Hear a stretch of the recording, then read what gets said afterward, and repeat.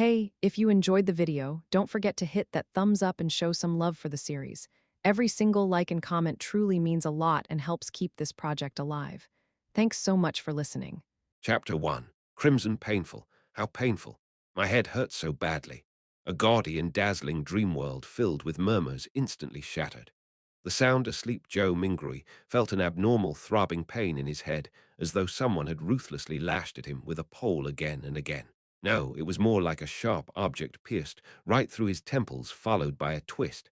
Ouch! In his stupor, Joe Mingrui attempted to turn around, look up, and sit up. However, he was completely unable to move his limbs, as though he had lost control over his body. From the looks of it, I'm still not awake. I'm still in a dream, who knows? Perhaps the next scene will be of me thinking I'm already awake. But in fact, I'm actually still sleeping. Joe Mingrui, who was not unfamiliar with similar encounters, tried his best to focus in order to escape the shackles placed upon him by the darkness and confusion. However, while still in his reverie, whatever will he could summon was ethereal like a fleeting fog. He found his thoughts difficult to control and introspect. No matter how much he tried, he still lost his focus as random thoughts surfaced in his mind. Why would I suddenly have such an excruciating headache in the middle of the night? And it's really painful. Could it be something like a cerebral hemorrhage? FK, don't tell me I'm going to die young. I need to wake up. Now, eh? Why doesn't it seem to hurt as much as before? But why does it still feel like a blunt knife is slicing through my brains? From the looks of it, I won't be able to continue sleeping anymore. How am I to show up for work tomorrow? Why am I still thinking about work? This is some authentic headache. Of course I have to take time off. I don't have to worry about my manager's grumblings. Hey, putting it that way, it doesn't seem too bad. Hee hee, I can end up getting some spare time for myself.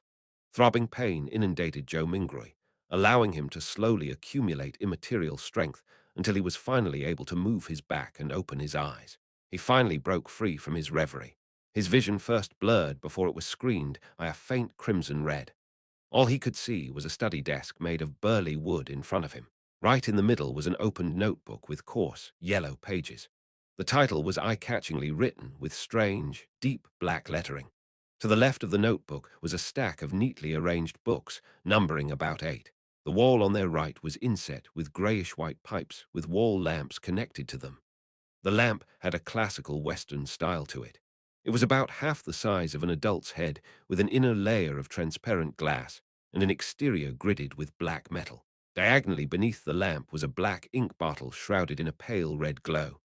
Its embossed surface formed a blurry angel pattern. In front of the ink bottle and to the right of the notebook sat a dark-colored pen with a fully circular body. Its tip shimmered with a faint glint while its cap rested right beside a brass revolver. A gun, a revolver. Joe Mingrui was completely taken aback. The things laid before him were alien to him. It looked nothing like his room. While feeling shocked and confused, he discovered that the desk, notebook, ink bottle, and revolver were covered in a layer of crimson veil, a result of the light shining from the window. Subconsciously, he looked up and shifted his gaze up bit by bit. In midair, a crimson moon hung high above the backdrop of a black velvet curtain, glowing in silence. This Joe Mingrui felt inexplicably horrified as he stood up abruptly. However, before his feet fully straightened, his brain protested with throbbing pain. It made him temporarily lose his strength as he fell uncontrollably. His buttocks slammed heavily onto the burly wood chair. Pa! The pain did little. Joe Mingrui stood up again by propping himself up. He turned around in a fluster as he began to size up the environment he was in. The room was not very large, with a brown door on each side of the room. Close to an opposite wall was a low wooden bed. Between the bed and the left door was a cabinet. Its 2 doors were swung open, and beneath it were 5 drawers. To the side of the cabinet there was the same grayish-white pipe on the wall at the height of a person. However, it was connected to a strange mechanical device with exposed gears and bearings in several spots. Items resembling coal stoves sat in the right corner of the room near the table, along with soup pots, iron pots, and other kitchen utensils. Across the right door was a dressing mirror with 2 cracks. Its bottom was made of wood, and the patterns were simple and plain. With a sweep of his gaze, Joe Mingrui noticed himself in the mirror present him. Black hair, brown eyes, a linen shirt, thinly built, average-looking features. and a rather deep outline, this Joe Mingrui immediately drew a gasp as many helpless and confused guesses surfaced in his mind. The revolver in ancient European style and the crimson moon that looked different from Earth's moon could only mean one thing. See, could I have transmigrated? Joe Mingrui widened his mouth slightly. He had grown up reading web novels and had often fantasized over such scenes. However, he momentarily found it hard to accept the situation when he found himself in one. This was probably what it means to love a fantasy. In a minute, Joe Mingrui had already cursed himself while trying to make the best out of his adverse situation. If not for the still throbbing headache that made his thoughts high-strung but clear, he would have definitely suspected that he was dreaming. Calm down, calm down, calm down. After taking a few deep breaths, Joe Mingrui worked hard to stop panicking. At that moment, as his mind and body calmed down, memories began flooding him as they slowly appeared in his mind. Klein Morty, a citizen of the northern continent's lone kingdom, Oa County, city of Tingen. He's also a recent graduate from the Department of History at Koi University. His father was a sergeant of the Imperial Army who had sacrificed himself during a colonial conflict with the southern continent. The bereavement allowance gave Klein the opportunity to study at a private language school and laid the foundation for his admission into university. His mother was a devotee of the Evernite goddess. She passed away the year Klein passed the entrance examinations to Koi University. He also had an elder brother and a younger sister. They stayed in a two-bedroom apartment together. Their family was not wealthy, and its situation could even be described as somewhat wanting. At present, the family was supported solely by the elder brother, who worked at an import and export company as a clerk. As a history graduate, Klein grasped knowledge of the ancient Fasak, language deemed the origin of all languages in the northern continentes, well as the Hermes language, which often appeared in ancient mausoleums, as well as text regarding sacrificial and praying rituals. Hermes language. Joe Mingrui's mind stirred as he reached out to rub his throbbing temples. He cast his gaze toward the table at the opened notebook. He noticed that the text on the yellowed paper turned from strange to alien before turning from alien to something familiar. It then turned into something readable. It was text written in Hermes language. The dark ink wrote the following: "Everyone will die, including me." Hiss! Joe Mingrui felt inexplicably horrified. He instinctively leaned back in an attempt to widen the distance between him and the notebook, as well as the text on it. Being very weak, he nearly fell down, but managed to extend his hands in a fluster to hold onto the edge of the table. He felt that the surrounding air was turbulent, as though there were faint murmurings resounding in it. The feeling was akin to hearing horror stories being recounted by elders when he was young. He shook his head, believing that everything was an illusion. Joe Mingrui found his balance and shifted his gaze from the notebook as he heaved for breath. This time, his gaze landed on the shimmering brass revolver. He suddenly had a question arise in him. With Klein's family situation, how can they have the money or means to buy a revolver? Joe Mingrui could not help but frown. While in deep thought, he suddenly discovered a red handprint to the side of the table. Its color was deeper than the moonlight and much thicker than the veil. It was a bloody handprint, a bloody handprint. Joe Mingrui subconsciously flipped his right hand that had been holding the edge of the table. Looking down, he saw that his palm and fingers were covered in blood. At the same time, the throbbing pain in his head continued. Although it had weakened a little, it continued incessantly. Did I smash my head open? Joe Mingrui guessed as he turned around and walked towards a cracked dressing mirror. A few steps later, a black-haired figure of medium build and brown eyes appeared clearly in front of him. The person had a distinct scholarly air to him. Is this the present me, Klein Morty? Joe Mingrui was stunned momentarily. Since there was insufficient lighting at night, he failed to see something clearly. He continued forward until he was just a step short from colliding with the mirror. Using the crimson veil-like moonlight as illumination, he turned his head and examined the corner of his forehead. A clear reflection appeared in the mirror. His temple had a grotesque wound with burn marks along its periphery. Blood stained the wound's surroundings, and there were grayish-white brain juices squirming slowly within. This is actually a proverb that describes Lord Yi. In ancient times, Lord Yi was very fond of dragons, adorning his whole palace beams, pillars, doors, windows, and walls with drawings and carvings of them. When a real dragon in heaven heard of this, It was deeply moved by his infatuation and paid him a visit. When Lord Yi saw the real dragon thrusting its head in through the window of his study and its tail moving in his palace, he was frightened out of the house for his life. Clearly, what Lord Yi loved was not a real dragon. Chapter 2. Situation Tap. Tap, tap. Zhou Mingrui reeled back in fear at the sight that greeted him. It was as though the person in the dressing mirror was not himself, but a desiccated corpse. How could a person with such grievous wounds be still alive? He turned his head in disbelief again and checked the other side. Even though he was a distance away and the lighting was poor, he could still see the penetrating wound and dark red blood stains. Zhou Mingrui drew a deep breath as he tried hard to calm himself. He reached out to press his left chest and sensed his racing heart that exuded immense vitality. He then touched his exposed skin. Beneath the slight coldness was flowing warmth. When he squatted down, and after verifying that his knees could bend, Zhou Mingrui stood up again and calmed down. "What's happening?" he muttered with a frown. He planned to inspect his head injury seriously once more. He took 2 steps forward and suddenly paused. The moonlight of the sanguine moon was relatively dark, so it was insufficient for his serious inspection. A memory fragment triggered as Zhou Mingrui turned his head to look at the grayish-white pipes and the metallic gridded lamp on the wall right beside the study desk. This was the most common gas lamp of the times. Its flame was stable, and its illumination capabilities were excellent. With Klein Morty's family situation, even a kerosene lamp was a dream, much less a gas lamp. Using candles was most apt for their standing and stature. However, back when he burned the midnight all 4 years ago to be admitted into Koi University, his elder brother, Benson, felt that it was an important matter which their family's future depended upon. Therefore, he insisted on creating conducive studying conditions for Klein even if it meant taking on debt.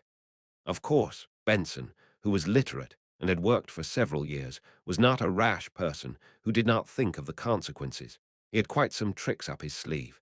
He reasoned with the landlord to raise the apartment's standards by installing gas pipes to improve the likelihood of rentals in the future. The landlord was convinced and provided the money to complete the basic modifications. Then, using the convenience of working at an import and export company, he purchased a brand new gas lamp which was nearly at cost price. In the end, all he needed was to use his savings and did not need to borrow money. After the memory fragment flashed past his mind, Zhou Mingrui came to the desk where he turned the pipe's valve and began twisting the gas lamp's switch. With a sputtering sound, a spark sounded from friction. Light did not descend upon Zhou Mingrui as he had expected. He twisted the switch a few more times, but all the gas lamp did was sputter and remain dark. Retracting his hand and pressing on his left temple, Zhou Mingrui sought for the reason by rummaging through his memory fragments. A few seconds later, he turned around and walked toward the door. He arrived at the machine installation, which was similarly inset into the wall and had grayish-white pipes connected to it. This was a gas meter. After seeing the exposed gears and bearings, Zhou Mingrui took out a coin from his trousers pocket. It was dark yellow in color and had a bronze shimmer to it.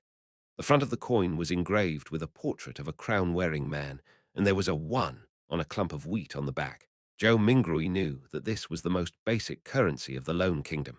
It was called a copper penny. 1 penny's purchasing power was roughly 3 to 4 yuan before his transmigration. Such coins had other denominations, such as the 5 pence, a halfpence, and a quarter-pence. Despite the 3 types, the denominations were not in small enough units. In everyday life, one had to buy several different things just to spend a single coin from time to time.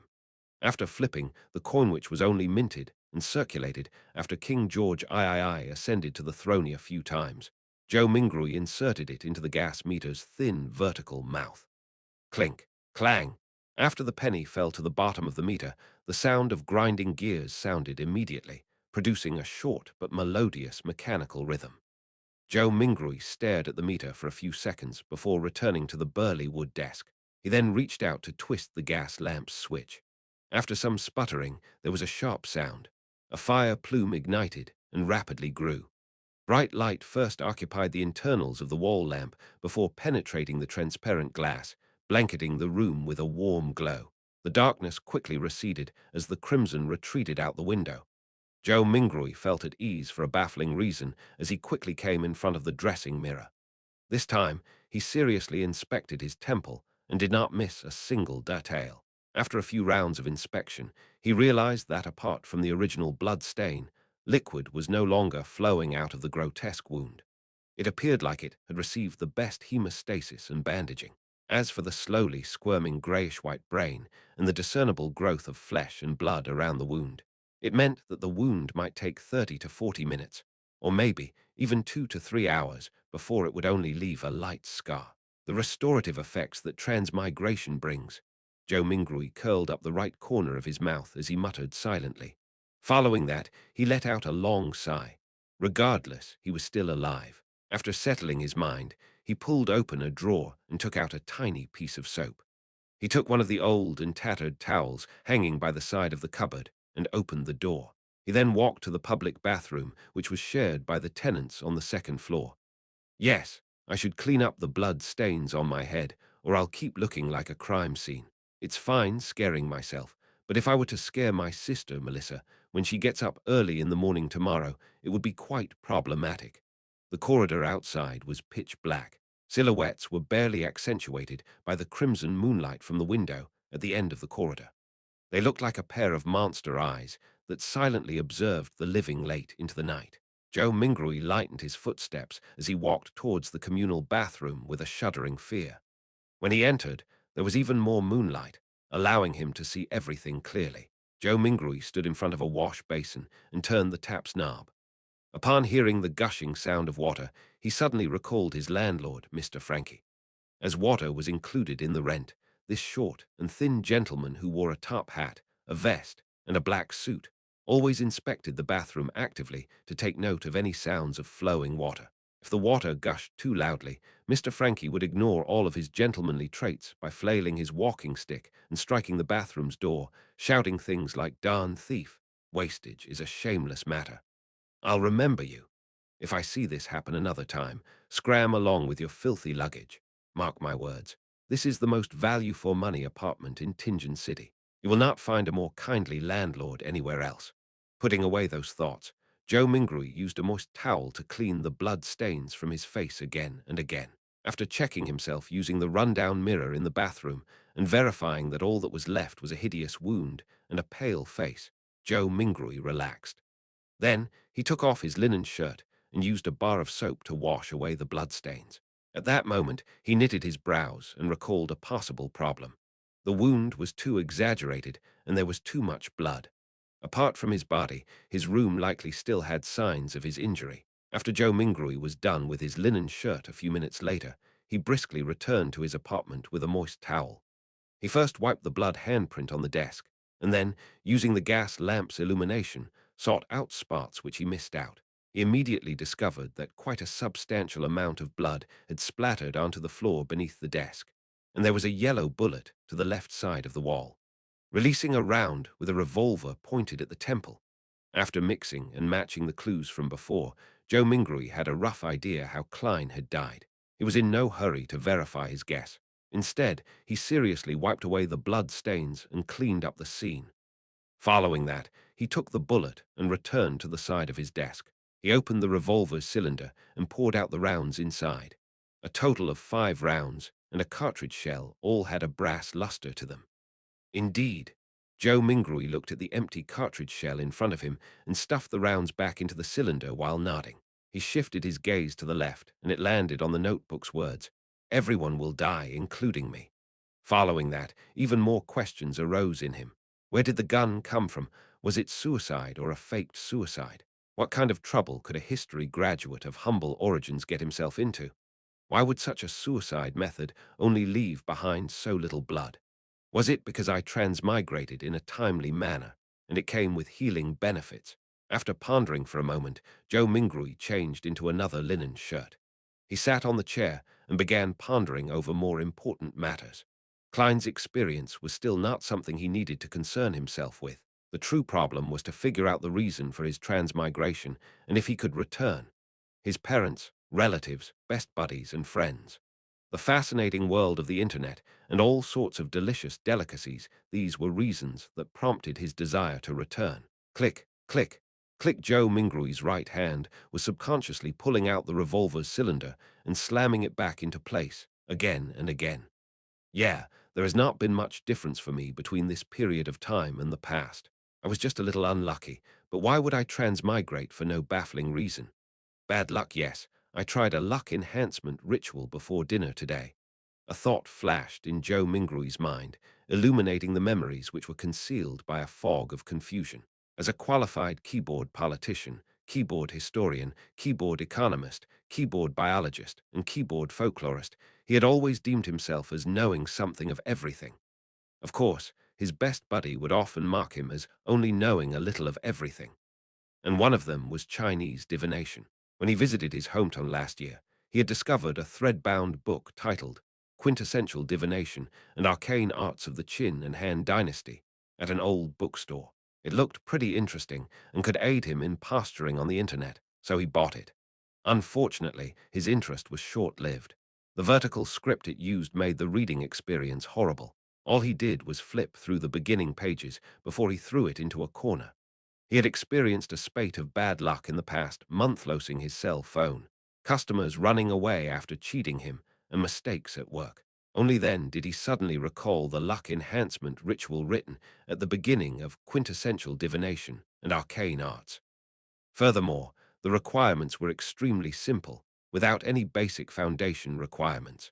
All he needed was to get 4 portions of the staple food in his area and place them in the 4 corners of his room. They could be placed on furniture, such as tables and cupboards. Then, standing in the middle of the room, he had to take 4 steps in a counterclockwise fashion to make a square. The first step required him to sincerely chant the immortal Lord of heaven and earth for blessings. The second step was to silently chant the Sky Lord of heaven and earth for blessings.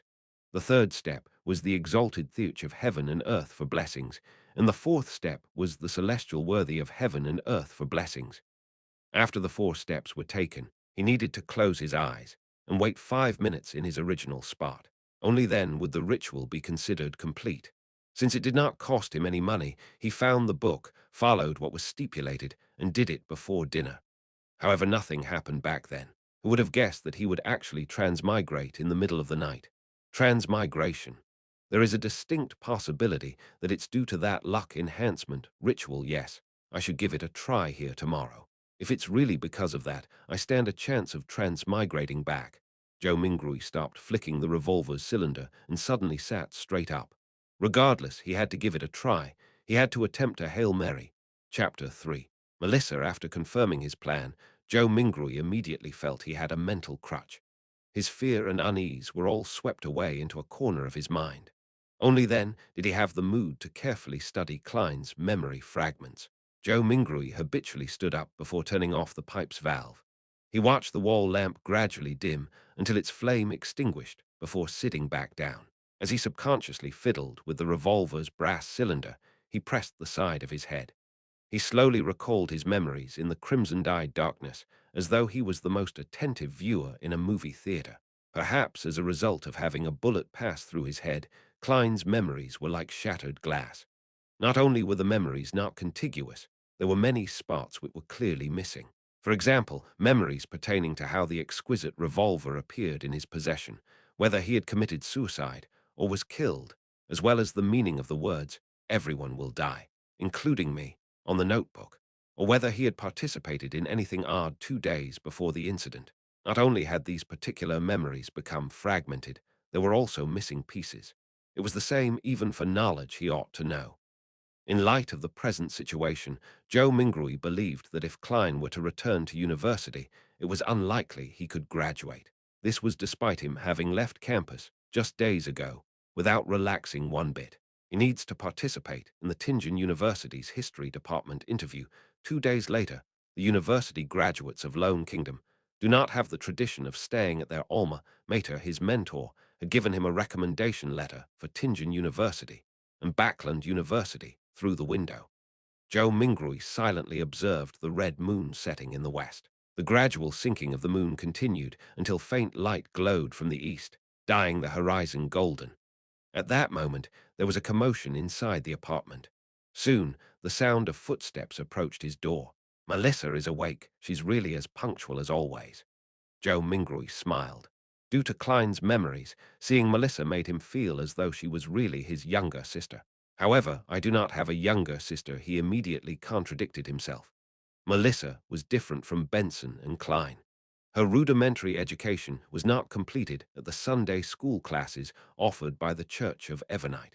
When she reached schooling age, the Lone Kingdom had enacted the Basic Education Law.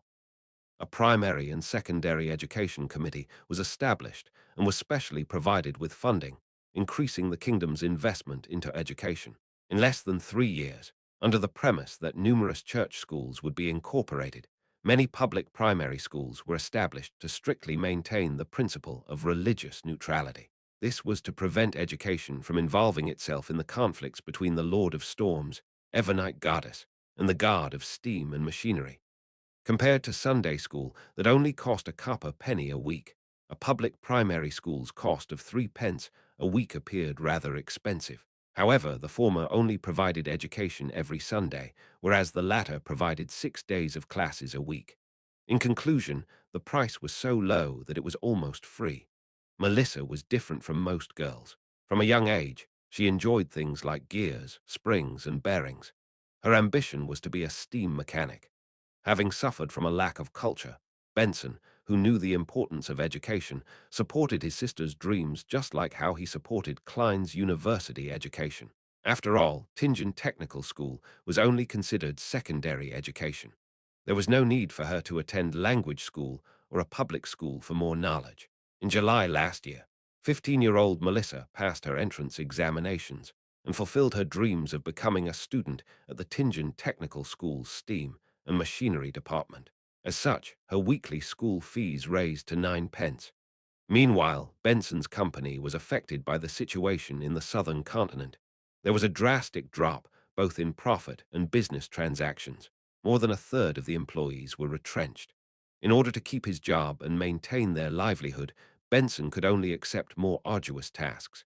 He had to work overtime more frequently or head to places with harsh environments. That was what he was occupied with the past few days. It was not that Klein did not think of helping share his elder brother's burden, but being born a commoner and having been admitted into an average language school, he felt a strong sense of inadequacy when he enrolled into university. For example, as the origin of all languages in the northern continent, the ancient language of Fasak was something all the children of nobles and of the wealthy class would learn from a young age. In contrast, he only made first contact with it in university. He faced many similar aspects during his schooling career. Klein nearly gave his all and often stayed up late into the night and woke up early before barely managing to catch up to the others, eventually allowing him to graduate with average results. Memories regarding his elder brother and younger sister remained active in Joe Mingroy's mind until he turned the doorknob open. Only then did he jolt awake and remember that he held a revolver in his hand. This was a semi-regulated item. It will scare children. Also, there's still the wound on my head. With Melissa arriving at any moment, Joe Mingroy pressed onto his temple and hurriedly pulled open a desk drawer and threw the revolver in before slamming it close. What happened? Melissa looked over curiously when she heard the commotion. She was still in the prime of her youth. Even though she didn't have much nutritious food to eat, making her face thin and slightly pale, her skin remained lustrous as it exuded the vibes of a young girl. When Joe Mingroy saw his sister's brown eyes look over, he forcibly composed himself and picked up an item beside his hand before calmly closing the drawer to conceal the existence of the revolver. He placed his other hand on his temple, the texture confirming that his wound had already healed. He took out a silver vine-leaf pocket watch and pressed the top gently, causing its cover to flip open. It was a picture of the siblings' father. It was the most valuable item the Imperial Army sergeant left behind, but being a second-hand item, it would often malfunction from time to time in recent years, even though he had gotten a watchsmith to fix it. It had embarrassed Benson, who enjoyed bringing it with him to elevate his status many a time, so it was thrown away back at home in the end. It had to be said that perhaps Melissa did have talent in machinery. After grasping the principles behind the watch, she borrowed the tools from her technical school to fiddle with the pocket watch. Recently, she even claimed to have fixed it. Joe Mingroy looked at the watch's open cover and saw that the second hand was not moving, Subconsciously, he twisted the top dial to wind the pocket watch. However, despite winding it a few times, he did not hear the sound of taut springs. The second hand remained motionless. It looks like it's broken again. He looked at his sister while trying to find a topic of conversation. Melissa shot him an expressionless glance and briskly walked over to take the pocket watch away. She stood in her spot and pulled up the button sitting atop the pocket watch. With a few simple turns, the tick-tocking of the second hand sounded. Isn't pulling the button up usually meant to adjust the time? Joe Mingrui's expression immediately turned blank. At that moment, a bell chimed from a faraway cathedral. It chimed 6 times, sounding distant and ethereal.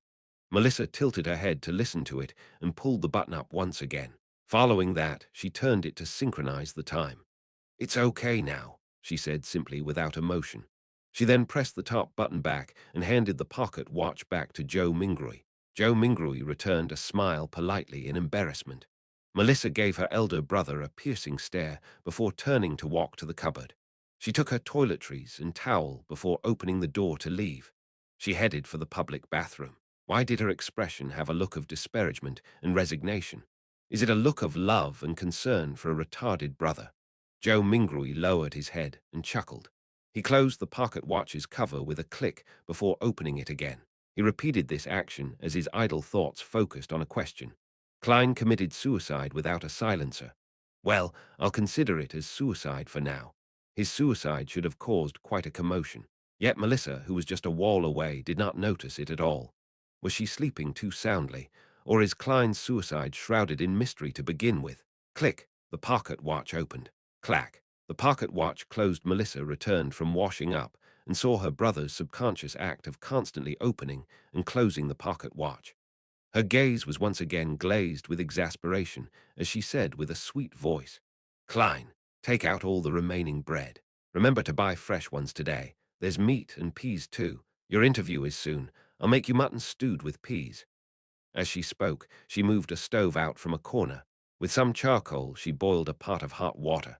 Before the water boiled, she opened the cupboard's lowest drawer and took out what seemed like a treasuria can of inferior tea leaves. She threw about 10 leaves into the pot and pretended that it was real tea. Melissa poured 2 big cups of tea as she shared 2 pieces of rye bread with Joe Mingrui over tea. There is no sawdust or excessive gluten mixed in, but it is unappetizing. Joe Mingrui still felt weak and was starving. He forced himself to swallow the bread with the tea while complaining inwardly. Melissa finished eating a few minutes later. After she adjusted her black hair that reached down to her vest, she looked at Joe Mingrui and said, "Remember to buy fresh bread. All we need is 8 pounds. The weather is hot, so the bread will easily spoil. Also buy the mutton and peas. Remember to buy them." Indeed, she was showing concern for her dull brother. She even had to repeat to emphasize it. Another time, Joe Mingrui nodded with a smile. "All right."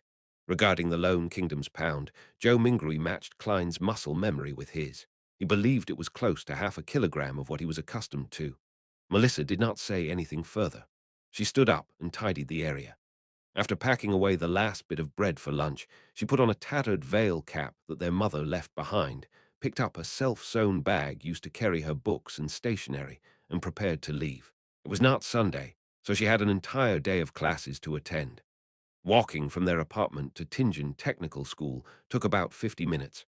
There were public horse carriages that cost a penny a kilometer with a limit of 4 pence in the city and 6 pence in the city outskirts. In order to save money, Melissa would leave ahead of time and walk to school. Moments after she opened the main door, she paused in her footsteps and turned her body halfway, saying, "Klein, don't buy too much mutton or peas. Benson might come back on Sunday. Oh, and remember we only need 8 pounds of bread."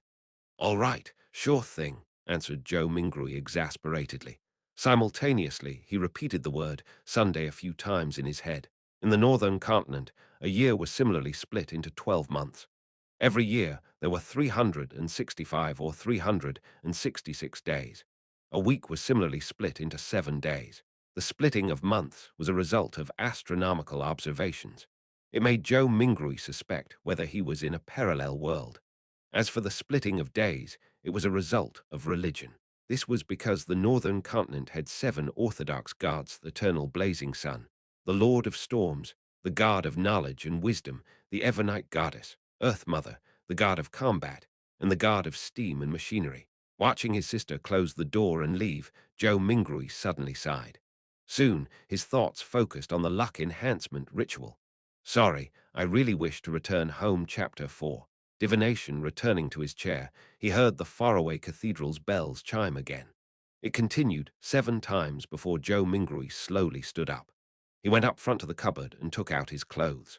A black vest with a matching suit, trousers that clung tightly to his legs, a halved top hat, and his faint scholarly air made Joe Mingrui feel like he was watching an English drama set in the Victorian era. He suddenly muttered softly as he shook his head with a wry smile. I'm not going for an interview. All I'm doing is buying some ingredients to prepare for my luck enhancement ritual. Klein was so concerned about his impending interview that it became instinct. When he was not focused enough, he habitually wore his only decent set of clothing. After taking a breath, Joe Mingrui took off his suit and vest, switching to a brownish-yellow coat. He also changed to a felt hat with a rounded edge of the same color. With his outfit done, he walked to the side of the bed and lifted a square cushion. He reached his hand into an inconspicuous hole beneath and rummaged around before finding an intermediate layer. When he retracted his right hand, there was a roll of notes in his palm. There were about 8 notes with faded dark green colors. These were all the savings Benson had at the moment. It even included the living expenses for the next 3 days. 2 of them were 5 solely notes, and the remaining were 1 solely notes. In the Lone Kingdom's currency system, solely was ranked second. It originated from ancient silver coins. 1 solely was equivalent to 12 copper pence. They had denominations of 1 and 5 solely. At the top of the currency system was the gold pound. They were also paper-based, but were guaranteed by gold and pegged directly. A gold pound was equivalent to 20 solely. They had denominations of 1, 5, and 10 gold pounds. Joe Mingrui spread a note and caught a whiff of the faint, unique ink. This was the smell of money. Perhaps a result of Klein's memory fragments or his constant desire for money, Joe Mingrui felt like he had instantly fallen in love with these notes. Look, their designs are so beautiful. It makes the stern and old-fashioned George III and his 2 mustaches appear especially adorable. Look. The watermark that can be seen when the note is placed against sunlight is so alluring. The exquisite design for the anti-counterfeit label makes it completely different from those fake fancy schlocks. Joe Mingrui admired it for nearly a minute before pulling out 2 one-solely notes. He then rolled up the remaining notes and stuffed them back into the cushion's concealed layer. After arranging and flattening the cloth around the hole, Joe Mingrui folded the 2 notes he had taken out neatly and placed them into the left pocket of his brownish-yellow jacket. He separated the notes from the few pence he had in his trouser pocket. With all of this done, he placed a key into his right pocket and brought a dark, brownish paper bag along with him and quickly walked toward the door. His shuffling footsteps slowed down from a brisk pace until it eventually stopped. Joe Mingrui stood by the door and was unsure when he had already begun to frown. Klein's suicide was fraught with peculiarities. Would he encounter any accidents if he were to leave just like that? After some deep thought, Joe Mingrui returned to his desk and pulled open the drawer. He then took out the shimmering brass revolver. This was the only defensive weapon he could think of, and it was the only weapon with sufficient power. Although he had never practiced shooting, just pulling such a revolver out would definitely daunt anyone. He caressed the revolver's cold metal before stuffing his revolver into the pocket where his notes were. He clasped the money in his palm as his fingers pressed onto the gun's handle. It was perfectly concealed. Feeling secure, he who knew a little of everything suddenly had a worry. Would I end up misfiring? Being deluged with such a thought, Joe Mingrui quickly thought of a solution. He drew the revolver and released the cylinder. He then aligned the empty chamber, which was a result of the suicide, along the gun's hammer before closing it. This way, even if there was a misfire, he would discharge an empty round. After stuffing his revolver back into his pocket, Joe Mingrui kept his left hand in there. He pressed down on his hat with his right hand and pulled open the door before leaving. The corridor during the day remained dim as limited sunlight shone in from the window situated at the end of the corridor. Joe Mingrui quickly went down the stairs and left the apartment before taking in the brilliance and warmth of the sun. Although it was almost July, it was still considered the middle of summer. However, Tingen was situated north of the Lone Kingdom, so it had unique climate characteristics. The highest annual temperature was not even 30 C on Earth, with even cooler mornings. However, the streets were awash with filthy water and strewn junk. From Klein's memories, this was not a rare sight in low-income communities, even if there were sewers. After all, there were just too many people, and people needed to survive. Come and try our delicious roasted fish. Hot and fresh oyster soup. Drink a bowl in the morning and feel invigorated all day. Fresh fish from the port for just 5 pence apiece. Muffins and eel soup make the perfect combination. Conch, conch, conch. Vegetables freshly plucked from the farms outside the city, cheap and fresh. The mobile hawkers who sold vegetables, fruits, and hot food shouted along the streets as they beckoned the rushing pedestrians. Some of them would stop and carefully compare before purchasing. Others would impatiently wave their hands as they had yet to find work for the day.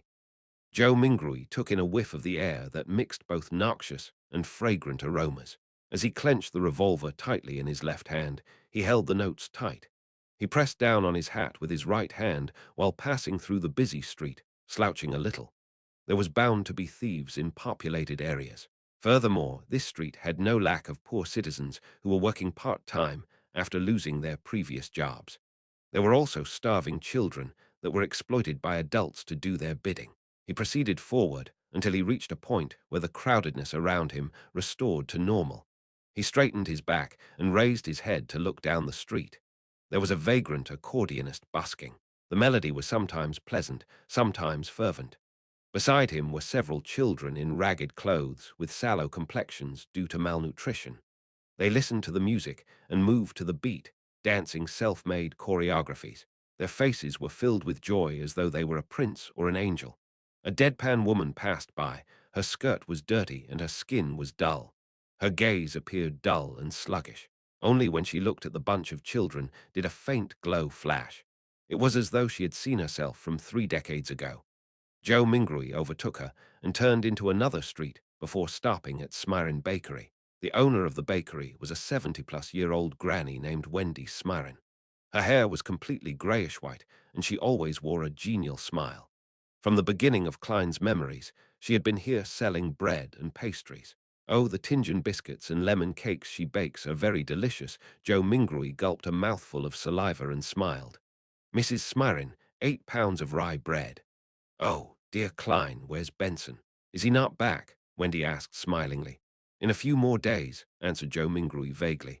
As Wendy took the rye bread, she sighed. He sure is a hard-working lad. He will have a good wife.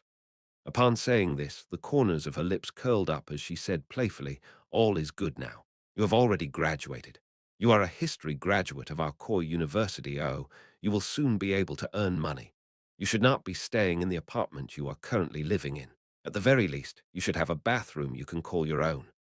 Mrs. Smirin, you seem to be a young and energetic woman today. All Joe Mingrui could do was respond with a dry smile. If Klein were to successfully pass his interview and become a lecturer at Tingen University, it was true that his family would immediately be pushed up to a higher socio-economic status. In his memory fragments, he had once fantasized about renting a bungalow in the suburbs. There would be 5 or 6 rooms, 2 bathrooms, a huge balcony upstairs, 2 rooms, a dining room, a living room, a kitchen, a bathroom, and an underground storage room on the first floor. This was not a wishful dream. Even a lecturer on probation at Tingen University would have a weekly salary of 2 gold pounds. After the probationary period, the salary would be raised to 3 gold pounds and 10 solely. One had to know that despite working for so many years, Klein's brother, Benson, only had a weekly salary of 1 pound and 10 solely. Ordinary workers at a factory did not even get a pound, or at best, a little more. And rent for a bungalow was about 19 solely to 1 pound and 18 solely. This is the difference between earning 3 to 4,000 yuan and earning 14 to 15,000 yuan a month. Joe Mingrui mumbled to himself. However, all of this was under the premise that he passed either the Tingen University or Backland University interviews. There were not many other opportunities. People without any connections were unable to get recommendations to become a public servant, and those who studied history were more limited in job opportunities. There was not much demand for private consultants from the aristocrats banks, or industrial magnates. Taking into account that the knowledge Klein grasped was fragmented and incomplete, Joe Mingrui felt awkward and guilty towards Mrs. Smiron's expectations of him. "No, I have always been this young," answered Wendy humorously. As she spoke, she packed the 16 rye bread she had weighed into the brown paper bag that Joe Mingrui had brought. She stretched out her right hand and said, 9 pence. Every rye bread weighed about half a pound, as differences were inevitable. 9 pence. Wasn't it 11 pence 2 days ago? Joe Mingrui asked subconsciously. It cost 15 pence the month before the previous month. "You have to thank the people who protested on the streets for the repeal of the Grain Act," said Wendy as she shrugged. Joe Mingrui nodded in vague acknowledgement. Klein's memories regarding this were incomplete. All he remembered was that the core tenet of the Grain Act was to protect the prices of domestic agriculture products. Once the prices rose to a certain level, grain imports from southern nations like Fenepater, Massin, Lemberg were stopped. Why would people protest the act? Without saying much, Joe Mingrui, afraid he would end up pulling out the revolver, carefully took out his notes and handed one of them over to Mrs. Smiron.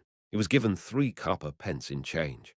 Stuffing them into his trouser pocket, he took the paper bag containing the bread and headed for the lettuce and meat market across the street. He was working hard for the mutton stewed with peas his sister had exhorted. There was a municipal square at the intersection of Iron Cross Street and Daffodil Street. Many tents were erected there, and clowns dressed in odd and funny attires were distributing flyers. "There's a circus performance tomorrow night." Joe Mingrui glanced at the flyers in the hands of others as he read their contents under his breath. Melissa would definitely like it. However, how much is the entrance fee? With that thought, Joe Mingrui went closer.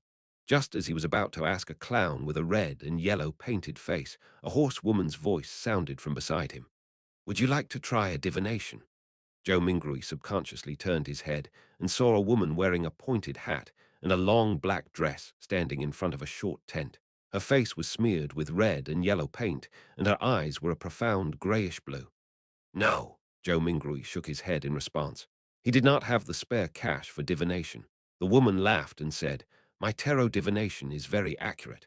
Tarot, Joe Mingrui was instantly dumbfounded. This pronunciation was almost identical to the tarot cards on Earth, and tarot cards from Earth were a set of cards used for divination. They just had graphics that represented different omens. Wait, he suddenly recalled the origins of tarot divination in this world. It did not originate from the 7 Orthodox gods, nor was it an ancient legacy. Instead, it was created by the Intes Republic's Council of that era, Roselle Gustav, more than 170 years ago. This Mr. Roselle invented the steam engine, improved the sailing boat, overthrew the Intes kingdom's imperial rule, and was recognized by the god of craftsmanship. He also became the first consul of the Intes Republic. Later, he invaded other nations and placed Lemberg and other nations under his protection. He made the Lone Kingdom, Fenepater, Fasak Empire, and other powerful northern continent nations bow down to the Intes Republic. Following that, the Republic was then changed to an empire, and he became the self-proclaimed Emperor Caesar. It was during Roselle's rule that the Church of Craftsmanship received its first public holy revelation since the Fifth Epoch. Ever since, the god of craftsmanship was changed to the god of steam and machinery. Roselle also invented tarot divination. He also established the contemporary system of paper-based cards and their playstyles. There were many familiar styles that Joe Mingrui was familiar with, such as Upgrade, Fighting the Landlord, Texas Poker, and Quint in addition. The marine fleets he sent out discovered a sea route that led to the southern continent through the stormy and turbulent seas. This also began the era of colonialism. Unfortunately, he was betrayed in his old age. In the year 1198 of the Fifth Epoch, he was assassinated by the combined forces of the Church of the Eternal Blazing Sun, the former Intes royal family, Sauron family, and other aristocrats. He eventually died in the White Maple Palace. This to recall such general knowledge suddenly made him facepalm. Could this be a transmigration senior?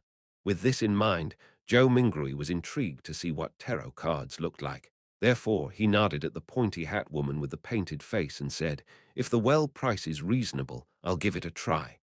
The woman immediately said with a laugh, "Sir, you are the first one here today, so it's on the house."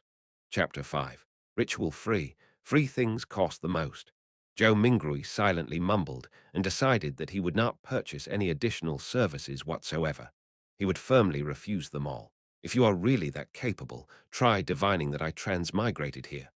With this in mind, Joe Mingrui followed behind the woman whose face was painted red and yellow, stooping low to enter the low tent. The tent's interior was extremely dark, illuminated only by several beams of light that managed to seep inside. A table covered with paper cards could be made out faintly in the low illumination. The woman with the sharp, pointy hat was not affected by this at all. Her long black dress glided as though it was moving over water while she went around to the table. She sat on the opposite side and lit a candle. The dim yellow light flickered, causing the inside of the tent to appear bright and dark at the same time. It instantly added a much more mysterious feel to the atmosphere.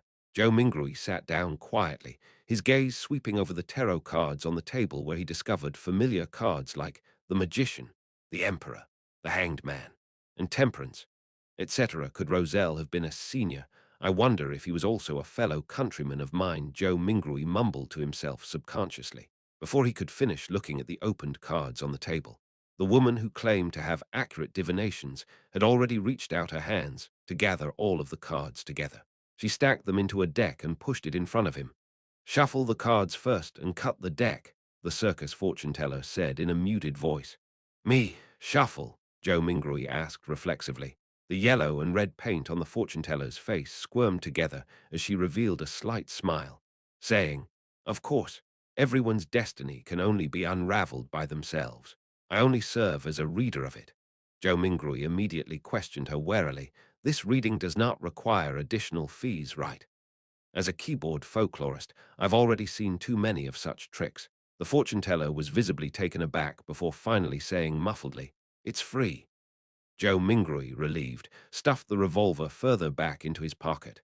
Thereafter, he calmly reached out his two hands to shuffle and cut the deck skillfully. "It's done." He placed the already shuffled tarot cards in the middle of the table.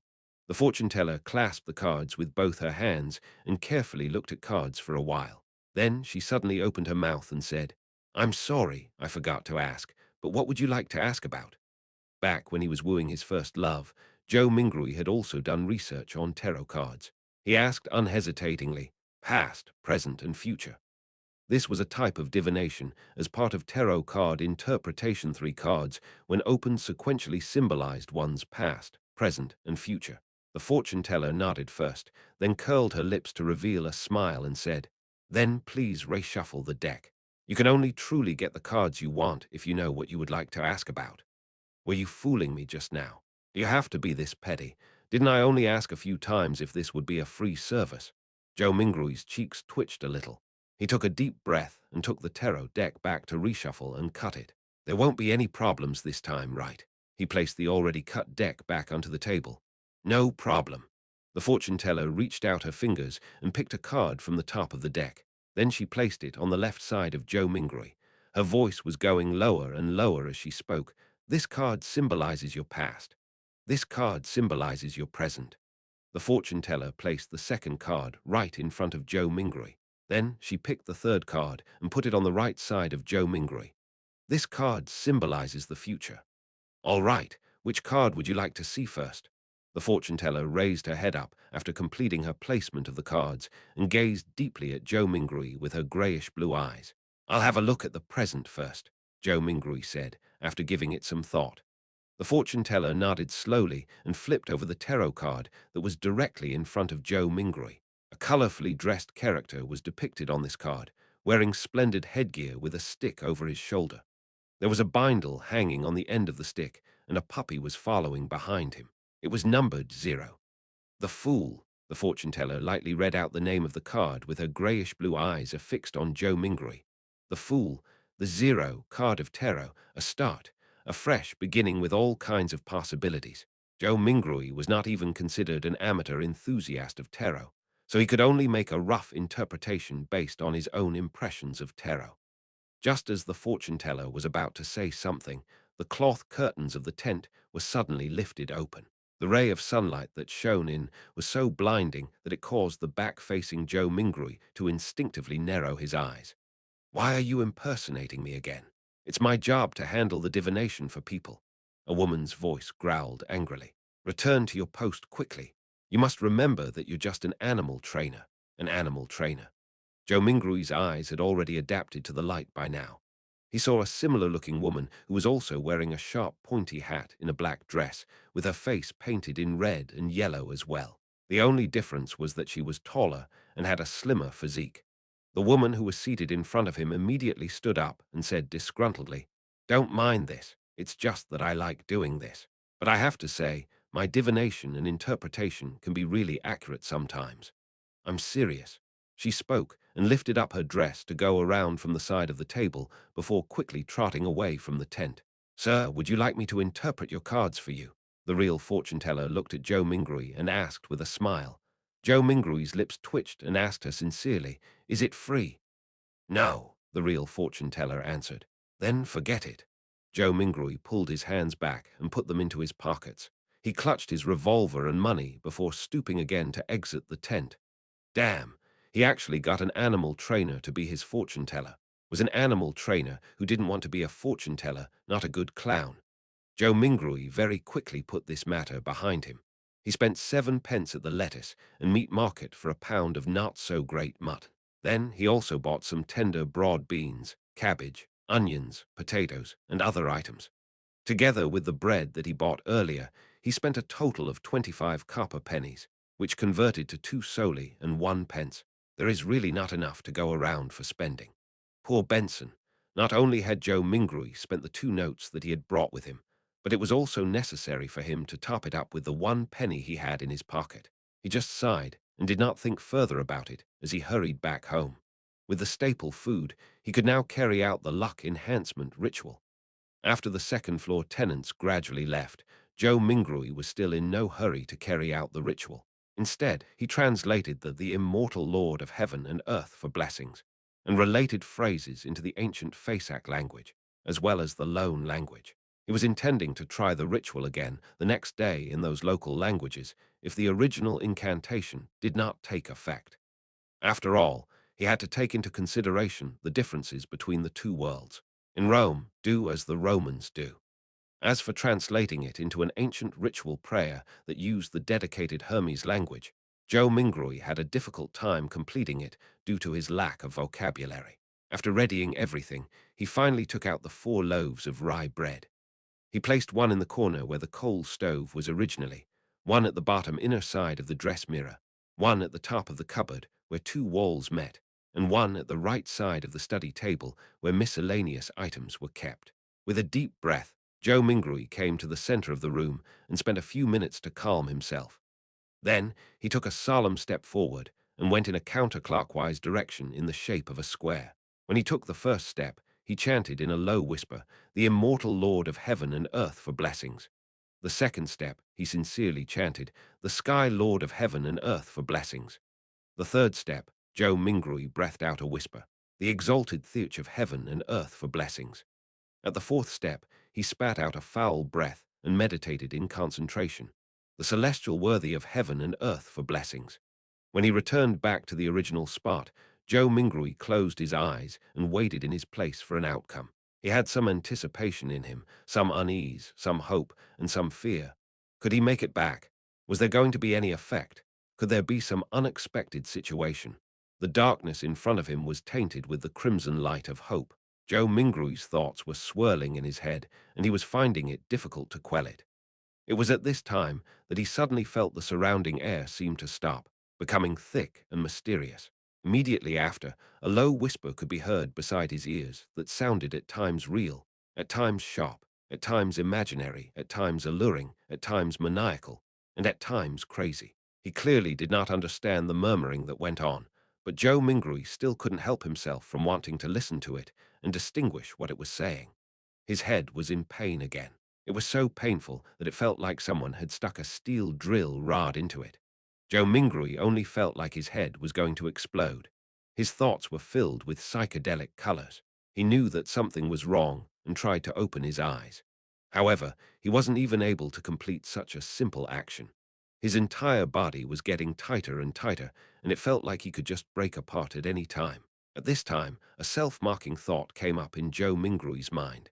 If you wouldn't die if you didn't court death, he could no longer bear it. Just as his mind was going to break, the murmuring of voices faded away, and his surroundings became very quiet. The mood was an erratic one. It was not only the mood. Joe Mingrui felt his own body going through the same sensations as well. He tried once more to open his eyes, an extremely easy task this time. A grey fog appeared over his eyeshaziness, vague and endless. What's with this situation? Joe Mingrui suddenly looked around him and then lowered his head down to discover that he was floating at the edge of an endless fog. The fog was flowing like water and was dotted with a lot of crimson stars. Some of them were enormous, while others were tiny. There was a sense of them being hidden in the deep depths, while others floated over the surface of this water-like fog. Looking at the seemingly holographic sight, Joe Mingrui reached out his right hand in a half-confused, half-exploring manner to try to touch the crimson star that was seemingly floating on the surface. He was trying to find a way to leave this place. When his hand touched the surface of that star, a watermark suddenly appeared from within his body and agitated the stars into a crimson burst. It looked like a dreamlike burning of flames. Joe Mingrui got a fright from it. He retracted his right hand in a panic, but accidentally touched yet another crimson star. As a result, this star burst with splendid light as well. In turn, Joe Mingrui felt his mind empty and his spirit dissipated. In the Lone Kingdom's capital, Backland, inside a luxurious-looking villa at the Royal District, Audrey Hall sat in front of a dresser. The markings on it were antiquated, and there was a cracked bronze mirror on the surface. Mirror, mirror, awaken, in the name of the whole family, I command you to awaken. She switched between many different sayings, but there was no reaction from the mirror at all. After more than 10 minutes, she finally chose to give up and pouted her lips in grievance. She said in a soft murmur, "Father was indeed lying to me. He always tells me that this mirror was the treasure of the Solomon Empire's Black Emperor, and that it is an extraordinary item." Her voice trailed off. The bronze mirror which rested on the dresser suddenly glowed with a crimson light that shrouded her completely. In the Sanya Sea, a three-masted sailboat that looked like an obvious relic was navigating through a storm. Alger Wilson stood on deck, his body undulating with the currents at sea, maintaining his balance easily. He wore a robe embroidered with lightning patterns, and in his hand was a quirky-shaped glass bottle. Bubbles billowed inside the bottle at times, frost turned into snow at times, and signs of gusting wind could be seen at times. "Still short on the ghost shark's blood," Alger murmured. Then at this moment, a crimson burst appeared in the space between the glass bottle and the surface of his palm. In an instant, it enveloped the surroundings as well. In the fog of grey mist, Audrey Hall regained her sight. She started reckoning the situation in a state of horror and confusion when she noticed the blurry image of a man on the opposite side of her doing the same as well. Immediately after, the both of them discovered another mystery person standing not far from them who was shrouded in a grey mist. The mysterious person was none other than Joe Mingrui. He was similarly dumbfounded. "Sir, where is this?" Audrey and Alger were startled at first, falling silent in the process. Then they immediately started speaking in unison. "What are you planning on doing?" Chapter 6. Bayunder, not only did they speak the same lone language, they also shared the same grim and tense vibes. "Where am I? What do I plan to do here? I would like to know too." Calming himself down, Joe Mingrui silently repeated the questions posed by the two. What left the deepest impression on him were neither the sentences formed by words nor the meanings behind them, but the display of bewilderment, vigilance, panic, and reverence by the couple. For some baffling reason, two people had been mysteriously dragged into this world, surrounded by grey fog. As the perpetrator, Joe Mingrui was already feeling abnormally dumbfounded and startled, let alone the couple who was pulled into this mess completely passively. For them, such events and encounters might already be beyond their imaginations. Right. Momentarily, Joe Mingrui thought of two options. The first option was feigning victimhood to hide his true identity, and in turn, gain a considerable amount of trust. He could then take a wait-and-see approach, and take advantage of his circumstances where necessary. The other option was to maintain his mysterious identity in the eyes of the couple. He could then affect the subsequent development while gleaning valuable information from them. Without the luxury of time to deliberate over the situation, he grasped hold of the thought that flashed across his mind. He made an immediate decision to try out the second idea. Exploit the psychological state of the others to gain the greatest advantage for himself. After a few seconds of silence in the fog, Joe Mingrui chuckled. With a low but not heavy tone, he calmly spoke, as though he was replying to the polite greetings from the visitors. An attempt. An attempt, an attempt. Audrey Hall looked at the mysterious guy veiled in the grayish-white fog, and the only thought was that whatever was happening was absurd, funny, horrifying, and weird. She was at the dressing table inside her bedroom only moments ago. But just by turning around, she had come to this place that was filled with grey fog. How inconceivable.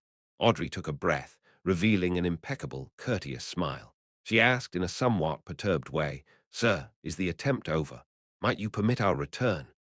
Alger Wilson also had the intentions to probe Joe Mingrui in a similar fashion, but his rich experience made him statelier. He held back his impulse and only took on the role of a silent onlooker. Joe Mingrui looked at the questioner. Looking through the hazy mist, he could roughly see the silhouette of the person in question. It was a tall girl with smooth blonde hair, but her exact countenance could not be seen clearly. He did not rush to reply to the girl's question, but turned around to look at the man. He had messy dark blue hair, as well as a medium stature that was not considered stout. Joe Mingrui suddenly realized something. Once he became stronger or had a deeper understanding of the foggy world, perhaps it was possible for him to see through the fog and discern the girl and the man. In this situation, they are the visitors, and I'm the master. After changing his mindset, Joe Mingrui instantly noticed details that he had neglected earlier on. The girl with a melodious voice and the mature, withdrawn man both looked considerably incorporeal. Tainted by a faint crimson red, they resembled a projected image of the two crimson-red stars beyond the grey fog. This projection was based on the connection between the crimson red and himself, an intangible connection that only he himself could realistically grasp hold of. The projection would disappear once the connection is cut, and the couple would then return. Joe Mingrui nodded mildly and looked at the blonde, chuckling. Of course, if you make a formal request, you can return this very moment. When she did not identify any ill intention from his tone, Audrey heaved a sigh of relief. She believed that since a gentleman who was capable of such miraculous things had given his word, he would definitely abide by it stringently. With her mind somewhat mollified, she surprisingly was in no hurry to request her leave. She rolled her virid eyes left and right, which sparkled with an abnormal radiance. She said in an anxious, anticipative, and tempted manner, "This is such a wonderful experience, yes. I have always been hoping that something like this would happen. I mean, I like mysteries and supernatural miracles. No, my point is what I mean is that, sir, what can I do to become a Beyonder?" She got more excited as she spoke, so much so that she was fumbling over her words. The dream that sprouted in her, as a result of listening to thrilling fantasies, as told by her elders, finally saw the possibility of being materialized. However, with just a few words, she had already forgotten all her previous fears and horrors. Good question. I would also like to know the answer, Joe Mingrui complained inwardly. He started to ponder on an answer to the question to maintain his unfathomable image. At the same time, he felt that it was quite unbecoming of him to talk while standing. Shouldn't he be in a palace, sitting at the head of a long table and on a mysterious high-backed chair engraved with ancient patterns, while silently observing his visitors? As soon as this thought surfaced, the grey fog started to churn, giving both Audrey and Alger a shock. In an instant, they saw a number of towering stone pillars around them. Above them was a vast dome that encapsulated them. This entire edifice looked magnificent, grand and lofty, just like a legendary palace for giants. Directly under the dome where the grey fog gathered, a long, bronze table appeared with 10 high-backed chairs on either side in a symmetrical arrangement. Along with a chair on each of the two ends of the long table, the back of each chair dazzled and shone faintly with crimson red, drawing the outlines of weird constellations that differed from reality. Audrey and Alger sat face to face, sitting next to the seat of honor. The girl looked to her sides and could not help but mumble, "How fascinating! It is certainly fascinating." Joe Mingrui extended his right hand and caressed the edge of the bronze table a little while maintaining an unperturbed expression. Alger inspected the surroundings, and after a few seconds of silence, he suddenly opened his mouth and answered Audrey's question in place of Joe Mingrui. Are you from Lone? If you want to become a Bayander, join the churches of either the Evernite Goddess, the Lord of Storms, or the God of Steam and Machinery. The majority of us will not meet a Bayander our entire lives. This has caused churches, and even some clergymen within some of the biggest churches, to suspect the same. While this is the case, I am certain to tell you that Bayanders still exist in courts, tribunals, and execution agencies. They are still fighting against the dangers that grow in the dark, only that their numbers are much fewer as compared to before and during the early days of the Iron Age. Joe Mingrui listened attentively, but he tried his best to present himself as paying little attention to Alger's words, much like how he was listening to kids telling stories. Relying on Klein's fragmented general knowledge of history, Joe Mingrui knew clearly that the Iron Age referred to the current epoch, which was the fifth epoch that began 1,349 years ago. Audrey silently listened to Alger finish his sentence before sighing. Mister, I know all about what you just said. I even know more than that, including the Nighthawks, the mandated Punishers, and the machinery hivemind, but I don't want to lose my freedom. Alger gave a low-sounding laugh and said vaguely, You can't become a Bayonder without sacrifices. If you don't consider joining churches and accepting their given challenges, you can only seek the royal families and the few nobles with family histories of more than 1,000 years. If not, you can rely on your luck to search for clandestine evil organizations. Audrey puffed her cheeks subconsciously and looked around in a fluster. After confirming that both the mysterious man and Alger did not notice her tick, she pressed, Are there no other solutions? Alger sank into silence. About half a minute later, he turned around to look at the mysterious man, who was watching the two of them in silence. Realizing that Joe Mingrui had no plans to make any comment, he looked back at Audrey and said with deliberation, I have two sets of Sequence 9 potion formulas. Sequence 9. Joe Mingrui muttered to himself. Really? Which two sets? Audrey clearly knew what the Sequence 9 potion formulas meant. Alger leaned back slightly and replied unhurriedly. As you know, humanity can only depend on potions to become real Bayanders, while the names of potions come from the blasphemy slate.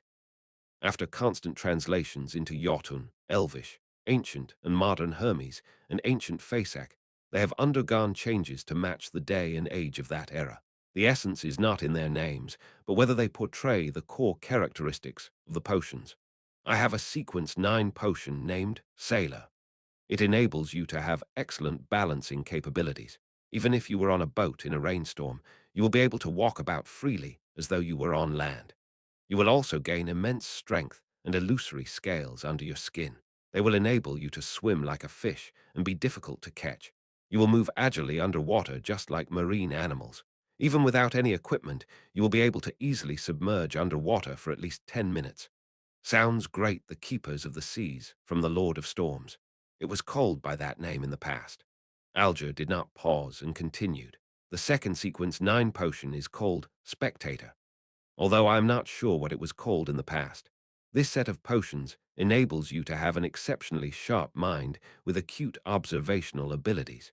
I believe you can understand what spectator means from watching operas and plays. Just like an audience, spectators judge the actors in the secular world, catching a glimpse of the real thoughts of them through their emotions, conduct, and mantras. At this point, Alger emphasized, You must remember, regardless of whether you are at an extravagant banquet or a crowded street, spectators can only be spectators forever. Audrey's eyes shone as she listened and spoke after a long while. Why? All right, this is a follow-up question. I think I have fallen in love with this feeling of being a spectator. How can I get this potion's formula? What can I use to trade with you for it? Alger looked like he was already prepared as he said in a deep voice, The blood of ghost sharks, at least 100 milliliters of it. Audrey nodded her head excitedly, but subsequently asked worriedly, If I can get it and I'm saying if how do I hand it to you? How can you promise me that you can give the potion's formula to me in return for the ghost shark's blood, as well as the authenticity of the formula? Alger said calmly, I'll give you an address. I'll mail the formula to you, or tell you directly here, once I receive the blood of the ghost shark. As for promises, I think that both you and I can feel assured under the witness of the mysterious, sir. As he said this, he swept his eyes towards Joe Mingrui, who was sitting up straight at the seat of honor. Sir, the fact that you brought us here shows that you have tremendous strength unimaginable to us. Neither one of us would dare violate a promise with you as a witness." "That's right." Audrey's eyes sparkled and agreed with excitement. From her perspective, the mysterious gentleman who had unimaginable abilities was definitely an authoritative witness. How could I or the guy opposite me dare trick him? Audrey half turned her body and looked at Joe Mingrui earnestly. "Sir, please be the witness of our trade." At that moment, she then realized that she was all too impolite, having forgotten all along to ask a particular question. She asked hurriedly, "Sir, how should we address you?" Alger nodded slightly and echoed the same question in a serious manner. "Sir, how should we address you?" Joe Mingrui was taken aback. He gently rapped his fingers on the bronze table. The contents of the earlier divination flashed across his mind suddenly. He leaned back, withdrew his right hand, and crossed his 10 fingers, placing them below his chin. He gave the do a faint smile. "You can address me as." Upon saying this, he paused for a moment. He said amiably and calmly, "The Fool, Language of Giants. Chapter 7, Code Names. You can address me as the Fool." The simple answer soon emanated through the grand hall and dissipated into the fog. However, the voice kept resonating in Audrey's and Alger's hearts, stirring up one ripple after another. They never expected such a designation, but they felt that he was deserving of it. The designation perfectly embodied his image as someone mysterious, powerful, and bizarre. After a few seconds of silence, Audrey stood up, held up her skirt slightly, and bent her knees, curtsying to Joe Mingrui. "Honorable Mr. Fool, would you please permit me to take the liberty of requesting you to be the witness of our trade?" "It's nothing." Joe Mingrui's mind whirred as he answered in a way that matched his status. "It's our honor, Mr. Fool." Alger stood up as well. He bent his back slightly with his right palm over his chest. Joe Mingrui lowered his right palm and smiled. "Continue, the both of you." Alger nodded and sat back down before looking at Audrey. "If you can obtain the ghost shark's blood, get someone to send it to the Warrior Sea Bar at Pelican Street in the White Rose borough of Pritz Harbor. Tell the boss, Williams, that it's what the captain wants. Once I acknowledge receipt, will you be giving me an address to mail the potion formula to, or do you want me to tell it to you here directly?" Audrey thought for a moment before saying with a smile, "I will choose the more secure method. Let's do it here, although it's a test of my memory." Since Mr. Fool had agreed to bear witness for the trade, it also represented that there would be a similar gathering the next time. With this in mind, she suddenly turned her head as she looked at Joe Mingrui with sparkling eyes. With a tone of interest, she suggested, "Mr. Fool, would you mind making a few more attempts like this?" Alger listened to her suggestion calmly. He was tempted by the suggestion as well. He hurriedly echoed, "Mr. Fool, don't you find such gatherings interesting? Although your powers exceed our imaginations, there has to be certain domains that you don't understand or excel in. The person across me is obviously a young lady of lofty stature. I also have my unique set of experiences, insights, mediums, and resources. Perhaps there will come a day when both of us can help you complete something trivial that might be inconvenient for you." From his point of view, the fact that he had been pulled into this space without any warning or any means to resist meant that the mysterious Mr. Fool was in control. Participating in the gatherings was not necessarily something he could refuse. Therefore, it was better to reap the benefits of this encounter as much as he could to make up for his passive and disadvantaged state. The trio at the long table had different backgrounds, resources, information channels, and comprehension of the mystical domain. If they interacted and enjoyed some limited cooperation, they could produce unpredictable and immeasurable effects. The resource trade that had just been negotiated was one example. Another example would be if he wished to kill someone. He could easily request the gathering's members, who did not appear to be related to him both on the surface and in reality, for help. He could perfectly misdirect any investigators. A young lady of lofty stature was my behavior and accent that obvious. Audrey stared blankly, mouth slightly agape, but she soon jolted back to her senses and nodded her head without any hesitation. "Mr. Fool, I think it's a very good suggestion. As long as this gathering becomes regular, you can totally leave certain things that are inconvenient for you to us. Of course, it has to be something within our capacities." From the moment he heard the suggestion, Joe Mingrui was already weighing the pros and cons. More gatherings definitely allowed him to gain more knowledge of the secrets of the Beyonders or other mysteries, a boon for his transmigration back. For example, It was likely that the potion formula would appear at the next gathering because of the spectators. Similarly, the information he gained was bound to be helpful for his present life. However, more gatherings meant it was easier to expose himself. Indeed, regardless of the world, there is no such thing as a free lunch. Joe Mingrui extended his right hand again as he rapped the side of the long table with his finger gently. Considering the fact that he was in control of the gathering's summoning and dismissal, any threat of exposure was within the confines of his control. The pros clearly exceeded the cons, so Joe Mingrui rapidly made a decision. He stopped his rapping as he smiled at the anticipative and perturbed gazes of the duo. I'm a person who likes a fair and equal exchange. Your help will not go unrewarded. Every Monday at 3 in the afternoon, try your best to be alone. After I make a few more attempts and figure out certain things, perhaps you can apply for a leave of absence ahead of time. You will no longer need to worry about being in inappropriate situations. This was a form of agreement to Alger's and Audrey's suggestions. Audrey had just turned 17. Having been taken care of her entire life, she had the character of a young girl. Therefore, she could not help but clench her fist and gradually pump it in front of her chest when she heard the fool's reply. Without waiting for Alger to say a word, Audrey said in excitement, her eyes glowing, "Then, shall we give ourselves code names? After all, we can't use our real names for conversation.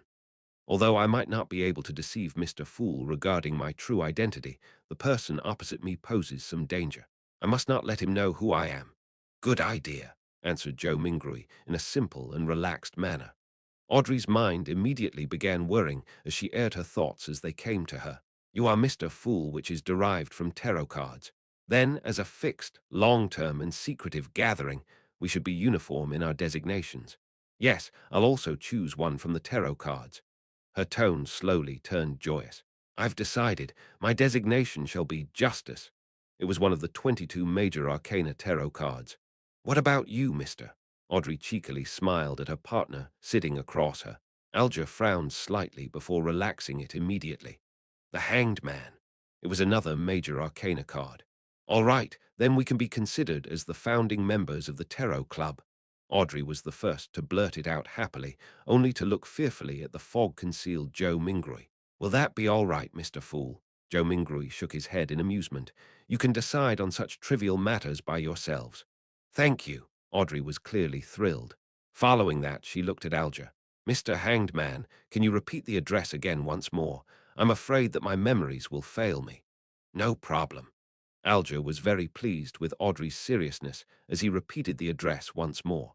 After repeating it to herself silently thrice, Audrey said again in excitement, "I heard that tarot cards were invented by Emperor Roselle as a game. In fact, doesn't it come equipped with the power to divine the future?" "No. Most of the time, divination stems from oneself. Everyone has something spiritual about themselves, allowing them to attune to the spiritual world and connect to information about themselves at an even higher level. However, ordinary folks are unable to notice this, much less be able to interpret the signs they receive. This information will present itself with the help of divination tools. Let me raise a simple example: dreams and dream interpreters." Alger took a glance at Joe Mingrui, and seeing no response from him, he refuted Audrey's claim. "Tarot cards are in fact such a tool. It uses more symbolism and more logical elements to help us in conveniently and accurately interpreting the signs." Although Joe Mingrui appeared indifferent, he was actually listening very carefully. It was only at this point that his empty mind slowly became heavy as his head began to feel a throbbing pain. "Got it." Audrey nodded in agreement. Following that, she emphasized, "That's not what I meant. I'm not doubting the tarot cards, but I heard that Emperor Roselle had actually created another set of cards, secret and mysterious ones. They were paper cards which symbolized a particular unknown power. There were a total of 22 cards that he completed. Later on in life, he referenced them to create the 22 major arcana tarot cards, which are used as a gaming tool. Was what I said correct?" She looked at Joe Mingrui, as though she was attempting to get an answer from the mysterious Mr. Fool. All Joe Mingrui did was smile without saying a word. He cast his gaze at the Hanged Man, as though he was putting him to the test. Alger subconsciously straightened his back and said in a deep voice, "That's right. It is said that Emperor Roselle had seen the blasphemy slate, and that set of paper cards contained the profound mysteries of the 22 paths of the divine. 22 paths of the divine, repeated Audrey with a longing tone. At that moment, Joe Mingrui's headache intensified. He felt that his invisible connection with the crimson stars and grayish-white fog was beginning to falter. "All right, that will be all for today's gathering," he said in a deep voice after making the decision immediately. "By your will." Alger bowed his head respectfully. "By your will." Audrey mimicked the hanged man. She still had many questions and thoughts. Thus, she was unwilling to have it end so soon. As Joe Mingrui severed the connection, he said with a smile, "Let us look forward to the next gathering." The stars brightened once more as the crimson light receded like water. Just as Audrey and Alger heard Mr. Fool's words, their figures turned into a blur as they phased away. In a second, the projection shattered as the grey fog restored its silence. As for Joe Mingrui, he felt himself turning heavy rapidly. His surroundings turned fleeting as his eyes met darkness before changing into dazzling sunlight. He was still standing in the middle of his apartment. It was like a dream. What the heck was that foggy world? Who, or what sort of power created the changes that just happened? Joe Mingrui sighed softly. He was completely puzzled as he walked towards the study desk, as though his legs were filled with lead. He picked up the pocket watch he placed outside to determine how much time had passed. Time flowed at the same pace. Joe Mingrui made a rough judgment. After putting down his pocket watch, he found himself unable to endure the splitting headache any further. He sat on the chair and lowered his head, using his left thumb and middle finger to massage his temples. After a long while, he suddenly let out a sigh and said in Mandarin, "From the looks of it, I won't be able to return any time soon. Only the clueless could be fearless." After witnessing such a fascinating event and learning the situation regarding Beyonders and the mysterious world, Joe Mingrui no longer dared to rashly try the luck enhancement ritual using ancient Faceac or loan language. Who knew what other kinds of situations would happen? Perhaps it would be more bizarre, horrifying, or even a living hell. At the very least, I should attempt only when I have a deep mastery of mysticism, thought Joe Mingrui helplessly. Thankfully, the so-called gathering could provide him with help. After another bout of silence, he muttered to himself with a tone of dismay, disappointment, agony, and grief, "From this moment forth, I'm Klein." Klein tried his best to refocus his solutions and plans so as to purge the negative emotions in him. Perhaps he could learn the potion formula for spectator from the side. The gathering that just happened sure is fascinating. People who reside in different places across the world can reduce hundreds of kilometers to just mere inches and discuss face to face while supplying each other's needs. Speaking of which, this does sound a little familiar. Klein was stunned for a few seconds before he burst out in laughter. Pressing against his temple, he jested under his breath. Wasn't that a social networking platform? Chapter 8. A new era whoosh. Howling wind accompanied the downpour. The three-mast sailboat was tossed around by the crests and troughs of the incoming waves, as if it was being toyed by a giant. The crimson glow in Alger Wilson's eyes faded. He found himself still remaining on the deck, and nothing appeared to have changed. Almost immediately, the quirky-shaped glass bottle in his palm shattered, and the frost within melted into the rain. In seconds, there were no longer any traces left that suggested the existence of the wondrous antique. A hexagonal crystal-like snowflake emerged on Alger's palm. It then faded rapidly until it was seemingly absorbed by the flesh, vanishing completely in the process. Alger nodded his head in a hardly noticeable manner, as if he was thinking about something. He remained still and silent for a full 5 minutes. He turned around and headed for the cabin. As he was about to enter, a man who wore a similar robe embroidered with lightning patterns emerged from inside. This man, who had soft, blonde hair, paused and looked at Alger. He held his right fist to his chest and said, "May the storm be with you." Alger replied with the same words and gesture. There were no emotions on his rough face, which had a well-defined structure. Alger entered the cabin after the greeting and proceeded to the captain's cabin situated at the far end of the corridor. Surprisingly, he did not encounter any sailors on the way. The whole place was as quiet as a graveyard. Behind the door to the captain's cabin, a soft brown carpet overlaid the floor. A bookshelf and a wine rack took the opposite side walls of the room. The books with their yellowish covers and wine bottles with their dark red color looked peculiar under the flickering candlelight. On the desk with the candle, there was a bottle of ink, a quill, a black metallic telescope, and a sextant made of brass. Behind the desk sat a pale middle-aged man wearing a captain's hat which had a skull on it. As Alger approached him, he said menacingly, "I will not give in." "I believe you can do it," Alger said calmly, so calm that it felt like he was commenting on the weather. The man seemed to be stunned by the unexpected answer. At this very moment, Alger leaned forward slightly and suddenly dashed across the room until they were only separated by the desk. "Pa!" Alger tightened his shoulder and reached out his right hand to choke the man. Illusory fish scales appeared on the back of his hand as he crazily mustered more strength to choke the man, giving him no time to respond. Crack! Amid the crisp cracking sound, the man's eyes widened as his body was lifted up. His legs twitched furiously before they soon became motionless. His pupils began to widen as he stared aimlessly. There was a stench from between his legs as his pants gradually turned moist. While lifting the man, Alger lowered his back and strode toward the wall. Bang! He used the man as a shield and smashed forward at the wall. His extremely muscular arm was monstrous. A hole cracked open in the wooden wall, and rain poured in, accompanied by the scent of the ocean. Alger flung the man out of the cabin, straight into the giant waves that resembled mountains. The wind continued to howl in the dark as almighty nature devoured everything. Alger took out a white handkerchief and wiped his right hand carefully before throwing it into the sea as well. He stepped back and waited patiently for company. In less than 10 seconds, the blond man from before rushed in and asked, "What happened?" "The captain has escaped," Alger answered in an annoyed manner as he panted. "I didn't know he still had some of his Bay-under powers." "Damn it," the blond man cursed softly. He went up to the opening and stared into the distance. However, nothing was visible except for the waves and the rain. "Forget it. He was just extra loot," the blond man said, waving his arm.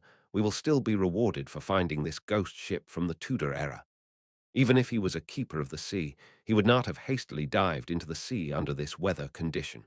"The captain will not be able to survive much longer if the storm continues," Alger said, as he nodded in approval. The wooden wall was repairing itself at a discernible rate. He gazed at the wall and turned his head subconsciously towards the rudder and the sail. He was perfectly aware of what was going on behind all the wooden planks. The chief mate, the second mate, the crew, and the sailors were not present. There was no living person on board. Amidst all the emptiness, the rudder and the sail moved eerily by themselves. Alger again pictured the fool who was covered in greyish-white fog inside. He turned back and looked outside at the mighty waves and spoke as though in a reverie while filled with anticipation. "And a new era has begun. Empress Borough, Backland, capital of the Lone Kingdom." Audrey Hall pinched her cheeks in disbelief of her encounter a while ago. On the dressing table in front of her, the old bronze mirror had shattered into pieces. Audrey cast her gaze downwards and saw the swirling crimson on the back of her hand. It was like a tattoo depicting a star. The crimson gradually faded and disappeared into her skin. Only at this point in time was Audrey certain that it was not a dream. Her eyes twinkled as she grinned. She could not help but stand up before bending down to lift up the hem of her dress. She curtsied towards thin air and started dancing lively. It was the ancient elf dance, the most popular dance among royalty at the moment. She had a bright smile on her face as she moved about gracefully. Knock, knock. Someone suddenly knocked at her bedroom door. "Who is it?" Audrey immediately stopped her dance and asked as she tidied her dress to look more elegant. "My lady, may I come in?" "You should start to prepare for the ceremony," Audrey's maidservant asked from outside the door. Audrey looked into a mirror on the dressing table and quickly wiped the smile from her face, leaving only a tiny hint of a smile. She responded gently after she had ensured everything was presentable. "Come in." The doorknob turned, and Annie, her maidservant, pushed in. "Oh, it cracked," Annie said, as she instantly saw the outcome of the old bronze mirror. Audrey blinked and said slowly, yes. Susie was here just now. I am sure you know she likes to wreak havoc." Susie was a golden retriever that was not so much of a purebred. It was a gift given to her father, Earl Hall, when he bought a foxhound. Nevertheless, Audrey adored it. "You should train it well," Annie said, as she picked up the pieces of the bronze mirror adeptly and with care, lest it hurt her mistress. As she finished tidying up, she asked Audrey with a smile, "Which dress do you want to put on?" Audrey thought for a while and answered, I like the dress designed by Mrs. Guinea for my 17th birthday. No, you can't wear the same dress twice to a formal ceremony or others will gossip about and question the whole family's financial ability, Annie said, shaking her head in disagreement. But I really like it, Audrey insisted in a gentle manner. You can wear it at home or when you attend an event that isn't so formal, Annie said firmly, suggesting that it was not negotiable. Then it will have to be the one with the frilly designs along the sleeves given by Mr. Sads 2 days ago, Audrey said, as she drew in a gasp inconspicuously, maintaining her sweet smile. You always have such a good taste, Annie said as she stepped back and shouted towards the door. The sixth dressing room. Ah, forget it. I shall fetch it myself. Maidservants began to work. The dress, accessories, footwear, hat, makeup, and hairstyle everything had to be taken care of. When it was almost ready, Earl Hall appeared at the door wearing a dark brown waistcoat. He had a hat sharing the same color as his clothes and a nice mustache. His blue eyes were filled with joy, but his loosening muscles, widening waist, and wrinkles were obviously destroying his handsome youth. The most dazzling jewel of Backland, it is time for our departure, Earl Hall said, knocking at the door twice. Father, stop calling me that, Audrey protested as she got up with the help of the maidservants. Well then, it's time to set off, my beautiful little princess, Earl Hall said as he bent his left arm, signaling Audrey to hold his arm. Audrey shook her head slightly and said, That is for my mother, Mrs. Hall, the Countess. Then this side. Earl Hall bent his right arm with a smile and said, This is for you, my greatest pride. The Imperial Naval Base, Pritz Harbor, Oak Island. When Audrey took her father's arm and walked down the carriage, she was suddenly shocked by the juggernaut in front of her. In the military port not far away, there was a huge ship shimmering with metallic reflections. It did not have a sail, leaving only an observatory deck, two towering chimneys, and two turrets at the ends of the ship. It was so majestic and large that the fleet of sails nearby were like newborn dwarfs clustering around a giant. Holy Lord of Storms, oh, M-Lord. An ironclad warship. Amidst the furore, Audrey was also shocked by this unprecedented miracle created by mankind. It was an ocean miracle that had never been seen before. It took a while for the aristocrats, ministers, and members of parliament to compose themselves. Then, a black spot on the sky started to grow in size until it occupied a third of the sky and entered everyone's view. The atmosphere suddenly became solemn. It was a gigantic flying machine with a beautiful streamlined design hovering in midair. The deep blue machine had airbags made of cotton, which were supported by alloy structures that were strong but light. The alloy structure's bottom had openings mounted with machine guns, projectile launchers, and muzzles. The exaggerated humming noise from the ignition steam engine and the tail blades produced a symphony that left everyone amazed. The king's family arrived on their airship, exuding a lofty and indisputable authority. Two swords, each with a ruby crown at the handle, were pointing vertically down and reflected the sunlight on both sides of the cabin. They were the Sword of Judgment emblem, which symbolized the Augustus family and has been passed down from the previous epoch. Audrey was not yet 18, so she had not attended the introductory ceremony, which was an event led by the Queen that marked one's debut into the Backland social scene to announce her adult status. Therefore, she could not be nearer to the airship and had to remain silent at the back to watch the entire event. Nevertheless, it did not matter to her. In fact, she was relieved that she did not need to deal with the princes. The miracle that mankind used to conquer the sky touched down gently. The first ones to step down the stairs were the handsome young guards who wore red ceremonial uniforms with white trousers. Decorated with medals, they formed two lines with rifles in hand. They were awaiting the appearances of King George III, his queen, and the prince and princess. Audrey was not new to meeting important people, so she showed no interest at all. Instead, she had her attention on the two statue-like black-armored cavalry flanking the king. In this era of iron, steam, and cannons, it was surprising that there was still someone who could bear wearing full armor. The cold metallic luster and the dull black helmet conveyed solemnity and authority. Could they be the higher-order disciplinary paladins? Audrey recalled snippets of a casual conversation among adults. She was curious, but did not dare go close. The ceremony commenced with the arrival of the king's family. The incumbent prime minister, Lord Aegsid Negan, went up to the front. He was a member of the Conservative Party and the second non-aristocrat to become the Prime Minister till this very day. He was given the title of a lord for his great contributions. Of course, Audrey knew more. The main supporter of the Conservative Party was the present Duke of Negan, Palace Negan, who was the brother of Aegsid. Aegsid was a slender and almost bald 50-plus-year-old man with a sharp gaze. He surveyed the area before speaking. Ladies and gentlemen, I believe you have witnessed this history-making ironclad warship. It has dimensions of 101 by 21 meters. It has an amazing port and starboard design. The armor belt is 457 millimeters thick. The displacement is 10,060 tons. There are four 305 millimeter main cannons, six rapid-fire cannons, 12 six-pound cannons, 18 six-barrel machine guns, and four torpedo launchers. It can reach a speed of 16 knots. It will be the real hegemon. It will conquer the seas. The crowd was roused. The mere descriptions were enough to instill fearful images in them, let alone the fact that the actual thing was right in front of them. Aegsid smiled and spoke a few more lines before saluting the king and requested, "Your Majesty, please give it a name." "Since it will set sail from Pritz Harbor, it should be named the Pritz," George III responded. His expression showed his delight. "The Pritz! The Pritz!" The words spread from the Navy Minister and the Admiral of the Imperial Navy to all the soldiers and officers on the deck. They all exclaimed in unison, "The Pritz!"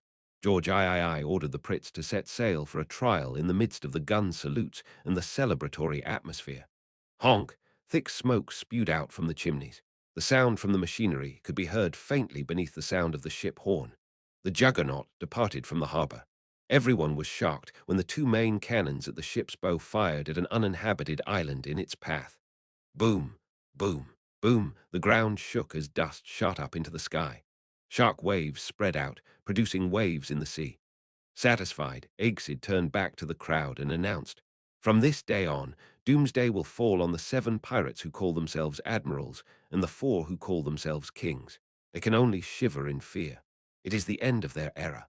Only the ironclad warship will roam the seas no matter whether the pirates have the powers of the Beyonders, ghost ships, or cursed ships." Aegsid's chief secretary deliberately asked, "Can't they build their own ironclad warships?" Some of the nobles and members of Parliament nodded, feeling that such a possibility could not be eliminated. Aegsid immediately smiled and shook his head slowly as he answered, "Impossible.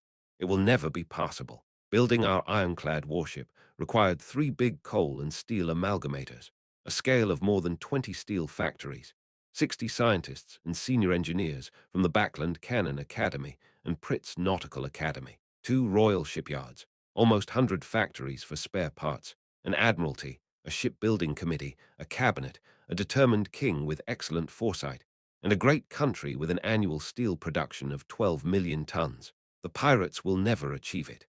Having said that, he paused and raised his arms before shouting in agitation, "Ladies and gentlemen, the era of cannons and warships has dawned upon us." Chapter 9.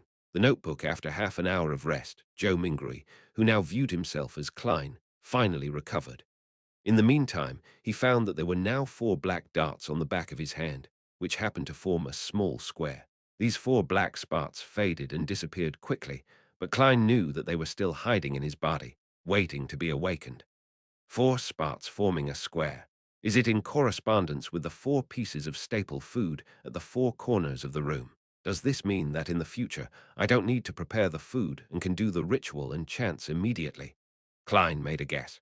This might seem good, but the emergence of the spots was ominous, and things that one lacked understanding of were always scary. The fact that those inexplicable Chinese divinations from Earth could produce effects here, the strange transmigration in his sleep, the mysterious murmurings that almost drove him crazy during the ritual, and the mysterious and trippy grey world whose significance he had no idea of made Klein shiver in the hot weather of June.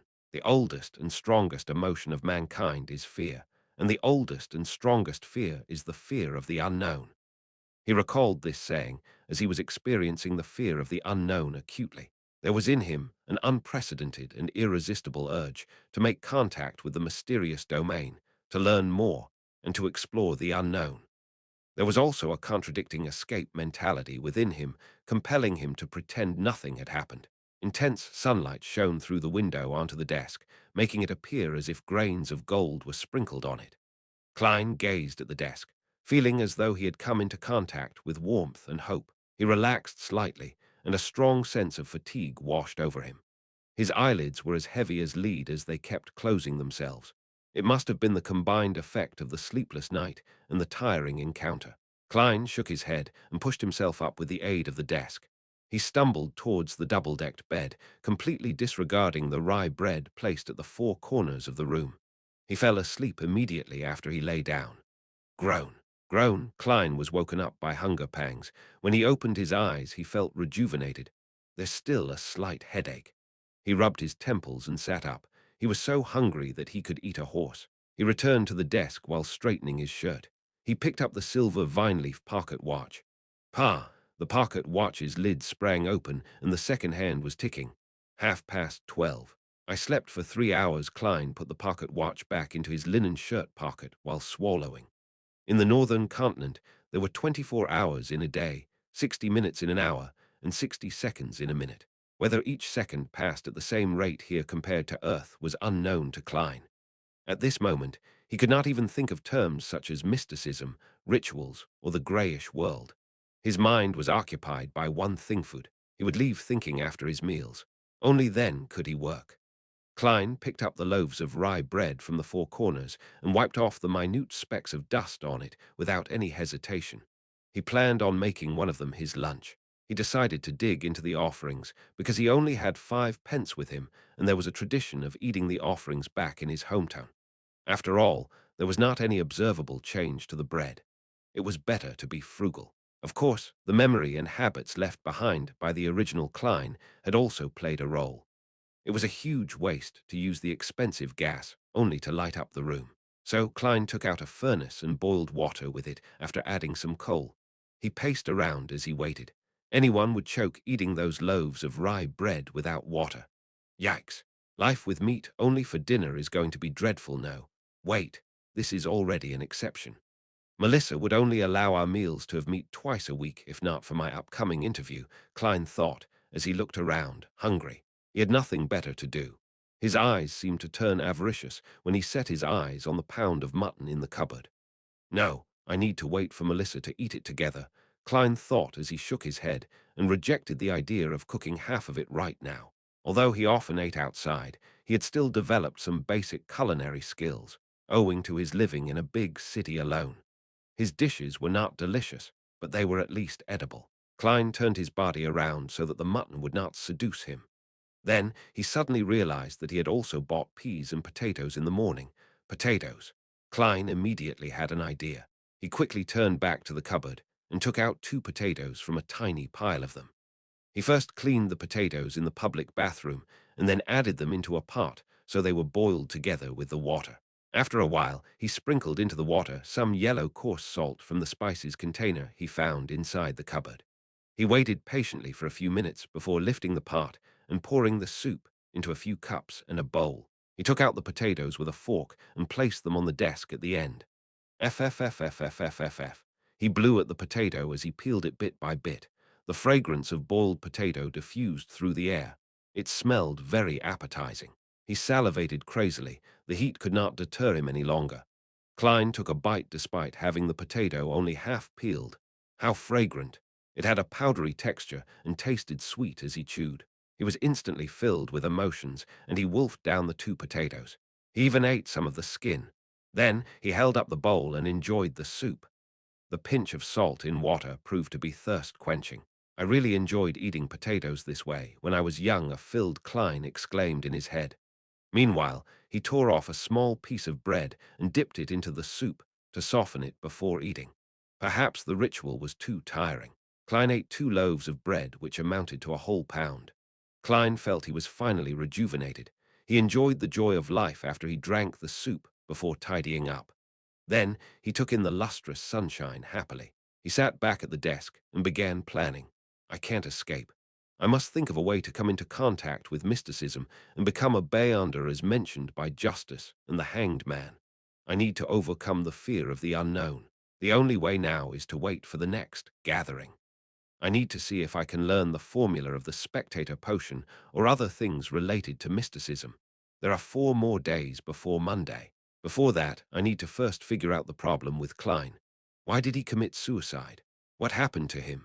Unable to transmigrate back and wash his hands of everything, Klein picked up the notebook that lay on the table. He wanted to find hints that could help him regain his lost memory fragments. The original Klein obviously had the habit of taking notes. He also liked to write diaries. Klein was fully aware that the cabinet that supported the desk on the right stored a whole stack of completed notebooks. The book he had began on the 10th of May. Matters regarding his school and mentor, as well as content pertaining to knowledge, were at the beginning. 12th May. Mr. Azik mentioned that the common language used by the Balam Empire in the southern continent also developed from ancient Fasak, a branch of Jotun. Why is this so? Does this mean that every sentient living being once spoke the same language? No, there has to be a mistake.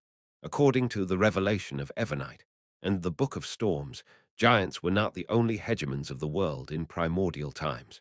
There were also elves, mutants, and dragons. Anyways, these are just myths and fantasies. 16th May. Senior Associate Professor Cohen and Mr. Azik discussed the inevitability of the Age of Steam.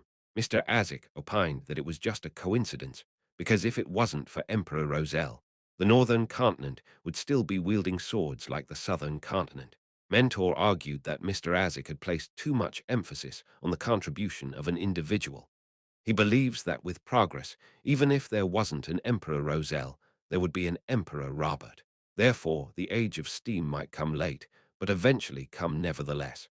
I found little meaning in their discussion. I prefer discovering new things and unraveling the hidden past. Perhaps I am more suited to study archaeology than history. 29th May. Welch found me and told me that he had acquired a notebook from the Fourth Epoch. Oh my goddess, a notebook from the Fourth Epoch. He didn't want to ask the archaeology department students for help, so he came to Nair and me to help him decode the contents. How can I refuse? Of course, I can only do it after my graduation defense. I can't afford diverting my attention at this stage. This caught Klein's attention. Compared to the notes about history and viewpoint disagreements, the appearance of a notebook from the Fourth Epoch might have led to Klein's suicide. The Fourth Epoch was the epoch before the present Iron Age. Its history was mysterious and incomplete. Due to the fact that very few tombs, ancient cities, and records had been found, archaeologists and historians could only refer to the ambiguous records provided by the 7 major churches that centered around their religious teachings to roughly form the original picture. They knew the existence of the Solomon Empire, the Tudor dynasty, and the Trunsost Empire.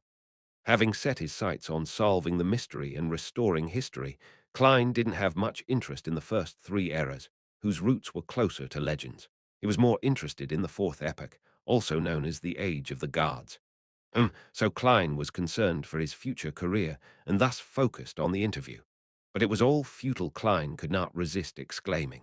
Universities were still very scarce, and the majority of students were either from noble or wealthy families. As long as he did not have an extreme mindset, a commoner who had been admitted into university would have been able to build precious social connections through group discussions and networking events, despite the prejudice and exclusion from the entrenched social circles. The very generous Welch McGovern was an example. He was the son of a banker from Constant City, Midseashire, Lone Kingdom. He was used to asking Nair and Klein for help because they were always in the same group for work. Without thinking further, Klein continued reading the notebook. 18th June, I have graduated. Farewell, Core University. 19th June, I have seen the notebook. By comparing sentence structures and root words, I discovered that it is a modified form of ancient Fasak. More precisely, over the course of its 1,000-year history, the Fasak language had changed constantly, a little at a time. 20th June. We have deciphered the contents of the first page. The author was a member of a family called Antigonus. 21st June. He mentioned the Black Emperor. This is anachronistic with regards to the time this notebook is deduced to be written. Is Professor wrong? Is Black Emperor a common title for every emperor of the Solomon Empire? 22nd June. The Antigonus family apparently had a very high standing in the Solomon Empire. The author mentions that he was making a secret transaction with a person named Tudor. Tudor. Is it related to the Tudor dynasty? 23rd June. I'm trying to restrain myself from thinking about the notebook and going to Welch's place. I need to prepare for the interview. It's very important. 24th June. Nair tells me that they have found something new. I think I need to check it out. 25th June. From the new deciphered content, the author had accepted a mission to visit the nation of the Evernite, situated at the summit of the highest peak of the Hornicis mountain range. Oh my goddess! How can a nation exist at the summit of that peak which is over 6,000 meters above sea level? How do they survive? 26th June. Are these strange things real? The record ended at this point. Joe Mingrui transmigrated in the early hours of the 28th, which means to say that there was indeed an entry for June 27th. It's that line, everyone will die, including me. Klein flipped to the page he first saw when he arrived, feeling goosebumps while he made the deduction. In order to solve the mystery of the original Klein's suicide, he thought that he should visit Welch and take a look at the ancient notebook. However, with a lot of experience from novels, movies, and TV drama series, he suspected that if they were really related, this visit would be very dangerous. Those who went investigating castles, despite knowing that they were haunted, served as a warning. However, he had to go since escaping would never solve the problem. It would only make things worse until it welled over and completely drowned him. Perhaps call the police, but claiming to have committed suicide would be silly, right? Knock. Knock, knock. There was a series of quick and forceful knocks. Klein sat straight up and listened. Knock, knock, knock. The knocks echoed through the empty hallway. Chapter 10. The Norm, who is it? Klein was thinking about the mysterious suicide of the original owner of this body and the unknown danger he might encounter when he heard the sudden knock on the door. He subconsciously opened the drawer, took out the revolver, and asked vigilantly. The other party was quiet for 2 seconds before a slightly sharp voice, in Orwa's accent, replied, "It's me, Mountbatten, bitch Mountbatten." The voice paused for a moment before adding, "The police." Bitch Mountbatten. When Klein heard this name, he immediately thought of the owner of this name. He was the policeman in charge of the street where the apartment was located. He was a rude, brutal, hands-on man. But perhaps only such a man could be a deterrent for alcoholics, thieves, part-time thieves, villains, and hooligans, and his unique voice was one of his trademarks. "Okay, I'll be right there," Klein responded loudly. He had planned to put the revolver back into the drawer, but thinking that he had no idea why the police were outside and that they might search the room or do other things, he cautiously ran to the stove, where the flames had already been extinguished, and put the revolver in it. Then he picked up the coal basket, shook a few pieces into the stove, covered the gun, and finally placed the kettle over the stove to conceal everything. After doing all of that, he tidied up his clothes and quickly approached the door and murmured, "Sorry, I just had a nap." Outside the door stood 4 policemen in black and white checkered uniforms with peak caps. Bitch Mountbatten, the one with a brown beard, coughed and said to Klein, "These 3 inspectors have something to ask you." Inspectors. Klein looked at the shoulder badges of the other 3 reflexively and found that 2 of them had 3 silver hexagons and 1 had 2, both of which looked superior to Bitch Mountbatten, who had only 3 chevrons. As a history student, Klein did little to no research into the ranks of police epaulets, except that Bitch Mountbatten often boasted of being a senior sergeant. So these 3 are inspectors. Influenced by conversations with Benson, Welch, and his classmates, Klein had the common sense to make way and point into the room. "Please come in. How might I help you?" The leader of the 3 inspectors was a middle-aged man with sharp eyes. He seemed to be able to read the mind of a person and make them fearful. His eyes were wrinkled, and the edge of his hat revealed light brown hair. He looked around the room and asked in a deep voice, "Do you know Welch McGovern?" "What's wrong with him?" Klein quivered and blurted back, "I'm the one asking the questions." The dignified middle-aged police inspector had a stern look in his eyes. The inspector next to him, also wearing 3 silver hexagons, looked at Klein and smiled gently. "Don't be nervous. It's just a routine questioning." This policeman was in his 30s, with a straight nose and grey eyes that, like a lake in an ancient forest that no one visited, gave him an indescribable sense of depth. Klein took a breath and organized his words. "If you mean Welch McGovern, the graduate of Coy University from Constant, then I'm sure I know him. We are classmates with the same mentor, Senior Associate Professor Quentin Cohen." In the Lone Kingdom, professor was not only a professional title, but also a position, just like the combination of professors and department deans on Earth. That meant there could only be one professor in a university's department. If an associate professor wanted to become professor, they had to wait for their superior to retire or force out their superior with their abilities. As talents needed to be retained, the kingdom's Higher Education Commission had added senior associate professors in the three-level system of lecturers, associate professors, and professors after years of observation. This title was given to anyone with high academic achievements or with enough seniority, but did not make it to the position of professor. At this point, Klein looked into the eyes of the middle-aged police inspector and thought for a second. To be honest, our relationship is quite good. During this period, I met with him and Naya frequently to interpret and discuss the fourth epic notebook that belonged to him. Inspectors, did something happen to him? Instead of answering, the middle-aged police inspector looked sideways at his gray-eyed colleague. The inspector with the peak cap and ordinary looks replied mildly, "I'm sorry, Mr. Welch has passed away." What? Despite having some hunches, Klein could not help but shout out in astonishment. Welch died just like the original owner of this body. That is a little scary. What about Naya? Klein questioned hurriedly. Miss Naya passed away too, the grey-eyed police inspector said quite calmly. Both of them died in Mr. Welch's house. Killed? Klein had a vague guess.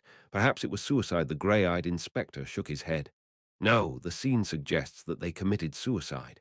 Mr. Welch hit the wall with his head many times, covering the wall with blood. Miss Naya drowned herself in a basin. Yes, the kind used to wash your face. That's impossible. Klein's hairs stood on their ends as he seemed capable of imagining the strange scene. A girl kneeling on a chair and burying her face into a basin filled with water. Her soft brown hair swaying in the wind, but her entire person remaining motionless. Welch falling to the ground and staring at the ceiling intently, his forehead in a complete blood-mangled mess. While the traces of the impact on the wall were evident with the streaks of blood, the grey-eyed inspector continued. We believe so too, but the autopsy results and the situation at the scene exclude factors such as drugs and external forces. They being Mr. Welch and Miss Naya showed no signs of struggling. Before Klein could speak again, he stepped into the room and asked, pretending to be casual, "When was the last time you saw Mr. Welch or Miss Naya?" As he spoke, he gestured with his eyes to his colleague with two silver hexagons. He was a young police inspector and looked about the same age as Klein. With black sideburns and green pupils, he was good-looking and had a poet's romantic temperament. When he heard the question, Klein thought about it and answered it thoughtfully. It should be June 26th. We were reading a new chapter in the notes. Then I went home to prepare for my interview on June 30th. The interview was for the history department of Tingen University. Tingen was known as the City of Universities. There were two universities, Tingen and Khoi, as well as technical schools, law colleges, and business colleges. It was second only to Backland, the capital. As soon as he finished, he saw the young police inspector walk towards his desk in the corner of his eye and pick up the notes which resembled more of a diary. Damn, I forgot to hide it. Hey, Klein cried out. The young inspector smiled back at him, but did not stop flipping through his notes, while the gray-eyed inspector explained, "This is a necessary procedure." At this time, Bitch Mountbatten and the dignified middle-aged police inspectors were just watching without interrupting or assisting in the search. Where are your search warrants? Klein had intended to question them, but on second thought, the judicial system of the Lone Kingdom did not seem to have such a thing as search warrants. At least he did not know if there was one. After all, the police force had only been established for 15 or 16 years. When the original owner of this body was still a child, they were still called public security officers. Klein couldn't stop it. He watched the young inspector flip through his notes, but the gray-eyed inspector did not ask any questions. What is this strange thing? The young police inspector turned to the end of the notes and suddenly asked, "And what does this mean? Everyone will die, including me. Isn't it common sense that everyone dies except for deities?" Klein was prepared to quibble, but it suddenly occurred to him that he had planned to connect with the police in case of possible danger, but he had no reasons or excuses. He made a decision in less than a second. Putting his hand over his forehead, he answered painfully, "I have no idea. I really have no idea. When I woke up this morning, I felt I wasn't quite right, as if I had forgotten something. It's especially true for whatever happened recently. I don't even know why I had written such a sentence. Sometimes, being frank was the best way to solve a problem. Of course, it required skills. There were things that could be said and could not be said, and the order of what was said first mattered. As an expert keyboard warrior, Klein was also good at sophistry. That is ridiculous. Do you think we are fools? Bitch Mountbatten could not help but interject angrily.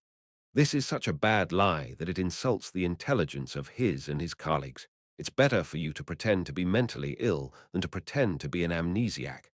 I'm speaking the truth, Klein responded frankly, looking into the eyes of Mountbatten and middle-aged police inspectors. It really could not be more true. Maybe it is, the grey-eyed police inspector said slowly.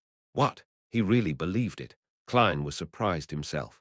The grey-eyed inspector smiled at him and said, "An expert will come in 2 days, and believe me, she should be able to help you to recall your lost memories." Expert, help me remember my memories. In the field of psychology, Klein frowned. Hey, what if his memories of Earth were exposed? He suddenly felt like facepalming himself. The young police inspector put down his notes and searched his desk and room. Fortunately, he focused on books instead of lifting the kettle. Well, Mr. Klein, thank you for your cooperation. We advise that you'd better not leave Tingen for the coming days. If you have to, please notify Inspector Mountbatten, or you'll become a fugitive, the grey-eyed police inspector warned. That's it. That's it for today. No other questions with deeper investigations, or taking me back to the police station to torture me for information. Klein was at a loss. Nevertheless, he wanted to solve the odd turn of events brought about by Welch too, so he nodded. That wouldn't be an issue. The inspectors exited the room one by one, and the young man at the end suddenly patted Klein on the shoulder. It's really nice. Very lucky. What? Klein's face was puzzled. The green-eyed police inspector with a poet's temperament smiled and said, "Generally speaking, the norm is for all the involved parties to die in such an event. We are very glad and fortunate to see you still alive." After that, he exited the room and closed the door behind him politely. The norm is for everyone to die together. Very glad that I'm still alive. Fortunate that I'm still alive. On this June afternoon, Klein was chilling all over. Chapter 11. Real culinary skills. The norm is for everyone to die together. Very glad that I'm still alive. Fortunate that I'm still alive. Klein shivered and quickly ran to the door, trying to catch up with the policeman and ask for protection. But as soon as he reached the handle, he suddenly stopped. That officer talked so horribly about it. Why didn't they protect me, an important witness or key lead? Isn't that too careless? Were they just probing me? Or maybe it's a bait? All kinds of thoughts rushed into Klein's mind. He suspected that the police were still secretly watching him, observing his reaction. He felt much calmer after thinking of this and was no longer so panicked. He slowly opened the door, deliberately shouting with a trembling voice at the staircase, "You guys will protect me, right?" Tap, tap, tap. There was no response from the police officers, and there was no change in the rhythm of the contact between the leather shoes and the wooden stairs. "I know, you'll do that," Klein shouted again in a tone of feigned conviction, trying to act like a normal person that was in danger.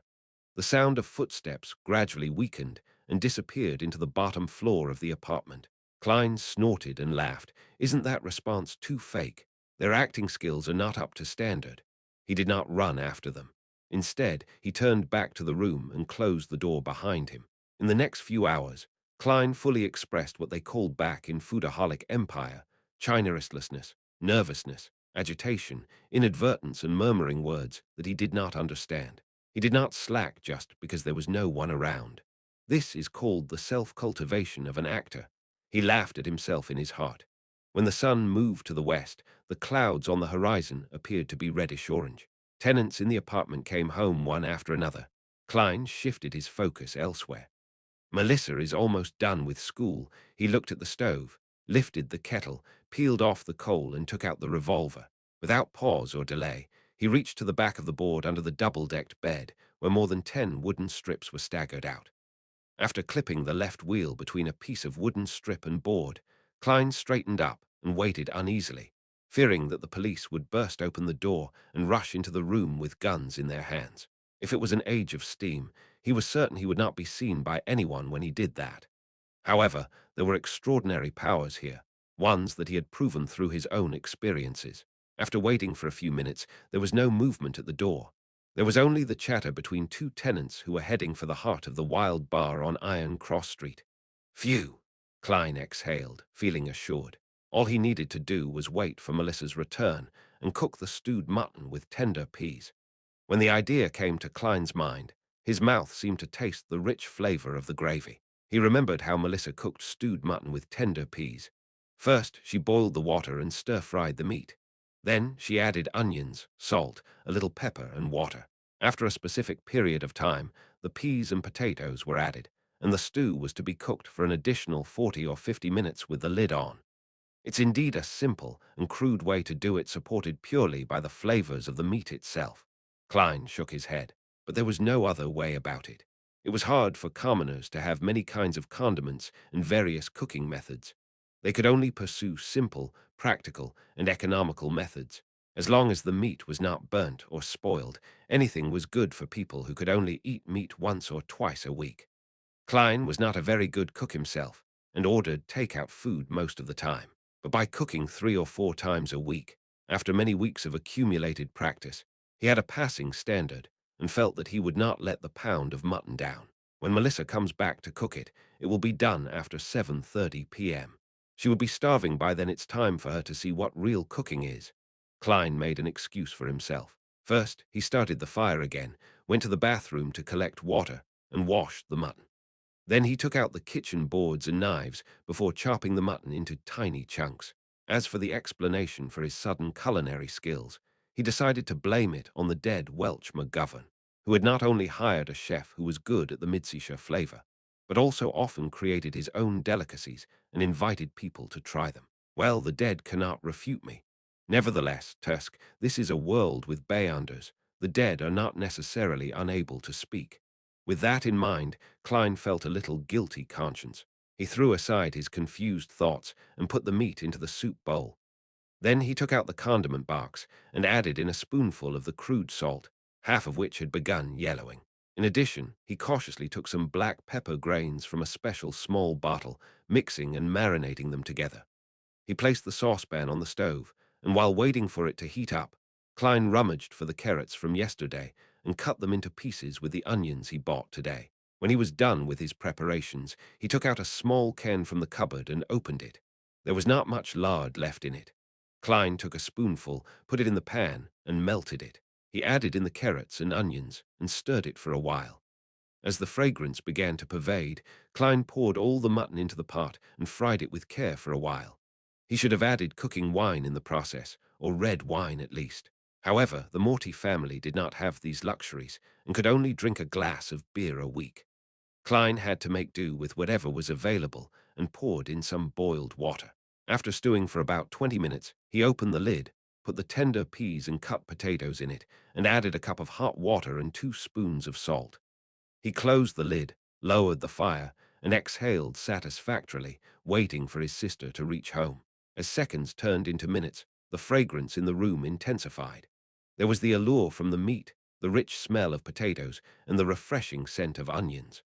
The smell gradually mixed up, and Klein swallowed his saliva from time to time, keeping track of the time with his pocket watch. After more than 40 minutes, some not so brisk but rhythmic footsteps approached. A key was inserted, the handle was turned, and the door opened. Before Melissa came in, she whispered doubtfully, "Smells good." With her bag still in her hand, she stepped in and glanced over at the stove. "You made this." Melissa took off her veil hat, and her hand paused midair, looking at Klein in astonishment.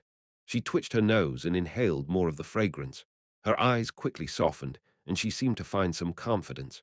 "You made this?" she asked again. "Are you afraid I'd waste the mutton?" Klein smiled and returned with a question. Without waiting for an answer, he said to himself, "Don't worry, I specifically asked Welch to teach me how to cook this dish. You know, he has a good cook." "First time." Melissa's eyebrows creased subconsciously, but they were smoothed by the fragrance. "It looks like I'm talented," Klein laughed.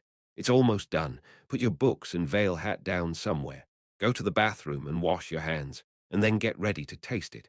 I'm very confident about it." When she heard her brother's orderly arrangements and saw his gentle and calm smile, Melissa stood rooted at the door and failed to respond in her daze. "Do you prefer the mutton to be cooked longer?" Klein urged with a laugh. "Ah, okay. Melissa jolted back to her senses. With a handbag and veil in each hand, she rushed into the room quickly. When the lid of the saucepan was uncovered, a sudden blast of steam appeared before Klein's eyes. 2 pieces of rye bread were already placed to the side of the mutton and tender peas, allowing them to absorb the fragrance and heat to become soft. By the time Melissa had packed her items, washed her hands and face, and returned, a plate of stewed mutton with tender peas, potatoes, carrots, and onions was already placed on the table. 2 pieces of rye bread, colored by a light dip into the gravy, were on their plates. "Come on, try it." Klein pointed to the wooden fork and spoon next to the plate. Melissa was still a little confused. She didn't refuse. She picked up a potato with her fork, put it into her mouth, and bit it lightly. The taste of the starchy potato and gravy fragrance flooded her mouth. Her saliva secretion went crazy as she gobbled down the potato in a few mouthfuls. "Try the mutton." Klein gestured at the plate with his chin. He had tasted it just now and thought it was barely at a passing standard, but it was enough for a girl who was inexperienced with what the world had to offer. After all, she only ate meat occasionally. Melissa's eyes were filled with anticipation as she carefully forked some mutton. It was very tender, and as soon as it entered the mouth, nearly melted. The fragrance of the meat exploded in her mouth, filling it with delicious meat juices. It was an unprecedented feeling that made Melissa unable to stop eating.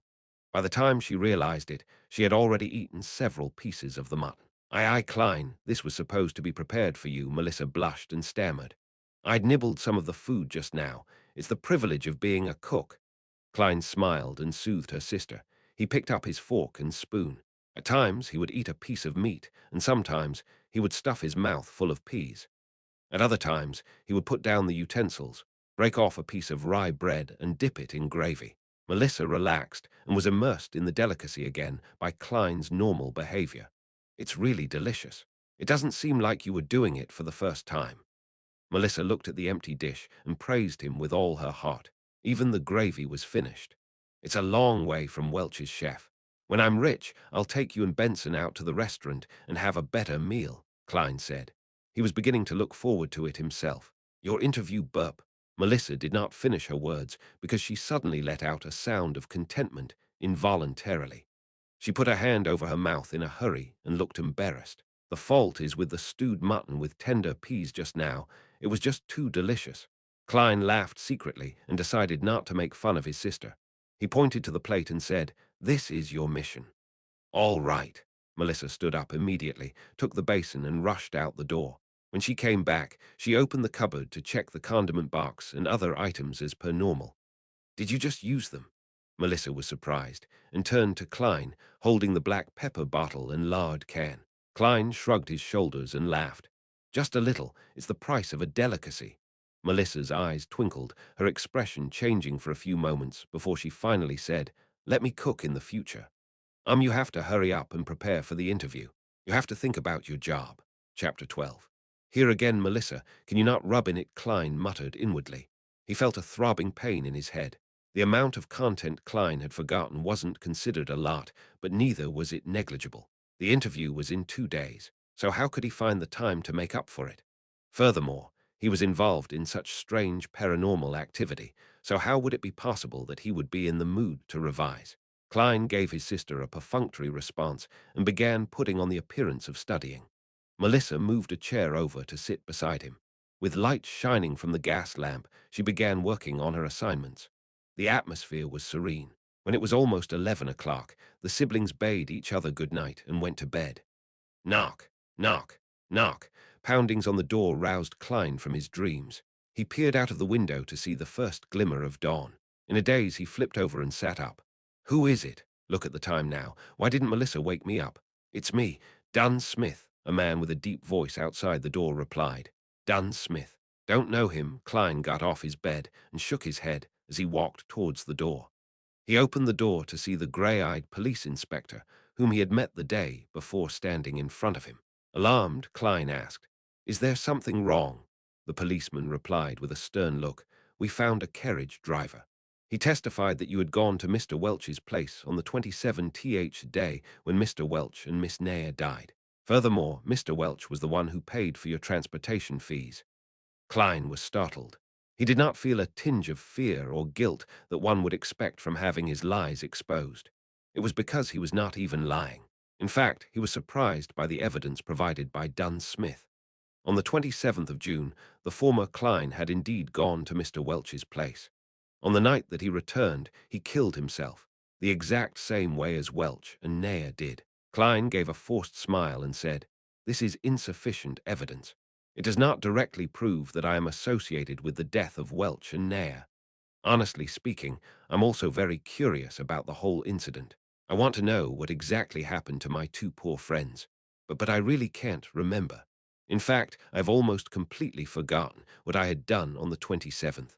You may find it hard to believe, but I fully relied on the diaries I had written to roughly make a guess that I had gone to Welch's place on the 27th. You sure have great mental fortitude," Dunn Smith said while nodding. He showed not a trace of anger, nor was he smiling. "You should be able to hear my sincerity." Klein looked him straight in the eye and said, "I'm telling the truth. Of course, only part of it." Dunn Smith did not give an immediate response. He swept his glance across the room before saying slowly, "Mr. Welch lost a revolver. I guess I should be able to find it here. Right, Mr. Klein." Indeed, Klein finally understood where the revolver had come from. A thought flashed in his mind, and he came to the final verdict in an instant. He raised his hands halfway and retreated, leaving a path open. Then he signaled at the bunk bed with his chin, behind the bedboard. He did not specifically mention that it was the bottom deck, as no one would normally hide things at the back of the bedboard on an upper deck. That would be too obvious for guests to notice at a glance. Dunn Smith did not move forward. The corners of his mouth twitched as he asked, "Nothing to add on?" Without hesitation, Klein replied, "There is. Yesterday, when I woke up in the middle of the night, I realized I was laying on my desk with a revolver beside me. There was a bullet at the corner of the room. It was as if I had committed suicide. But due to a lack of experience of never having used a gun, or maybe I was too scared at the final moment anyway, the bullet did not achieve the desired result. My head is still in its place. I am still alive now. And since then, I have lost some memories, including what I saw and did at Welch's place on the 27th. I'm not lying. I really can't remember. For the sake of being eliminated as a suspect, for the sake of getting rid of all these strange events surrounding him, Klein explained almost everything that had happened, except the transmigration and gathering. Also, Klein was careful with his words, allowing every sentence to be amenable, such as not revealing the fact that the bullet had hit his brains, but only mentioning that it did not achieve the desired result, and that his head was still in its place. To others, these two statements might seem to convey the exact same ideas, but in reality they were like chalk and cheese. Dunn Smith listened quietly, then said, "This corresponds with what I had surmised. It also corresponds with the hidden logic of similar incidents in the past. Of course, I have no idea how you managed to survive. I'm glad you believe in me. I don't know how I survived either." Klein heaved a small sigh of relief, but Dunn threw out a conjunction. "There is no use in me believing you. You are currently the prime suspect. You have to be confirmed by an expert that you have indeed forgotten what you went through, or that you indeed have nothing to do with the deaths of Mr. Welch and Miss Nair." He coughed, his expression becoming serious. "Mr. Klein, I seek your cooperation on coming with me to the police station for the investigation. This should take roughly 2 to 3 days if it is confirmed that there are no issues with you." "The expert is here," Klein asked blankly in return. "Didn't they say it would take another 2 days? She came earlier than expected." Dunn turned sideways, signaling for Klein to leave. "Allow me to leave a note," Klein requested. Benson was still away and Melissa had gone to school. He could only leave a note to inform them that he was involved in an incident associated with Welch so that they would not worry about him. Dunn nodded, barely minding. "All right." Klein returned to the desk. As he searched for paper, he began thinking about what was about to occur. Honestly speaking, he did not wish to meet the expert. After all, he had a bigger secret. In a place where there were 7 major churches, under the premise that Emperor Roselle, who was suspected to be a transmigrator predecessor, was assassinated, a thing like transmigration usually meant having to go to court and enter arbitration. But without weapons, combat skills, or superpowers, he was no match for a professional policeman. What's more, a few of Dunn's subordinates were standing in the dark outside. Once they draw their guns and shoot at me, I'd be finished. I'll take one step at a time. Klein left the note, grabbed his keys, and followed Dunn out the room. Along the dark aisle, 4 policemen in black and white checkered uniforms split into pairs and guarded them on both sides. They were very alert. Tap, tap, tap. Klein followed alongside Dunn as they went down the wooden stairs which occasionally creaked in protest. Outside the apartment, there was a 4-wheeled carriage. On the side of the carriage, there was the 2 crossed swords and a crown police emblem. Their surroundings were crowded and bustling with noise as usual. Go on, up. Dunn signaled for Klein to go first. Klein was just about to step forward when an oyster seller suddenly grabbed a customer and claimed that he was a thief.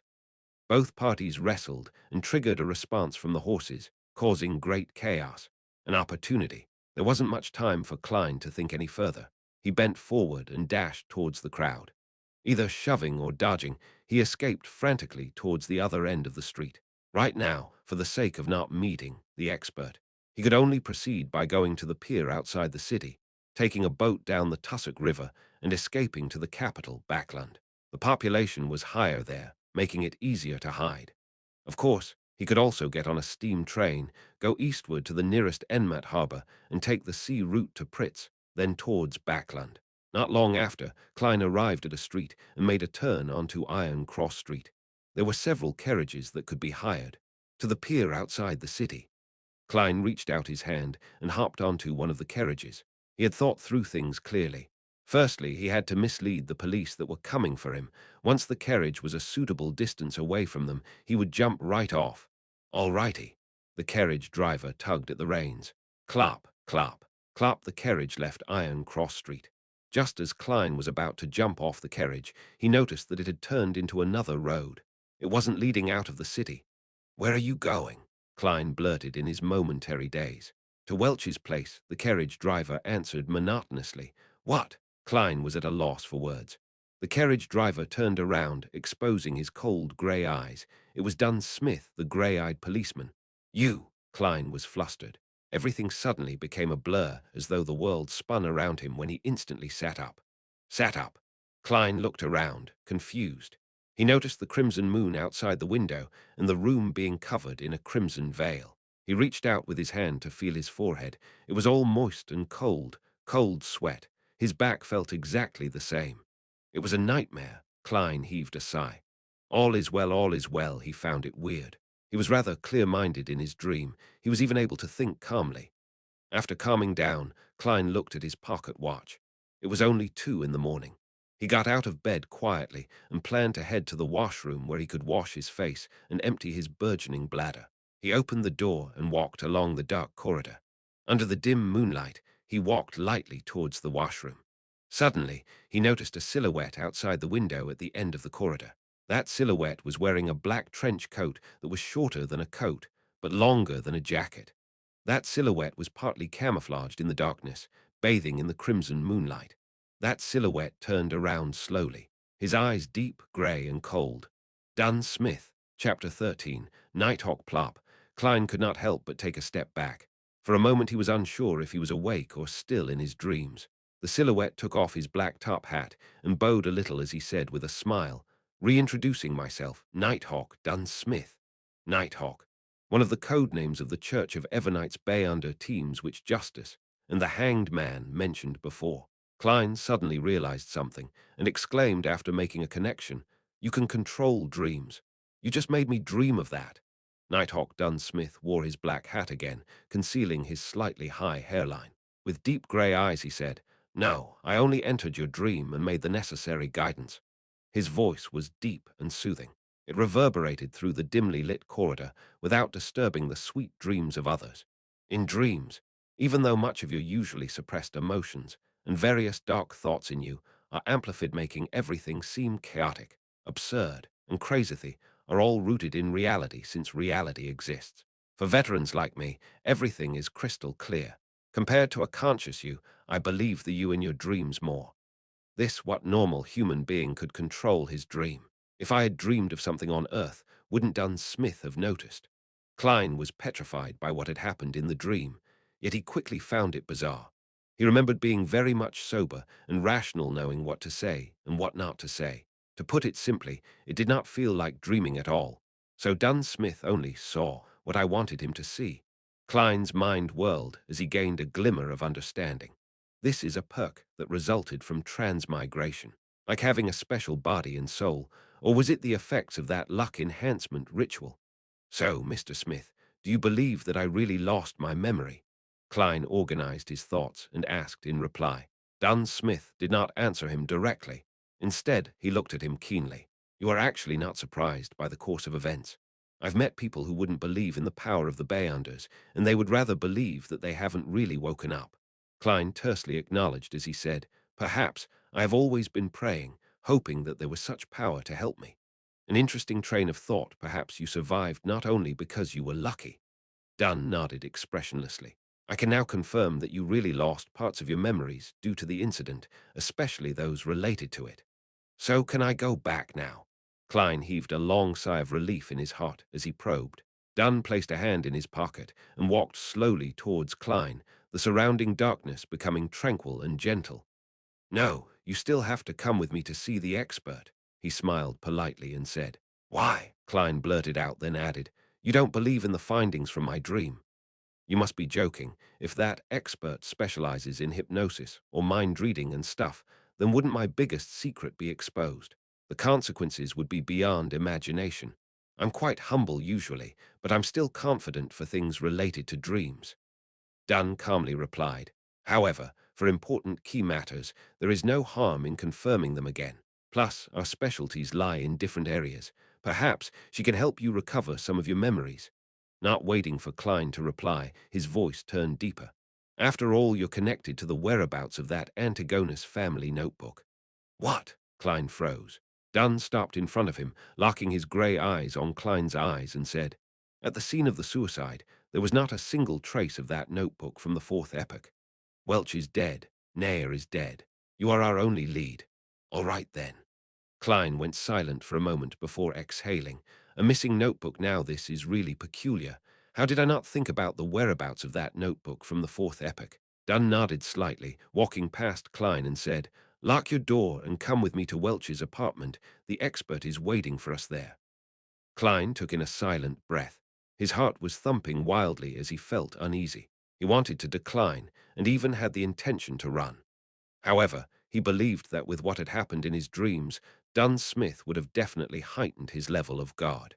And with the difference in strength between a normal human and a Beyonder, there was little chance of success by using force.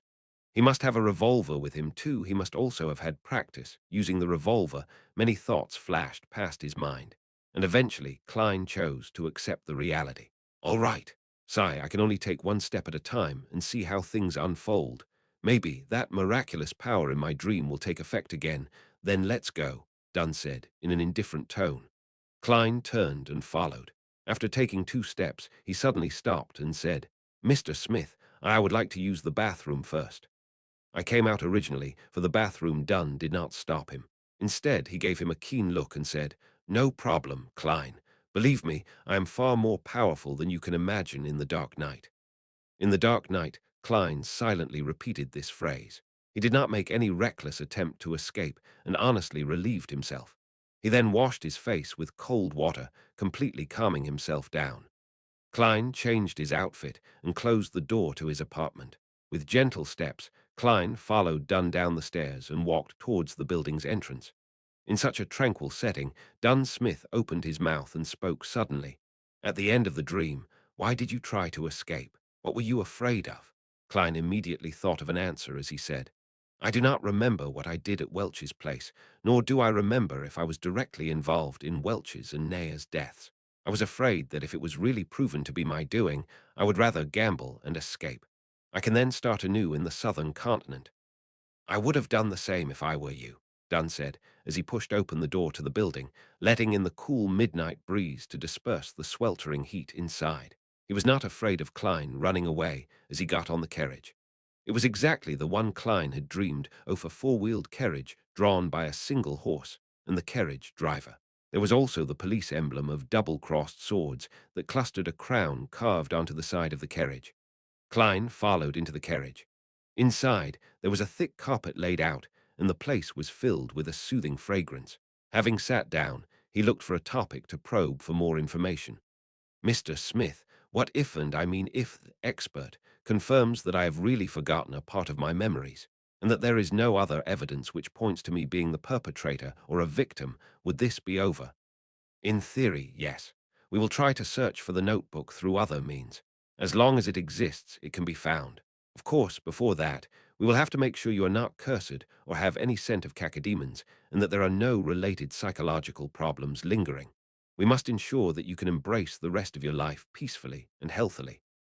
Dunn Smith had a smile on his face, a rather unusual smile. Klein caught on to this point keenly and promptly inquired, in theory. Yes, only in theory. In this field of work, there are always twisted, unorthodox, and inexplicable things happening. Dunn looked Klein in the eye and said, their continuation or end are not what we can foresee or control at times. For example, Klein actually felt frightened for a moment. The carriage sped through an almost empty street. Dunn took out his tobacco pipe and sniffed it, saying, when we believe that things have come to an end, with everything going back to normal, it would resurface in a terrifying, chilling way.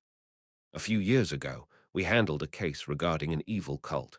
They did live sacrifices to please an evil god by making followers commit suicide. When one of the followers was chosen, his survival instincts triumphed over his foolishness, twisted beliefs, and psychedelic drugs. He secretly escaped and reported to the police. The case was handed over to us. It was a very small mission, since there were no Beyonders in that cult. The deity they worshipped was actually randomly thought up by their leader merely for the sake of money and satisfaction. Humanity was lost there. We only used 2 members, coupled with the support from the police, to suppress this cult. No one was off the hook. For that whistleblower, we also confirmed that he had no lingering demonic scent left on him. He was not cursed and did not suffer any mental disorders. He didn't have any personality problems or any other irregularities, nothing. Later, he got a decent advancement in his career, got married to a very good wife, had a son and a daughter. His dark past seemed far away from him. The horror and bloodshed seemed to have completely vanished. At this point, Dunn Smith gave out a laugh and said, yet in March this year, despite being in good financial health and having a loving wife and adorable kids, he strangled himself to death in his own office. The crimson moonlight outside the carriage window shone upon Dunn Smith. At that instant, his seemingly self-derisive smile made Klein feel unspeakably horrified. Strangled himself to death, Klein drew in a gasp of cool air silently, as if seeing his own tragic end. Even if I escaped it once, it might just be temporary. Is there any way to resolve this completely, become a Beyonder to fight it? The carriage returned to silence. Countless thoughts welled in Klein's mind. Under an awkward silence, the carriage traveled for a long time at high speeds. Just as Klein made up his mind to consult Dunn Smith for any solutions, the carriage came to a halt. Mr. Smith, we have reached Welch's apartment. The carriage driver's voice was heard. Let's get down. Dunn straightened out his black trench coat that reached his knees. Oh, let me introduce beforehand, the official disguise of the expert is the most renowned spirit medium of Orr County. Klein suppressed his other thoughts and asked curiously, then what is her actual identity? Dunn half turned his body and turned his head back. With his abstruse grey eyes, he said, a true spirit medium. Chapter 14. The medium, a true medium. Klein repeated this description inwardly and did not speak again. He followed Dunn Smith down the carriage. Welch's place in Tingen was a detached house with a garden. The road outside, the hollowed metal gates allowed 4 carriages to pass through at once. Street lamps lined the sides of the road every 50 meters. They looked different from the ones Klein had seen in his previous life. They were gas lamps, and the height of every lamp was about that of an adult male, so that it was convenient to light the lamps. The black metal was closely pressed to the glass, forming a checkered pattern, casting out classical paper lantern-like artworks. Coldness and warmth were intertwined, while darkness and light coexisted.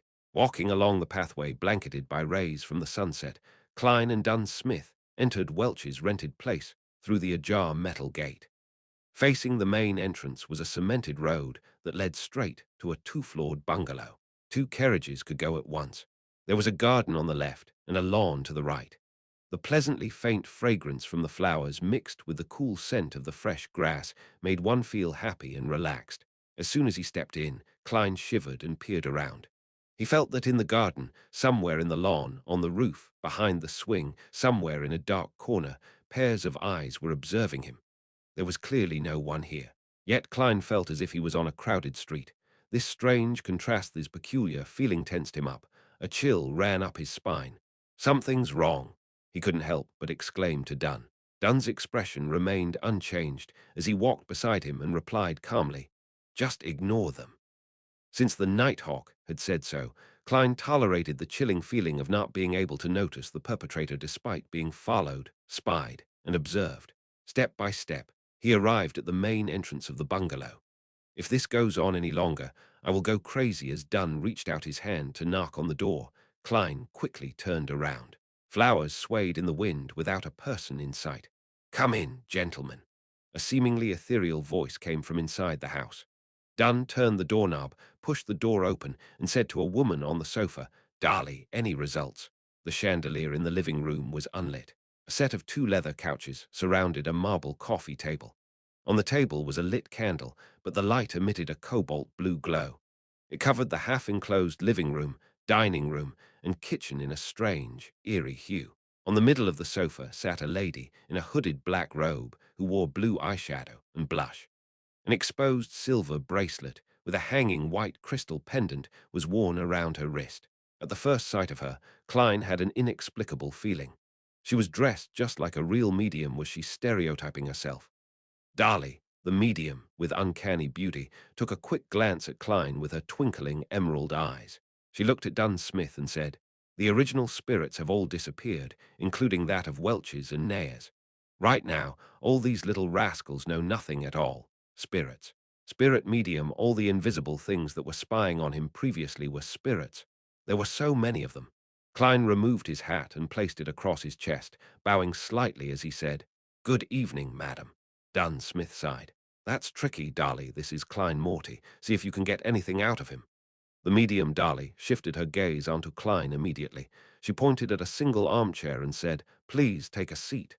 "Thank you." Klein nodded, took a few steps over, and sat down obediently. His heart raced uncontrollably. Whether I survive, whether I get through this successfully, or have my secrets exposed will all depend on whatever happens next.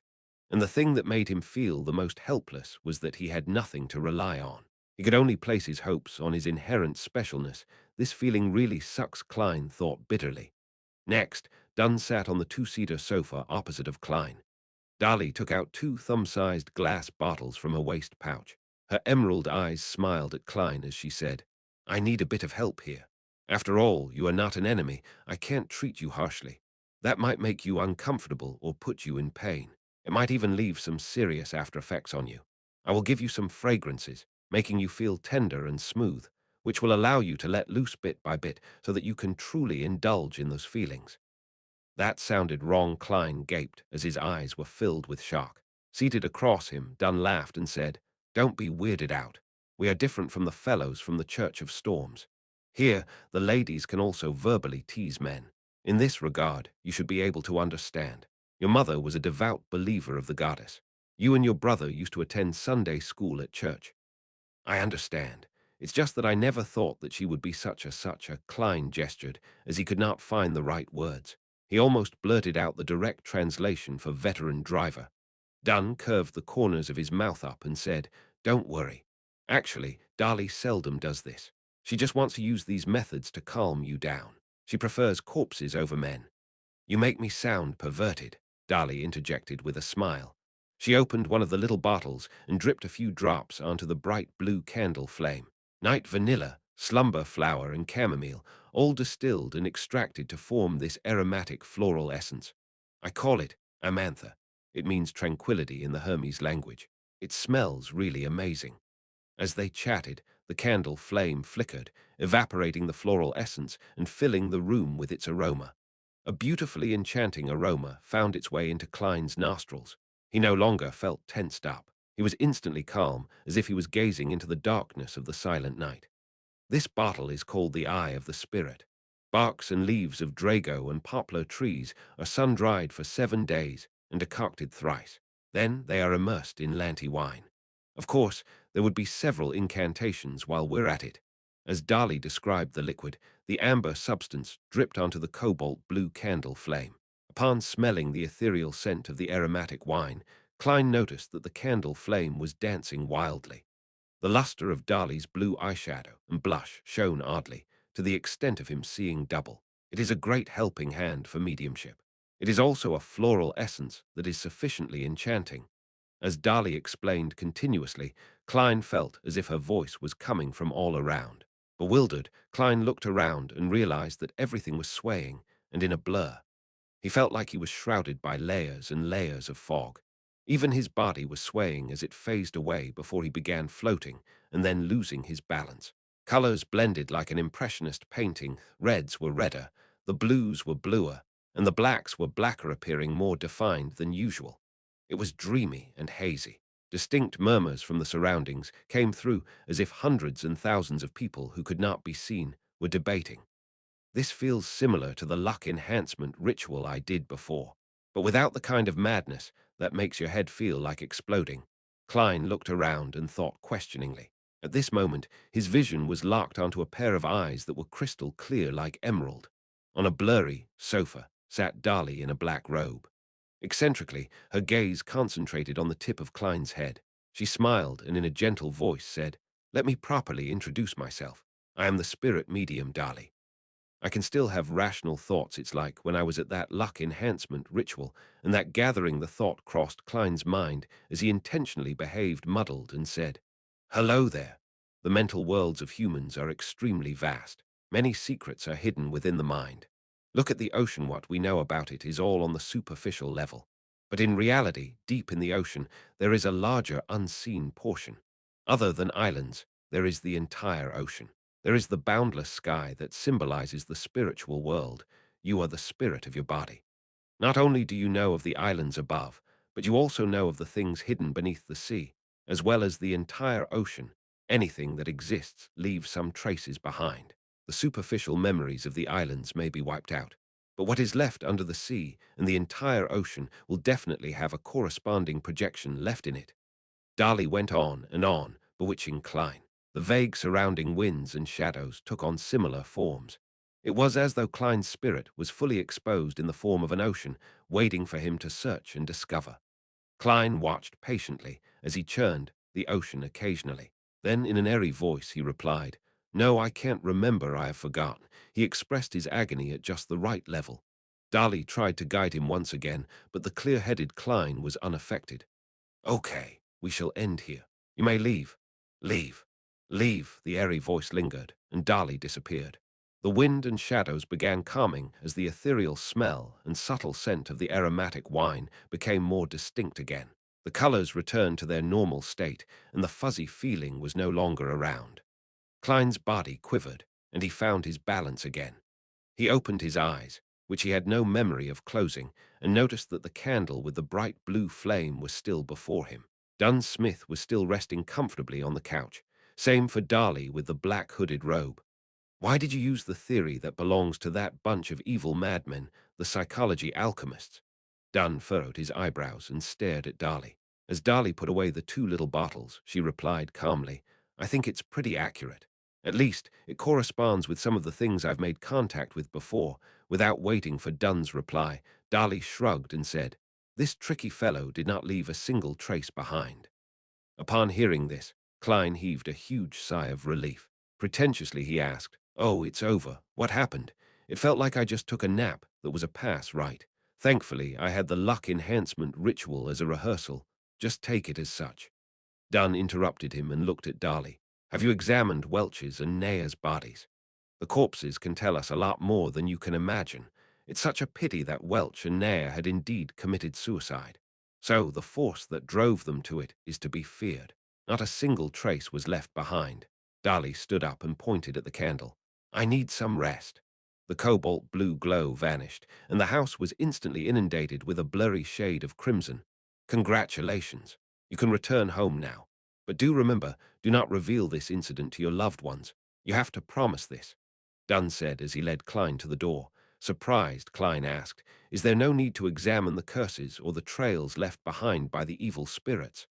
"Dali didn't mention anything about it, so there's no need for it," Dunn answered simply. Klein calmed down. As the thought of his previous worries came to mind, he asked hurriedly, "How can I be sure that I will be free from trouble from now on?" "No worries." Dunn twitched his lips and said, "Based on statistics of similar incidents in the past, 80% of the survivors of the incident do not experience any horrifying after effects. Yeah, this is based on what I know roughly more or less. Then there's still 1/5 of those poor souls. Klein did not dare to try his luck. Then you can consider joining us as a civilian staff. This way, even if there are any precursors, we can discover it in time," Dunn said casually as he approached the carriage. "Or simply become a bayounder.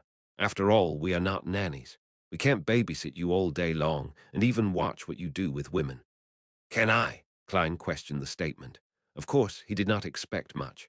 After all, how was it even possible to be a part of the Nighthawks so easily and obtain the power of the Bayanders? That was the power of the Bayanders.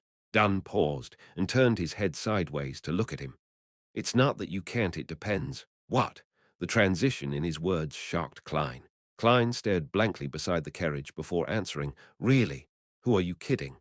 Is it so easy to become a Bayonder?" Dunn laughed lightly. His grey eyes were hidden in the shadow of the carriage. "You don't believe me, huh? Actually, when you become a Nighthawk, you lose a lot. For instance, freedom. Even if we don't talk about this now, there is another issue. Firstly, you are not a member of the clergy, nor a devotee. You can't pick whatever you want or choose the safest approach. And secondly, Dunn held onto the handle and hopped onto the carriage as he went on.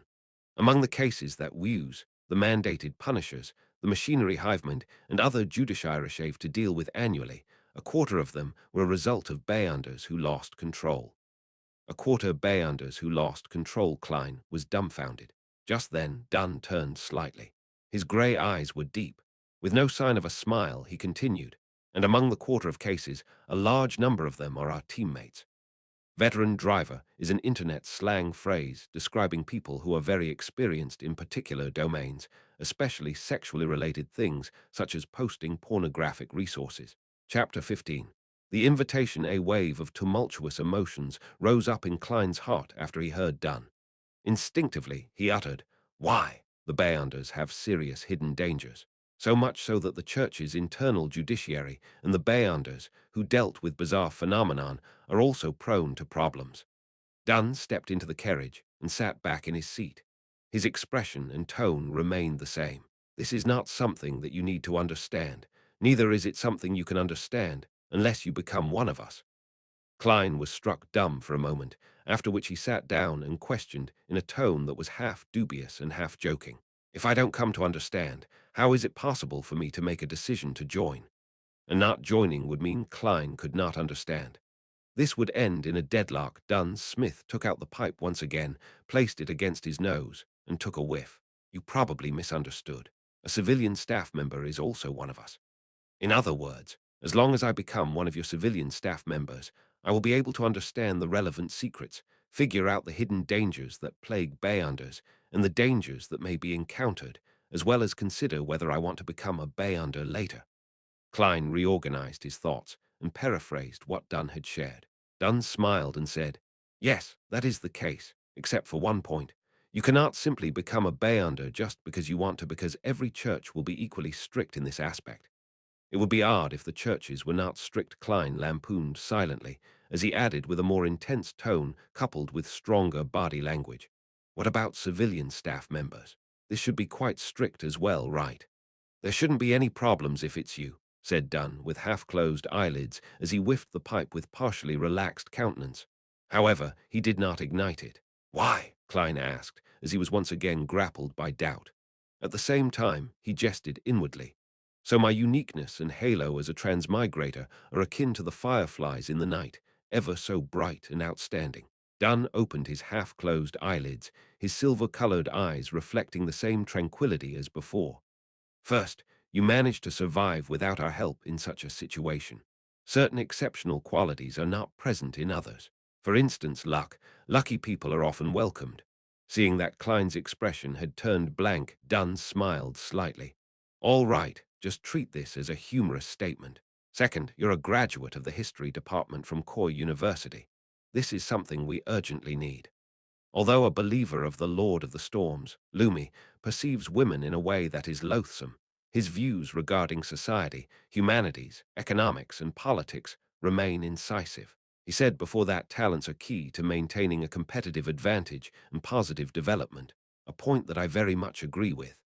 Noticing that Klein was slightly furrowing his eyebrows, Dunn casually explained, "You should be able to imagine that we often encounter documents and objects from the Fourth Epoch or earlier.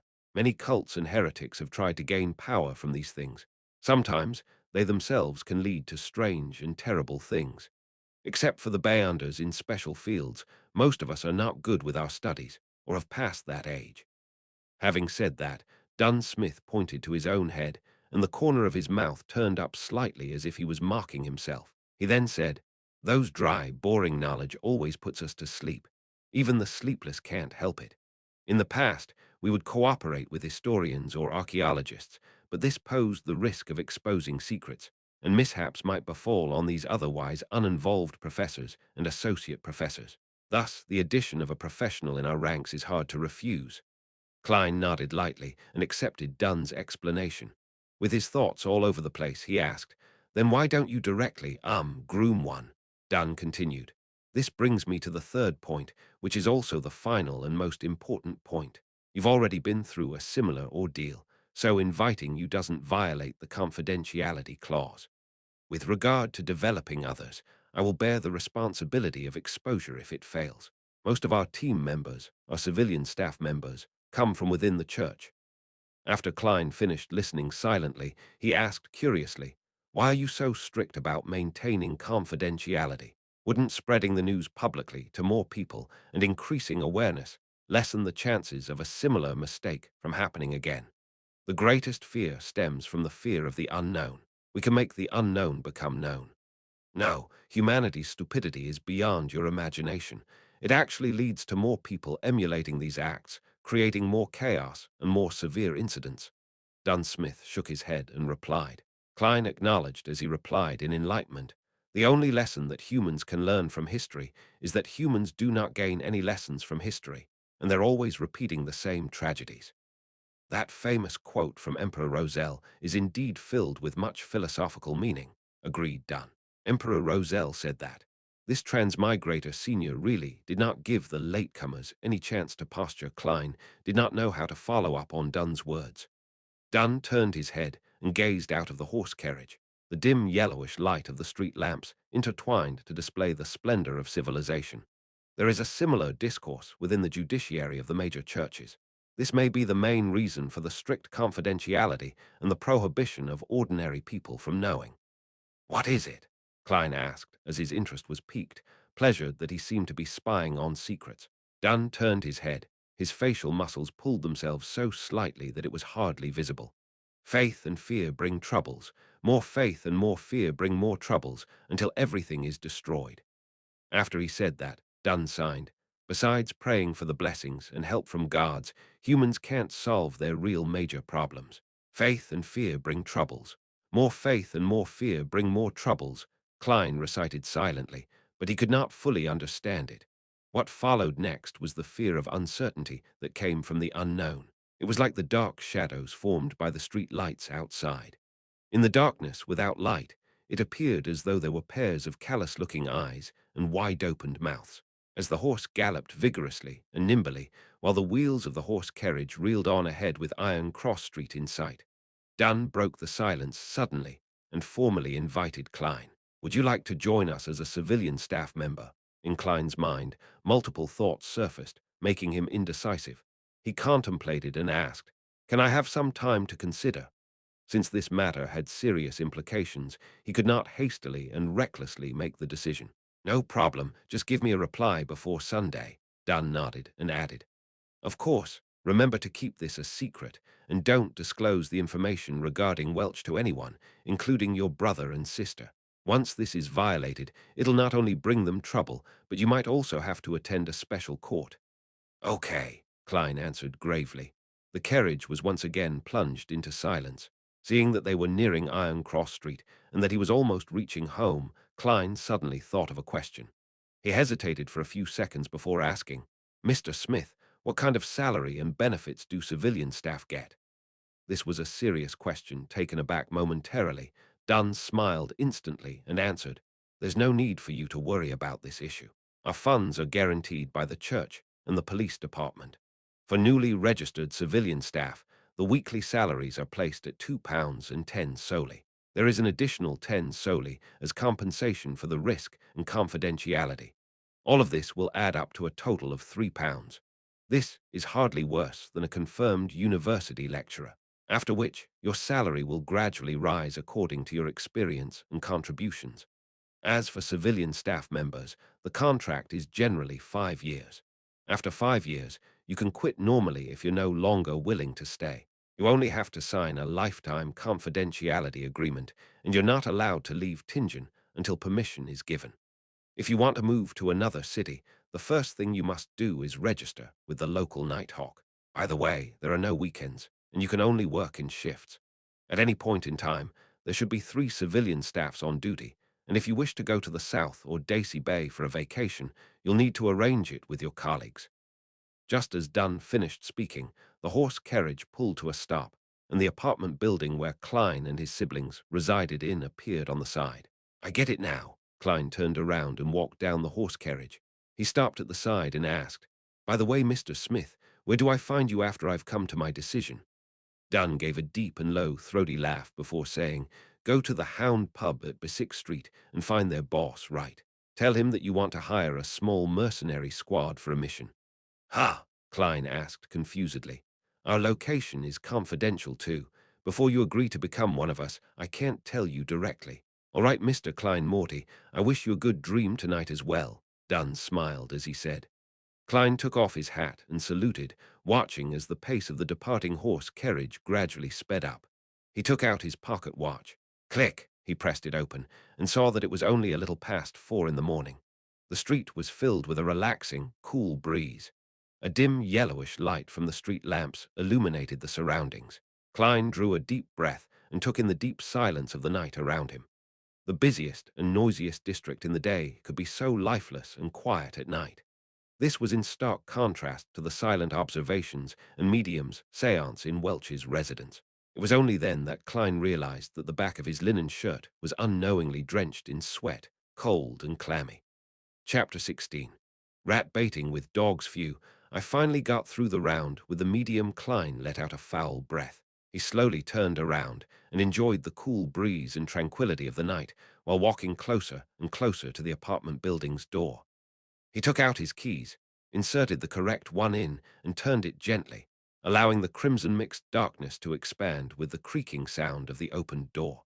Walking on the staircase without a single person in sight and taking in the cold air, Klein had an inexplicable and amazing feeling. It felt like he had a few more hours than others. This caused him to hasten his pace. In a similar state of mind, he opened the door to his room, and before he even stepped inside, he saw a silhouette sitting silently in front of his desk. It had reddish black hair, bright brown eyes, and a delicate, pretty face. Undoubtedly, she was Melissa Morty. "Klein, where did you go?" Melissa asked curiously as she relaxed her eyebrows. Without waiting for Klein's reply, she added, "Just now, I got up to go to the bathroom and realized you weren't home." It was as if she wanted to know everything clearly, from the causes and effects of the matter to the underlying logic. With great experience at lying to his parents, Klein's brain took a spin before he gave a bitter smile and calmly replied, "I couldn't fall asleep again after I woke up. Instead of wasting time, I decided that I should train my body. So I went out to run a few rounds. Look at my sweat." He took off his jacket and half-turned his body, pointing to his back. Melissa stood up, took a glance half-heartedly, and deliberated for a few moments before saying, "Honestly speaking, Klein, you don't have to stress yourself out. I'm sure you can pass the interview to Tingen University. Even if you can't, or I mean if you can still find better ones." "I haven't even thought about the interview." Klein nodded his head and said, "I understand." He did not mention the offer that he had gotten because he had not decided whether he wanted to join them or not. Staring at Klein intensely, Melissa suddenly turned around and trotted into the interior of the house. She took out an object that resembled a tortoise. It consisted of items like gears, rusted iron, torsion springs, and ordinary springs. After quickly tightening the torsion spring, Melissa placed the object on the desk. Ka, ka, ka, dum, dum, dum. The tortoise moved and jumped with a rhythm that could pull anyone's attention. Whenever I feel irritated, I feel much better seeing it move. I've been doing this very often recently, and it's very effective. Klein, give it a try, invited Melissa as her eyes brightened.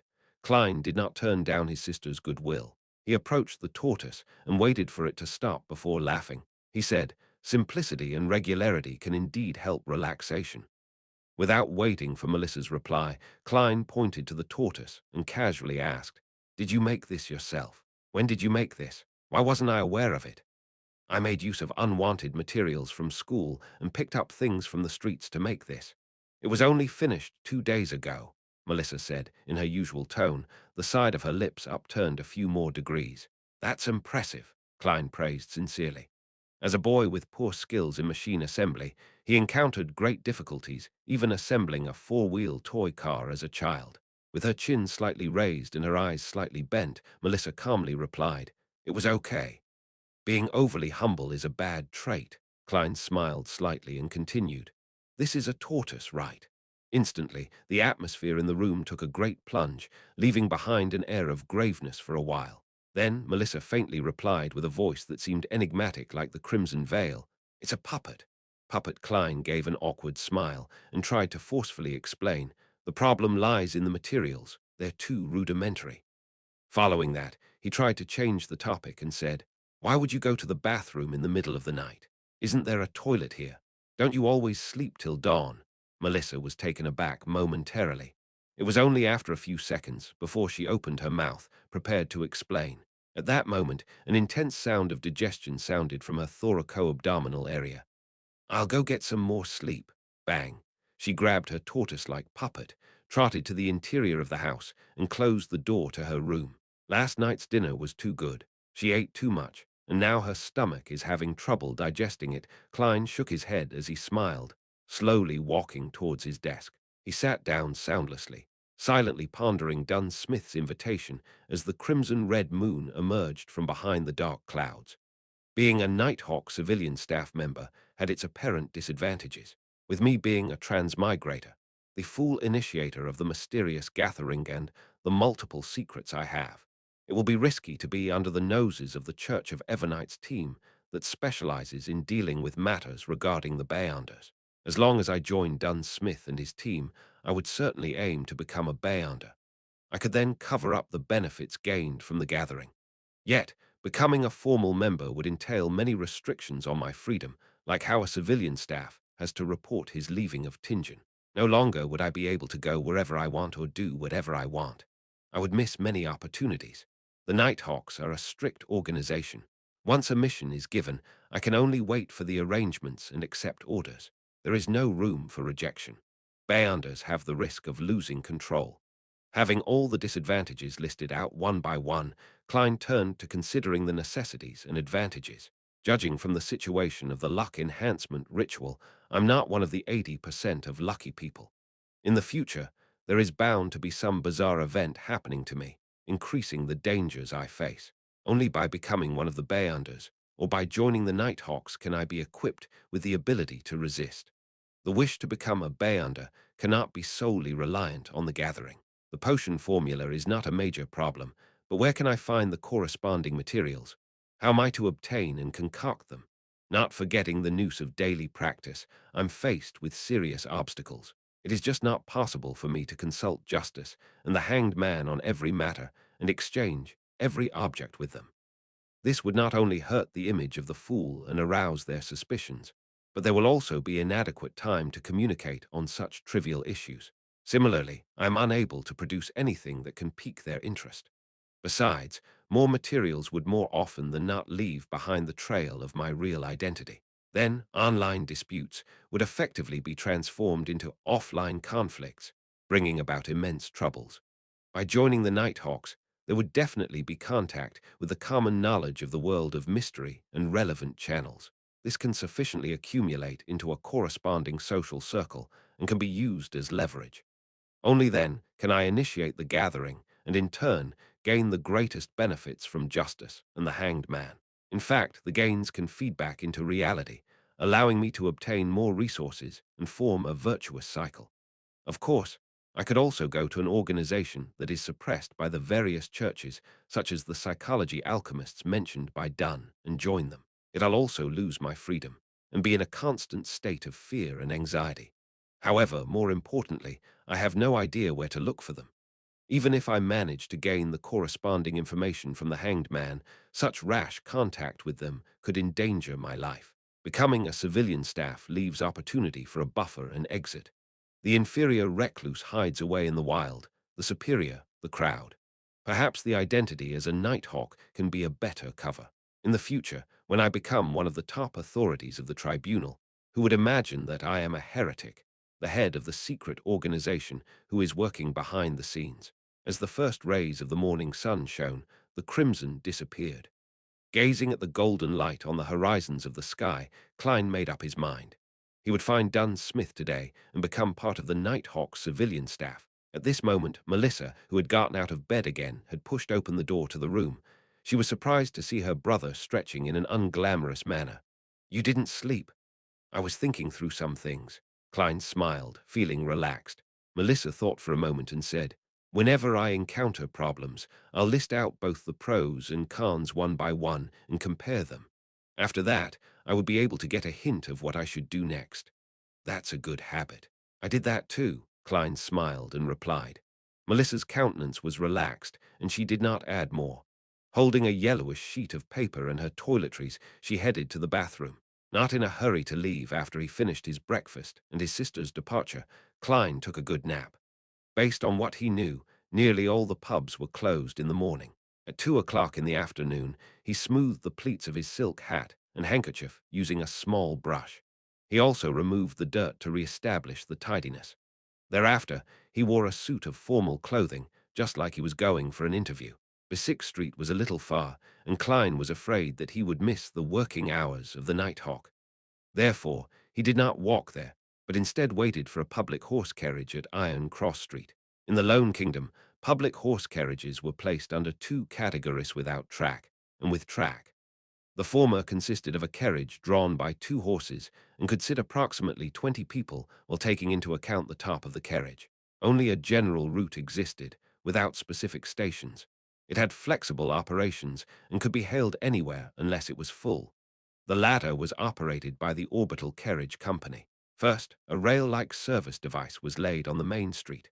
The horses would move on the inner lane while the wheels ran on the tracks, making it easier and more labor-saving. This could thus pull a bigger double-decker carriage that sat nearly 50 passengers.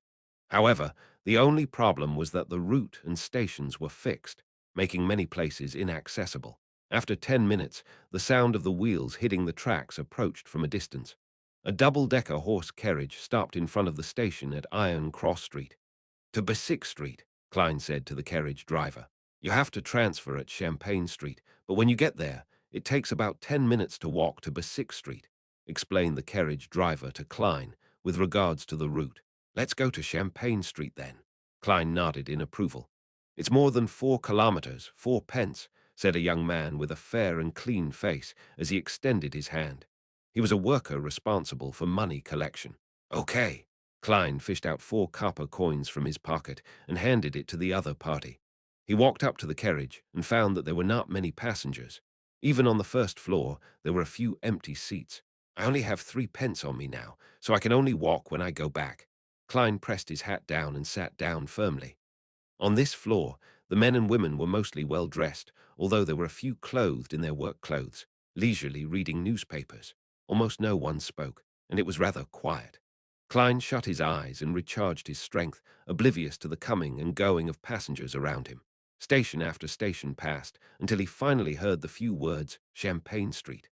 After alighting the horse carriage, he inquired along the way and soon reached Besic Street, where he saw the pub with the brownish-yellow hound logo. Klein reached out his right hand and gave a forceful push. The heavy door gradually opened, inundating him with a wave of uproarious noises and an impetuous heat wave. Although it was still afternoon, there were already many customers in the pub. Some were temporary workers, looking for opportunities here, waiting to be hired. Others were simply idling around, numbing themselves with alcohol. The pub was dimly lit. In the center, there were two large iron cages, with a third of its bottom sinking deep into the ground without any gaps. People held wooden wine cups and surrounded it, sometimes discussing loudly while laughing, sometimes cursing loudly. Giving a curious glance, Klein found two dogs caged inside. One was black and white, similar to the husky found on Earth. The other was wholly black with shiny fur, making it look healthy and fierce. "Do you want to bet? Doug has won 8 games in a row," said a little man wearing a brown beret as he neared Klein and pointed to the black dog. Bet. Taken aback at first, Klein regained his senses immediately.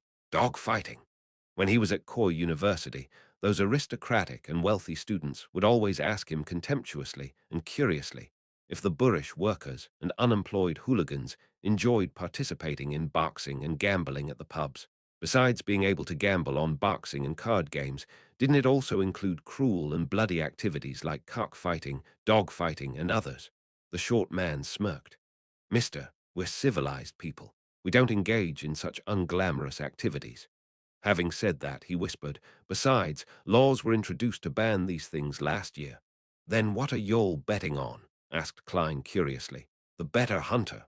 Just as the short man finished his sentence, a resounding cacophony sounded. He turned his head, waved his hands excitedly, and said, "You can't place a bet for this round as it has started. Wait for the next one then." Upon hearing that, Klein tipped his toes, lifted his head, and looked as far as he could. He saw two strong men, each dragging a sack, coming to the side of the iron cage and opening the prison door. They then dumped the contents of the sack into the cage. They were gray and disgusting animals. Klein tried to identify them carefully before realizing that they were rats. Hundreds of rats. As the iron cage was deep underground without any gaps, the rats moved in all directions but could not find a way out. Right then, just as the door of the cage was closed, the chain of the two dogs were untied. Woof! The black dog pounced ahead and killed a rat in one bite. The black and white dog was dazed at first before it started playing excitedly with the rats. The surrounding people either raised their wine cups and intensified their gaze or shouted loudly, "Bite it! Kill it!" "Doug, Doug!" Motherfucking rat baiting with dogs. Klein regained his senses and the corner of his mouth twitched unceasingly. The objective of the gamble is to determine which dog can catch more rats, perhaps. One can even bet on the specific number of rats caught. No wonder there were people purchasing live rats at Iron Cross Street. That's really unique. Klein shook his head, laughing as he backtracked, and circled along the edge of the alcoholic customers, and reached the front of the bar. "New here," said the bartender as he spared Klein a glance while wiping the cups. He continued, "1 cup of rye beer is a penny. Enmat beer costs 2 pence. 4 pence for Southville beer, or do you want a cup of purely brewed malt lanty?" "I came here for Mr. Wright," said Klein directly and bluntly. The bartender whistled and shouted to the side, "Old man, someone is looking for you." "Oh, who?" A vague voice sounded, and an intoxicated old man stood up from behind the bar. He rubbed his eyes, shifted his gaze to Klein, and asked, "Lad, were you looking for me?" "Mr. Wright, I would like to hire a small mercenary squad for a mission," replied Klein, according to what Dunn had instructed. "A small mercenary squad. Are you living in an adventure story? This hasn't been around for a long time." The bartender interrupted and smiled. Wright went silent for a few seconds before saying, "Who told you about this place?" "Dunn. Dunn Smith," replied Klein in all honesty. Instantly, Wright broke out in a chuckle and replied, "I see. Actually, the small mercenary squad still exists. It's just in another form with a more contemporary name. You can find it on the second floor of number 36 Zoutelen Street." "Thank you," thanked Klein sincerely before he turned and squeezed out of the pub. Before he went out of the pub, the alcoholic customers who surrounded him suddenly quieted down as they murmured, "Doug was actually defeated." Defeated. Klein smiled and shook his head. Then he left quickly and found his way to the nearby Zoderland Street after asking around. 30, 32, 34 here. He counted the house numbers and walked into the stairwell. Going around the corner and slowly climbing up the stairs, he saw the vertical sign with the current name of the so-called small mercenary squad. Blackthorn Security Company. Areas relating or affecting the thorax and abdomen. Note, this is not an invention of the author, but an actual legal blood sport known as rat baiting back in the Victorian era. Chapter 17. Special Operations Department, Blackthorn Security Company. Upon seeing the signboard, Klein felt surprised, yet found it reasonable. Man, what do I say about this? He shook his head and laughed before walking up the steps and knocking gently on the half-closed door with his right hand. Knock, knock, knock. The sound echoed slowly but rhythmically, but there was no response. Only a faint sputtering sound could be heard. Knock, knock, knock, Klein repeated, only to be met with the same outcome. He switched to pushing the door, making the gap larger as he stared inside a classic sofa which might have been for serving guests, a soft fabric armchair, and a burly wood coffee table. There was a girl with brown hair behind a table right across with her head drooped. Even though security company is just a guise, isn't this just too unprofessional? How long has this place been out of business?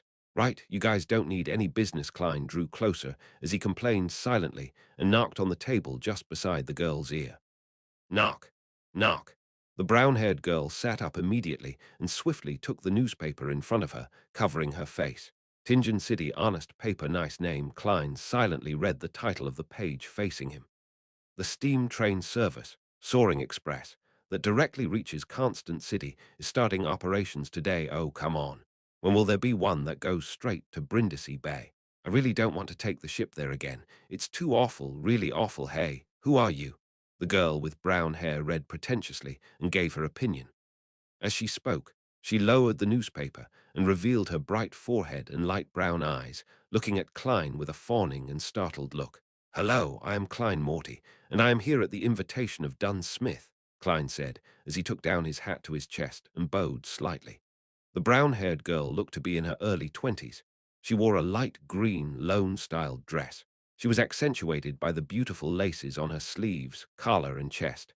The captain, all right, wait here for a moment. I'll go get him. The girl scurried up and went into the room beside her. She didn't even serve a cup of water or anything. The level of service awareness is worrying. Klein smiled faintly as he waited at his spot. After 2 to 3 minutes, the brown-haired girl opened the door and came out. She said with a sweet smile, Mr. Morty, please follow me. The captain is on watch at the Chinese gate and is unable to leave at the moment. Okay. Klein quickly followed behind. In his mind, he pondered to himself, Chinese gate, what could that be? Going through the partition, the first thing he saw was a small corridor with only 3 offices on each side.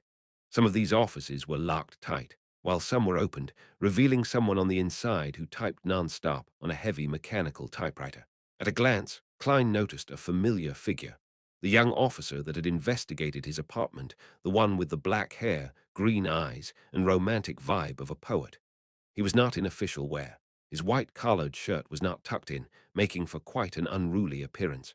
Perhaps he really is a poet. Klein nodded in greeting and was greeted with a smile. The brown-haired girl pushed open the left office door at the end of the room and pointed inside, chirping, We still have to go down a few levels. This office had no furniture in place, only a grayish-white stone staircase that extended downwards. The 2 sides of the stairs were lit up by gas lamps. The stable glow dispelled the darkness and gave a sense of harmony. The brown-haired girl walked in front, staring at her feet while walking carefully. Although I walk here often, I'm still constantly afraid of falling down, tumbling down like a barrel. You don't know, Leonard did such a folly. On the first day of becoming a sleepless first day, where he had not mastered his new powers, tried to rush down the flight of stairs. And then he became a cartwheel. Ha, it was hilarious if you think about it. Oh yes, it was the guy that greeted you just now. This was about 3 years ago. Speaking of which, I have been with the Nighthawks for 5 years. I was only 17 when I joined. The girl watched her steps as she spoke. Suddenly, she smacked her forehead and said, I forgot to introduce myself. I'm Razan. My father was a member of the Nighthawks, who sacrificed himself in an accident 5 years ago. I suppose we are colleagues from now on. Yeah, colleague is the right word. We are not teammates since we are not Bayunders.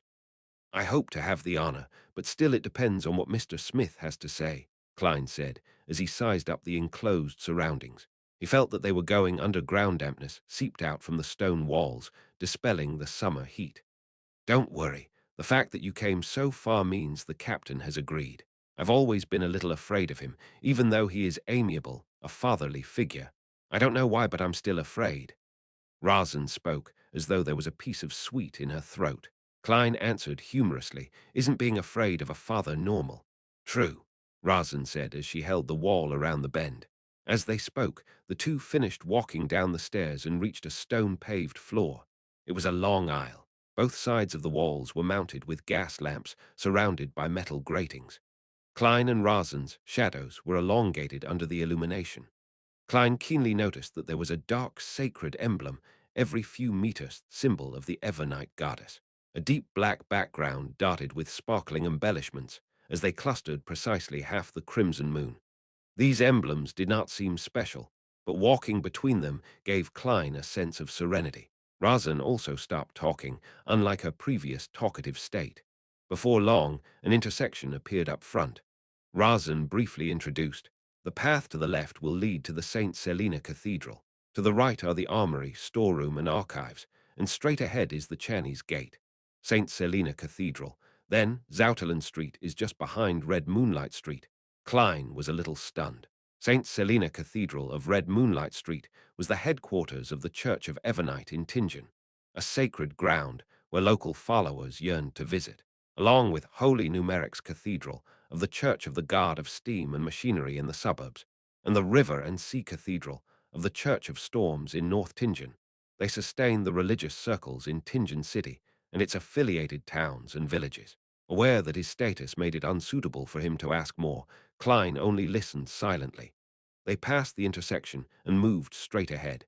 In less than a minute, a black iron split gate carved with 7 sacred emblems was seen. It stood there, heavy, cold, and domineering, like a giant guarding in the darkness. "Channy's Gate." Razan reminded him and pointed at the room beside them, saying, "Captain is inside. Go on in by yourself."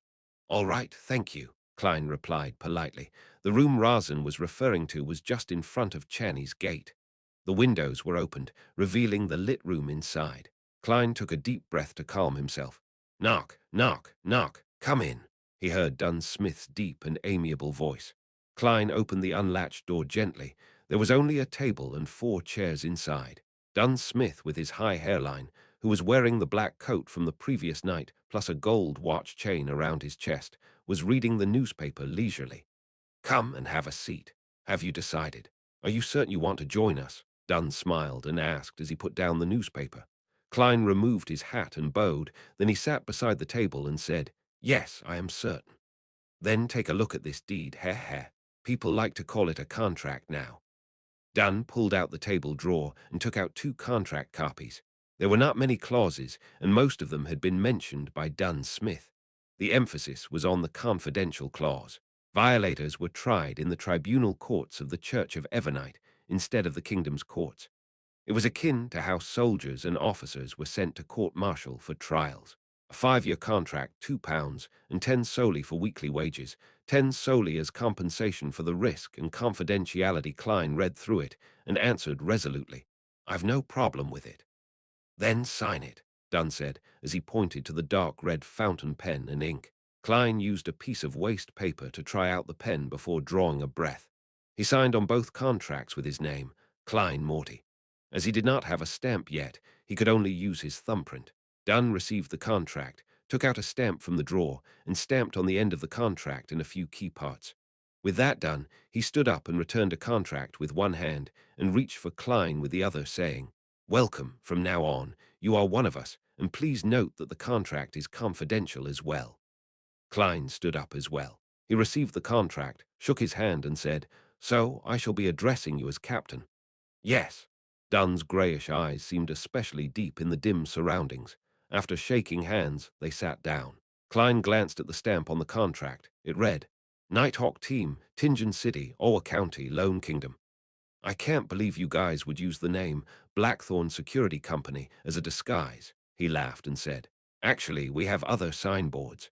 Dunn pulled out a piece of paper from the drawer. It was stamped with the stamps of the city government and the police department. The contents were as follows: 7th Unit, Special Operations Department, Owa County Police, Lone Kingdom. The first 4 units are the regular police responsible for general security, like the VIP Protection Unit and Key Installations Protection Unit. And from Unit 5 onwards are the ones dealing with supernatural incidents in each city. Our unit is responsible for incidents related to the followers of Evernite Goddess in Tingen. If there are different types of followers, then we divide the area accordingly. We are mainly in charge of places like the North, West, and the Golden Indus region. Dunn briefly introduced.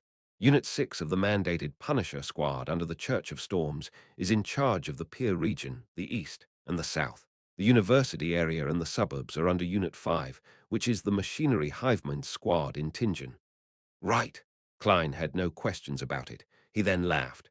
What happens if someone really comes here due to the Blackthorn Security Company signboard and requests for our services?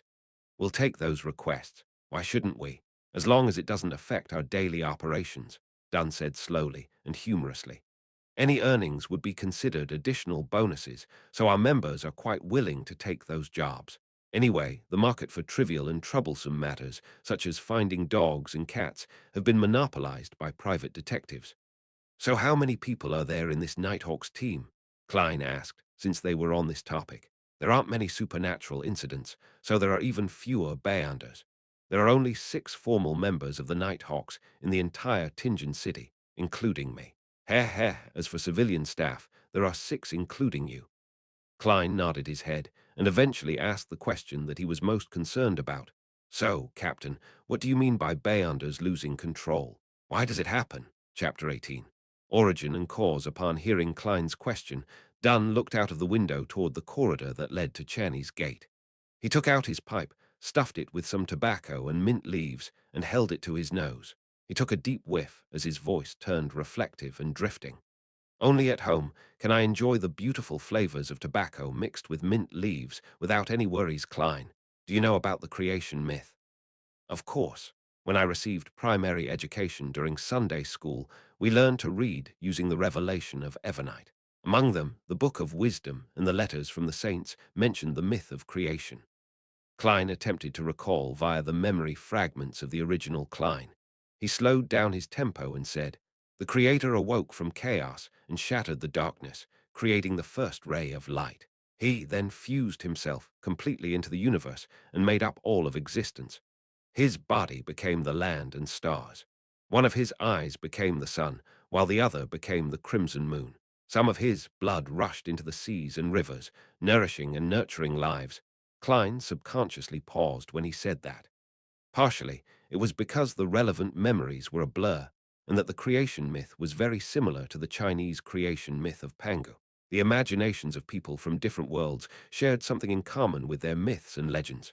Noticing that Klein was having trouble, Dunn smiled and added, "His lungs turned into the elves, his heart turned into the giants, his liver turned into the treants, his brain turned into the dragons, his kidneys turned into the feathered serpents, his hair turned into the phoenixes, his ears turned into the demonic wolves, his mouth and teeth turned into the mutants, and his remaining bodily fluids turned into the sea monsters, of which the essence was Naga.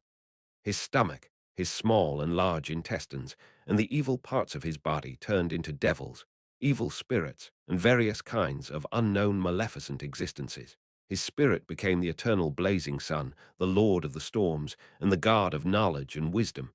His wisdom gave birth to humanity. That was the first epoch, the chaos epoch."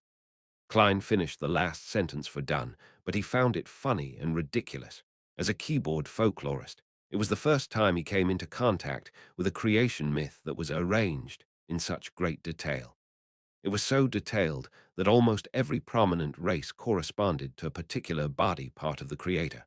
It's like a children's song with children sitting in a row and eating fruit. Furthermore, it was not only mentioned in the canon of the Evernite goddess. The churches of the Lord of Storms and God of Steam and Machinery also had similar descriptions. None of them alleviated themselves or devalued the other gods. This either means that the creation myth is real or hints that the few churches had undergone a long period of strife before compromising before the fifth epoch. With this in mind, Klein suddenly had another question. He asked with a frown, "It feels problematic. Why are the eternal blazing sun, Lord of storms, and God of knowledge and wisdom born directly from the Creator's spirit, while the goddess isn't?" In the revelation of Evernite's prehistorical records, the Evernite goddess had only awoken at the end of the second epoch. Together with the Lord of Storms, eternal blazing sun, and other gods, she blessed and helped humanity survive the cataclysm. It was also known as the Third Epoch, the Cataclysm Epoch. It was during that time that Earth Mother and the God of Combat appeared as well. As for the god of steam and machinery, whose original name was the god of craftsmanship, he was born only in the fourth epoch. In that sense, the standing among the gods seemed self-evident. The ones who were more ancient were more orthodox. It was extremely clear. This also troubled the believers of the Evernite goddess. Duns Smith held his pipe with another hand, and instead of answering, he returned with a question. Repeat the goddess's full title. Klein immediately felt like he had stabbed himself with a knife. He racked his brains and tried his best to recall. The Evernite goddess stands higher than the cosmos and more eternal than eternity. She is also the Lady of Crimson, the Mother of Concealment, the Empress of Misfortune and Horror, Mistress of Repose and Silence. Thankfully, Klein's mother was a devout believer of the Evernite goddess. When she was still alive, she would recite this every evening at dinner. Even though the memories of the original Klein had fragmented, not all was lost. What does the Lady of Crimson symbolize? Dunn asked with a guiding tone. The red moon. The moment Klein answered, he immediately understood. Then which part of the Creator did the red moon come from? Asked Dunn with a smile. A single eye. Klein and Dunn smiled at each other. This was no way less impressive than the Lord of Storms, who was formed from a third of the Creator's spirit. As for the churches of Earth Mother and the God of Combat, they likely had similar explanations. However, the God of Steam and Machinery had been born too late to find a reason.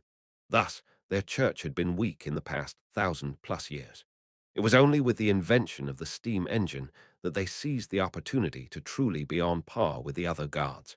Dunn stroked his pipe gently. Humanity was born out of the wisdom of the Creator, so we have clever and extraordinary brains, but lack other magical powers.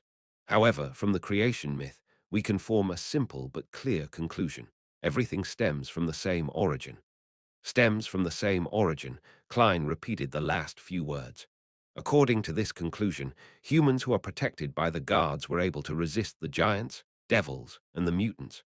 Gradually, they figured out means to obtain the power of the Beyonders. That is by using the corresponding parts of the evil spirits, dragons, monsters, magical trees, flowers, or crystals, and combining them with other materials to form potions. By consuming and absorbing the potion, one will gain different powers.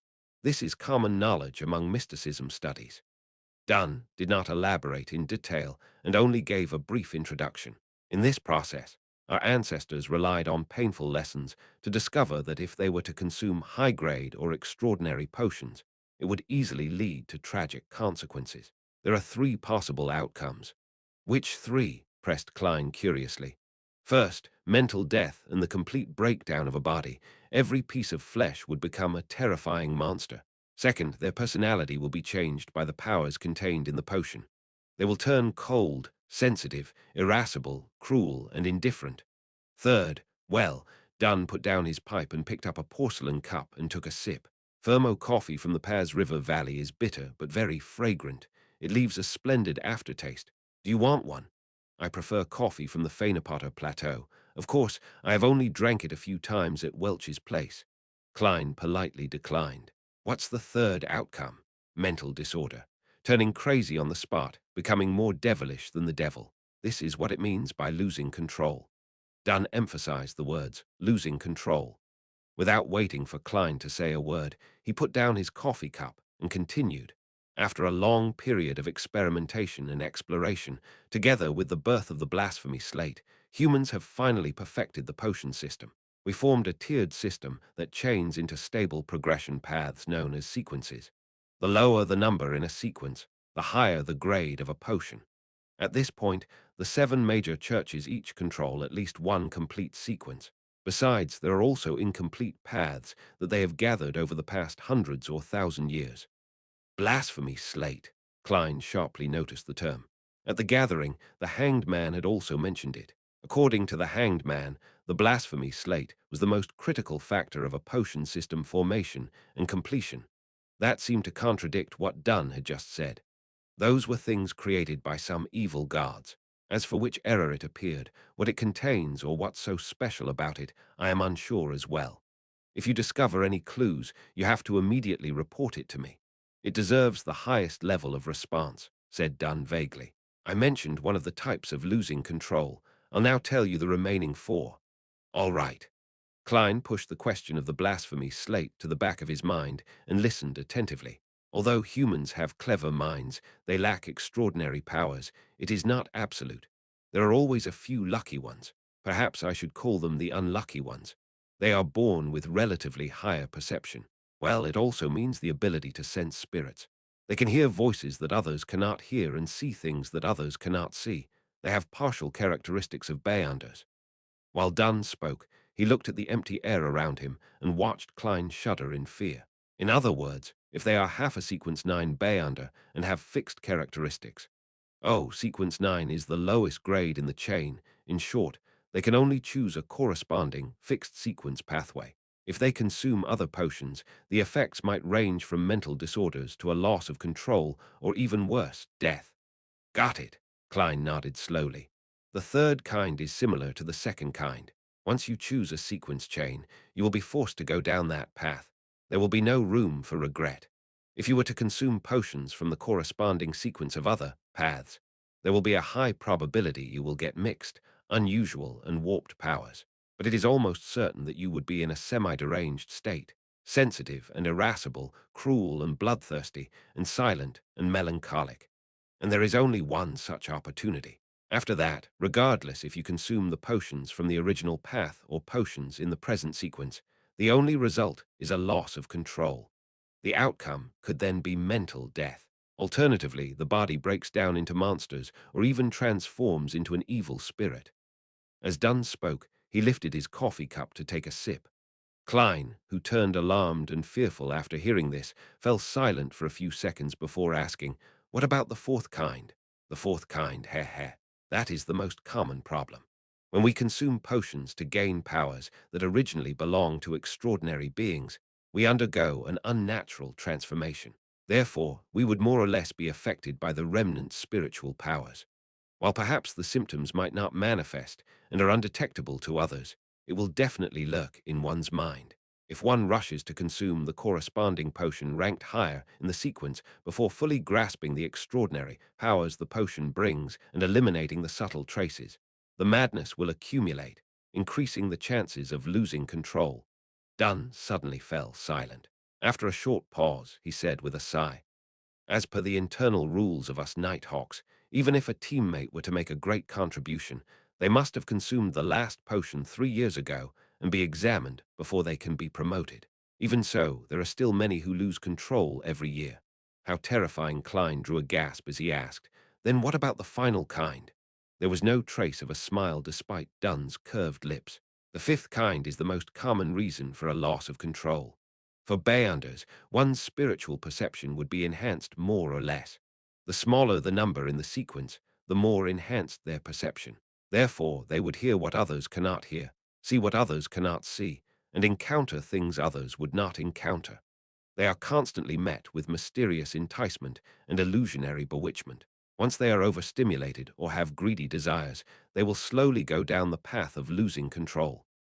As he spoke, Dunn looked straight at Klein, his grey pupils reflecting Klein's figure. His tone turned bleak as he said, "The founder of the Nighthawks, Archbishop Channies, once said, 'We are guardians, but also a bunch of miserable wretches that are constantly fighting against threats and madness.'" Chapter 19. Sealed artifacts, we are guardians, but also a bunch of miserable wretches that are constantly fighting against dangers and madness. The corridor outside the window was sealed, its walls ice cold. The room was illuminated with bright yellow lights. Dunn Smith's delivery echoed, sending blow after blow to Klein's heart. It left him temporarily at a loss for words. Dunn shook his head and smiled when he saw Klein silent. "Are you very disappointed? Beyonders are not like what you imagine them to be. We are always treading alongside danger. There is always a price to any gain." Klein recovered from his shock as he answered with a quivering voice. It was true that he never imagined that the halo, abnormality, and the inordinary aspects of a Beyonder would have such hidden threats.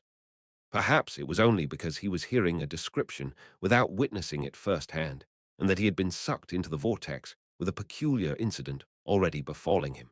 Klein soon brought his fear, uneasiness, worry, and apprehension under control. Of course, the thought of shrinking back was inevitable. It lingered around and refused to leave. Not bad. Very mature and rational, Dunn finished the last mouthful of coffee and added, also, bayonders are not as powerful as you imagine them to be, especially a low-sequence bayonder. Heh, why would we use one to represent the highest grade and nine the lowest? Isn't this against intuition and logic? The low sequence we often mention refers to a low grade or a high number. They are the starting point of the sequence chain. All right, where was I? Yes, bayonders are not as powerful as you imagine. A low-sequence bayonder's power is no match for guns, much less cannons. They are just more fascinating and indefensible than firearms. If you have a chance to become a bayonder in the future, you must consider what I said today carefully. Do not make a rash decision. Klein gave a self-deprecating smile. I don't even know when I will have the chance. He felt that he would not miss the opportunity if it presented itself to him. Consuming the wrong potion or a higher-ranked potion in the sequence could be mostly avoided. The major potential danger was the subtle influences the potions had and what he experienced from having heightened auditory and visual perceptions. For the former, he could draw on the experiences from generations of people before him. As long as he was not in a rush to advance himself and patiently grasped control over his powers, the chances of losing control were relatively low. Furthermore, he still had to resolve the potential problem that he currently faced. He had to understand the essence of mysticism and seek a way to transmigrate back. These were the underlying reasons for taking the first step. He did not aim for higher sequence spots. If it was easy to lose control, he could just forget about advancement, stay in his original sequence, and rely on knowledge to plan a way home. It was needless to elaborate on the potential risks. Back when Klein held the luck enhancement ritual, he was nearly driven crazy.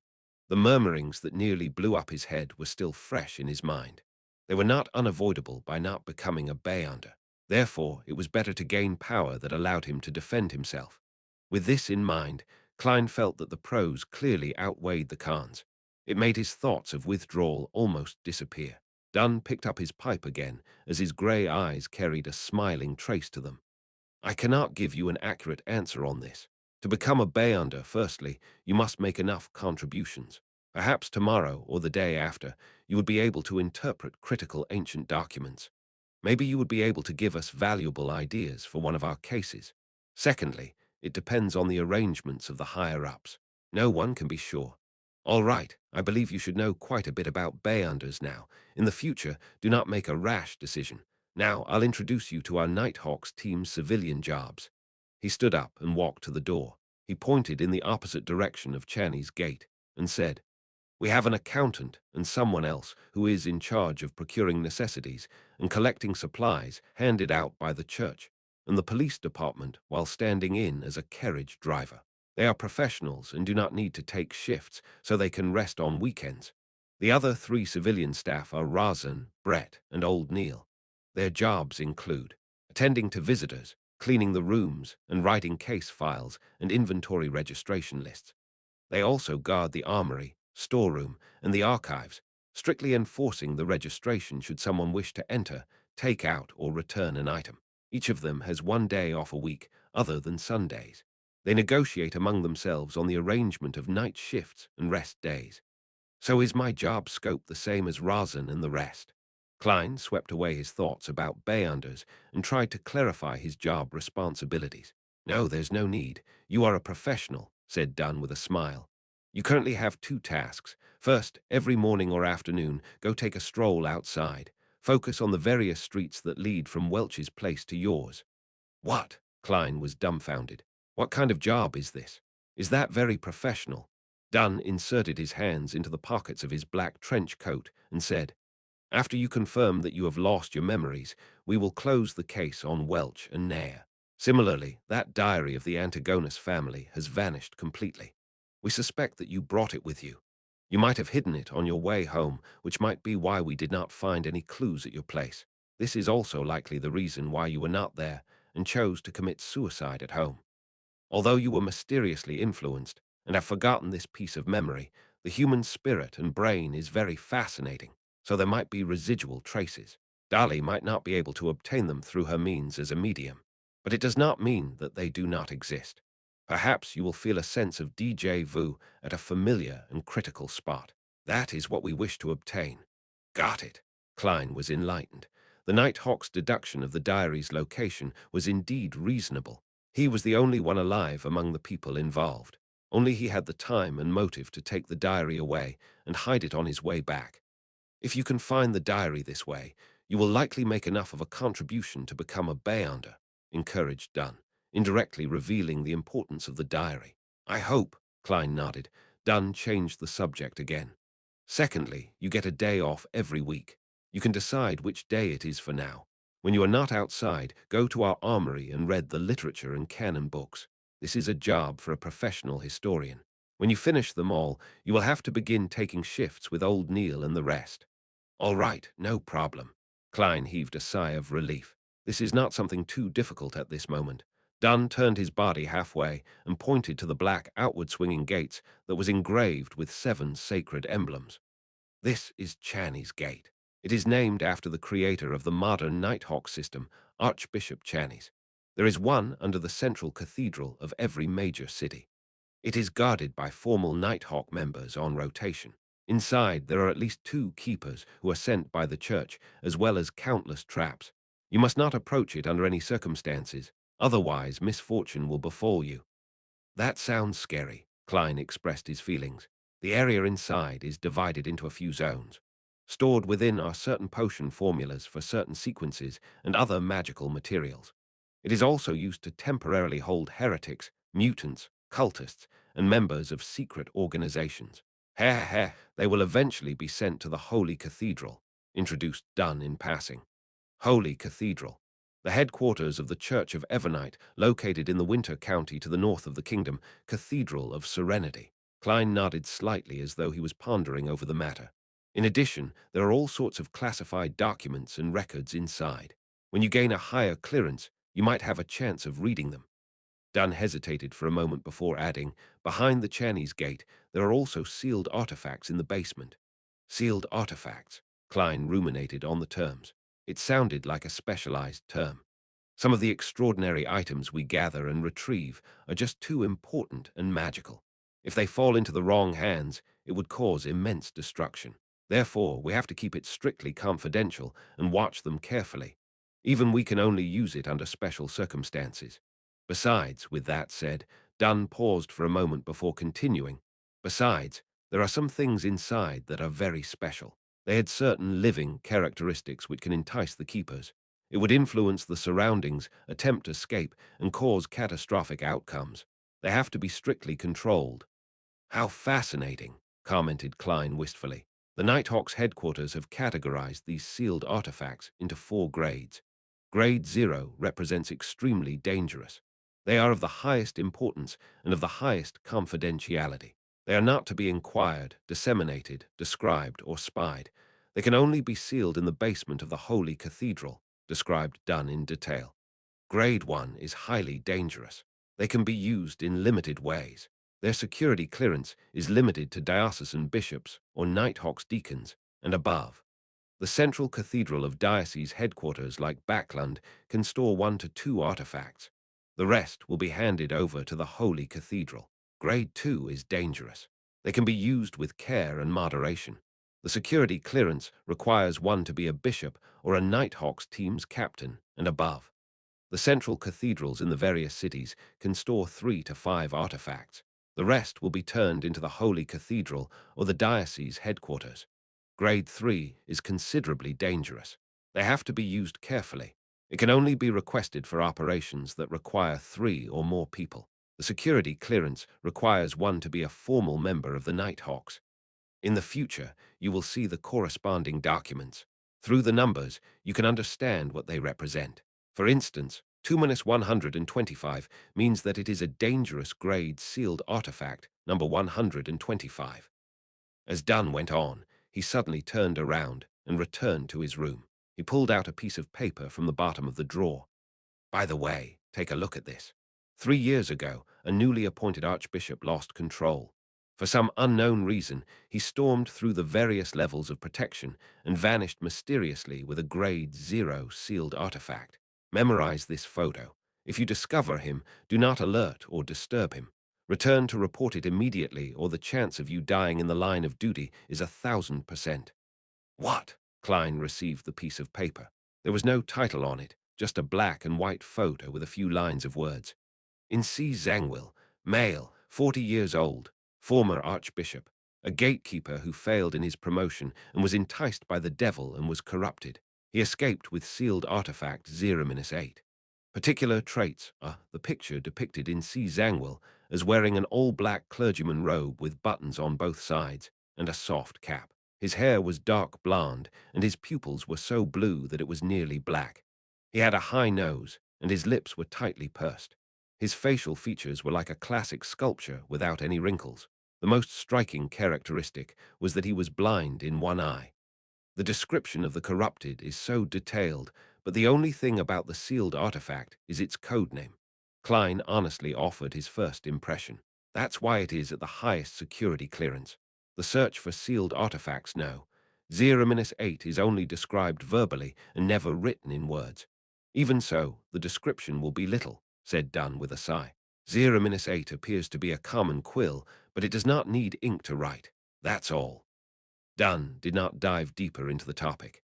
He tugged at the golden chain on his black trench coat and took out a gorgeous pocket watch of the same color. He clicked it open and took a glance before pointing outside. I've told you all you need to know. Go to the armory to find old Neil.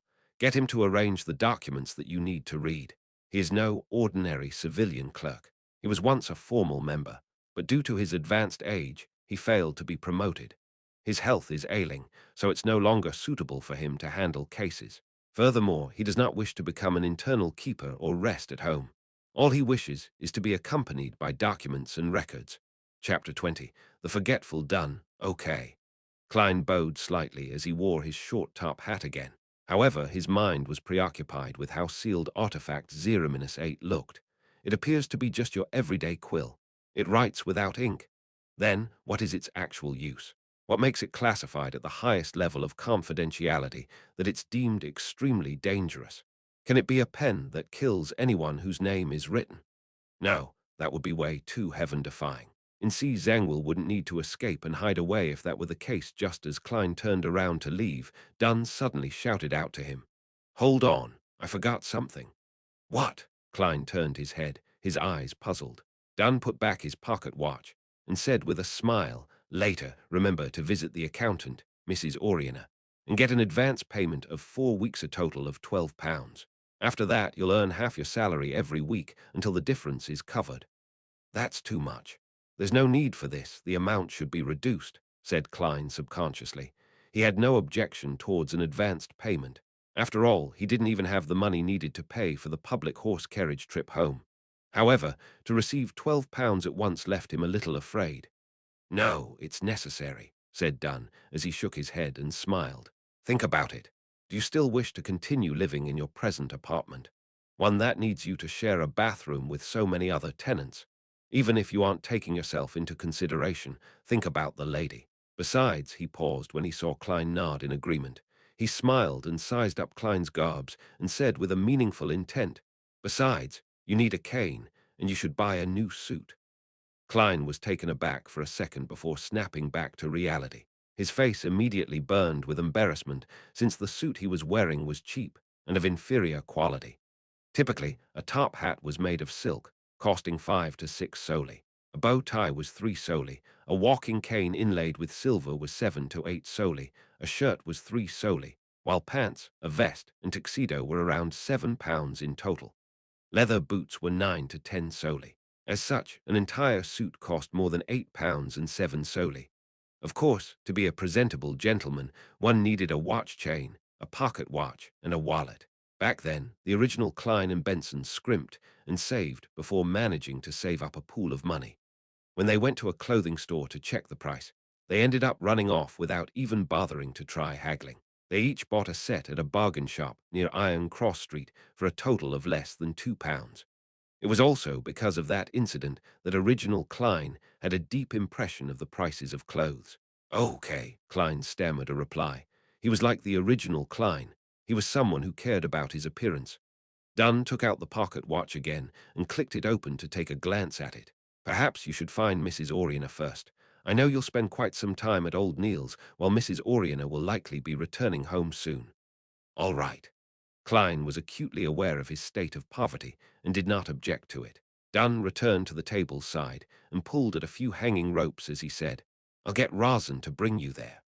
The ropes began their operation as the gears ground, producing a chime from a bell at the reception area of Blackthorn Security Company. When Razan heard it, she hurriedly stood up and carefully made her way down. It did not take long before she appeared in front of Klein again. Dunn said humorously, I did not disturb your rest, right? Oh, bring Morty to Mrs. Oriana. Razan secretly curled her lips as she answered, happily, all right, Captain. Is that all? At that moment, Klein blurted out in surprise. To get his advance payment from finance, isn't there a need to get an approval letter from the captain? Shouldn't you write something? So, Dunn returned with a question. I mean, don't I need your signature to claim an advance payment from Mrs. Oriana? Klein tried his best to use simple language. Oh no, there's no need. Razan is enough proof. Dunn pointed at the brown-haired girl and gave a reply. Captain, it seems there's almost zero management of our finances. Klein resisted his urge to deliver a sarcastic comment before turning to leave the room with Razan. At that moment, he heard Dunn shout out again. Hold on, there's still another thing. Can we finish it all at once? Klein turned back with a smiling face. Yes, Dunn pressed at his temple and said, when you meet old Neil, remember to collect 10 demon hunting bullets. Me, demon hunting bullets, Klein returned in astonishment. Welch's revolver is still with you, right? There's no need for you to turn it in. Dunn inserted a single hand into his pocket and said, with the demon hunting bullets, if you were to face a paranormal danger, you will be able to protect yourself. It will give you some courage at the very least. There's no need for you to add on the final sentence. Just as Klein was vexing over the problem, he answered without any hesitation, all right, I'll remember to do so. This will require me to write a formal document. Wait a moment. Dunn sat down and picked up the dark red fountain pen. He scribbled a note, signed it, and stamped it. Thank you, Captain. Klein received it sincerely. He slowly walked back before turning around. Hold on. Dunn shouted one more time. Captain, you look to be in your 30s. Why do you have the symptoms of dementia? Klein squeezed out a smile and turned around to ask, anything else? I forgot earlier that you are not trained in shooting, so getting demon hunting bullets would be useless. Let's do this. Collect 30 normal bullets every day. Take the opportunity when you are out to go to the street corner underground shooting range at number 3 Zoutelen Street. Most of it belongs to the police department, but there is one that is specially for us Nighthawks. Oh, right, you also need to get a badge from Old Neil. Otherwise, you won't be able to enter the shooting range. Dunn smacked his forehead and took back the note from Klein. He then added the information and stamped it with another seal. A good marksman is produced by expending bullets. Do not think lightly of it. Dunn handed back Klein the modified note. Got it. Klein, who was fearful of danger, yearned to visit the shooting range that very day. He took 2 steps towards the exit before carefully turning around halfways. He deliberated before asking, Captain, is there anything else? No, Dunn nodded firmly. Klein heaved a sigh of relief and walked straight out the door. While walking, he had the strong urge to turn around to ask another, Are you sure there's nothing else? He resisted that urge and finally left the keeper room successfully. Captain has always been this way. He often forgets things. As Razan walked by his side, she softly disparaged the captain. Even my granny has a better memory than him. Of course, he only forgets the trivial stuff. Yeah, trivial stuff. Klein, I'll call you Klein in the future. Mrs. Oriana is a very affable person. It is easy to hit it off with her. Her father is a watchsmith with excellent skill. As Klein listened to the brown-haired girl rattle on, he stepped into the stairwell and returned to the upper floor. He found Mrs. Oriana in the far office on the right-hand side. She was a black-haired woman dressed in a flounced lace dress. She appeared in her 30s and had fashionable curly hair. Her pair of green eyes were clear and smiling, and she seemed refined and elegant. After Oriana heard Razan repeat Dunn Smith's instructions, she took out a note and wrote an advance slip. Sign here. Do you have a seal? If not, you can leave a thumbprint. All right. Now familiar with the procedures, Klein completed the formalities.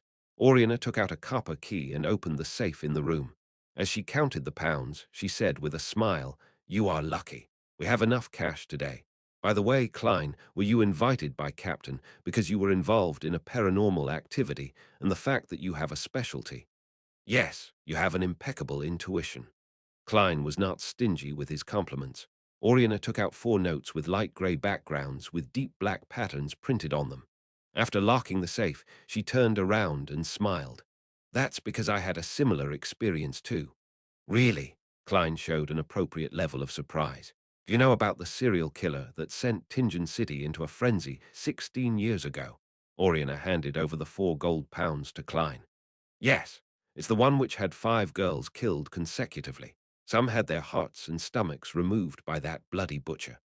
My mother often used that matter to scare my sister when we were young," said Klein as he thought about it. He received the notes and discovered that 2 of them were in 5-pound denominations and 2 of them were in 1-pound denominations. All of them had a grey background and were inked in black. The 4 corners had complicated patterns and special ink to prevent counterfeiting. The former notes were slightly bigger, and in the middle of them was Lone Kingdom's 5th king, George III's direct ancestor, Henry Augustus I. He wore a white hairband above his rotund face. His eyes were slender, and he had an abnormally serious expression. However, Klein felt an indescribably sense of closeness to him. This was a 5-pound note. It's almost equal to 4 weeks of Benson's salary. In the middle of the 1-pound note was George III's father, the former king, William Augustus VI. This might wielder had a thick mustache and a firm gaze. While he was in power, he freed the lone kingdom from the shackles of the old order, allowing his nation to regain the pinnacle spot. They were all good kings. Klein could faintly smell the note's ink that elated and refreshed him. Yes, if the Nighthawks had not come in time, I would have been the 6th victim. Mrs. Oriana's tone still hinted at a sense of lingering fear, despite the incident having happened more than 10 years ago. "I heard that the serial killer, no, the butcher, was a Beyonder." Klein carefully folded the paper notes and placed it in an inner pocket of his suit. Then he patted the area a few times to confirm it was there. "Yes," Mrs. Oriana gave a firm nod. "He had killed even more before that. The reason why he was captured was because he was preparing a ritual for the devil. No wonder he wanted different organs. Sorry, Mrs. Oriana, for making you recall such unpleasant memories," said Klein sincerely. Oriana smiled. "I'm no longer afraid. I was studying accountancy in business school back then. After that incident, I've been here ever since. All right, I'll stop keeping you from what you should do. You still need to head to Old Neil's. Goodbye, Mrs. Oriana." Klein took off his hat and bowed before leaving the office. Before he went downstairs, he could not help but pat his inner pocket to make sure the 12 pounds was still there. He did a turn at a cross junction and headed right. It did not take him long to see a half-closed iron door. Knock, knock, knock. While he knocked, an aged voice sounded from inside. "Come in." Klein pushed open the metal door and discovered a cramped room which only allowed for a desk and 2 chairs. There was a tightly locked iron door inside the room, and behind the desk was a hoary elder dressed in a class black robe. He was reading a few yellowed pages from a book with the illumination of a gas lamp. He raised his head and looked at the door. "Are you Klein, Morty? Razan said you were very polite when she came over a while ago." "Miss Razan is really a friendly person. Good afternoon, Mr. Neal." Klein took off his hat as a gesture of respect. "Have a seat." Neil pointed to the silver tin can with complex flowery patterns on the table. "Would you like a cup of hand-ground coffee?" The wrinkles at the edge of his eyes and mouth were deeply recessed. His dark red pupils appeared slightly turbid. "It doesn't seem like you drink coffee." Klein acutely noticed that Neil's porcelain cup was filled with clear water. "Ha, it's a habit of mine. I do not drink coffee after 3 in the afternoon," Neil explained with a laugh. "Why?" Klein asked in passing. Neil held back his smile as he looked into Klein's eyes and said, "I'm afraid that it would affect my sleep at night. It will make me hear the murmurings of the unknown existence." Klein was momentarily unable to answer him as he changed the subject. "Mr. Neal, what documents and books should I read?" As he spoke, he took out the note written by Dunn. "Anything that has to do with history or is complicated and incomplete. To be honest, I have always been trying to learn, but all I can achieve is a rudimentary grasp." It's just too troublesome for the other material, such as people's diaries, contemporary books, epitaphs, etc., lamented Neil. For example, the things I have here require more detailed historical records to determine the exact content. Why? Klein turned confused. Neil pointed to a few yellowed pages in front of him. These are from Roselle Gustav's lost diary before his death. In order to keep things secret, he used strange symbols he invented to take records. Emperor Roselle, the transmigration senior. Klein was taken aback as he immediately listened attentively. Many people believe that he did not truly die, but instead became a hidden god. Therefore, cults which revere him have always been holding various rituals to attempt at gaining power. We will occasionally encounter such incidents and obtain a few original or duplicated copies of the diary, Neil said, with a shake of his head. Till date, no one has been able to decipher the special symbol's true meaning. Therefore, the Holy Cathedral has permitted us to keep copies for research, hoping that it would bring them a pleasant surprise. With that said, Neil revealed a smug smile. I have already deciphered a few symbols and have confirmed that they represent numbers. Look at what I discovered. It's actually a diary. Yes, I wish to use history from different periods, especially events that revolved around the emperor. By comparing those records to the ones written in the diary for the corresponding day, I can try to interpret more of the symbols. That's the mind of a genius, right? The old gentleman with white hair and deep wrinkles looked at Klein with bright eyes. Klein nodded in agreement. Yes.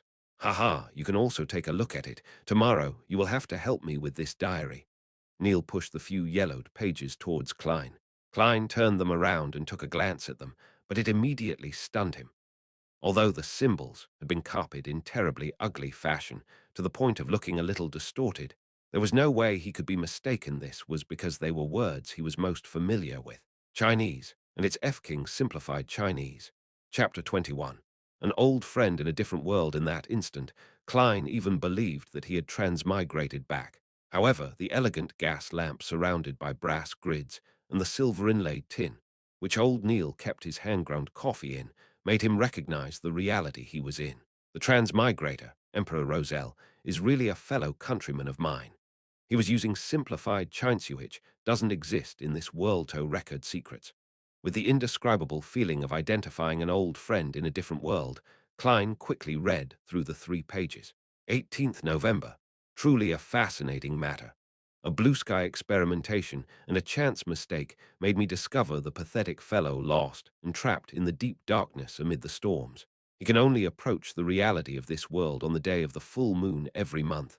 Yet, he is unable to transmit his cries. He is lucky to have met me, the protagonist of this era. After reading the paragraph I wrote above, I suddenly felt a little down. Even my Chinese is written like a translation. 4 decades have passed in a finger snap. My past memories feel more like a dream. 1184, 1st January. At the Grand New Year Gala, Lady Florna was truly splendid. 2nd January. My diplomats are all idiots. 3rd January. I made a hasty choice back then. In hindsight, I should have chosen the apprentice, the seer, or the marauder. Unfortunately, there is no way of redoing it. 4th January. Why are my children so stupid? I've repeated myself so many times. Do not be fooled by those charlatans. The key thing about potions is not about grasping them, but digesting them. It's nothing about tapping powers, but acting.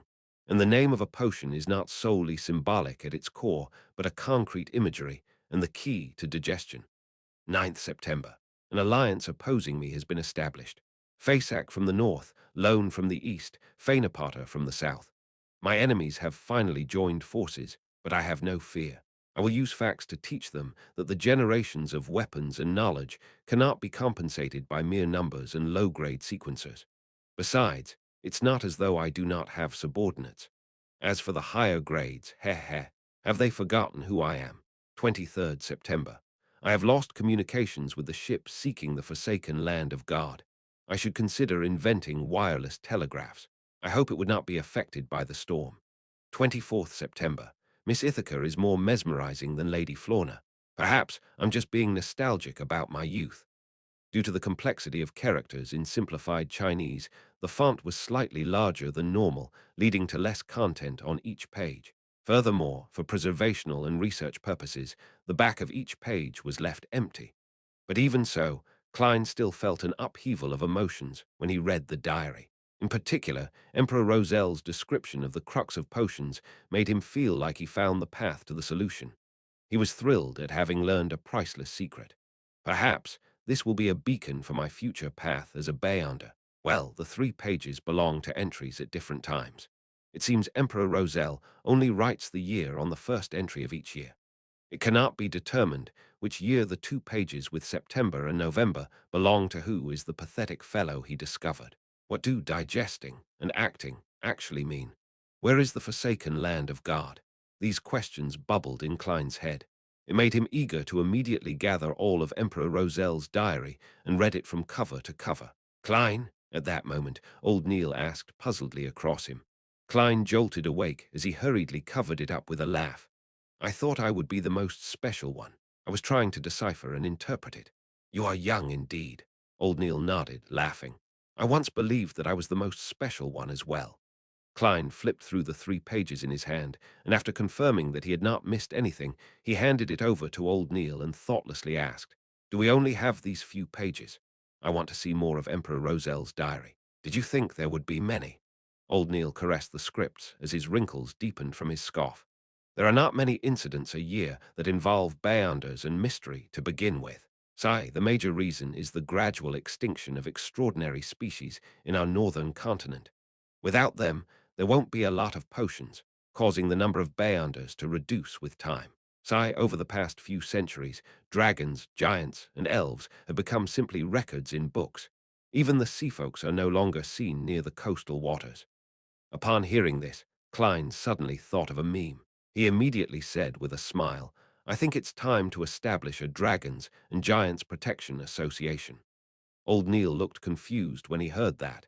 It took him quite some time to figure out what it meant. After figuring out its meaning, he rapped the table and laughed quite heartily in a not-so-gentlemanly manner.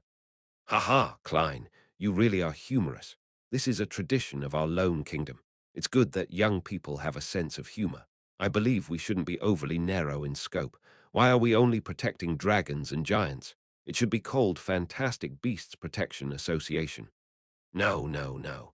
How can we forget those poor plants? Klein shook his head. They exchanged looks and proclaimed in unison, Fantastic Organisms Protection Association. Both of them laughed tacitly. The awkwardness and unfamiliarity of the atmosphere between them dissipated considerably. There are fewer interesting young people like you these days. Where was I? Old Neil's wrinkles suffused a smile as he said, I remember. There are not many incidents a year that involve Beyonders and mystery to begin with. The retards who revere Emperor Roselle are the minority of the minority. It's already pretty good that we can obtain 3 scripts well. The other larger cathedrals or dioceses might have some. After muttering a few words, he took the approval note which Klein had placed on the table earlier and took a look. Are they pistol bullets, rifle bullets, or steam-pressured bullets? It's a revolver, answered Klein honestly.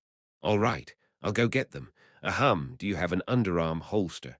As a gentleman, we can't let you have something bulging below your waist in public. Old Neil made a joke that all men understood. Heh, no. Do I need to get Captain to include it? Klein smiled cooperatively. Old Neil stood up and said, There's no need. I just need to make a record. It's an accessory item. Repeat after me, accessory item. Were you a teacher in the past? Joked Klein. I spent some time at the church's Sunday school and free schools. Old Neil waved the note and took out a key from the drawer. He then opened the iron door that led into an inner chamber. Beyonders do not seem much different from commoners, Klein murmured silently before casting his gaze on the table where the 3 pages of the diary were. Emperor Roselle is indeed involved in the realm of mystery. His diary is invaluable to others. They are just pieces of scrap paper. It is unknown when they will be deciphered, but they are a valuable treasure to me. I wonder where the remaining parts of the diary, or I have to think of ways to get more. Klein's mind went through upheavals, as he could hardly calm down. This continued until old Neil came out and closed the iron door. 10 demon hunting bullets, 30 revolver bullets, an ox-hide underarm holster, and a 7th Unit Special Operations Department badge. Please count them and give them a try. Remember to sign the logbook. Old Neil placed the items down on the table.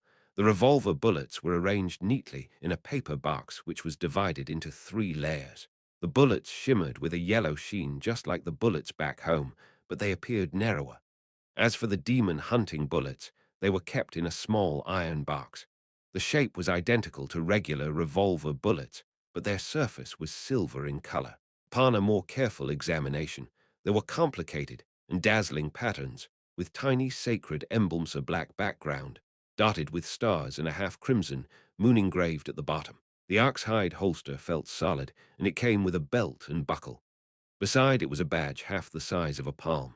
It had a metallic background with Ottawa County Police Department and 7th Unit, Special Operations Department, inscribed in silver text. They formed almost two sealed circles and surrounded the two crossed swords and a crown police emblem. Unfortunately, it's not a Nighthawk's badge, Klein said half wistfully and half probingly. Old Neil smiled and urged Klein to test the underarm holster. After he took off his jacket, Klein took quite a bit of effort to buckle up the holster, which hung close to his left armpit. Not bad. He put on his jacket again. Old Neil sized him up and nodded in satisfaction. It suits you well. My judgment is as accurate as usual. After putting away the other items into his pockets and signing the logbook, Klein had a short, casual conversation with old Neil before leaving. Halfway, he suddenly slapped himself in the forehead. I forgot to learn more about the sequences and potions. It's all the fault of Emperor Roselle's diary. At this point, he was still unaware of what the first sequence of the complete pathway the Church of Evernight possessed. All he knew was that it started with sequence 9. Razan had apparently mentioned something the sleepless. Just as Klein was slowly walking towards the stairs, a person came down. He wore tight trousers which made movement easy. His white shirt was not tucked in, and he had a clear romantic temperament of a poet. He was none other than the black-haired, green-eyed police inspector who had previously come to search Klein's place. They had met upstairs previously, but they had not exchanged words. "Good afternoon," greeted the young poet like Nighthawk with a smile. "Good afternoon. I believe I do not need to introduce myself," answered Klein humorously. "There's no need. I have a deep impression of you." The young Nighthawk extended his right hand and said, "Leonard Mitchell, Sequence 8's Midnight Poet." Sequence 8, he's really a poet. Klein smilingly shook his hand as he returned with a question. "You have a deep impression of me." Leonard Mitchell's green eyes were deep as he replied with a very faint smile. "You have a special disposition." He feels and sounds so gay the corners of Klein's mouth moved slightly as he barely said with a smile, "I don't think so myself." After encountering an accident like that, you remained alive despite not receiving our protection immediately. That makes you special enough. Leonard pointed ahead. "I have to replace Captain. See you tomorrow." "See you tomorrow." Klein turned to make way for the Nighthawk. As he walked to the ends of the stairwell, Leonard Mitchell suddenly turned around and stared at the stone-paved ground which was illuminated by the yellow sunset. He muttered into the air softly, "Did you manage to notice anything?" Indeed, there's nothing special about him. Chapter 22. Starting sequence after he went up the stairs and returned to the reception hall, Klein was about to bid Razan farewell when he heard the brown-haired girl mention briskly, "Captain says that you can come on Monday. He wants you to settle your household affairs first." "All right." Klein never expected the Nighthawk's management to be so humane and accommodating. It made him feel a little grateful. He was planning on waking early the next morning and making use of the opportunity to wander around, to visit Tingen University. He planned on informing the staff in charge of the interview that he was not participating in the follow-up interviews. After all, he had originally obtained the opportunity to make the interview because of his professor's recommendation letter. Regardless, it was basic courtesy to have formal closure. Even if it was not for himself, he had to respect his mentor's efforts. And in a world without telephones, where telegrams were charged by the character, and the fact that it would be too late to send a letter, he felt that taking the public carriage to the university was the most economical and suitable solution. Having received the captain's special approval, Klein did not need to tire himself out. He could wake up late and still make his way there on time. Klein was just about to take off his hat to bid Razan farewell when he suddenly thought of something. He looked around and suppressed his voice. "Razan, do you know what the starting point of the church's complete sequence is?" He had forgotten to ask old Neil. Razan's eyes widened as she looked at Klein in astonishment. "You wish to become a Beyonder? Was I that obvious?" Klein's body language betrayed him as he answered in embarrassment. Having learned that extraordinary and mysterious powers exist in the world, it's inevitable that I have some yearnings for it. Oh, my goddess. Do you know how dangerous it is? Didn't Captain tell you?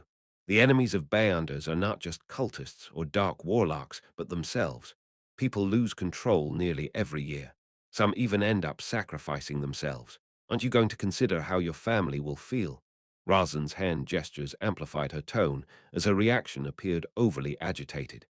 Klein, I think the better choice is to be a civilian staff. There's nearly no danger, and our salary increases every year. After a few years of work, you will have saved up much money, allowing you to rent a bungalow in the North Borough or in the suburbs. You can then marry a rich and charming lady and have a wonderful family, having adorable and naughty little angels. Razan, stop. Hold up. Klein hurriedly stopped her in exasperation when he realized that she was changing the subject. I just want to, well, understand the basics for now. All right. Razan fell silent for a few seconds as she lowered her gaze, feeling somewhat sorry. Due to what happened to my father, whenever I face similar problems, I tend to be, well, a little agitated. However, to be honest, I'm filled with respect towards any man or woman who willingly wishes to be a nighthawk. I understand, echoed Klein. Razan blinked her light brown eyes and added, My father once said that one should never think that they can resolve hidden risks or combat danger by simply becoming more powerful or a higher sequencer. In fact, it's the opposite. They will encounter more terrifying matters. When facing the unknown or a terrifying existence, death and insanity are the only two outcomes. Heh, he ended up sacrificing himself 2 weeks after saying that. Klein, don't look at me with pity. My life is great now, really great. It's only right to feel fear towards these matters. I only want to know the basics. Klein repeated his previous reply, not sure whether he should laugh or cry. Captain explained it more clearly than you. And even if I do not become a Beyonder, I have already encountered something extraordinary. All right, said Razan ruminatively. I've heard Captain's and old Neil's conversation before. As extraordinary creatures are declining or going extinct, few high sequencers exist in this era. It's already very impressive to become a Beyonder. Combining our Tingen city and the suburbs, there are hundreds of thousands of people, or maybe even more. Yet there are only about 30 plus Beyonders. Well, it's just my guess. I'm not counting the cultists and dark warlocks who hide in the dark. Without waiting for Klein's reply, she seemed to regain her vibrancy as she clenched her fist and brought it to her chest. And among these 30 plus Beyonders, most of them are at sequence 9. Ah, it seems I have gone off topic. It's okay. That was something I wanted to know as well. Klein wished that Razan could be like her usual self, revealing more information as she rambled on. Anyways, it's already very, very impressive to become a Beyonder, Razan repeated herself. The starting sequence of our church's complete sequence is sleepless. Sequence 9, sleepless. Indeed, Klein nodded as he watched Razan, finding it hard to stop herself from describing in detail. You should be able to guess from the name. A sleepless is someone who does not need to sleep at night. 3 to 4 hours of rest in the day would be sufficient. Man, I'm so envious. No, not at all. Sleep is a gift bestowed upon us by the goddess. It's the truest bliss. Where was I? Ah, right. A sleepless can see through the darkness even without any lights. The deeper into the night, the more powerful they become. I mean more powerful in the aspects of their physical strength, their intuition, and their mental capabilities. However, although they can detect unknown dangers that lurk in the dark, they will still rely on demon-hunting bullets and other items to handle monsters they are unable to deal with via normal means. My father was once a sleepless. Without waiting for Klein to press on, Razan continued.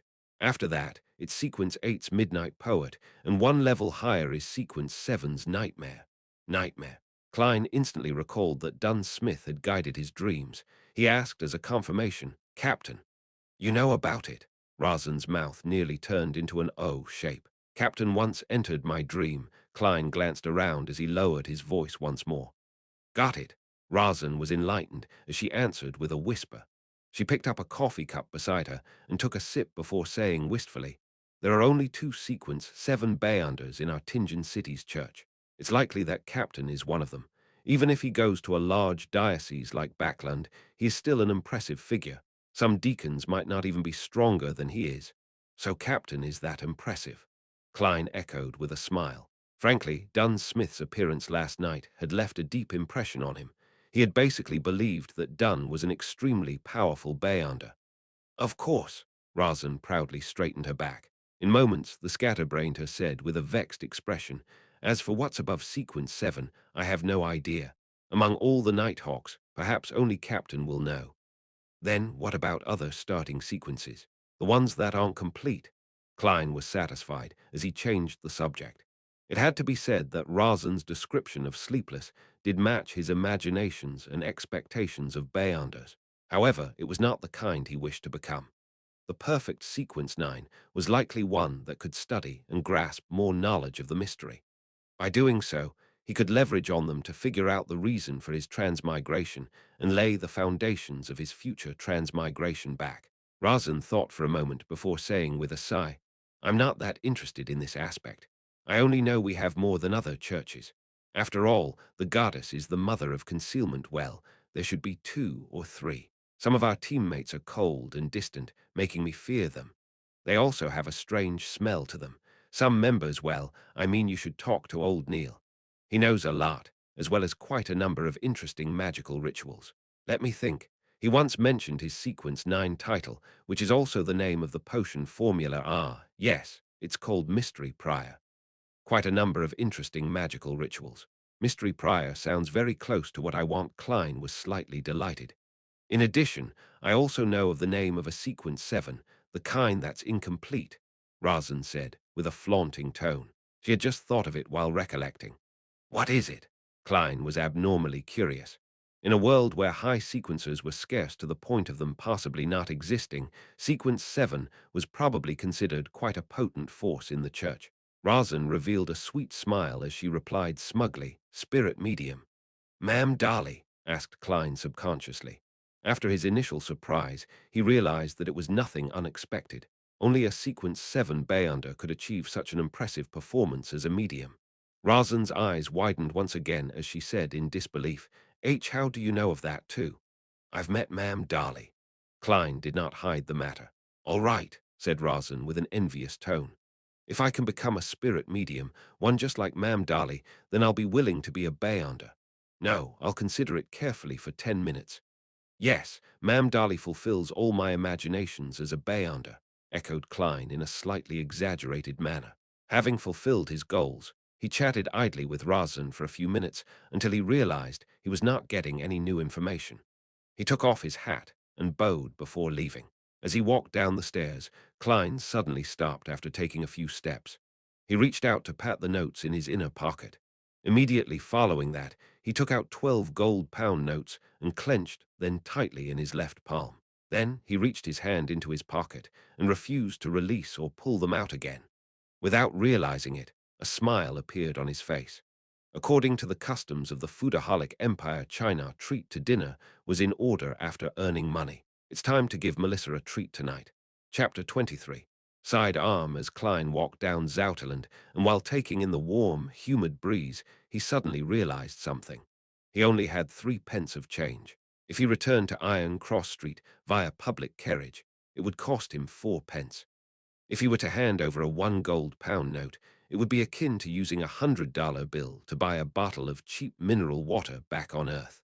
There was nothing wrong with that, but it was just quite awkward to do so. Should I use 3 pence to travel 3 kilometers and walk the rest of the journey? Klein reached into his pocket with one hand as he slowed down his pace, considering other solutions. That won't do. Soon, he rejected the idea. It would take him a while to walk the remaining journey. Considering how he was carrying 12 pounds, a massive fortunate was not safe. Furthermore, he had deliberately not brought the revolver with him, afraid that the Nighthawks would confiscate it. If he were to encounter the danger that instigated Welch's death, there was no way he could fight back. Get some change from a nearby bank. No, no way. There's a 0.5 processing fee. That's way too extravagant. Klein shook his head silently. Just the thought of the fees involved pained his heart. Having ruled out one solution after another, Klein's eyes suddenly lit up when he saw a clothing shop in front of him. That's right. Wouldn't the normal course of action be to buy something appropriately priced to get some change? A formal suit, shirt, vest, trousers, leather boots, and a cane were all within budget. They had to be bought sooner or later. Oh, it's very troublesome when fitting clothes. Besides, Benson knows more about this than me and he's better at bargaining. I should consider it only after he's back then should I buy a cane. That's right. As the saying goes, a cane is a gentleman's best choice of defense. It is half as good as a crowbar. A gun in one hand and a cane in the other is the combat style of a civilized person. After debating internally, Klein made up his mind. He turned around and entered the clothing shop, Wilker Clothing and Hats. The clothing store's layout resembled the clothing stores on Earth. The left wall was filled with rows of formal attires. The middle rows were decked with things like shirts, trousers, vests, and boaties. On the right were leather shoes and boots placed inside glass cabinets. "Sir, may I help you?" A male salesperson dressed in a white shirt and red vest came over and asked politely. In Lone Kingdom, rich and powerful gentlemen of high standing enjoyed wearing black suits consisting of white shirts matched with black vests and trousers. Their colors were relatively monotonous, so they required their male servants, salespeople, and service attendants to dress more brightly and colorfully in order to distinguish themselves from their masters. In contrast, ladies and mistresses wore dresses of all kinds in glamorous fashions.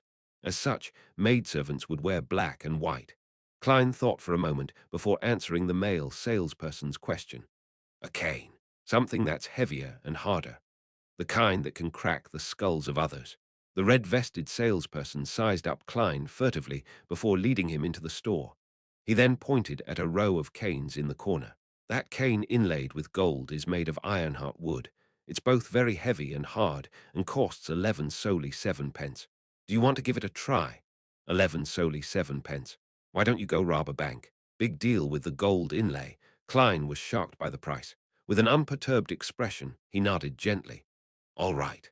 The salesperson took down the Ironheart wood cane and carefully handed it to Klein, seemingly afraid that Klein would drop and break the merchandise. Klein took the cane and found it heavy. He tried moving with it and discovered that he could not sway it smoothly as he wanted. It's too heavy. Klein shook his head in relief. This is not an excuse. The salesperson took back the cane and pointed at another 3 canes. This is made of walnut wood, created by Tingen's most famous cane artisan, Mr. Hayes. It's priced at 10 solely 3 pence. This is made of ebony wood and inlaid with silver. It's as hard as iron, costing 7 solely 6 pence. This is made from the core of a white boley tree and also inlaid with silver, costing 7 solely 10 pence. Klein tried each one of them and found them of appropriate weight. He then tapped them with his fingers to gain an understanding of their hardness. Finally, he chose the cheapest one.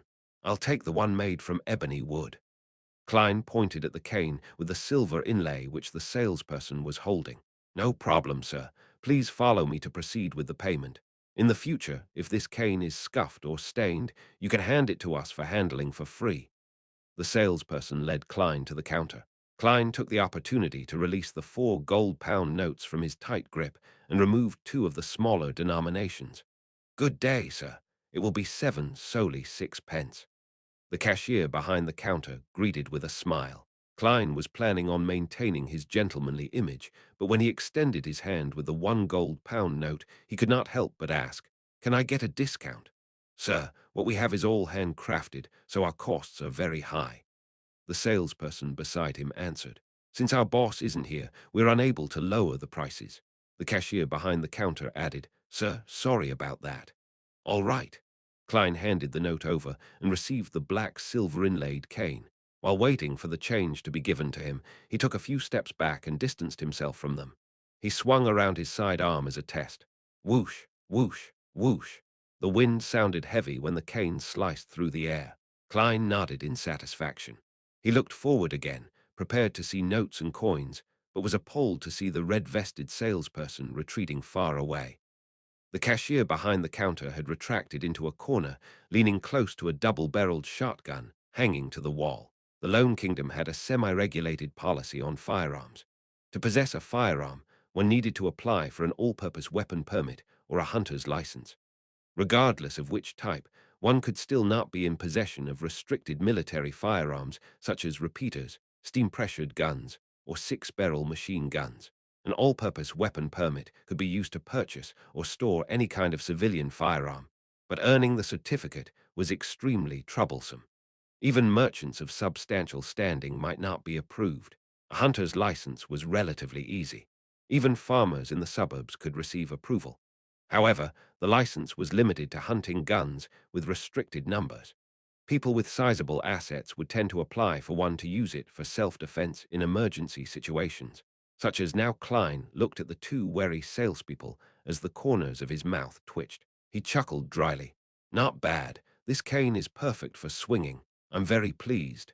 Realizing that he had no intention to assault them, the cashier behind the counter relaxed. He handed over the notes and coins he had taken out over with both hands. Klein took a look at what he received and saw two 5 soldi notes, two 1 soldi notes, a 5 pence coin, and a 1 penny coin. He could not help but nod inwardly. After a 2-second pause, he ignored the way the salespeople looked at him and unfurled the 4 notes towards the light to ensure that the anti-counterfeit watermarks were present. Klein put away the notes and coins when he was done. With the cane in hand, he tipped his hat and walked out of Wilker Clothing and Hats. He extravagantly spent 6 pence by taking a short-distance trackless carriage before transferring once before reaching home safe and sound. After closing the door, he counted the 11 pounds and 12 soldi notes thrice before placing them into the desk drawer. He then found the bronze revolver with the wooden grip. Clink, clang. 5 brass bullets fell onto the table when Klein inserted the silver demon hunting bullets, which had complicated patterns, and the dark sacred emblem into the revolver cylinder. Like before, he only inserted 5 rounds and left an empty spot to prevent any misfires. The remaining rounds were placed together with the 5 ordinary bullets in a small iron case. Pa! He snapped the cylinder in place, giving him a sense of security. He excitedly lodged the revolver into the holster at his armpit and buckled it securely. Then he repeatedly practiced unbuckling and drawing the gun. He rested whenever his arms ached, and this continued until sunset when he heard the sounds of tenants walking along the corridor outside. Phew! Klein let out a foul breath before putting his revolver back into his underarm holster. Only then did he take off his formal suit and vest. He wore back his usual brownish-yellow coat and swung his arms to relax them. Tap, tap, tap. He heard the sound of nearing footsteps before the twisting sound of an inserted key. Melissa, with her soft, black hair, entered. Her nose twitched a little as she swept her gaze towards the unlit stove. The luster in her eyes dimmed slightly. Klein, I'll heat up the leftovers from last night. Benson will likely be home tomorrow. Melissa turned to look at her brother. Klein had his hands in his pocket as he leaned against the edge of the desk. He smiled and said, No, let's eat out. Eat out? Melissa questioned in surprise. How does Silver Crown Restaurant at Daffodil Street sound? I heard they serve delicious food, suggested Klein. But Melissa was still confused. Klein grinned and said, To celebrate my new job. You found a job? Melissa's voice rose unknowingly. But isn't the Tingen University interview tomorrow? Another job. Klein gave a faint smile before fishing the stacked notes from the drawer. They even gave me an advance of 4 weeks' pay. Melissa looked at the gold pounds and solely as she widened her eyes. Goddess you they what job did you get? This Klein's expression froze as he deliberated on his words. A security company whose mission is to seek, collect, and protect ancient relics. They were in need of a professional consultant. It's a 5-year contract, earning me £3 a week. Were you vexing over this last night? Asked Melissa after a moment of silence. Klein nodded. Yes, although being an academic at Tingen University is respectable, I prefer this job.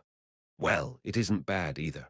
Melissa gave an encouraging smile. She asked half suspiciously and half curiously, why would they give you an advance payment of 4 full weeks?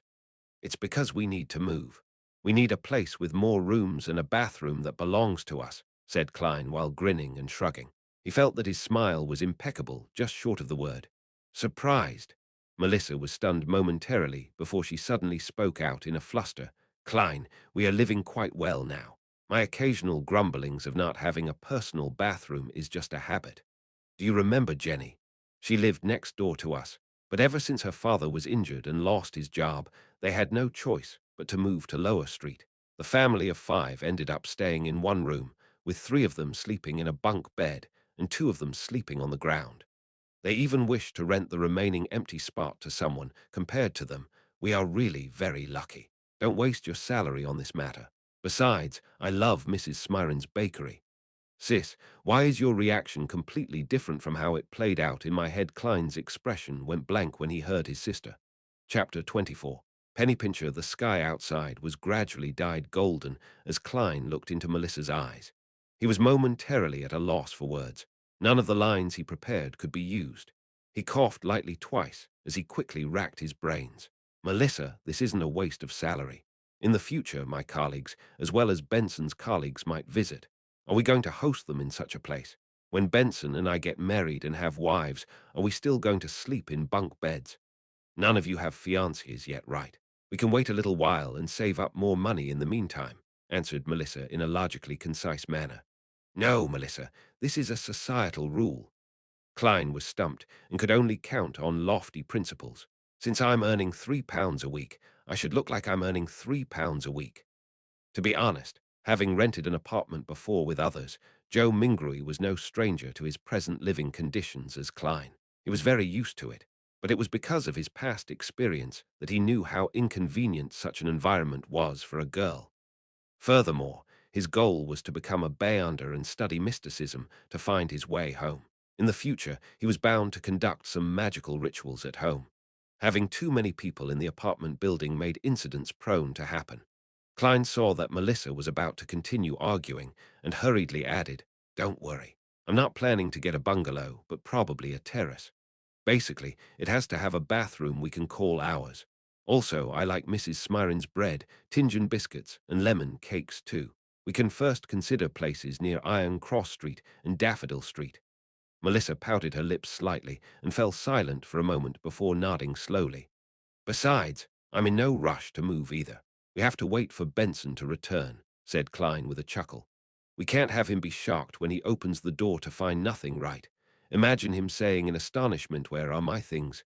Where are my siblings? Where's my home? Is this my home? Did I make a mistake? Goddess, wake me up if this is a dream. Why is my home gone after a few days of absence?" His mimicking of Benson's tone made Melissa involuntarily smile as her eyes scrunched up and revealed her shallow dimples.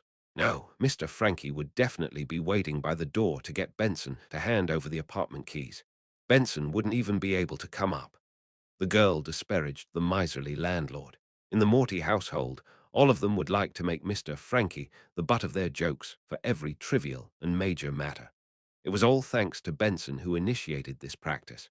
Right, there's no way he would switch larks for the tenants after us, Klein echoed with a smile. He pointed at the door and quipped, "Miss Melissa, shall we head to Silver Crown Restaurant for a celebration?" Melissa sighed gently and said, "Klein, do you know Selina? My classmate and my good friend, Selina." An image of a girl with wine-red hair and deep brown eyes surfaced in Klein's mind. Her parents were Evernight goddess believers. They had named her after St. Selina as a blessing. She was not yet 16 and was half a year younger than Melissa.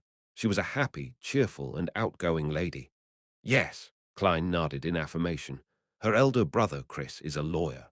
He currently earns close to £3 a week as well. His fiancée works part-time as a typist," described Melissa. "They have been engaged for more than 4 years to ensure a decent and stable life after marriage. They are still saving money to this very day. They have yet to go down the wedding aisle and plan to wait for at least another year. According to Selina, there are many people like her brother. They typically get married after 28. You have to make advanced preparations and save up. Don't squander your money. It's just a meal at a restaurant. Is there a need to preach at me?" Klein was rendered at a loss whether to laugh or cry. After a few seconds of thought, he said, "Melissa, I'm already earning £3 a week, and I'll have increments every year. There's no need for you to worry. But we need to save some money in the case of any unexpected emergencies. For example, what if that security company suddenly closes down? I have a classmate whose father's company went bankrupt. He had to find temporary work at the pier, and their living conditions turned terrible instantly. She had no choice but to quit school," advised Melissa with a serious expression. Klein extended his hand to cover his face. That security company and the government, yes, it has some connections with the government. It will not easily close down. But even the government isn't stable. After every election, if the party in power changes, many people will have their positions stripped off. It turns into a mess," Melissa retorted in an unyielding manner. Sis, you sure know a lot. Klein found the humor in his exasperation as he shook his head. All right then I'll boil some soup with the leftovers from yesterday. Buy some pan-fried fish, a slab of black pepper beef, a small bottle of butter, and a cup of malt beer for me. Anyway, there should still be some celebration. They were commonly sold items by hawkers on Iron Cross Street. A piece of pan-fried fish was 6 to 8 pence. A not-so-big piece of black-peppered beef was 5 pence. A cup of malt beer was a penny, and a bottle of butter weighing about a quarter-pound was 4 pence, but buying a pound of butter would only cost one solely 3 pence. The original Klein was responsible for buying ingredients during holidays, so he was no stranger to the prices. Klein did a mental estimate that Melissa would need about one solely 6 pence. Therefore, he took out two one solely notes. All right. Melissa did not object to Klein's proposal. She put down her backpack of stationery and took the notes. When he saw his sister taking out a tiny bottle for the butter and pots for the other food before briskly walking to the door, Klein thought for a moment and shouted out to her, Melissa, use the remaining money to buy some fruits. There were many hawkers on Iron Cross Street who would buy low-quality or expiring fruits from other places. The residents were not outraged about this because the prices were extremely cheap. They could taste the magnificent flavors after removing the rotten parts, so it was a cheap enjoyment. With that said, Klein took a few brisk steps forward and took out the remaining copper pennies from his pocket and stuffed it into his sister's palm. Ah! Melissa's brown eyes looked at her brother in puzzlement. Klein took 2 steps back and smiled. Remember to go to Mrs. Smirin's. Reward yourself with a tiny lemon cake. Melissa's mouth widened as she blinked. Finally, she said a single word, okay. She quickly turned around, opened the door, and ran toward the stairwell.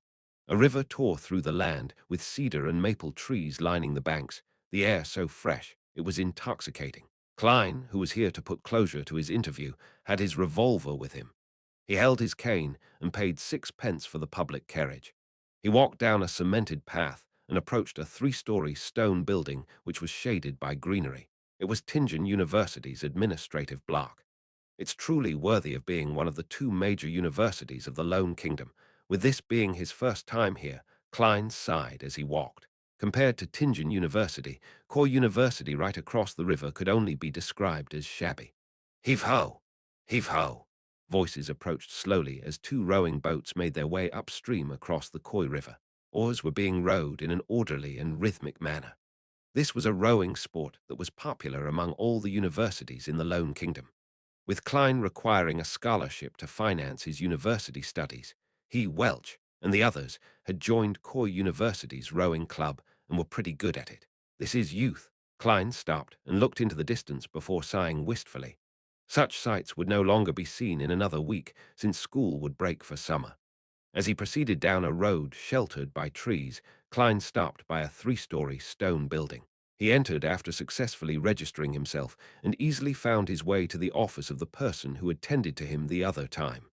Knock, knock, knock. He knocked lightly on the half-closed door. Come in, a man's voice sounded from inside. A middle-aged instructor dressed in a white shirt and black tuxedo frowned when he saw Klein enter. There's another hour until the interview. Mr. Stone, do you still remember me? I'm a student of Senior Associate Professor Cohen, Klein Morty. You have read my recommendation letter before. Klein smiled as he took off his hat. Harvin Stone stroked his black beard and asked, puzzled, is there something wrong? I'm not in charge of interviews. Here's the situation. I've already found a job, so I won't be participating in the interview today. Klein gave his reason for coming. I see. When Harvin Stone learned of the reason, he stood up and reached out his right hand. Congratulations. You are really a polite lad. I will inform the professor and senior associate professors. Klein shook Harvin's hand and planned on making a little small talk before bidding him farewell when he heard a familiar voice behind him. Morty, you found another job. Klein turned around and saw an elder with a head of silver hair that left a deep impression on his silhouette. His deep, blue eyes sunk deep into his face, and he had few wrinkles. The man looked sharp in his black tuxedo. Good afternoon, mentor, Mr. Azek, he hurriedly greeted. Why are the two of you here? The elder was none other than Senior Associate Professor of Coy University's History Department, who was also his mentor, Mr. Quentin Cohen. Beside Cohen was a middle-aged man with bronze-colored skin of average build. He did not have any facial hair and held a newspaper in his hand. His hair was black and his pupils brown. His facial features were soft, as his eyes revealed an indescribable sense of weariness, like it had seen the vicissitudes of life. Beneath his right ear was a black mole, which could only be seen if looked at carefully. Klein recognized him since he was Coy University's history department lecturer, Mr. Azik, who often helped the original Klein. He enjoyed debating with his mentor, Senior Associate Professor Cohen. They often had a clash of opinion, but even so, they were best friends. Otherwise, they would not have enjoyed meeting up for a chat. Cohen nodded and said with a relaxed tone, "Azik and I are here to participate in an academic conference. What kind of job did you get?" "It's a security company which seeks, collects, and protects ancient relics. They were in need of a professional consultant and are paying me £3 a week."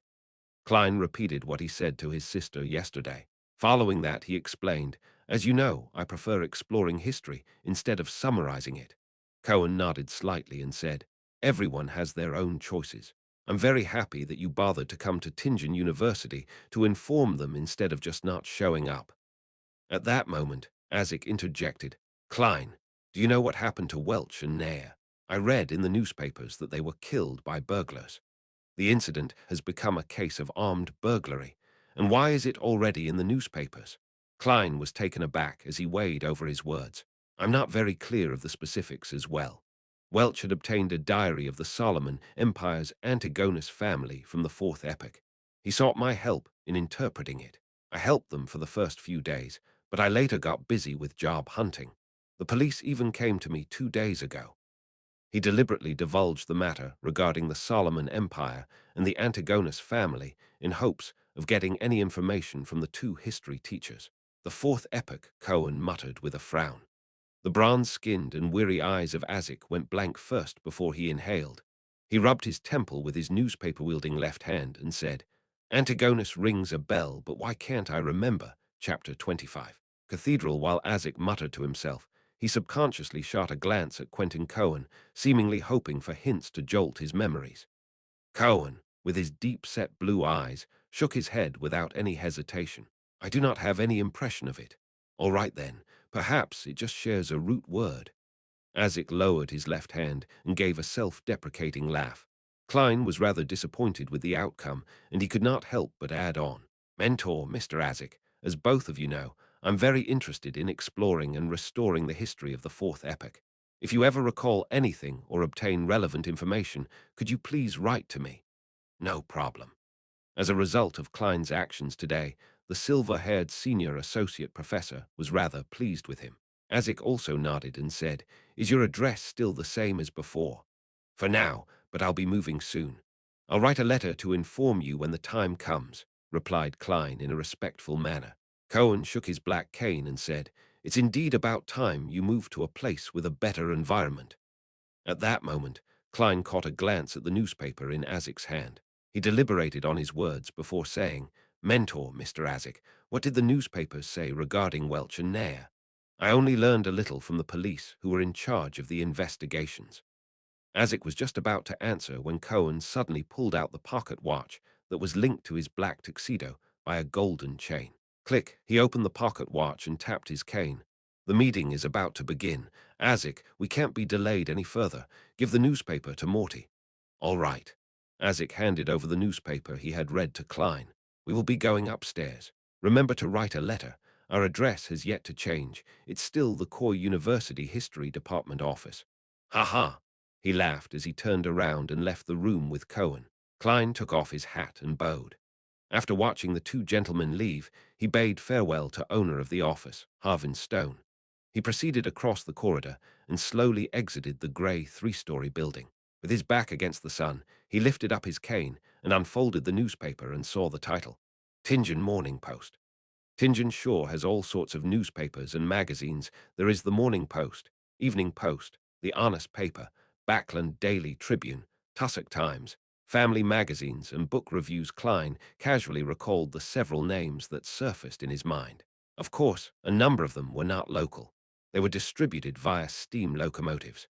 Now that the paper-making and printing industries were getting more advanced, the cost of a newspaper has already decreased to the price of a penny. The audience it reached also grew wider and wider.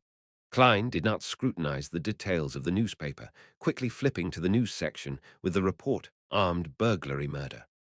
According to the police department, the scene at Mr. Welch's home was a horrible sight. There was missing gold, jewelry, and money, as well as anything valuable that could be easily taken away. Not even a penny was left behind. There is reason to believe that this was done by a merciless group of criminals that would not hesitate to kill the innocent, such as Mr. Welch and Madame Nair, once sight of their faces were caught. This is outright contempt for our kingdom's laws. This is a challenge to public security. No one wishes to have such an encounter. Of course, one piece of good news is that the police have located the murderer and captured the main culprit. We will do our best to provide news on any follow-ups. Reporter John Browning.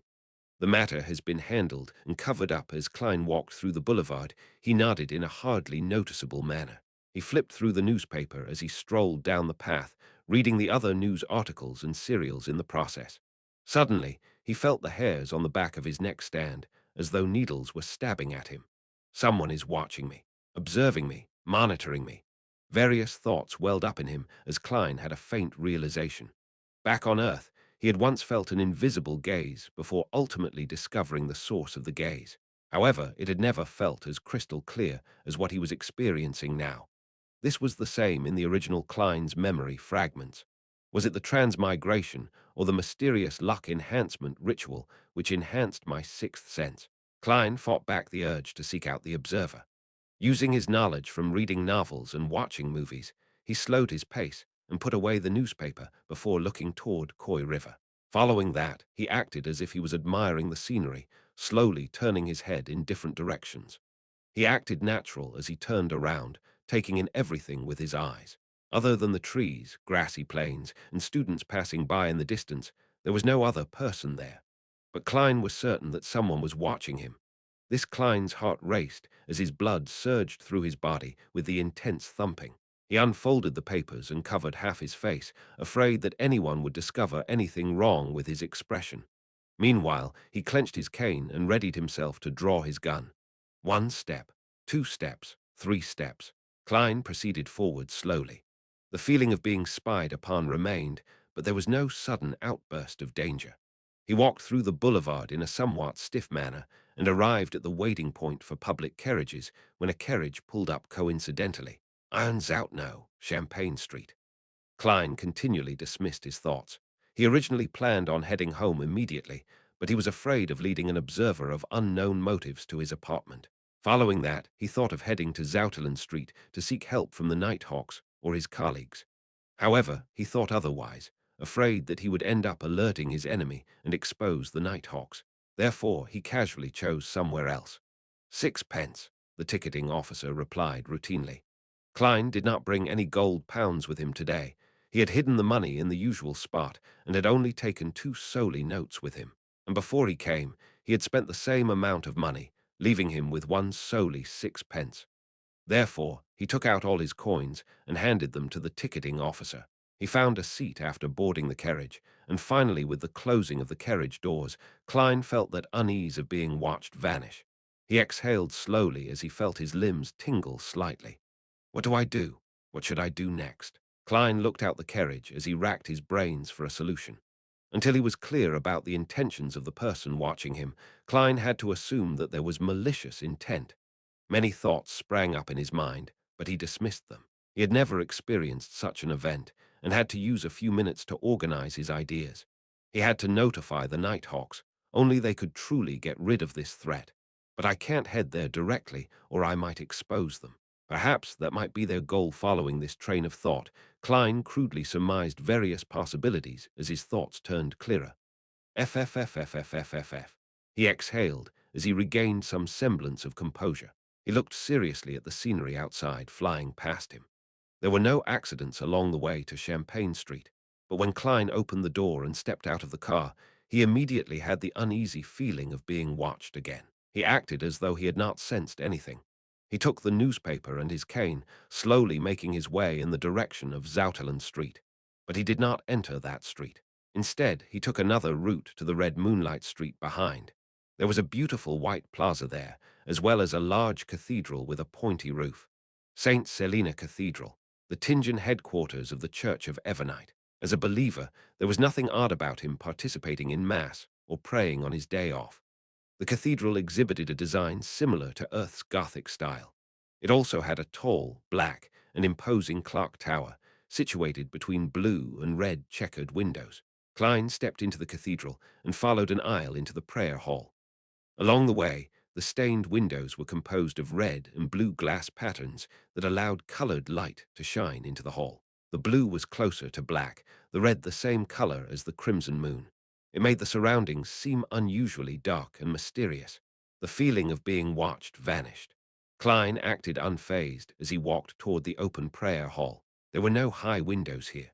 The deep darkness was emphasized, but behind the arc-shaped holy altar, on the wall directly opposite the door, were about 20 circular fist-sized holes that allowed the radiant sunlight to enter the hall. It was akin to pedestrians seeing the starry sky, when suddenly looking up into the dark night to see the shimmering stars in all their nobility, purity, and holiness.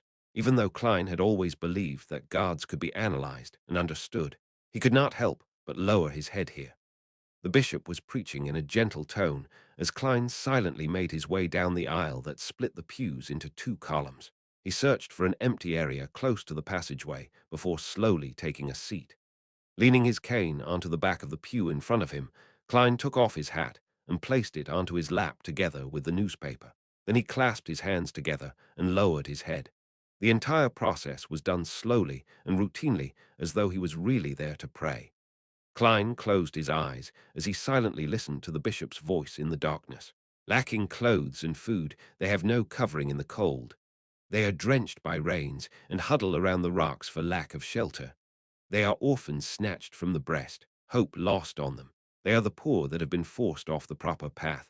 The Evernite did not forsake them, but bestowed them with love, echoes amplified as they entered his ear.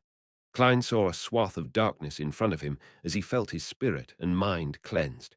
He calmly took it in until the bishop finished his preachings and ended Mass, after which the bishop opened a confessional door beside him. Men and women began lining up. Klein opened his eyes and donned his hat once more. With his cane and newspaper, he stood up and found his place in line. It was his turn after more than 20 minutes.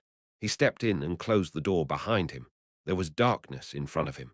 "My child, what do you wish to say?" The bishop's voice sounded from behind the wooden damper screen. Klein took out the 7th Unit, Special Operations Department badge from his pocket and handed it over to the bishop through an opening. "Someone is tailing me. I wish to find Dunn Smith." As though he had been infected by the silent darkness, his tone turned softer as well. The bishop took the badge, and after a few seconds of silence, he said, "Turn right from the confession booth and walk to the end. There will be a secret door to the side. Someone will lead the way after you enter." As he spoke, he pulled a rope inside the room, causing a particular priest to hear a chime. Klein retrieved his badge and took off his hat and pressed it to his chest. He gave a slight bow before turning around and exiting. After confirming that the feeling of being watched was gone, he wore his halved top hat. Without any excessive emotions, he held his cane and turned right until he arrived by an arched altar. He found the secret door in the wall facing his side. He silently opened it before sneaking in quickly. The secret door closed silently as a middle-aged, black-robed priest appeared under the illumination of gas lamps. "What is it?" the priest asked tersely. Klein showed his badge and repeated what he said to the bishop. The middle-aged priest did not ask further questions. He turned around and proceeded forward in silence. Klein nodded and took off his hat. With his black cane, he followed silently in tow. Razan had once mentioned that heading left from the crossroads towards Channy's Gate would reach St. Selina Cathedral. Adapted from Job 24, 8 Old Testament. Chapter 26, Practice tap, tap, tap. The sound of footsteps echoed through the dark, narrow corridor, which was otherwise silent. Klein kept his back straight as he kept up with the priest's pace. He did not pose questions or chat idly with him, remaining silent like a windless body of water. After passing through the heavily guarded passageway, the priest opened a secret door with a key and pointed down a stairwell made of stone. "Turn left at the intersection to reach Channy's Gate." May Goddess bless you. Klein gestured the sign of the crimson moon on his chest. Commoners practiced etiquette, while the religious partook in ritual blessings. Praise the lady. The priest returned with the same gesture. Klein did not speak further as he walked down the dark stone stairwell with the aid of the refined inlaid gas lamps on both sides of the wall. Midway, he subconsciously turned back and saw the priest standing at the entrance. He was in the shadows and appeared like an immobile wax statue. Klein looked away and continued to proceed down. It did not take long before he hit ground laid with ice-cold stone slabs. This led him to the intersection.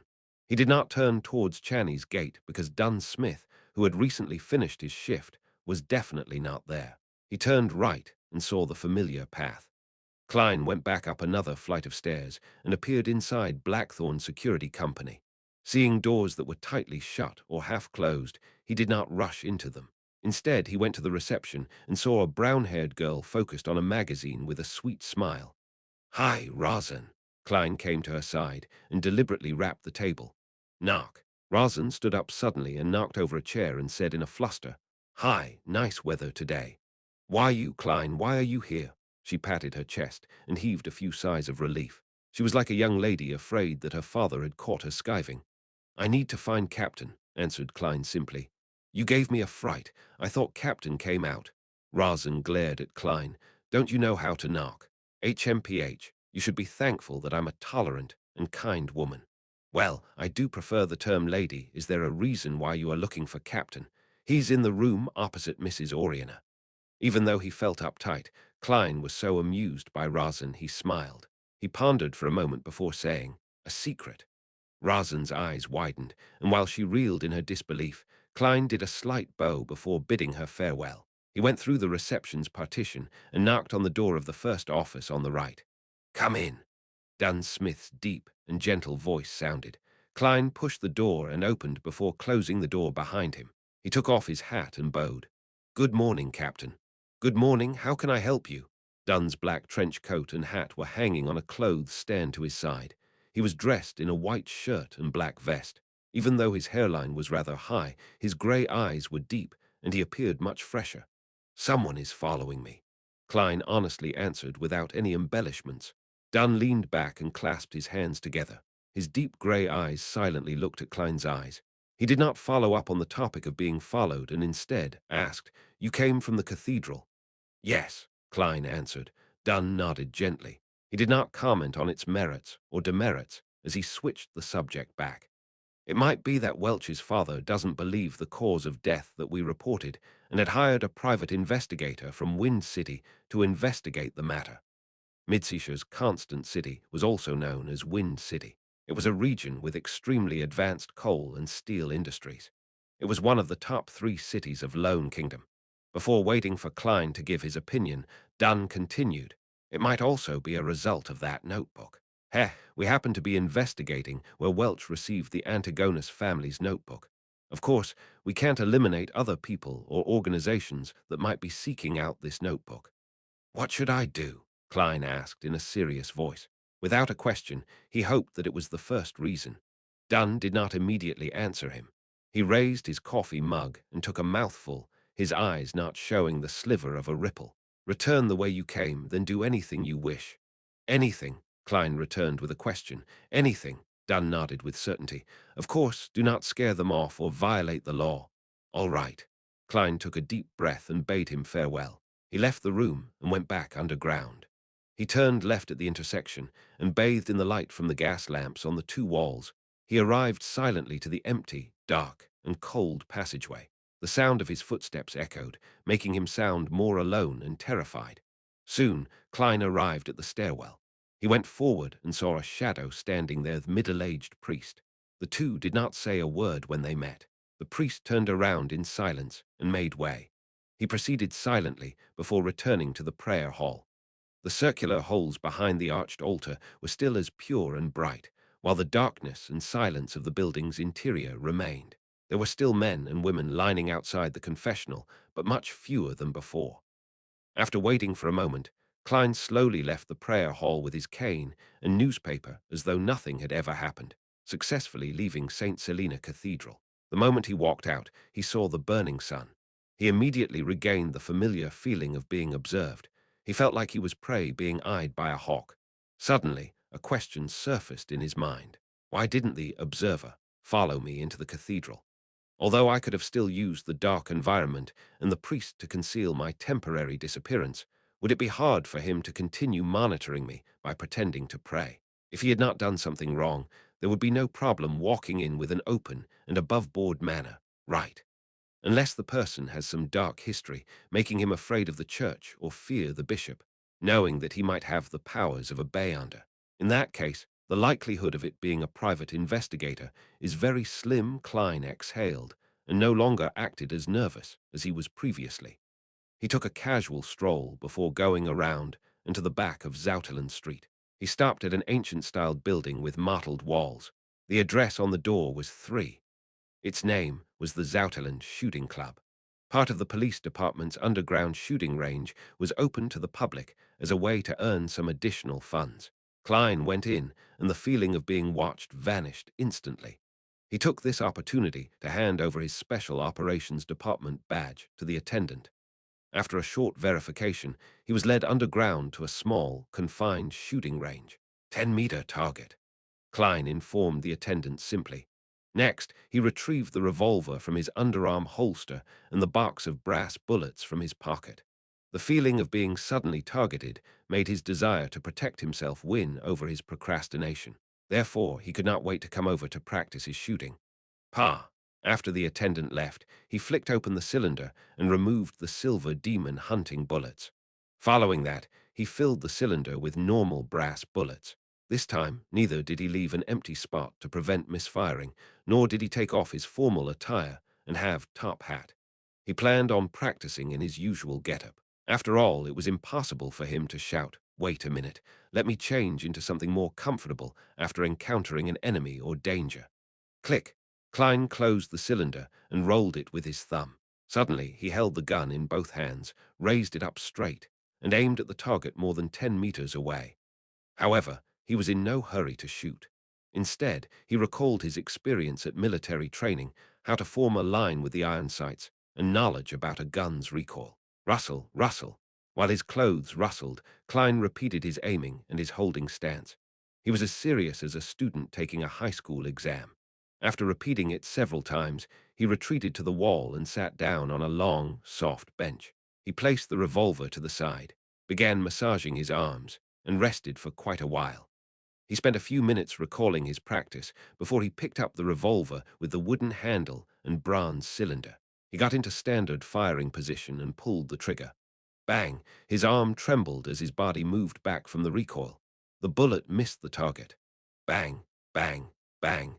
Drawing from the experience he gained, he shot again and again until all 6 rounds were finished. "I'm starting to hit the target." Klein stepped back and sat down again as he exhaled.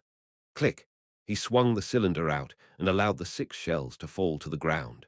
Then, without a change in expression, he inserted the remaining brass rounds in. After relaxing his arm, Klein stood up again and returned to his shooting position. Bang, bang, bang. Ringing shots echoed as the target shook. Klein practiced and rested repeatedly. He expended all 30 normal rounds and the remaining 5 from before. He gradually hit the target and started aiming for the bull's eye. He swung his sore shoulders and threw out the final 5 shells. He lowered his head and inserted the demon hunting bullets with the complicated patterns back into the gun, leaving an empty spot to prevent misfiring. After putting the revolver back into his underarm holster, Klein patted the dust from his body and walked out the shooting range to return to the streets. The feeling of being observed arose once again. Klein felt calmer than he previously felt as he slowly walked to Champagne Street. He spent 4 pence on a tracked carriage to return to Iron Cross Street before returning to his own apartment. The feeling of being spied upon vanished without a trace.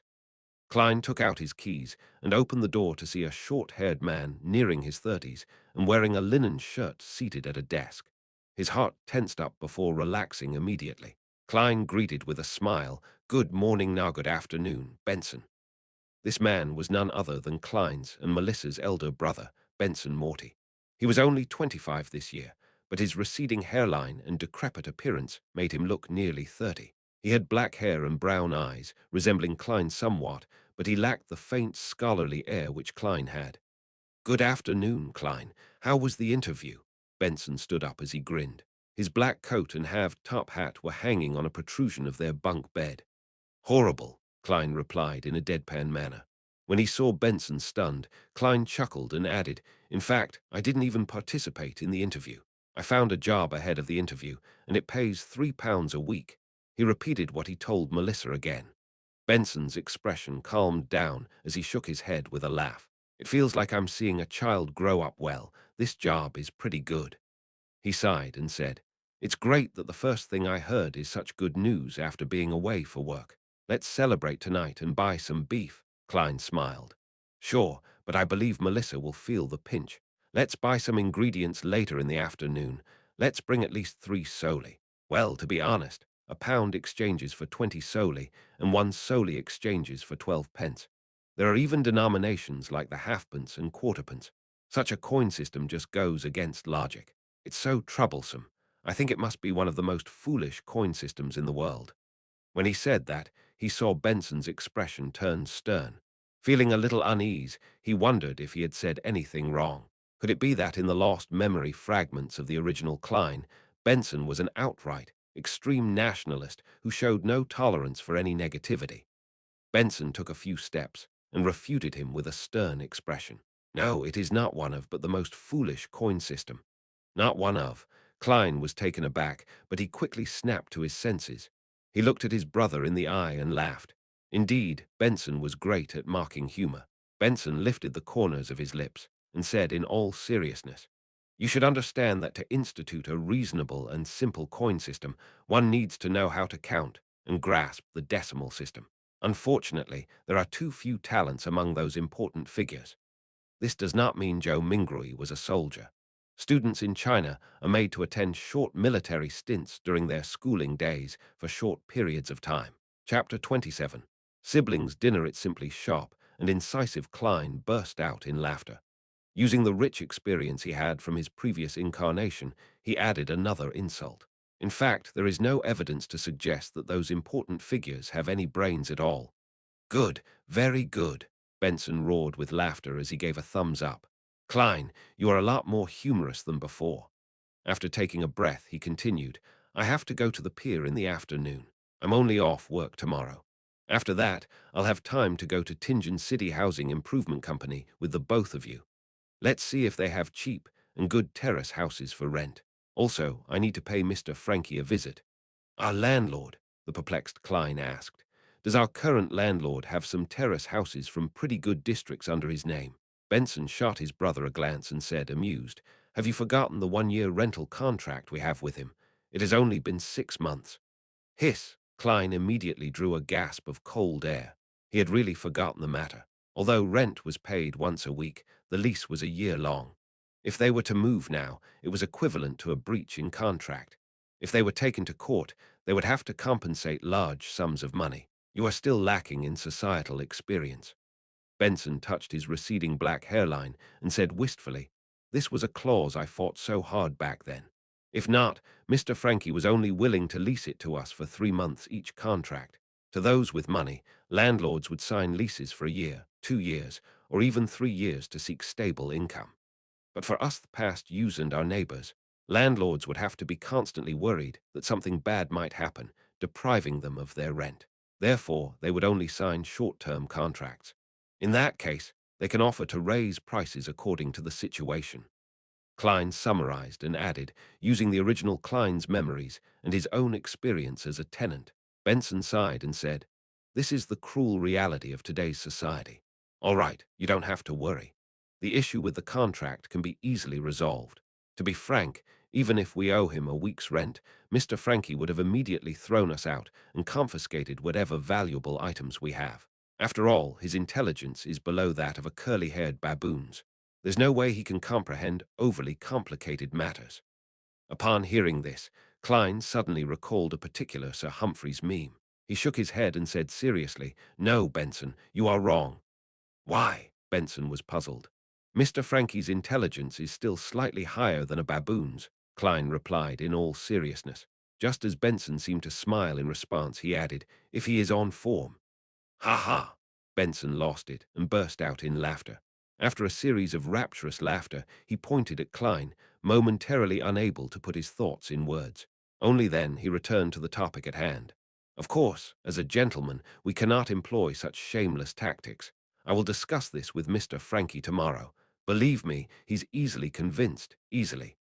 Klein had no doubts regarding Benson's point. The existence of the gas pipes was excellent proof. After some idle chatter between the brothers, the remnants of pan-fried fish from the previous night were made into a soup with some vegetables. During the boiling process, the steam moistened the rye bread. Smearing a little butter on the bread, Klein and Benson had a simple meal, but they were very satisfied with it. After all, the fragrance and sweetness of butter brought them endless aftertastes. After Benson left, Klein headed to the lettuce and meat market with 3 solely notes and some spare pennies. He spent 6 pence on a pound of beef and 7 pence on a fresh and succulent fish with few bones. Additionally, he bought potatoes, peas, radishes, rhubarbs, lettuce, and turnips, as well as spices such as rosemary, basil, cumin, and cooking oils. During this entire time, he continued to feel like he was being watched, but there was no physical interaction.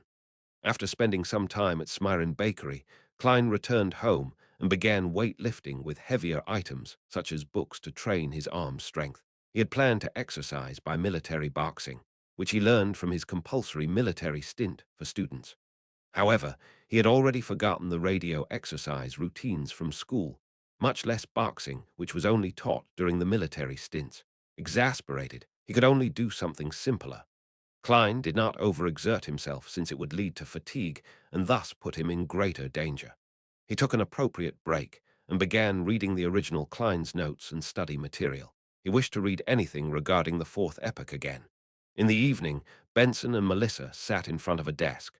The food was placed neatly like children in upper primary school. The fragrances of the dishes were composed of a rich melody of sense-the-soul captivating fragrance of the stewed beef, the obviously tender potatoes, the sweetness of the thick pea soup, the mellow flavors of the stewed rhubarb, and the sweetness of the buttered rye bread. Benson gulped a mouthful of saliva as he turned around to see Klein placing a crispy fish onto a plate. He felt the fragrance of the oil permeate through his nostrils into his throat and then into his stomach. Groan. His stomach made a distinct protest. Klein rolled up his sleeves and held up a plate of fried fish before placing it in the middle of the tidy desk. Following that, he returned to the cupboard and took out 2 large cups of ginger beer and placed them where he and Benson sat. He smiled at Melissa and took out a lemon pudding as if he were performing a magic trick. "We'll have beer while you'll have this." "Thank you." Melissa took the lemon pudding. When Benson saw this, he raised his cup and said with a smile, "This is to celebrate Klein's finding of a decent job." Klein raised his cup and clinked it with Benson before clinking it with Melissa's lemon pudding. "Praise the lady." Gulp. He tilted his head back and drank it down. The spicy feeling warmed his gullet, bringing him great aftertastes.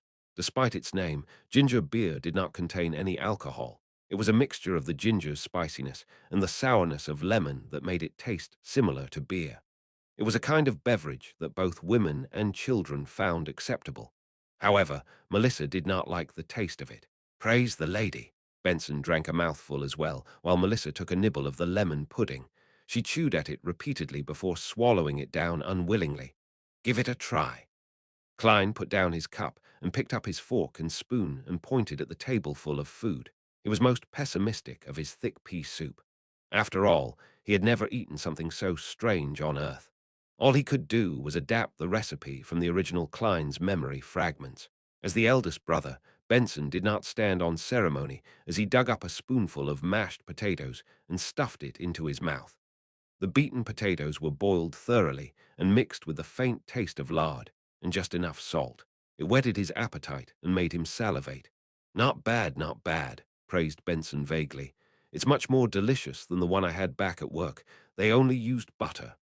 "This is one of my specialties after all." Klein accepted the praise. "It's all thanks to the teachings of the chef at Welch's place." Melissa looked at the beef soup. The green basil leaves, the green lettuce heads, and the radishes were submerged in the colorless soup, covering the tender beef. The soup was clear and its fragrance tantalizing. She forked a piece of beef and placed it in her mouth to chew. The beef retained a little chewiness despite being stewed tender. The mixture of salt, the sweetness from the radishes, and the spiciness from the basil leaves complemented the deliciousness of the beef. She seemed to give her approbation, but she could not stop her chewing. Klein tasted it and felt that although it was delicious, it was not without regret. This was still far from his usual standard. After all, he was lacking in certain condiments and could only use replacements. It was no wonder it tasted different. Of course, even with the best standards, one could only make do with the dishes they cooked personally. Suddenly, his heart pained for Benson and Melissa, who were stunted in their world view. After swallowing a piece of beef, Klein picked up a piece of fried tussock fish, which was sprinkled with cumin and rosemary. It was crispy on the outside and tender on the inside. The char was a perfect golden brown, and the saltiness and all fragrance intertwined as one. Nodding slightly, Klein tried a piece of stewed rhubarb and found it palatable. It got rid of the cloyed taste of meat. Finally, he mustered his courage and scooped a bowl of thick pea soup. Too sweet and too sour, Klein could not help but frown. However, after seeing Benson and Melissa looking satisfied from tasting it, he began suspecting his tastes. He could not help but down a mouthful of ginger beer to cleanse his tongue. The siblings were stuffed by the end of the meal. They laid slumped in the chairs for quite a while. Let us praise the lady once more. Benson raised his ginger beer, which had only one mouthful left, as he said in satisfaction. Praise the lady. Klein down the last bit of his beverage. Praise the lady. Melissa finally put the last bit of lemon pudding into her mouth and enjoyed the flavors swishing through her mouth. When Klein saw this, he took advantage of his tipsiness and smiled. Melissa, that's not right. You should eat the thing you find most delicious at the beginning. That way, you can fully appreciate its most delicious aspects. Tasting it when you are filled and satiated will not do the food justice. No, it's still as delicious as it can be, answered Melissa firmly and stubbornly. The siblings had a happy chat, and after digesting their meals, they cleaned up the plates, cutlery, and stored the oil which was used to fry the fish. After busying themselves, it was revision time. One refreshed his accounting knowledge, while another continued reading the study material and notes. Time was spent to its fullest. At 11, the siblings extinguished the gas lamp and went to bed after washing up. Klein felt groggy as he stared at the darkness in front of him. A figure wearing a black trench coat and half-top hat appeared suddenly in Klein's vision. It was Dunn Smith. Captain, Klein jolted awake and knew he was dreaming. Dunn's grey eyes remained calm, as though he was mentioning something trivial. Someone has sneaked into your room. Pick up your revolver and force him to the corridor. Leave the rest to us. Someone has sneaked into my room. The observer has finally taken action. Klein jumped in fright, but did not dare ask further. All he did was nod and say, "All right." The scene before his eyes changed immediately as a swath of colors appeared like the bursting of bubbles. Klein's eyes opened as he carefully turned his head. He looked toward the window and saw a thin but unfamiliar back standing at his desk, rummaging for something in silence. Chapter 28. Secret Order Badump. Badump. Badump. Klein's heart began beating rapidly. It shrank into a clump before expanding abruptly. It made his body tremble gently. There was an instant when he nearly forgot what he had to do until the lurking figure suddenly paused. The figure pricked his ears slightly, as though listening for any changes. Blood flowed back from his brain as Klein regained his basic cognitive abilities. He reached beneath the pillow for the wooden grip of the revolver. He felt the firm but smooth feeling as he rapidly calmed down. He silently and slowly pulled out the revolver and aimed it at the trespasser's head. To be honest, he had no confidence in striking the intruder. Although he was already able to stably hit the target during practice, a moving person and a fixed target were completely different.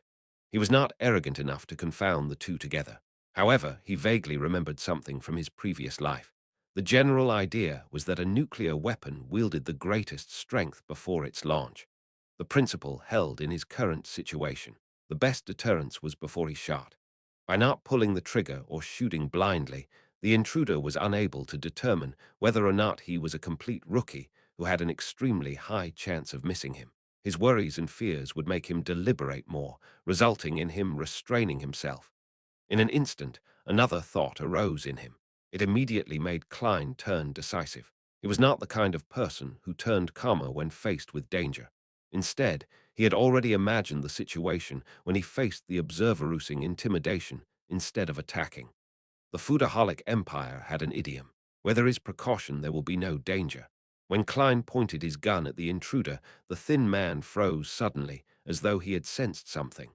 Following that, he heard a voice that hid a chuckle. "Good evening, sir." The scrawny man clasped both his hands together, and his body seemed to tense.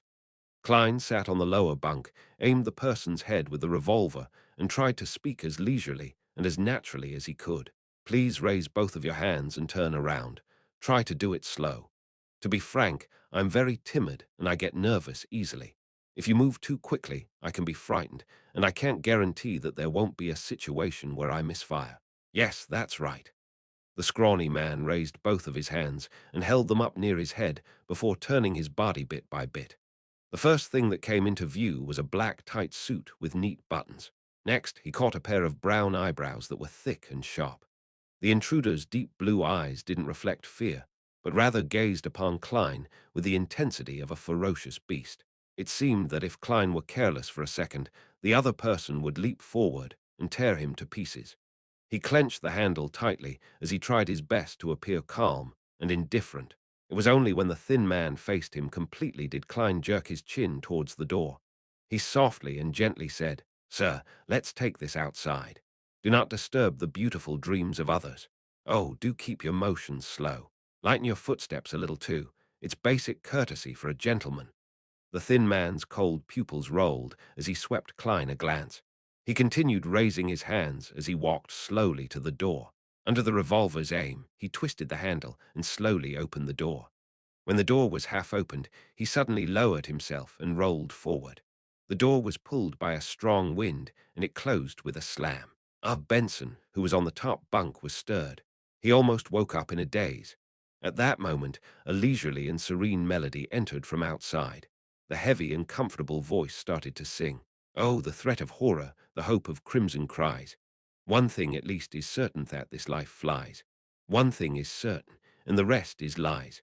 The flower that once has bloomed forever dies. The poem seemed to possess the power to calm and relax others. Benson, who was on the top bunk, and Melissa, who was in another room, again fell asleep amid their grogginess. Klein's body and mind was also peaceful and quiet. He nearly yawned. The way the thin man had darted off was so agile that he could not react in time. Looking at the closed door, he smiled and muttered to himself, "You might not believe it, but pulling the trigger would not release a round."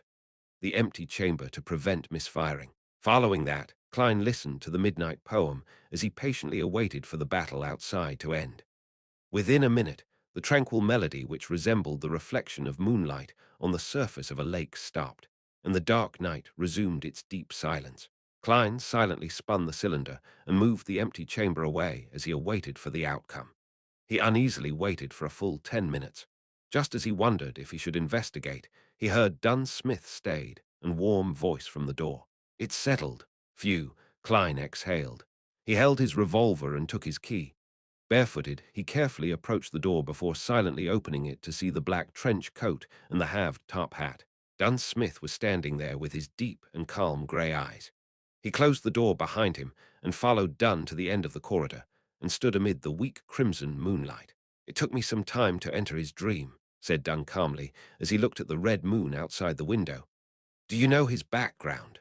Klein felt a lot more relieved. Dunn nodded and said, "An ancient organization known as the Secret Order. They were established in the Fourth Epoch and are related to the Solomon Empire and a number of fallen aristocrats of that period. The Antigonus family's diary came from them. Due to a member's negligence, it entered the antique market and was obtained by Welch. They had no choice but to send people in search of it." Without waiting for Klein's question, he paused before continuing. "We will capture the remaining members they have according to the clues. Well, it might not end too well. These fellows are as good at hiding as the rats in the sewers. But at the very least, they would believe that we have likely obtained the Antigonus family's notebook, or that we have obtained a critical clue. In that case, as long as it's not something extremely crucial or important, they would abandon the operation. That is their philosophy on surviving." "What if the notebook is extremely crucial and important?"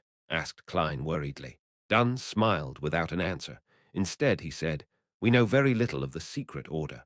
Our success this time is all thanks to your sharp wits. This contribution is all yours. In light of the possibility of hidden dangers and how heightened perception would aid in finding the notebook, you have a chance at choosing. A chance at choosing. Klein vaguely guessed something as his breathing subconsciously turned heavy. Dunn wiped the smile from his face as he said in all seriousness, "Do you wish to become a Beyonder? You can only choose the starting sequence of an incomplete sequence. Of course, you can give up this chance and choose to accumulate the merit you have garnered. Then all you have to do is wait till there's sufficient room for you to become a sleepless, which is also the first complete sequence the goddess has bestowed on the Nighthawks." Indeed, Klein felt delighted and did not have any hesitant emotions. He took the initiative to ask, "Then from which of the sequence nines can I choose from? I have to have detailed information to decide whether to give up or accept, as well as choose which one." Dunn turned around and seemed to be cloaked in the crimson veil that shone down on him. He looked into Klein's eyes and said slowly, "Apart from the sleepless, the church has 3 sequence 9 potion formulas. One of them is Mystery Prior, which is also the power old Neil controls. Heh, Razan has likely mentioned this to you. She can never hold her tongue." Klein smiled awkwardly, at a loss for an answer. Thankfully, Dunn did not mind it as he continued. Our Mystery Prior potion formula and the later sequences that aren't directly chained were obtained from the Moses ascetic order. Back then, it was said that they had yet to fall to corruption. They persisted in their morals and precepts, determined in their pursuit of knowledge. They kept their secrets strictly confidential. Anyone that entered the order would be barred from speaking for 5 years after becoming a Mystery Prior. They would learn to keep silent so as to cultivate and enhance their focus. The maxim of the Moses ascetic order: do as you wish, but do no harm begin from them. Mystery priors have a comprehensive but rudimentary understanding and grasp of magic, witchcraft, astrology, and other mystical knowledge. They also know a fair number of magical rituals, but they can easily sense certain existences that hide among matter. Therefore, they have to be careful and show respect to their powers as a Beyonder. We lack a large portion of this sequence, causing it to be an incomplete chain. For example, it's sequence 8. Of course, perhaps the Holy Cathedral has it. This pretty much meets all my requirements. Klein nodded slightly, to the point of having the urge to choose. Thankfully, he still remembered certain things. What about the other 2? The second type is named Corpse Collector. Quite a number of cultists who worship death in the southern continent choose it. After consuming the potion, unintelligent dead spirits would mistake them as one of their kind and not attack them. They would gain resistance to the cold, decay, and corrosiveness of cadaveric auras. They will be able to directly see a portion of evil spirits and see the characteristics and weaknesses of undead creatures, as well as gain certain attribute enhancements. We have the sequence 8 and sequence 7 that follows it. Heh heh, you probably can guess sequence 7 spirit medium. This was chosen by Dali back then, described Dunn in detail. Spirit medium does appear mysterious and cool, but what I want most is to grasp knowledge of mysticism. Klein did not interject. All he did was listen quietly. Dunn Smith looked sideways at the crimson moon and said, "We only have sequence 9 of the third type. Whether the Holy Cathedral has it, I'm not sure. It's called Seer." Seer. Klein's pupils constricted as he recalled the regret Emperor Roselle had left in his diary. He regretted not choosing Apprentice, Marauder, or Seer, adapted from the English translation of Rubaiyat. Chapter 29. Jobs and rentals are serious business. Klein tried his best to remain his usual self as he asked with genuine interest, "What abilities do seers have?" "Your question is inaccurate. The question should be, what abilities does consuming the seer potion give?" Dunn Smith shook his head and chuckled. His gray pupils and face turned away from the moon as his features hid in the shadows. "There are many kinds of things in Volvodastromancy, cartomancy, spiritual pendulums, and scrying. Of course, it does not mean that consuming the potion will immediately allow you to grasp all of them. The potion only equips you with the qualifications and ability to learn it, as they lack direct means of fighting enemies. Heh. You can probably imagine that setting up a magical ritual requires a lot of preparation. It's not suitable for combat. Therefore, in terms of knowledge of mysticism, a seer will be more learned and professional than a mystery prior. It sounds like it matches my requirements as well. However, the lack of means to directly deal with enemies is quite a dilemma furthermore. The Church of Evernite likely doesn't have the subsequent sequences. The Holy Cathedral likely refers to the headquarters. The Cathedral of Serenity, the means available to low-sequence Beyonders against their enemies, might not be comparable to Firearms. Klein fell into deep thought as he racked his brains. He kept going back and forth between mystery priors and seers. He no longer considered corpse collector. Dunn Smith smiled when he saw this. You don't have to rush into a decision. Tell me your answer Monday morning. Regardless of your choice of sequence or giving up this opportunity, none of us from the Nighthawks would have any other thoughts on the matter. Calm down and ask your heart. With that said, he took off his hat and bowed slightly. He slowly walked past Klein and headed for the stairwell. Klein did not say a word and did not immediately reply. He silently bowed and watched as Dunn left. Although he was constantly hoping to become a Beyonder previously, he was thrown into a dilemma when the opportunity arose. The subsequent missing sequences, Beyonders having the risk of losing control, the believability of Emperor Roselle's diaries, and the illusory murmurs that could corrupt people into madness all mixed together and formed a moat that obstructed his advancement. He took a deep breath and slowly breathed out. No matter how bad it is, it can't be worse than making an 18-year-old high school student decide on his future career. Klein gave a self-deprecating chuckle. Gathering his scattered thoughts, he opened the door softly and laid back on the bed. He laid there with his eyes open, silently looking at the bottom of the top bunk that was dyed with the faint crimson of the moon. A drunkard staggered outside the window as a carriage sped down the empty streets. These noises did not break the serenity of the night, but instead made it even darker and more distant. Klein's emotions settled down as he recalled his past on Earth. He recalled how he liked exercising, his father who always spoke loudly, his mother who enjoyed busying herself despite having a chronic disease, his friends who grew up with him, going from playing sports like soccer and basketball to games and mahjong. As well as the person he made a failed confession to, these were like a silent river. It did not have many ripples or deep sentimental feelings, but it silently drowned his heart. Perhaps one will only learn to cherish things after they have lost them. When the crimson receded and the sky turned golden yellow from the flaming ball's illumination, Klein had made his choice. He got out of bed and headed to the public bathroom to wash his face to wake himself up.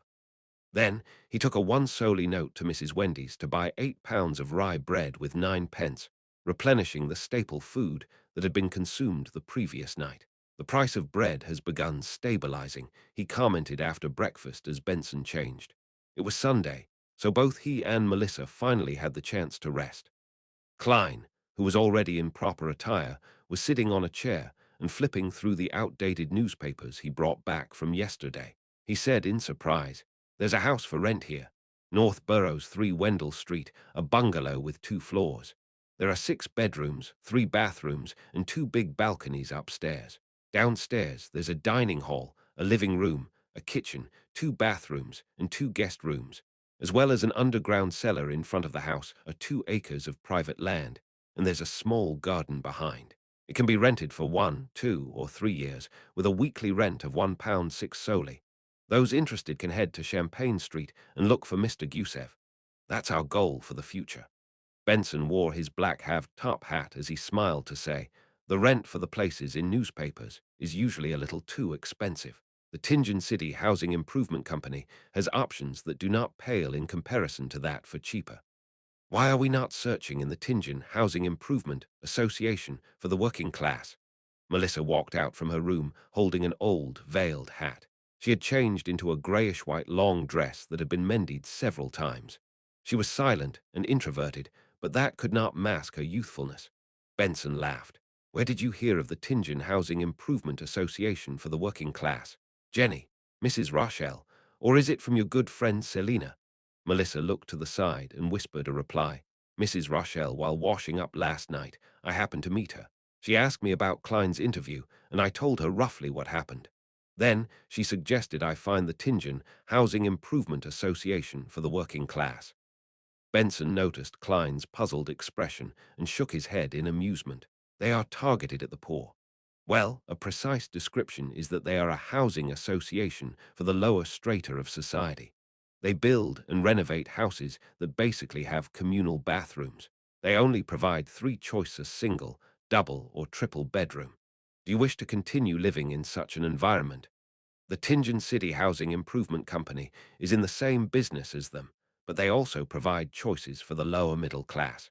To be honest, we are a little better than the lower middle class, but we are still quite worse off than true middle class families.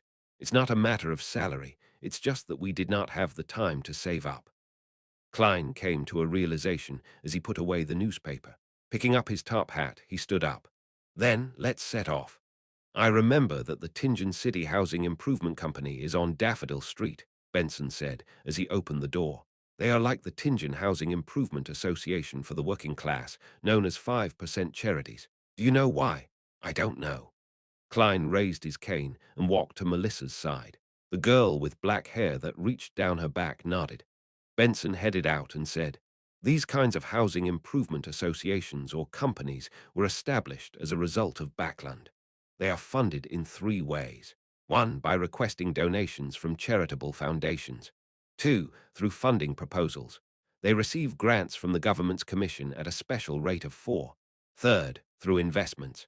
By taking a portion of the rent received, they will give their investors 5 returns. That's why they are called 5% charities." The siblings went down the stairs and slowly walked toward Daffodil Street. They decided to confirm a place before talking to their present landlord, Mr. Frankie. They did not want to be in a situation where they were forced to move when they had no place to stay. I heard from Selina that there are housing improvement companies that are purely run as charities, Melissa asked in thought. Benson chuckled. There are, such as the Deweyville Trust, which Sir Deweyville donated money to establish. He builds apartments targeted for the working class. He also provides dedicated estate management personnel while only charging rather low rent. However, the criteria for applying is very strict. It sounds like you aren't fond of the idea. Klein acutely sensed it as he asked with a smile. No, I respect Sir Deweyville a lot, but I'm certain he does not know what true poverty is. Staying in his apartment is like a priest giving hope. It's not very pragmatic. For instance, tenants have to receive the main vaccines, and they have to take turns cleaning the bathroom. They are unable to sublease their apartments or use it for commercial activities. They aren't allowed to throw their rubbish wantonly, and children are prevented from playing in the corridors. Goddess, does he wish to make everyone ladies and gentlemen? Benson answered in his usual tone. Klein creased his brows in doubt. Doesn't sound problematic. Those are all very reasonable criteria. Yeah, Melissa nodded in agreement. Benson cocked his head and looked at them before chuckling. Perhaps I have protected both of you too well that you have not seen actual poverty. Do you think they would have the money for the main vaccines? The line for free charitable organization sets them back 3 months. Do you think their work is stable and not temporary? If they cannot sublet parts of their apartment to receive some extra income, are they to move out when they lose their jobs? Besides, many ladies mend clothes or make matchboxes at home to maintain their livelihood. Those are included as commercial activities. Are you going to chase them all out? Most of the poor use all their efforts to survive. Do you think they have the time to discipline their children and stop them from running along the corridors? Perhaps they can only be locked at home until they're old enough, then sending them to places that accept child labor when they are around 7 or 8 years old. Ben did not use many adjectives to describe the matter. It caused Klein to shudder a little. This was how people from low socioeconomic classes lived. Beside him, Melissa fell into silence. It took a long while before she said, in an ethereal tone, Jenny no longer wished for me to visit her after she moved to the lower street. Let's hope her father gets back on his feet after that injury and finds a stable job. However, I have seen too many alcoholics use alcohol to numb themselves. Benson laughed with a somber tone. Klein was at a loss for words. Melissa seemed to be the same. As such, the siblings walked silently down Daffodil Street and found Tingen City Housing Improvement Company. The person who served them was a middle-aged man with an amiable smile. He did not wear a formal attire or a hat, but instead wore a white shirt and black vest. You can call me Scarter. Might I know what kind of house you have in mind? When he caught a glance at Klein's silver-inlaid cane, his smile widened. Klein looked at Benson, who was better with words, and gestured for him to answer. Benson directly answered, a terrace house. Scarter flipped through the files and documents in his hand before smiling. There are currently 5 that haven't been rented out. To be honest, We are geared more to serving customers laborers and their children who have housing difficulties where 6, 8, or even 10 or 12 people squeeze into a house. There aren't many terrace houses. There's one at 2 Daffodil Street, one in the North Borough, one in the East Borough. The weekly rent goes from 12 to 16 solely. You can take a look at the detailed introductions here. He handed over a document to Benson, Klein, and Melissa. After reading through it, the siblings exchanged looks and pointed to the same spot on the piece of paper simultaneously. "Let's take a look at 2 Daffodil Street first," said Benson. Klein and Melissa nodded in response. This place was a district they were familiar with. Chapter 30. Brand new beginning 2, 4, and 6 Daffodil Street were terrace buildings with multifaceted hipped roofs. Their exteriors were painted grayish blue, and 3 chimneys stood erected. The place obviously did not have lawns, gardens, or porches. The entrances directly faced the street. Tingen City Housing Improvement Companies. Scarter took out a bunch of keys, and while opening the door, introduced, "Our terrace houses do not have foyers, so you enter directly into the living room. There's an oriel window facing Daffodil Street, so there's pretty good lighting." Klein, Benson, and Melissa were greeted by a fabric sofa bathing in the golden rays of the sun, and an area more spacious than their previous 2-bedroom apartment. This living room can be used as a guest hall. To its right is the dining room, and on the left is a fireplace that will keep you warm in winter. Scarter pointed around with great familiarity. Klein looked around and confirmed that it was a crude, open-style concept. The dining room and the living room were not separated by any partitions, but they were also far from the oriel window, making those spots rather dim. There was a rectangular red wooden table surrounded by 6 hardwood chairs with soft cushions. The fireplace on the left wall looked exactly like the ones in foreign movies and TV series that Klein used to watch. Behind the dining area is the kitchen, but we do not provide any appliances. Opposite to the living room is a small guest room and a bathroom. Scarter walked around and described the remaining layout of the house. The bathroom was separated into 2 parts. The outer area was where one would wash their face and brush their teeth, while the inner area was the toilet. There was an accordion door that separated them. The guest room was described to be small, but it was as big as the room that Melissa currently stayed in. She was stunned at the sight. After looking around the first floor, Scarter brought the 3 siblings to the stairway next to the bathroom. Down below is the underground cellar. It is quite stuffy downstairs, so you must remember to let some fresh air in first before entering. Benson nodded casually and followed Scarter to the second floor. On my left, there's a bathroom. On the same side, there are an additional 2 bedrooms. It's the same layout on my right, but the washroom on this side is next to the balcony. As he spoke, Scarter opened the bathroom door and stood sideways so that he would not obstruct Klein, Benson, and Melissa from looking in. The bathroom had an extra bathtub. Like the other bathroom, there was an accordion door next to the toilet. Although it was a little dusty, it wasn't dirty, smelly, or cramped.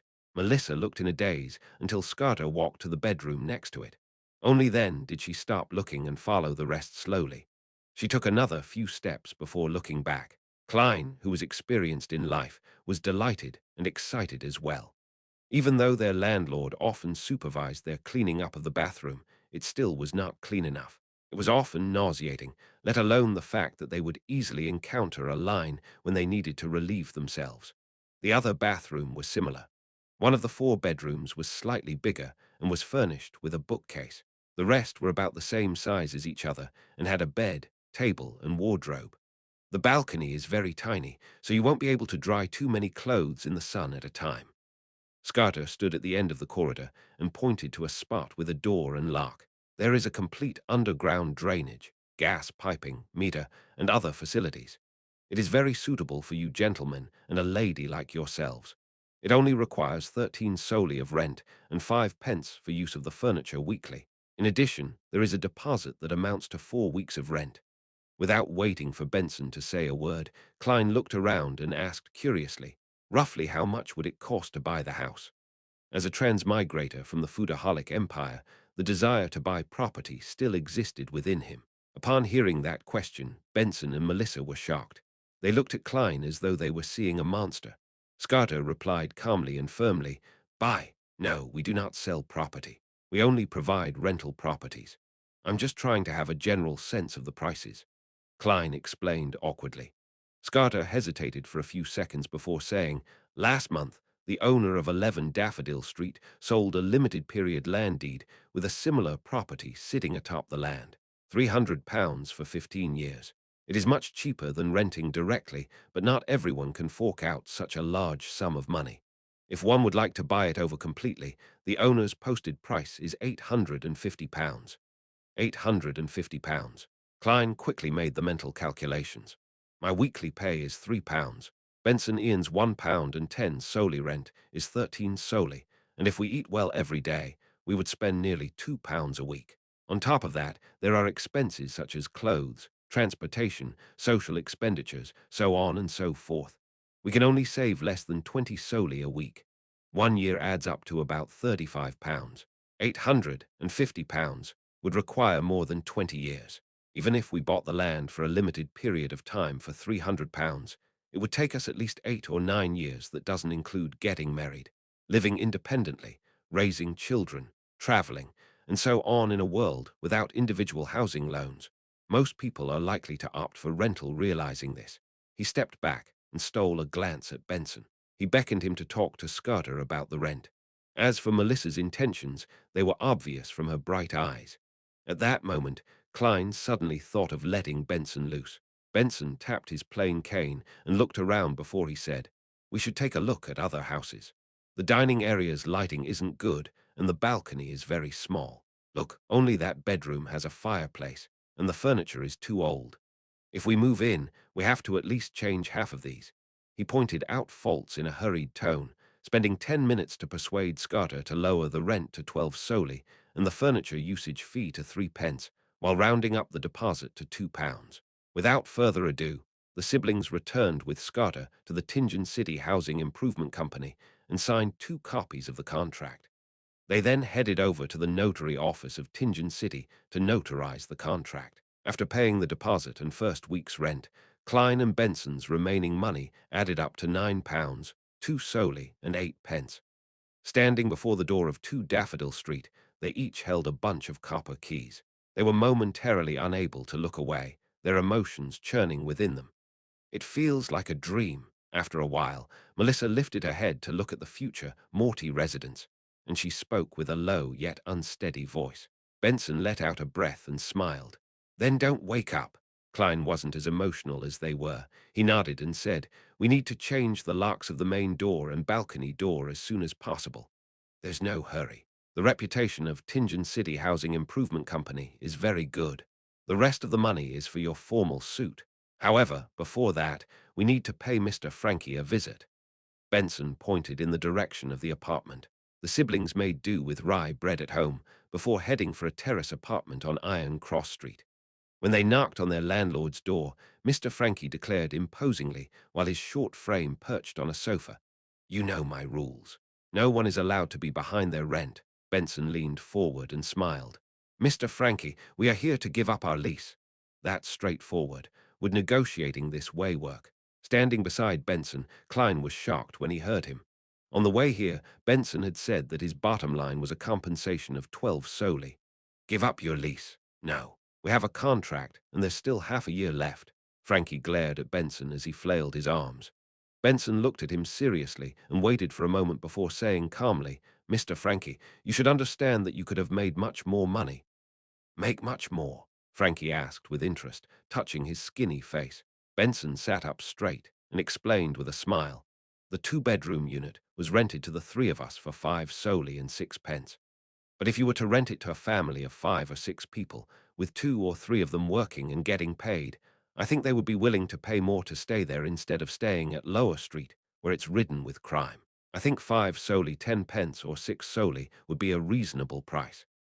Frankie's eyes brightened up, and his throat moved as Benson continued to say, "Besides, you are certainly aware that rental prices have been increasing in recent years. The longer we stay, the greater a loss you incur. But I need time to look for a new tenant." Mr. Frankie, who had inherited the apartment building, obviously liked the idea. "I believe you can find one very quickly, since you have the ability and resources to do so.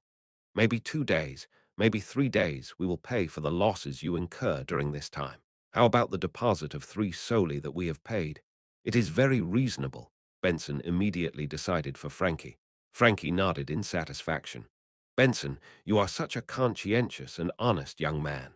All right then, let's sign the termination of contract. Klein was dumbfounded watching this happen. He completely understood how easy it was to convince Mr. Frankie. That's way too easy with the problem of the previous contract resolved. The 3 siblings first helped Klein buy his formal wear and then got busy with moving house. They didn't have anything heavy or bulky, as bulkier items belonged to the landlord. Thus, Benson and Melissa rejected Klein's idea of hiring a carriage and instead carried their things themselves. They went back and forth between Daffodil Street and Iron Cross Street. The hot sun outside the window set in the west, and golden rays shone through the oriel window, scattering across the desk's surface. Klein looked at the rack that had books and notebooks arranged neatly before putting an ink bottle and a fountain pen on the table which he had wiped earlier. It's finally over, he let out a breath of relief and heard his stomach growl. He loosened his rolled-up sleeves as he walked towards the door. He had a bed that belonged to him. The bedsheet and blanket were white, old but clean. Klein twisted the doorknob and walked out of his bedroom. Just as he was preparing to say something, he saw both doors on the opposite side open simultaneously as Benson and Melissa came into his view. Looking at the dust and dirt marks on their faces, Klein and Benson suddenly burst out into laughter, sounding abnormally cheerful. Melissa bit her lips lightly, but the laughter was contagious. She eventually let out a soft laugh. The next morning, Klein stood before a full-length mirror with no cracks, seriously smoothing out his collar and sleeves of his shirt. The outfit included a white shirt, black tuxedo, silk top hat, black vest, a set of trousers, boots, and a bow tie. He felt the pinch of paying £8 in total. However, the effect was great. Klein felt that his reflection in the mirror exhibited greater scholarly qualities and made him look more handsome. Click. He closed his pocket watch and put it into his inner pocket. He then took his cane and hid his revolver. He took the tracked public carriage and arrived at Zoutelen Street. The moment he entered the Blackthorn Security Company, he realized that he was so used to his previous lifestyle that he had forgotten to give Melissa extra money, but allowed her to walk to school instead. Shaking his head, he took note of it before stepping into Blackthorn Security Company. He saw the brown-haired girl, Razan, making coffee. A rich aroma permeated throughout the office. "Good morning, Klein. The weather is great today," Razan greeted him with a smile. "To be frank, I have always been curious.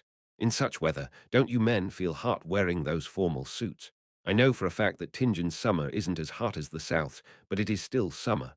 "It's the price of style," Klein replied humorously. "Good morning, Miss Razan. Where's the captain?" "Same old place." Razan pointed inside. Klein nodded. He went through the partition and knocked on Dunn Smith's office door. "Come in." Dunn's voice was deep and gentle as usual.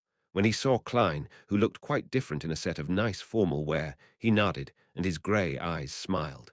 "Have you decided?" he asked. Klein took a deep breath and answered seriously, "Yes, I have made a decision." Dunn slowly sat up straight. His expression became solemn, but the deep recesses of his grey eyes remained the same. "Tell me your answer." Klein replied without hesitation. "Seer." Chapter 31. Potion Dunn Smith stared at Klein with his grey eyes for a full minute without a word. Klein did not cower under the pressure of the silence and his gaze. He continued locking his eyes with Dunn. "You must understand that once you consume the potion, there will be no room for regret." Finally, Dunn spoke again in a deep, emotionless voice. Klein grinned and said, "I know, but I respect the voice in me. First, Sleepless does not meet my requirements. It was the same for Spectator, which he heard from the Tarot Club based on description. He was unsure when he would come into contact with other Beyonder pathways.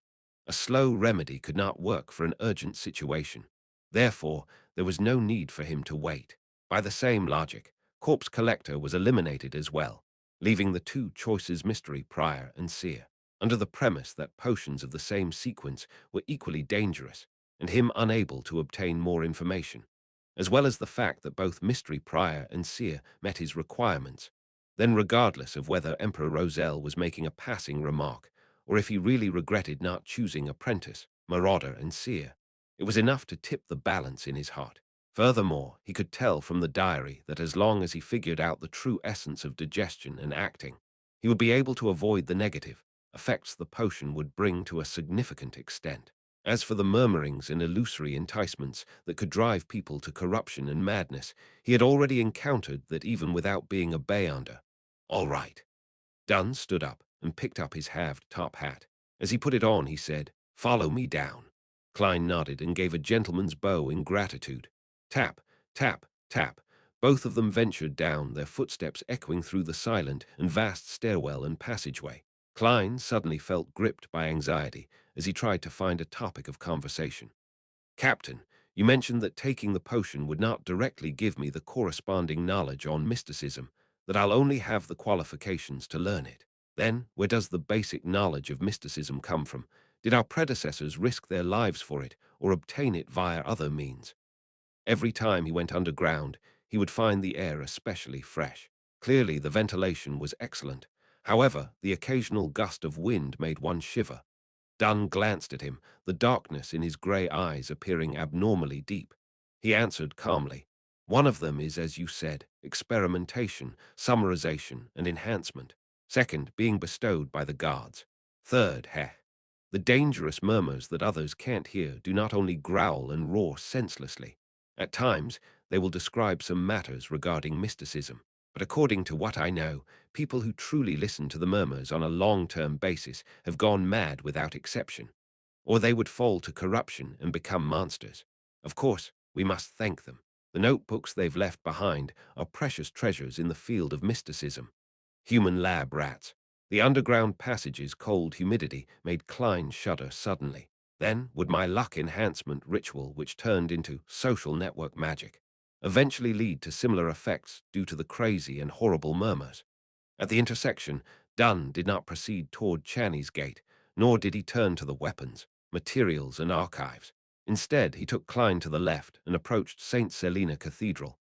Midway, he stopped. It was unclear what he touched to open a secret door. "This is our Nighthawks team's alchemy room. I will get old Neil to retrieve the seer potion formula and the corresponding materials from inside Channy's gate." "Heh, you have pretty good luck. The goddess has blessed you with her favor. We should still have the materials needed for 2 seer potions. If not, you would have to wait a long while." Dunn pointed at the room behind the door. "Wait here. Later, watch old Neil concoct the potion. It's the most basic part of mysticism studies. Oh, do not randomly touch things in there. They are either very dangerous, expensive, or both." With that said, Dunn added like before, "Oh, right, I forgot something again. Your becoming a Beyonder is a result of you having to face danger and the need to find the notebook. The meritorious deed was only a part of it. Therefore, you will not be a member of our team for the time being. You will still be a civilian staff member with a corresponding salary. You will still do what I instructed you to do previously. One additional thing is to learn more about mysticism with old Neil. You can arrange the time with him." All right. Other than feeling a little disgruntled by the lack of a pay rise, Klein was in full agreement with the rest. According to Dunn, there was still the process of learning and grasping one's newfound powers after consuming the potion. If he were to become a formal member immediately and participate in paranormal missions, his death was certain. Dunn turned around and walked 2 steps towards the intersection when he suddenly turned back. "Another thing. I knew it. Klein was already used to the style of his captain. "We got something out of the Secret Order's actions," said Dunn with his usual expression. "It's unlikely they will provoke you in the near future, but don't be careless. It has to do with them being temporarily unable to confirm whether the Antigonus family's notebook is important to them. From what we discovered, they have preserved some of the ancient customs, and we can confirm that they are related to the Solomon Empire and the corrupted nobles of that period." "Got it. Thanks, Captain," said Klein as he exhaled. This was also one of the reasons why he did not wish to wait, grasping the chance of becoming a Beyonder in such a hurry.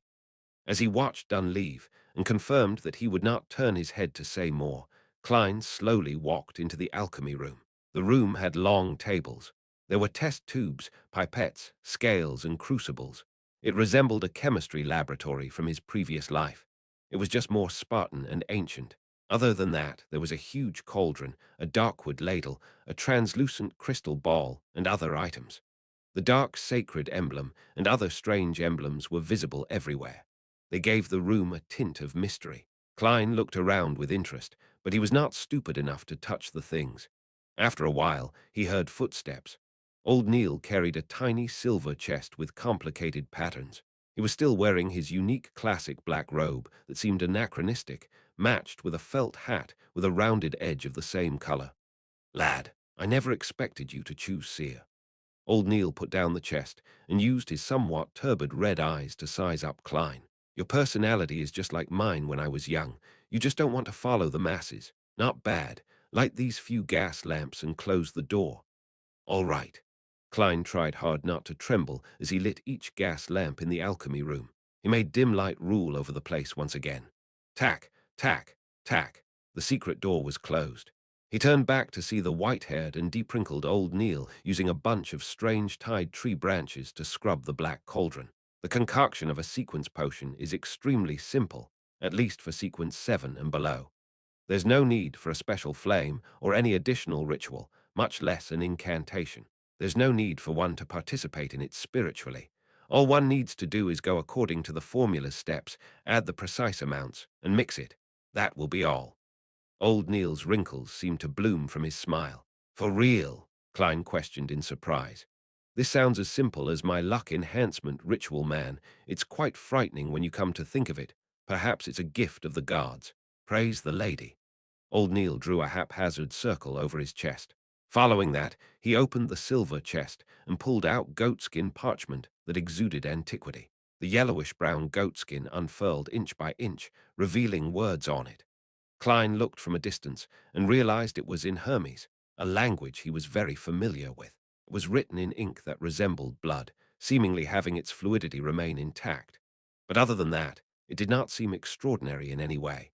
Seer. 100 milliliters of pure water, 13 drops of night vanilla liquids, 7 gold mint leaves. Klein silently recited the formula's content, but the rest of it was blocked by old Neil's wrist, preventing him from reading it. Pure water is water that is repeatedly distilled. Thankfully, I made some previously, so there's no need to waste time on it. While old Neil gave the introduction, he took a large sealed glass bottle from the table with great familiarity. He took off the stopper and poured about 100 milliliters of pure water into the cauldron without much thought. Klein did not dare ask, afraid he would affect old Neil's concoction. After all, he was the one drinking the potion. 13 drops of night vanilla juices. This can be extracted and stored as an essential oil ahead of time. Old Neil took out a tiny brown bottle from the silver chest and with a pipette and dripped 13 drops into the cauldron in a relaxed manner. A faint but easing fragrance emanated, making Klein feel an abnormal sense of peace. 7 gold mint leaves. Old Neil picked up a silver patterned can and removed its lid. With his bare hands, he picked up a few leaves and scattered it into the cauldron. He caught a whiff of a fresh and stimulating scent. 4, 5, 6, 7. Perfect. Old Neil chuckled and looked at the potion formula on the goatskin. 3 drops of poison hemlock. This isn't something you should drink randomly. It can cause your entire body to numb to the point of death. In ancient times, it proved to be the best option for committing suicide. It's not like I'm silly, Klein lampooned. Old Neil changed pipettes and dripped the poison hemlock into the cauldron. The mixture caused a strange smell that freshened one's mind. 9 grams of dragon blood grass powder. Old Neil took his time to reach his hand into the silver chest and pulled out a transparent test tube. There was some deep black powder inside. He used a beaker and a scale to measure 9 grams of powder and poured it into the cauldron. He then stirred the mixture twice with the darkwood ladle. The laid-back process of making the concoction made Klein a little worried. In fact, the materials from before were just supplemental. The exact amount doesn't really affect the final outcome. Should I put a little bit more? Old Neil made a joke. The last 2 is what's crucial. The amount can be slightly lowered, but it cannot be too far from the requirement or your enhancement can fail. Oh, the quantity cannot be any more, even just by a bit. If so, you will have to be treated for mental problems. It's not impossible to die immediately. Klein immediately tensed up as he saw old Neil pull out a black glass bottle from the silver chest. Lavos squid's blood, 10 milliliters. This kind of squid is considered an extraordinary biological species. It is clearly mutated. It is covered in mystery. Its blood will rapidly break down under sunlight and lose its unique qualities. It has to be stored in opaque material. Old Neil's tone no longer sounded relaxed. He quickly and carefully retrieved 10 milliliters of blood with a test tube. The blood was blue like the sky. From time to time, it produced illusory bubbles, as though it was connected to the spiritual world. After pouring the blood inside the test tube, the remaining drops are ignored as a form of precaution, whispered old Neil. The moment the blue blood entered the cauldron and made contact with the liquid from before, it produced bubbling sounds. The surrounding light was dyed with a light blue tinge, making Klein feel a strange sense of distance, but also familiarity. It felt like the feeling of being in a mother's womb. It elevated a human soul. The final item, star crystal, 50 grams. Old Neil's voice sounded in Klein's ears, jolting him awake as he looked at the table. In the old gentleman's hand was a piece of extremely pure crystal. Furthermore, the crystal appeared gelatinous, as though it was jelly from Earth. It lacked hardness. Under the blue light's illumination, it reflected bits of light, as it seemed to contain a resplendent void of stars within. This is excellent material for the creation of divination crystals, just a little less in consideration of any mistakes. As old Neil measured, he used a tiny patterned silver blade to extract the crystal. Pure water, night vanilla, gold mint leaves, poison hemlock juice, dragon blood grass, Lavos squid blood, and star crystal make up a seer. At that moment, Klein could not help but recall the formula. With everything done, old Neil poured in a few blocks of star crystal into the cauldron. Sizzle. Illusory fog instantly spewed forth, turning the alchemy room into a blur. Klein seemed to see a vast array of stars amid the fog and felt like he was being observed by an invisible existence. A few seconds later, the fog dissipated. Old Neil used the darkwood ladle and scooped out some sticky dark blue liquid. It had strange, characteristic gooey and inseparable. Not one bit was left in the black cauldron. The dark blue liquid was poured into an opaque cup before old Neil pointed at it. It's done, your seer potion. Chapter 32. Spirit Vision. Klein looked at the dark blue gelatinous liquid, finding it hard to describe it as either a block or cup of liquid. He swallowed his saliva and said in great difficulty, "Am I to drink it just like that? Is there no need for any other preparations, like a ritual, an incantation, or a prayer?" Old Neil acknowledged tersely before saying, "Preparation. There is. Get a cup of Inti's Ormir grape wine, suck on a daisy cigar, then whistle a relaxing tune, and dance an upbeat court dance. You can do a tap dance if you prefer that. Finally, play a round of Gwent cards." When he saw Klein's expression turn dumbfounded, old Neil laughed and summarized what he had just said. "If you feel nervous, you are quite humorous, aren't you?" The corners of Klein's mouth twitched as he resisted the urge to draw his gun. He put his cane down and extended his right hand. As though he held something heavy, he raised the opaque cup. The smell of the potion was faint and seemingly ethereal. "Lad, do not hesitate. The more you hesitate, the more nervous and afraid you will be. That will only affect the absorption that follows," said old Neil with his back facing Klein. It was as though he had said it casually. It was unknown when he arrived by the nearby water basin. He turned on the tap and washed his hands. Klein nodded silently and took a deep breath. Just like he was back when he was a child, he pinched his nose and drank it like medicine. He moved the opaque cup to his mouth and tipped his head, drinking it down with a gulp. A cool and smooth feeling quickly filled his oral cavity. It then flowed through his gullet and into his stomach. The sticky, dark blue liquid seemed to grow out thin and long tentacles, bringing stimulation and coldness to every cell in Klein's body. He could not help but convulse as his vision rapidly went into a blur. All colors seemed to saturate. The reds were redder, the blues were bluer, and the blacks were blacker. The rich colors blended like an impressionist painting. Klein had seen such a scene before. It was back when he was questioned by the spirit medium, Dali. At that moment, his vision became a blur, and although his mind felt light, it was clear. He felt like a castaway floating in the sea. Slowly, his surroundings turned discernible. All the colors returned to their original as a grayish and blurry fog emanated. Around him were forms he found difficult to describe. There were transparent objects that did not seem to exist. Deep down, there were lustrous brilliances of different colors which seemed to possess life or contain immense knowledge. This is a little similar to what I saw during the luck enhancement ritual as Klein instinctively looked down. He realized that he was still standing in his original spot, body convulsing. Suddenly, he came to a realization, causing his consciousness to sink abruptly and fuse with him. Boom! The fog quickly dissipated as the colors restored to normal. The bright, clear halo and the inexistent objects instantly vanished. The scene in the alchemy room returned to normal, but Klein felt his head swell. He felt like it was being yanked apart. Whatever he saw had countless afterimages. His ears were overwhelmed by an ethereal murmur. Hornesis phlegrea, hornesis phlegrea, hornesis phlegrea. Klein felt a stabbing pain at his forehead as he quickly had thoughts of causing destruction to vent the discomfort in him.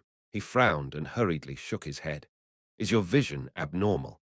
Are you also hearing things you did not used to hear? Said old Neil at his side with a concealed smile. Yes, Mr. Neil, what should I do? Klein tolerated the intense mania and asked. Old Neil chuckled. This is the resulting seepage of the potion's energy. You lack the means to control it. All right, do as I say. Think of an object in your mind, something common. Make it simple and easy. Klein quickly focused as he envisaged his own half-top hat woven from black silk. He recalled the feeling when he touched it and its exact shape. Place all your focus on it. Keep repeating that while creating the outlines. Does it feel a little better? Old Neil's voice penetrated into his mind like a serene song. Klein turned his focus bit by bit to the imagined top hat. He felt the murmurs subside into a whisper before they vanished. The afterimages he saw also stacked upon one another and no longer appeared a blur. Much better, said Klein after calming his mind of chaotic emotions and having exhaled. He looked down at his body and discovered that nothing abnormal had happened.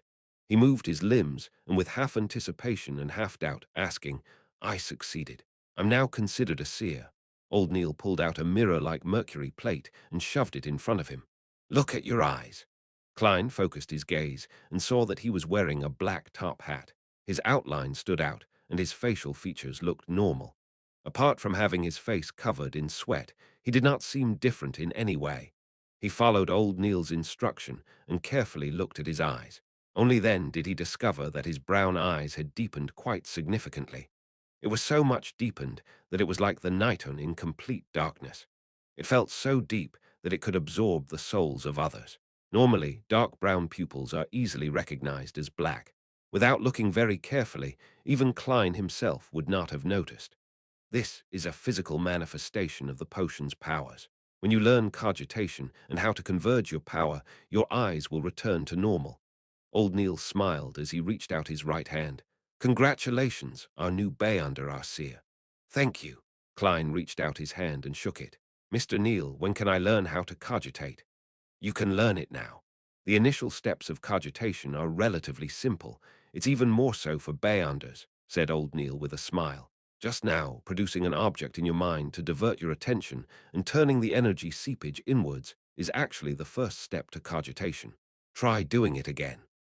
Klein closed his eyes, and once again, his mind depicted the halved top hat. His concentration seemed to be more easily focused than before.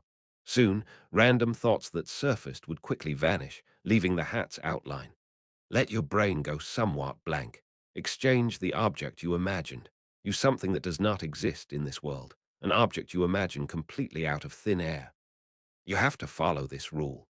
Only by doing so can you enter cogitation. Only then can you exceed the concept of I, the limitless. I will become one with the universe, giving you the ability to see and understand the truth. You will obtain knowledge only you yourself can understand. In the domain of mysticism studies, it's called a mystic experience, said old Neil, using a pacifying tone.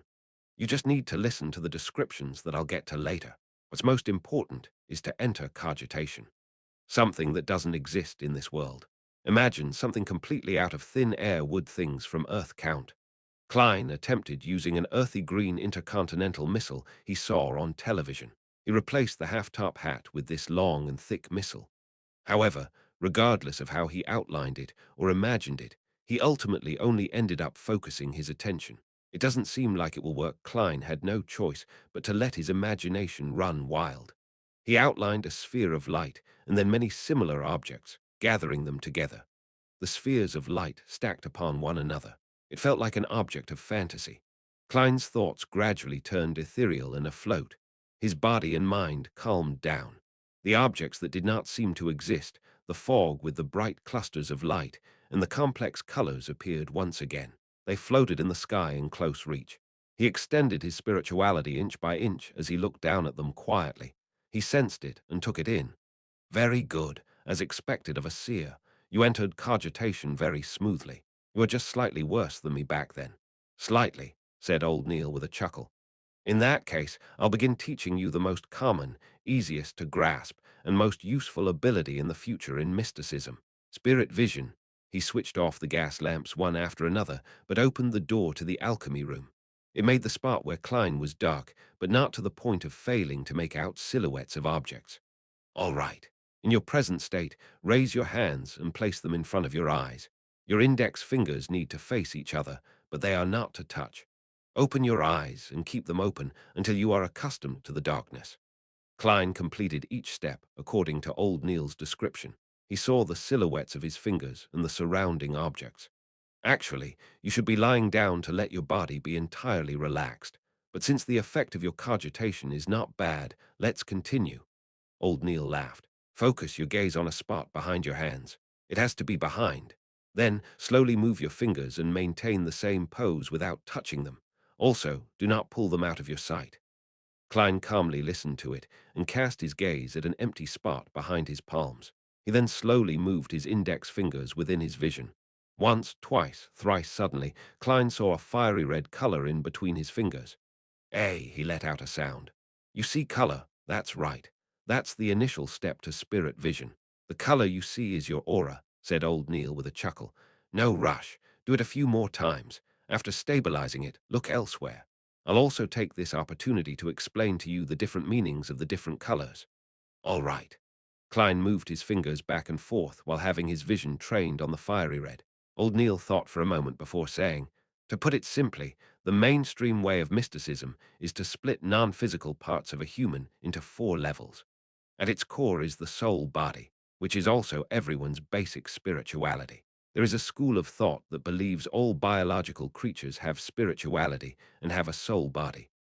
I'm not sure about anything else, but to mystery priors, the goal of cogitation and the method to increase our strength is directed toward the soul body. Outside the soul body is the astral projection. It is the means for the soul body to communicate with the spirit world and with the cosmos. It's considered an external manifestation of the soul body. Besides, it will be directly related to your personal ambition and your prevailing emotions. The scenes you see after consuming the potion are scenes your astral projection sees when it wanders through the spirit world. That world does not obey the laws of the physical world. It involves exceeding the concept of I, the limitless I, and the universes I, the past, present, and future might be stacked upon one another, and that is the source of divination. In the spirit world, what you see is just an imagery, a symbol. You have to interpret it to understand its actual meaning. Divination and many magic spells are cast through the astral projection. Do not mistake its relationship and differences with a soul body. One is just a body, and the other is for form. Klein continued looking at the aura in between his fingertips and made the simple conclusion. Further out will be the body of heart and mind. From this point forth, it will combine with the physical body. It involves your brain and is an overall manifestation of your inferential abilities, your analytical abilities, your observational abilities, and identification abilities. Some potions will mainly raise this. Quite a number of magic spells target it as well. Old Neil explained in relatively great detail. The outermost layer is the ether body. It is a manifestation of your vital energies and physical form.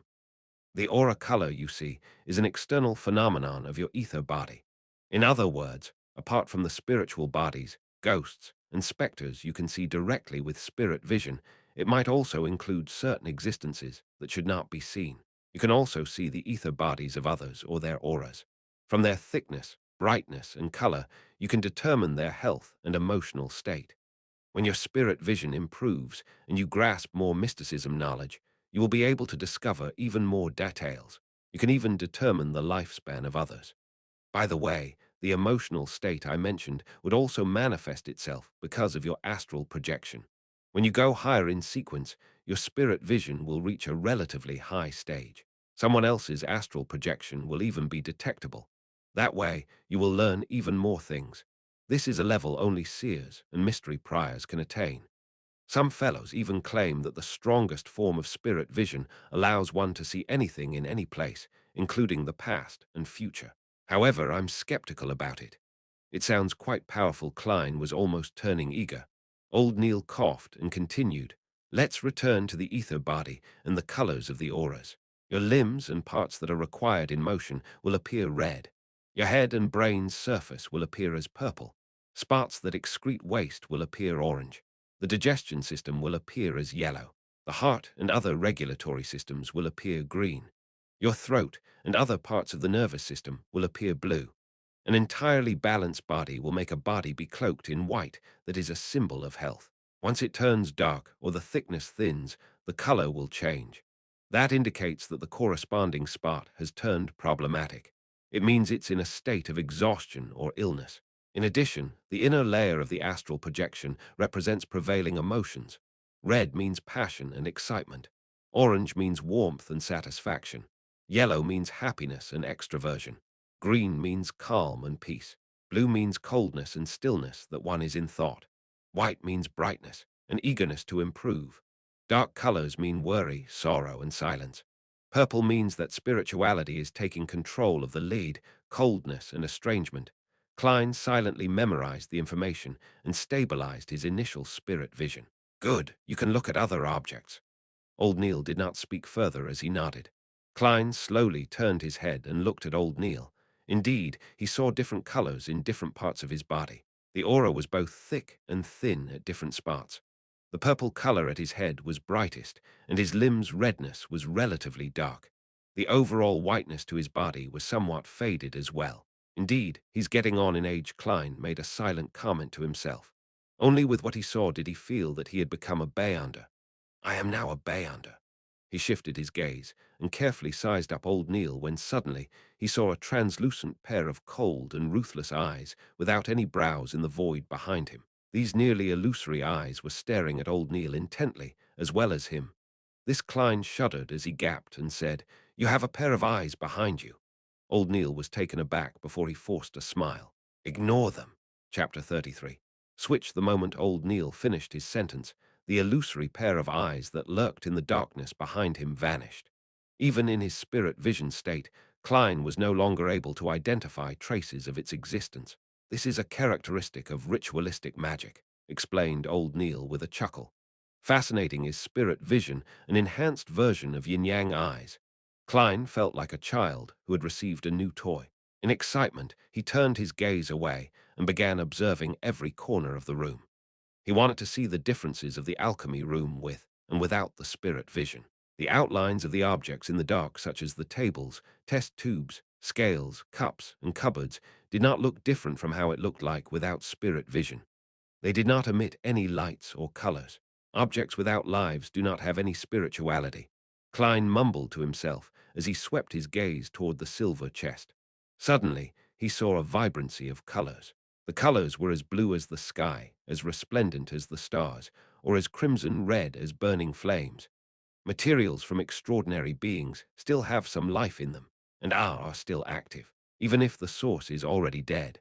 Klein deliberated on his words as he sought Old Neil's help.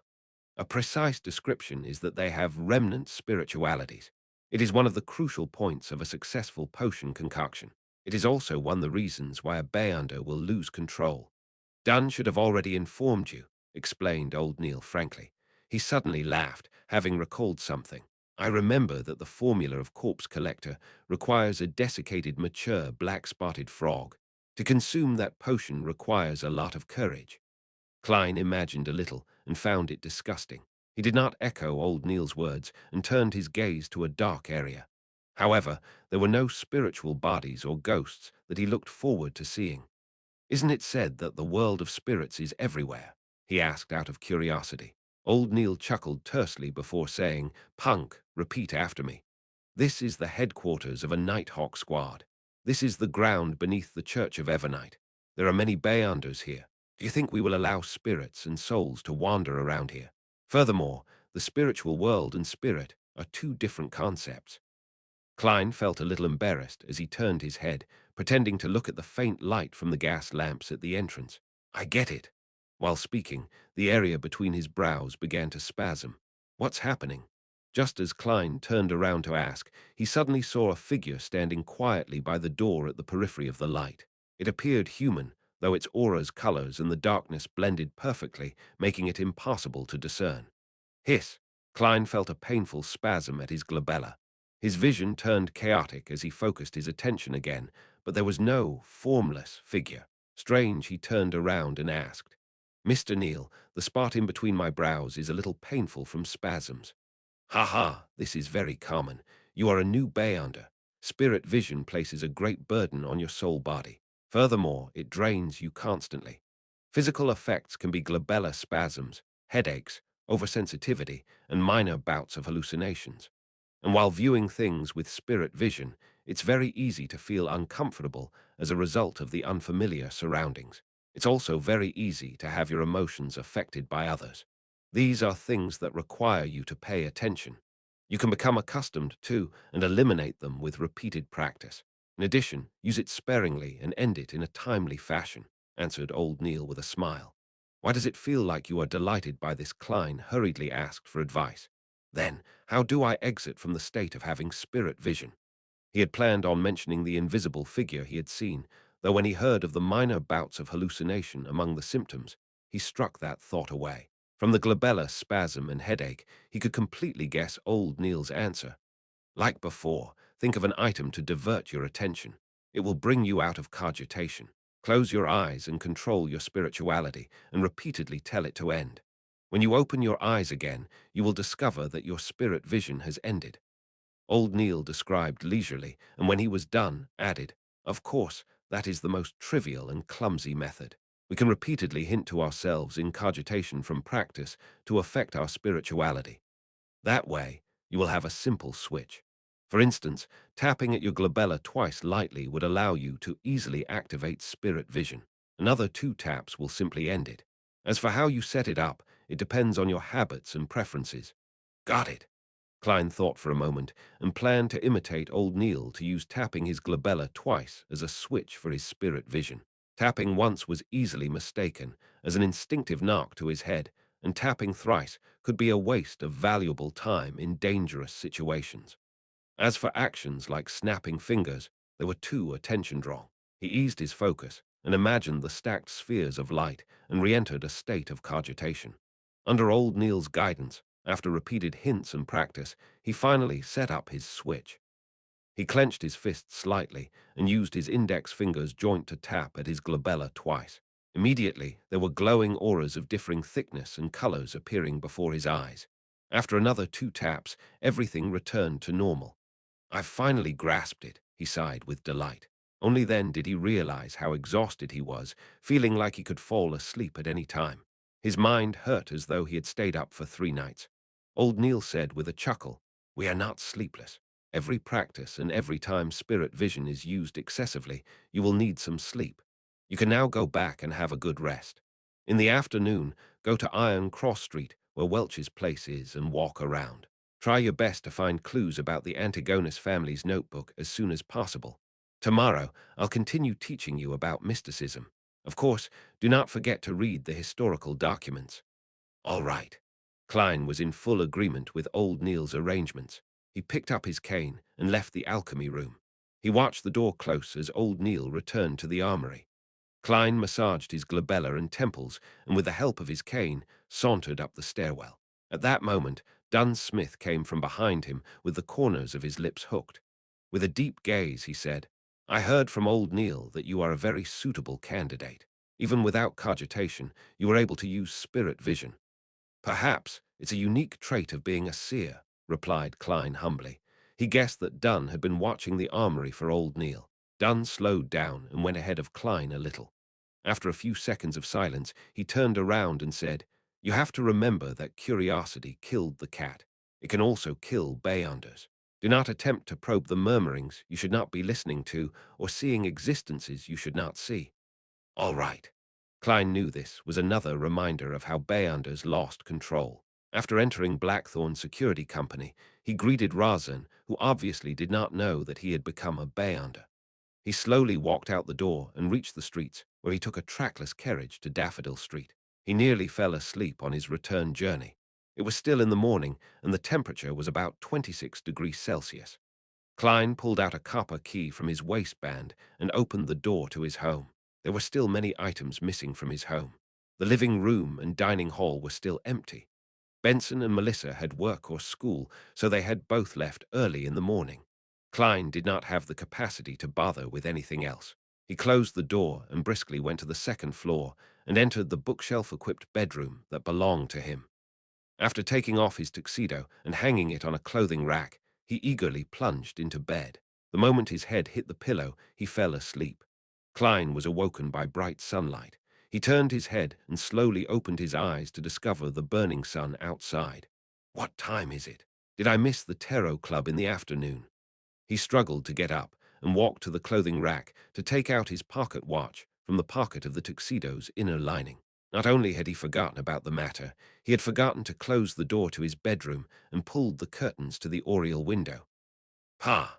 Klein pulled out the pocket watch and immediately felt relieved when he opened it. It was only slightly past noon. There was still a lot of time until the scheduled gathering at 3 in the afternoon. It was Monday, the day he would have a gathering with the hanged man and justice. Klein went into thought as he tapped his glabella twice. The scene before him changed once again as he saw that his body had been restored to a bright luster. He tapped twice again and stopped his spirit vision. Relaxed, he went to the first floor and boiled a kettle of water. He placed some inferior quality tea leaves and chewed on some rye bread dabbed in a little butter. Afterwards, Klein flipped through historical materials and original Klein's diary. He began revising and consolidating his knowledge. At 2:57 p.m., Klein closed his book and capped his fountain pen before pulling the curtains. Immediately following that, he locked the bedroom's door, making the room turn abnormally dark. He tapped his glabella twice and activated spirit vision to survey his surroundings. After confirming that there were no invisible spiritual bodies in his room, Klein stopped the spirit vision and took out his pocket watch to check the time. Tick-tock, tick-tock. 1 minute before 3, he opened up his pace and, like before, walked 4 steps in a counterclockwise manner in a squarish shape. He chanted in Chinese softly. Only this time, he did not prepare any staple food. Klein closed his eyes as he felt the back of his hands turn itchy. It felt like the 4 black darks forming a square were protruding and projecting something. Hysterical shouts and alluring murmurs began resounding, but Klein realized that the headache was not as bad as the first time. It was not that he was unaffected, but that he was doing his best to stop himself from listening. As a Beyonder, he had to have more self-control in such an environment. Soon, his body turned light as he floated up. He saw the grayish-white and blurry fog that emanated. Then he saw dark red stars. 2 of them had a minuscule connection with him, with an abnormal sense of familiarity. Klein looked at his blurry self and muttered in confusion, "The astral projection that old Neil mentioned." He remained calm for a few seconds, and again transformed the opulent divine palace with the tall bronze table under the domed ceiling, as well as the 22 high-backed chairs that corresponded to the different constellations. Klein calmly walked to the seat of honor and made his body and face be immersed in thicker gray fog. He extended his right hand and tapped 2 familiar deep red stars and created a miraculous connection. The glabella in humans is the skin between the eyebrows and above the nose. Chapter 34. Advance payment in an underground basement without any windows. The burly Alger Wilson sat by a long table with various apparatuses and goatskin parchments on it. In front of him was a half-consumed candle. The dim, yellowish flames flickering made the shadows of the objects and table move like a mirage. Alger's hair was disheveled like seaweed, with a deep blue color that resembled black. He wore a robe with lightning patterns embroidered on it. He clasped his hands with his thumbs facing each other while he focused on a bottle of black liquid to the left of the candle. Whoosh, whoosh, whoosh, splash, splash, splash. The sound of tempestuous winds or the crashing of the sea waves howled from inside the sealed bottle. And in spots where the black ink did not sink, a faint fog would swirl. It was as though it grew eyes and a mouth. Alger cocked his head to glance at the clock hanging on the wall and watched the needle strike 3. He pressed down on his temple as his eyes turned dark. Fascinating colors surfaced from the various items on the table. At that moment, he discovered a deep red light appear like a tidal wave from nowhere, drowning him instantly. Backland, Empress Burrow, inside the whole family's luxurious mansion. After dismissing her dance teacher, Audrey locked the door and sat straight up in front of her dressing table. The sun outside was bright and gorgeous. There was a light brown notebook made of exquisite goat skin. It was flipped open to reveal that it was blank. To its right was a fountain pen with a golden tip and embedded rubies. Audrey did a test and made sure that she could pick up the fountain pen and write down the formula the moment she left the gathering. I'm so looking forward to it. She inhaled to repress her excited emotions as she looked at the mirror with puckered lips. However, she did not see it reflect herself. Instead, a dark red and illusory beam burst out from her body. Above the grey fog stood a majestic divine hall that looked like a giant's residence. Dark red colors bloomed on both sides of the bronze table. They surged upwards like a fountain before pattering down. It carved two blurry figures who sat in the same spots as before. Audrey, with her soft blonde hair and tall, slim build, instinctively looked towards the seat of honor. She saw the figure immersed in thick grey fog sitting back. One hand was flat, touching the table's side, while the other hand was stroking his chin. "Good afternoon, Mr. Fool," Audrey shouted with a cheery voice. Following that, she turned her head and looked at the person opposite her. With the same tone, she said, "Good afternoon, Mr. Hanged Man. This lady sure is unsophisticated. Is she so sure that I'm a good person? Why isn't there any fear from her? Is she a noble lady who has been protected well?" Klein smiled and maintained his unfathomable image. "Good afternoon, Miss Justice." As he spoke, he lowered his head slightly and moved his left hand and tapped his glabella twice. What he saw changed instantly. He saw Justice and the Hanged Man emit the colors of their aura, and the surrounding grey fog and dark red stars remained the same. Nothing that seemingly did not exist or lustrous brilliances that possessed life was seen. He shifted his gaze and saw that Justice's aura perfectly matched the colors old Neil described. What was supposed to be red, purple, blue, or white were their respective colors. Furthermore, they maintained a lustrous brilliance and were of appropriate thickness. It was easy to tell that she was a vibrant young girl. The colors of her emotions are red and yellow. That's joy, zeal, and excitement. Klein made a judgment before casting his attention towards the Hanged Man. Like Justice, there was nothing special about the colors of the Hanged Man's aura. His emotions were blue mixed in with some orange. Calm, thoughtful, careful, and a little pleased. With this being his first attempt, Klein made a conclusion without much confidence. Just as he shifted his gaze away, he suddenly realized something strange. The aura of the Hanged Man's innermost layer was nearly of the same color. Klein focused his mind and took another careful look. He could faintly see that deep within the Hanged Man's ether body was a deep blue, akin to the sea. It felt like a tidal storm. His astral projection, or should I say the surface of his astral projection. From the looks of it, he's really a Beyonder, and one that's apparently stronger than old Neil. Klein analyzed as his mind was filled with questions. Not necessary. It might have to do with this being a unique environment. It's only because this is my home ground that I'm able to see these things that old Neil did not manifest. He turned his head toward Justice again and confirmed that it was a characteristic only Beyonders possessed. At that moment, Alger also completed his greetings. Audrey drew a light gasp as she asked in anticipation, "Mr. Hanged Man, did you receive the box of ghost shark blood?" Alger took a look at Klein and saw him tapping his glabella as though he was considering other matters. "Thank you very much. It perfectly met my expectations. I never expected you to send it to me so quickly." "The ghost shark blood is not the typical extraordinary creature," said Alger frankly. Audrey smiled humbly and said, "I'm very happy to see this outcome." As she loved anything to do with mystery from a young age, she had befriended those in aristocratic circles with similar interests. They have exchanged information, books, and rare artifacts among each other. But before this, none of them had ever obtained any supernatural power to become a real Beyonder. Instead, there were a few princes that hinted that they could gift her what she wanted if she became their princess consort. However, She had obtained the ghost shark blood directly from her family's vault.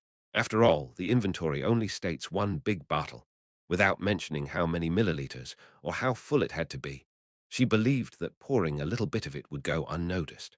Even if there was an accident and the matter was exposed, her parents were unlikely to pursue the matter. Alger looked deeply at the fool who was enveloped in fog before turning his head back with a smile. According to our agreement, I will tell you the formula to the potion, spectator. Let me prepare myself. All right, begin. Audrey inhaled as she focused her full attention. Low-sequence potions are very easy to concoct. Just follow the order that I provide you. Do remember that there can be smaller quantities of the ingredients, but not more. It would cause major problems. You should have heard about news of Beyonders losing control. I believe there's no need for me to repeat it. Alger first mentioned things to take note of. Audrey nodded gently and said, I understand completely. While she spoke, she turned her head to look at Mr. Fool. She wished to know if the mystery expert had anything to add. Unfortunately, the fool was sitting silently there like a statue. Alger thought for a moment before saying, having smaller quantities does not mean it should deviate by too much. If you do not have an assistant, I suggest you spend some time familiarizing yourself with chemistry experiments. I have a family tutor for such matters, answered Audrey, without feeling the burden.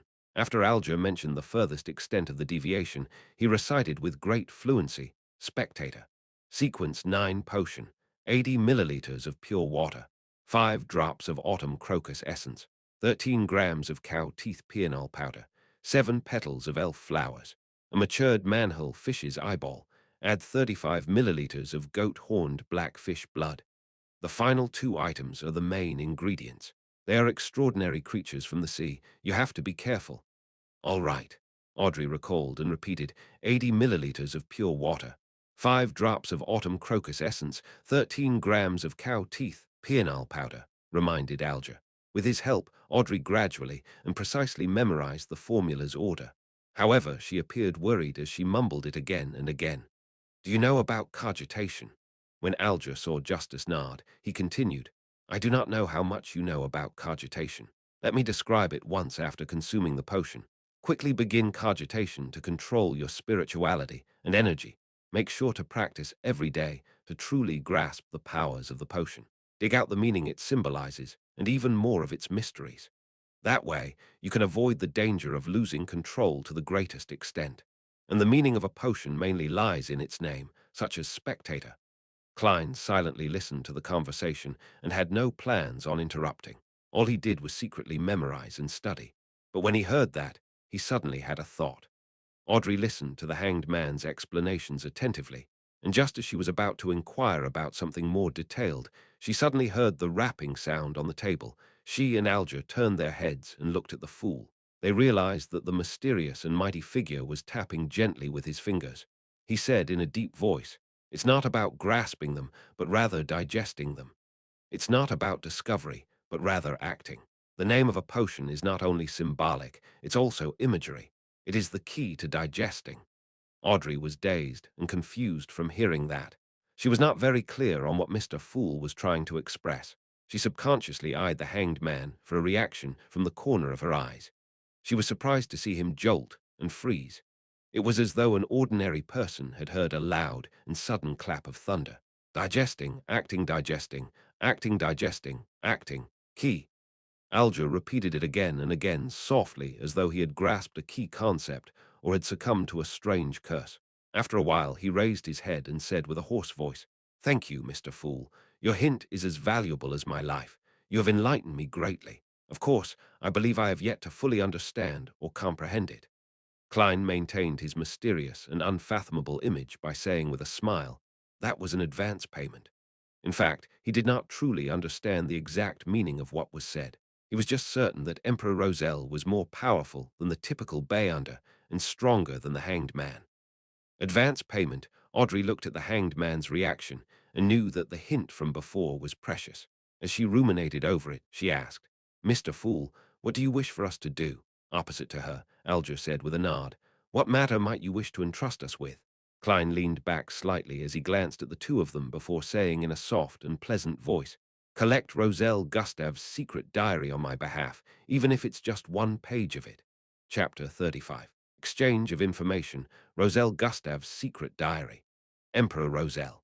Indeed, only such matters are worth the concern of a mighty figure like Mr. Fool. Audrey was first taken aback before she realized that she found it nothing surprising. Rumor had it that Emperor Roselle had once seen the blasphemy slate. It was said that the secret cards he created hid the 22 paths of the divine. This was something every high-sequence Beyonder would definitely pay attention to. Diary. That's a diary. Alger frowned slightly as he keenly noticed this tidbit. The item which Roselle Gustav had left behind had been described by Mr. Fool as a diary. How did he know? How did he determine it? Could he know the way to decipher Roselle's cryptic text? Faced with the hanged man's question, and having obtained the desired effect, Klein leaned back into his chair and interlocked his hands. He answered in a relaxed manner, "Let us first view it as a diary for now." He did not deny or confirm it. Audrey had heard the children of other nobles mention the matter. However, she had never really learned much of it. With her curiosity piqued, she asked. It said that Emperor Roselle's, diary was written in a cryptic language or symbols he invented. Yes, answered Alger simply. Some people believe that it is a unique set of symbols from mysticism. Others believe that it is a hieroglyph. But up to today, no one has found the correct way of deciphering it. At the very least, that's all I know. With that said, he turned his head at Klein in a bid to get some confirmation or show his suspicions. They are texts that have been passed down for generations, so are no longer in their original state. According to your line of thought, how can it be deciphered? Klein maintained his calm as he secretly gave a self-deprecating laugh. As for how to handle the symbols of mysticism, he instantly thought of a ridiculous and funny scene. Dressed in a black pointed hat and long robe, an evil mage pulls up his sleeve to reveal a symbol tattooed on his arm. It was said that this was a symbol with mysterious power left behind by Emperor Roselle. They were written in two blue, large simplified Chinese characters. Retarded joker. The corners of Klein's mouth curved up slowly as he found himself in a good mood. After hearing the hanged man's description, Audrey said in a stumped manner, "We can't understand the symbols or the words then. How are we to pass the information to you, Mr. Fool? Or are we to mail it somewhere?" This is quite an important question. I do not have the means to accept an item. Secretly, Klein was in no hurry to answer. He repeatedly released his thumbs from his interlocked hands before tapping them back again. Soon, he thought of a solution. Since I can create a divine palace and table according to my wishes in here, would it be possible to project the content in the minds of others here? I'll give it a try at that moment. Audrey and Alger saw Mr. Fool slowly sit up amid the thick greyish fog. Miss Justice, let us give it a try. Imagine a paragraph of text and give it the emotions of writing it with urgency. Yes, pick up the fountain pen beside you and write on the piece of paper.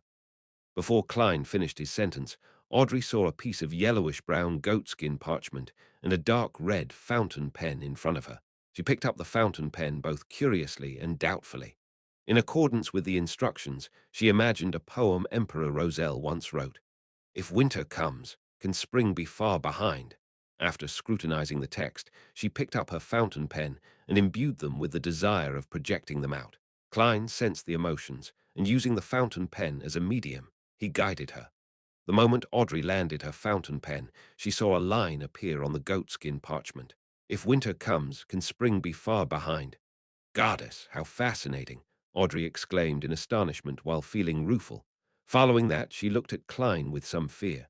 Mr. Fool, can you read what I'm thinking? No, I'm only guiding you. I simplified the process of writing for you and made it become an imprint. If you did not wish to express it, nothing would appear. Klein placated her with a low tone.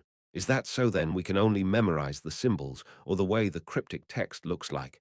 Then we can present it directly as we wish. Audrey heaved a sigh of relief as she asked in enlightenment. Yes, Klein answered. That's not a bad method. Miss Justice, do not doubt your memory. After becoming a spectator, you will receive immense improvement in this aspect.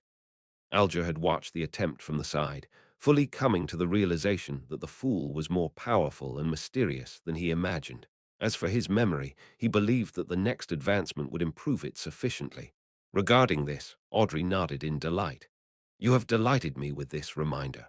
Mr. Hanged Man, do you have any other guidance on spectators?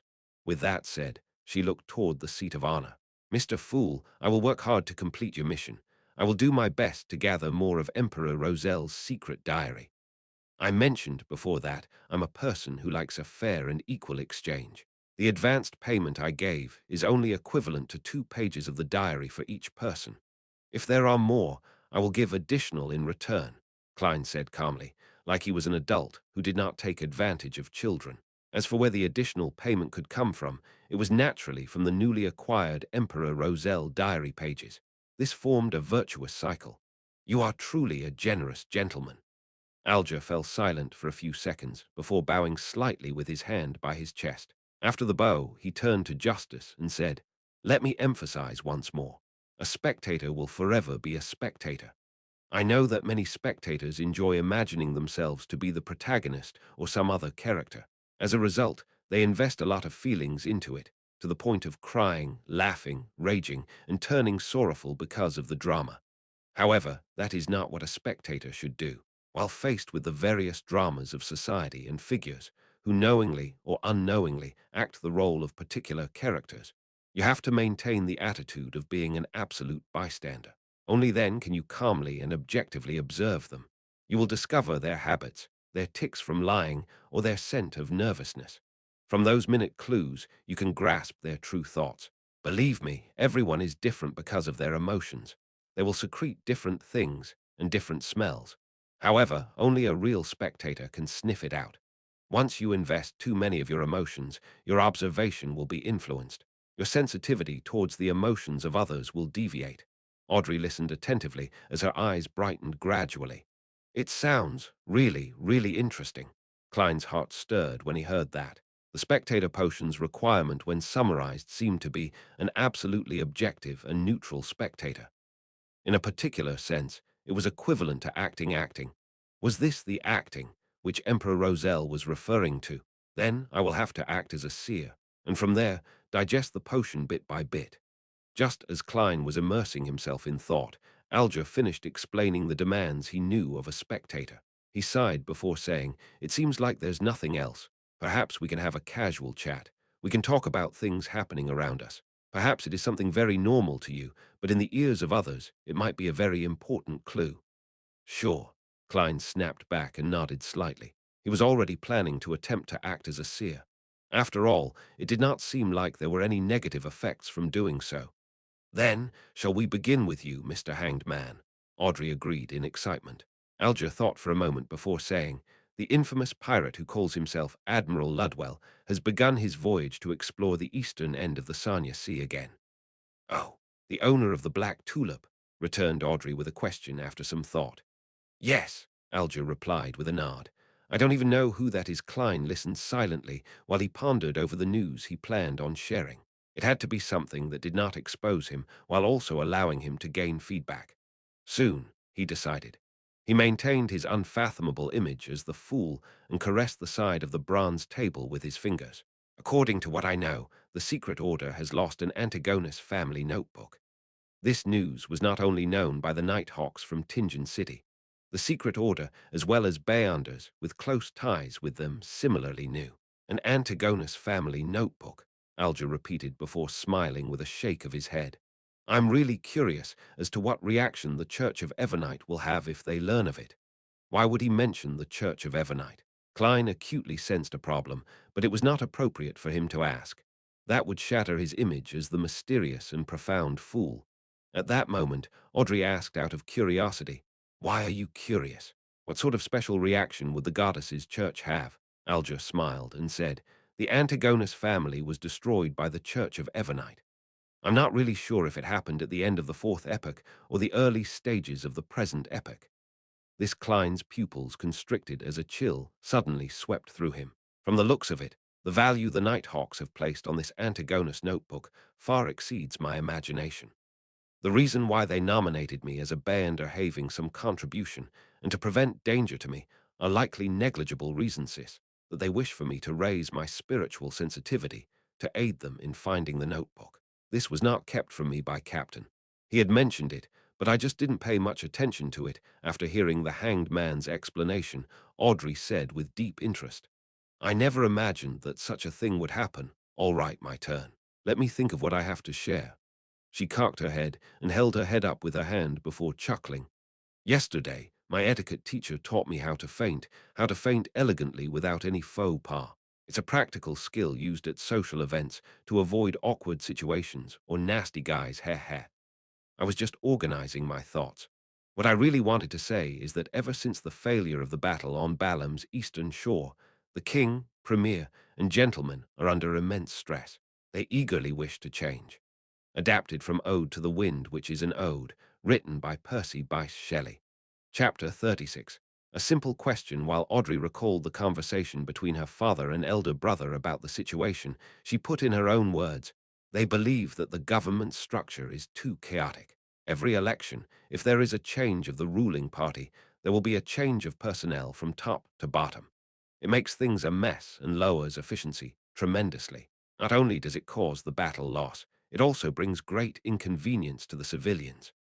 Klein knew very well that, as there was no example to reference, the Lone Kingdom had yet to evolve into a system that examined public servants. The political situation was still in its preliminary stages.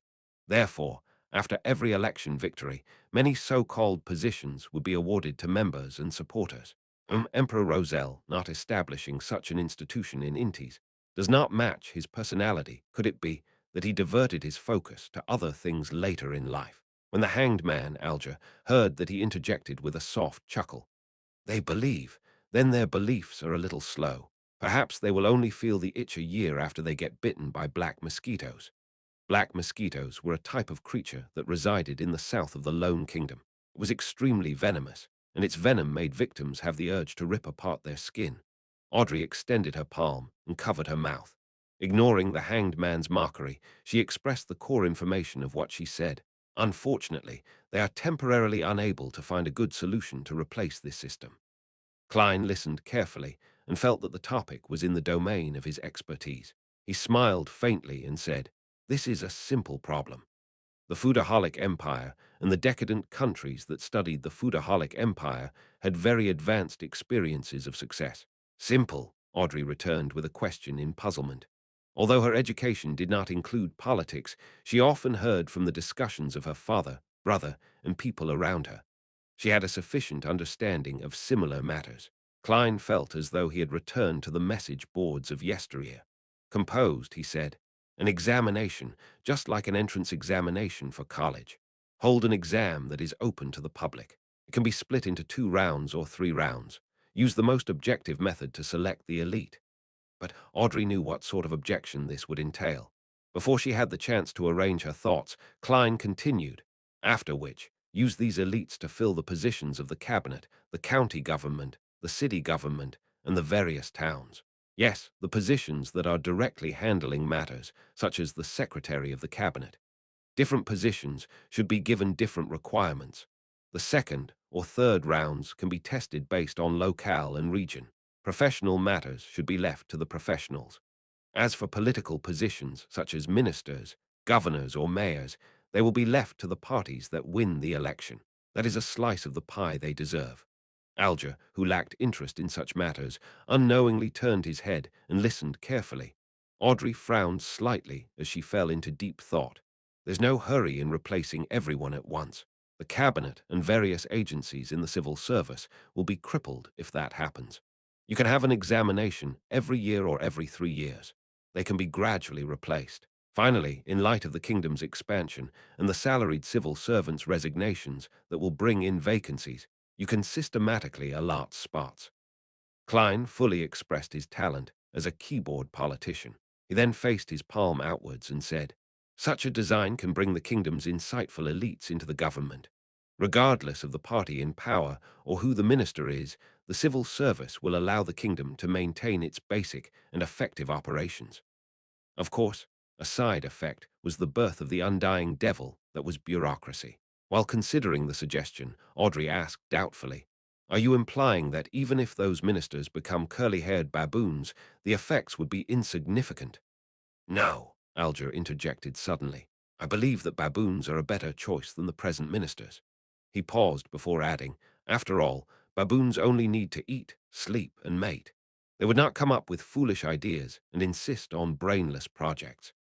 Mr. Hanged Man, it sounds like you have quite a terrible superior. Klein sat at his seat of honor and shook his head in silent amusement. Audrey ruminated over the suggestion Mr. Fool had offered, and after a while said in surprise, "It sounds like it actually might work. It's a very simple but effective solution." She looked at Klein and sincerely marveled. "Mr. Fool, you must be an elderly person with outstanding intelligence who is very experienced in life." The corners of Klein's mouth twitched a little as he looked at the Hanged Man and Justice for a few silent seconds. "Let us end today's gathering here. If Miss Justice is able to influence her family and effect change on this matter, I can guide Benson ahead of time and give him a chance at becoming a civil servant." On careful thought, Benson was indeed suitable for such a career. However, it is unlikely Justice would take the initiative to do it. This is because the Hanged Man, and I can easily find out which noble suggested it and basically guess her identity. Of course, she could do it through a roundabout manner secretly. "By your will." Audrey and Alger stood up together. Klein leaned back slightly and severed the connection. He saw Justice, and the Hanged Man's illusory and blurry figures instantly shatter and dissipate. Above the grey fog, in the opulent palace where guards seemingly lived, he was the only one sitting silently at the head of the bronze table. Klein did not plunge into the grey fog like the other time to leave. This was because his mind was still energetic enough after becoming a Beyonder. The reason why he had ended the Tarot Club early was because he learned the true attitude the Nighthawks had towards the Antigonus notebook. He decided that he had to search for it seriously and not sleep all the way. Doing so would make Dunn Smith suspicious of his activities at home. Furthermore, he had benefited quite a lot this time. Klein sat on the high-back chair at the head of the bronze table. His arms leaned on the armrest as he crossed his fingers while he observed the boundless grey fog carefully. He found the place serene, as though no one had stepped into it for 10 million years. When he established the connection to summon the Hanged Man and Justice, he acutely noticed something. That was the fact that as a Beyonder himself, he had the ability to touch another dark red star. "Does this mean I can summon one more?" Klein recalled the feeling and muttered in confirmation. However, he did not have the urge to make an attempt, since he did not know what the identity of the newcomer would be or what sort of attitude they would have. After all, not everyone was like Justice or the Hanged Man, who had unique personalities that easily blended in and took whatever they needed. They even seemed willing to conceal matters. If he pulled someone like Dunn Smith, then the mysterious organization he had just established would instantly come under the watch of the church. As an evil organization's boss, his future would be worrying. Klein knew that the grey fog was special.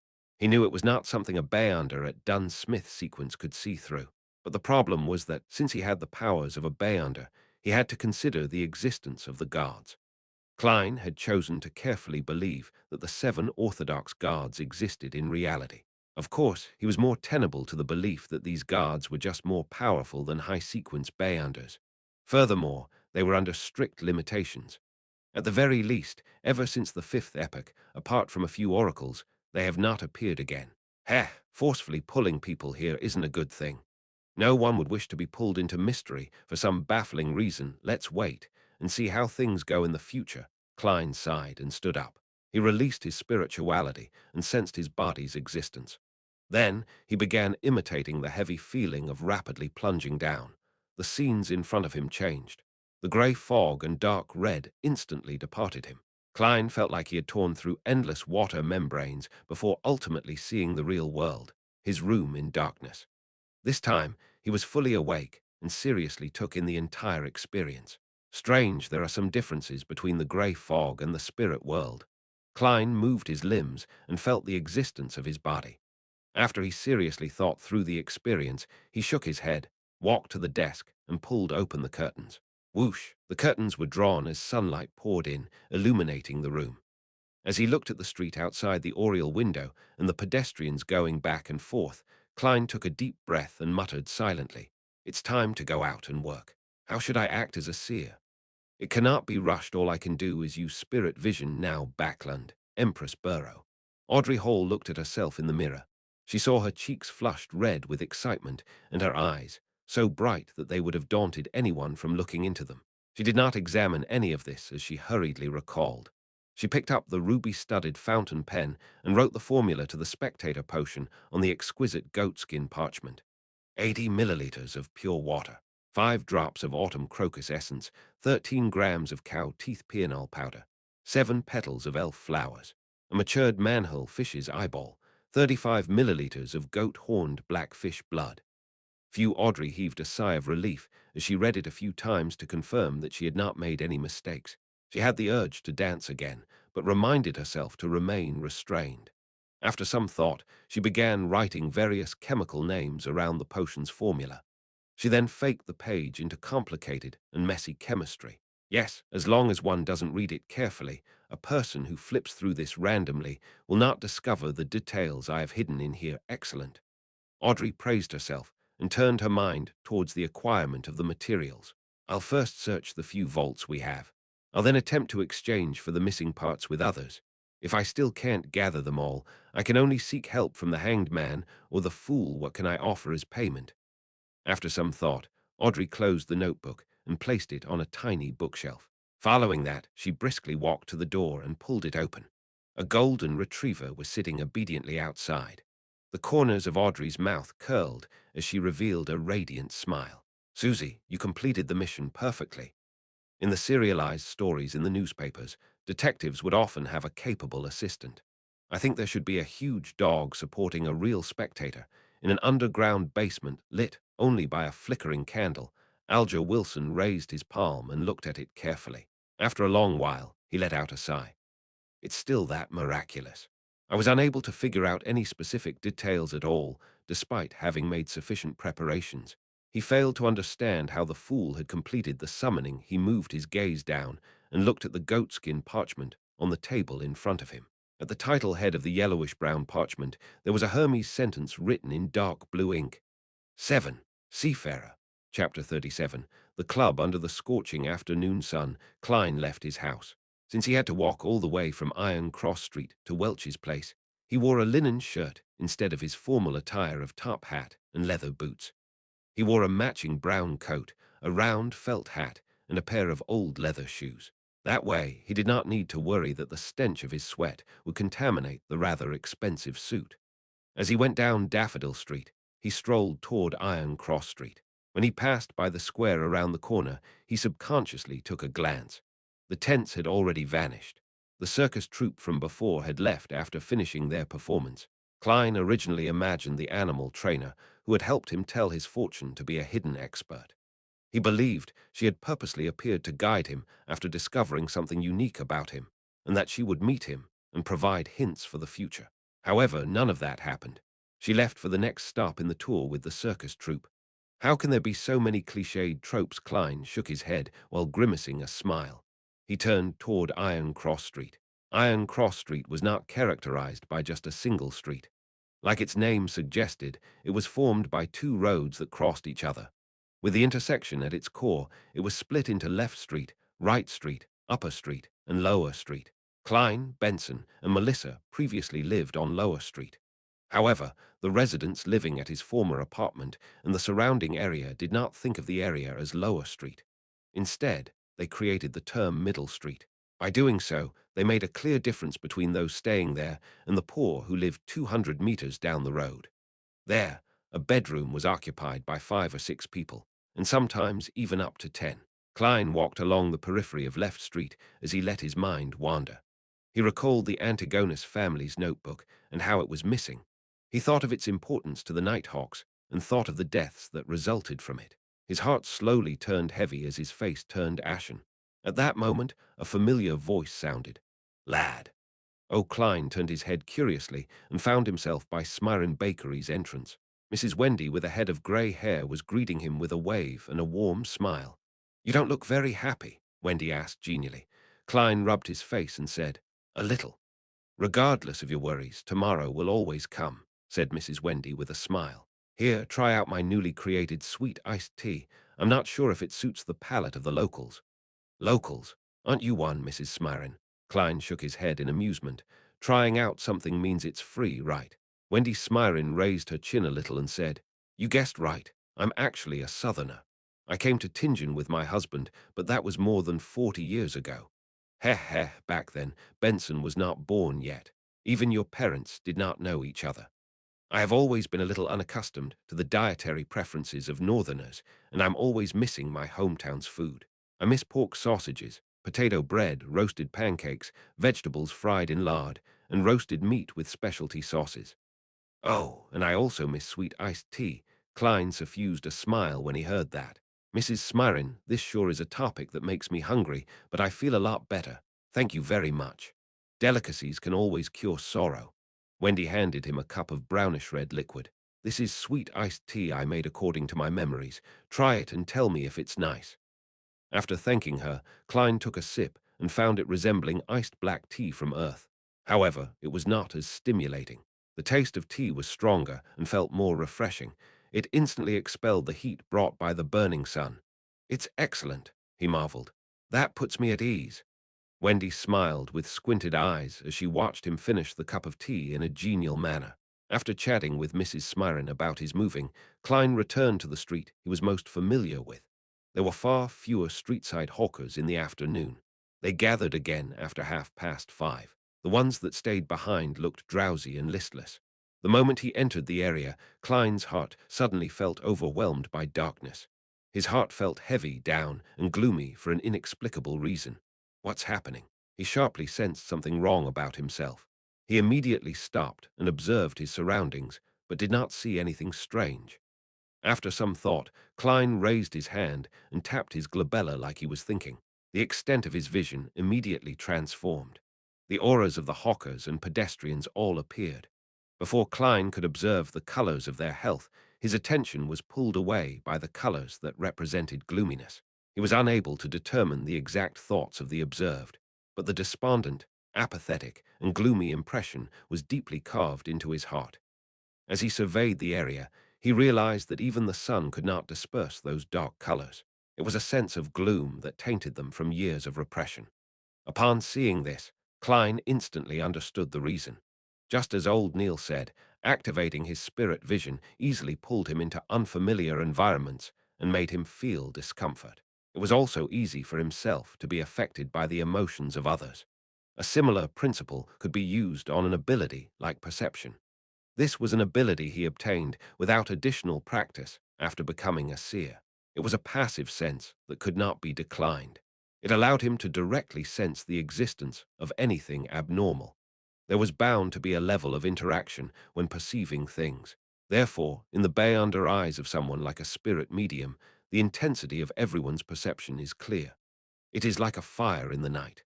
Therefore, people with high perceptivity were naturally affected by the intense atmosphere of anything abnormal. It could only be repeatedly practiced to grasp, control, and adapt to such outcomes.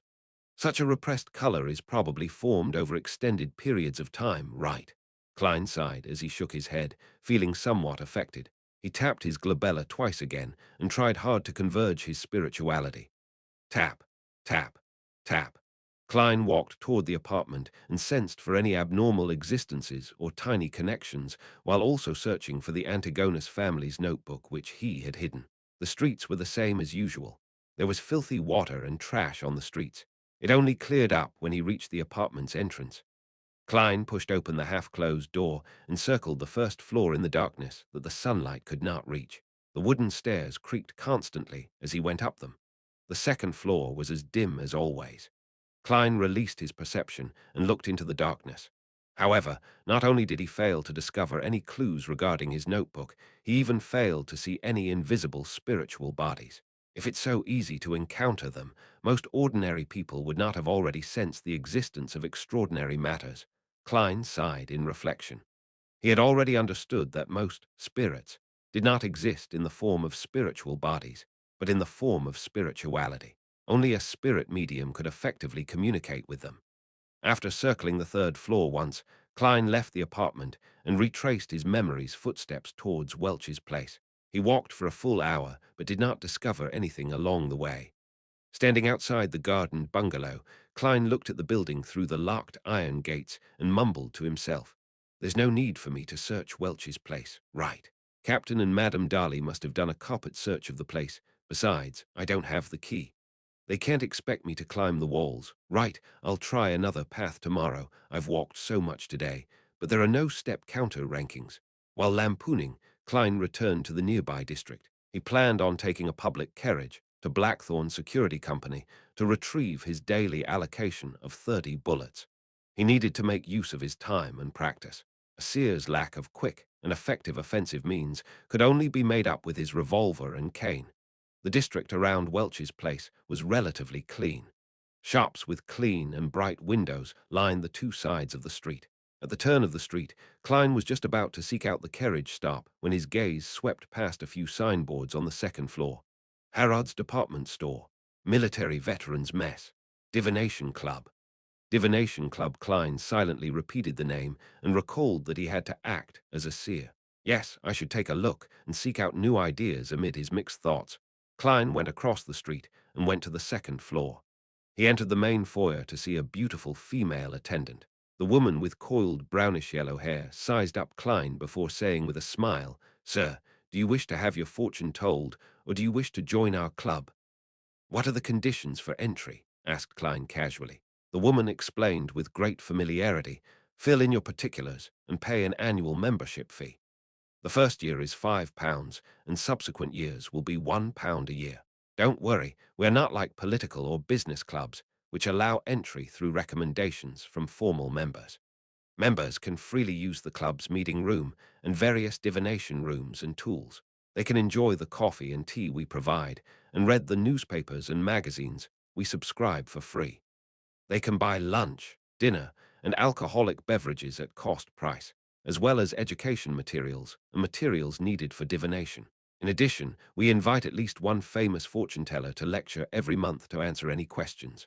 Most importantly, you can find a bunch of friends with the same hobbies and have an exchange with them.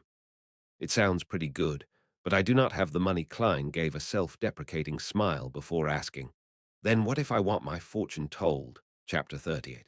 Novice hobbyist. Upon hearing Klein's question, the beautiful lady with elegantly tied-up brownish-yellow hair appeared to lose her patience.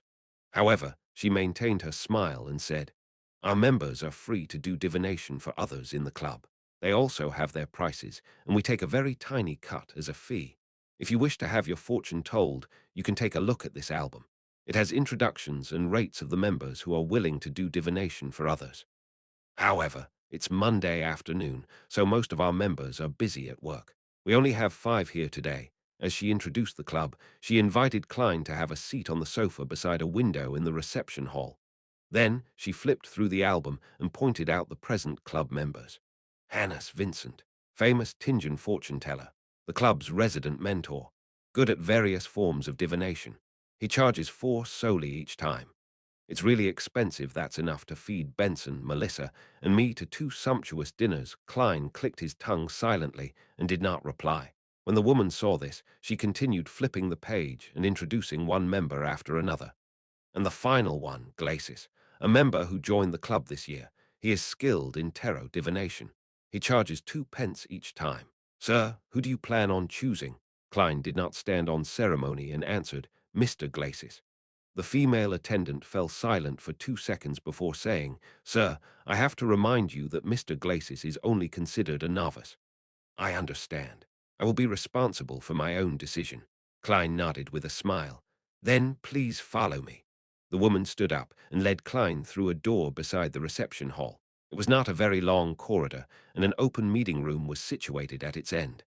There was enough sunlight, and it was equipped with tables and chairs. There were newspapers, magazines, and paper cards. A faint coffee aroma drifted out. About 2 rooms from the meeting room, the attendant gestured for Klein to stop. She sped up her pace and entered the room. She shouted gently, "Mr. Glacis, someone wishes for your divination." "Me?" A voice filled with surprise and doubt immediately sounded. Following that, there was the sound of a chair moving. "Yes, which divination room would you like to use?" replied the lady without any emotion. "Topaz room. I like topaz." Glacis appeared by the meeting room's door and looked curiously at Klein, who was waiting not far away. He was a man in his 30s. His skin was slightly dark, and his pupils were a dark green shade. Under his light, yellow and soft hair, he was dressed in a white shirt and black vest. A monocle hung from his chest, and he seemed to have a good disposition. The attendant did not say anything further as she opened the door to the topaz room, which was next to the meeting room. The curtains inside were tightly shut, making it dim. It appeared that only by doing so would one gain revelations from the guards and spirits to obtain an accurate divination outcome. "Hello there, I'm Glacis. I never expected you to choose me for your divination." Glacis gave a gentleman's bow, briskly stepped into the room, and sat behind a long table. "Frankly, I'm only attempting divination for others. I do not have much experience. For now, I'm not a good fortune teller. You still have a chance for regret." After Klein returned the bow, he entered and closed the door behind him. By the light seeping through the curtains, he said with a smile, "You are a really honest man, but I'm someone who is very firm on his choices. Please have a seat." Glacis pointed at the seat in front of him and thought for a few seconds. "Divination is my hobby. Heh heh.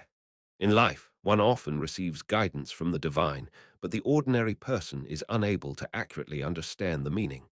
This is the reason why divination exists, and also why I joined this club. In this aspect, I still lack confidence. Let's make the divination that follows an exchange, a free exchange. How do you like my suggestion? I'll cover the fees the club requires. It's just a quarterpence." Klein did not agree or shake his head. Instead, he smiled. "From the looks of it, you have a pretty well-paying and decent job." While he said so, he leaned his body forward slightly. He held his forehead with his right fist and tapped at it twice. "But that does not enhance the accuracy of my divination," answered Glacis humorously. "Does your head hurt? Do you want to divine problems regarding health?" "A little. I wish to divine where an item is." Klein had already thought of an excuse as he slowly leaned back. In his eyes, Glacis's aura clearly presented itself. The orange colors by his lungs were dark and sparse. They even influenced the brightness in other areas. "This is not a symptom of exhaustion." Klein nodded in an indiscernible manner. "Are you searching for a lost item?" Glacis thought for a few seconds before saying, "Then let's do a simple determination." He pushed the neatly stacked tarot cards on the black table toward Klein. "Calm down. Think of that item and ask yourself, can it still be found? While doing so, shuffle and cut the deck." "All right." Klein actually did not remember what the ancient notebook looked like. All he could do was repeat the question to himself. Can the Antigonus family's notebook still be found? While he repeated the thought, he skillfully shuffled and cut the deck. Glacis picked the topmost card and pushed it in front of Klein. The card was facing down horizontally. "Turn it clockwise until it sits vertical. Then flip it open. If the card is inverted, which means the picture on the card is facing away from you, it indicates that the item cannot be found. If the card is upright, then we can continue the divination and seek its actual location." Klein followed his instructions and turned the horizontal card vertical. He clasped the end of the tarot card and flipped it over. It was an inverted card. "What a pity," Glacis sighed. Klein did not respond because his attention was focused on the tarot card in front of him. The inverted card's picture was dressed in gorgeous clothes and splendid headdress. The fool. It's the fool again. It can't be so coincidental, right? According to the Hanged Man and Old Neil, divination is the outcome of the communication of spirituality and the spirit world with a higher dimensional me. Tarot cards are only a convenient tool to read what the truth symbolizes. In theory, using any divination item doesn't matter as it doesn't affect the outcome. Klein frowned as he thought for a moment. Can it be divined whether the item is already in the hands of others? "Of course. Follow the same procedure and do it again." Glacis nodded with rich interest. Klein shuffled and cut the deck while thinking of his question. He drew a card and placed it horizontally before turning it vertical clockwise. He finished all the preparations with a serious expression. Taking a deep breath, Klein reached out his hand and flipped over the tarot card. "Please do not be the fool again." While praying, he suddenly relaxed because the card was that of the star and it was inverted. "From the looks of it, the item has not been taken by others yet," interpreted Glacis with a smile. Klein nodded and raised his right hand. He tapped his glabella, looking as though he was deep in thought. Then he took out 2 pennies with a dark copper luster from his pocket and pushed it towards Glacis. "Didn't I say it was free?" Glacis said with a frown. Klein laughed as he got up. "This is the respect divination deserves." "All right, thank you for your generosity." Glacis stood up and reached out his hand. After shaking his hand, Klein took 2 steps back and turned around.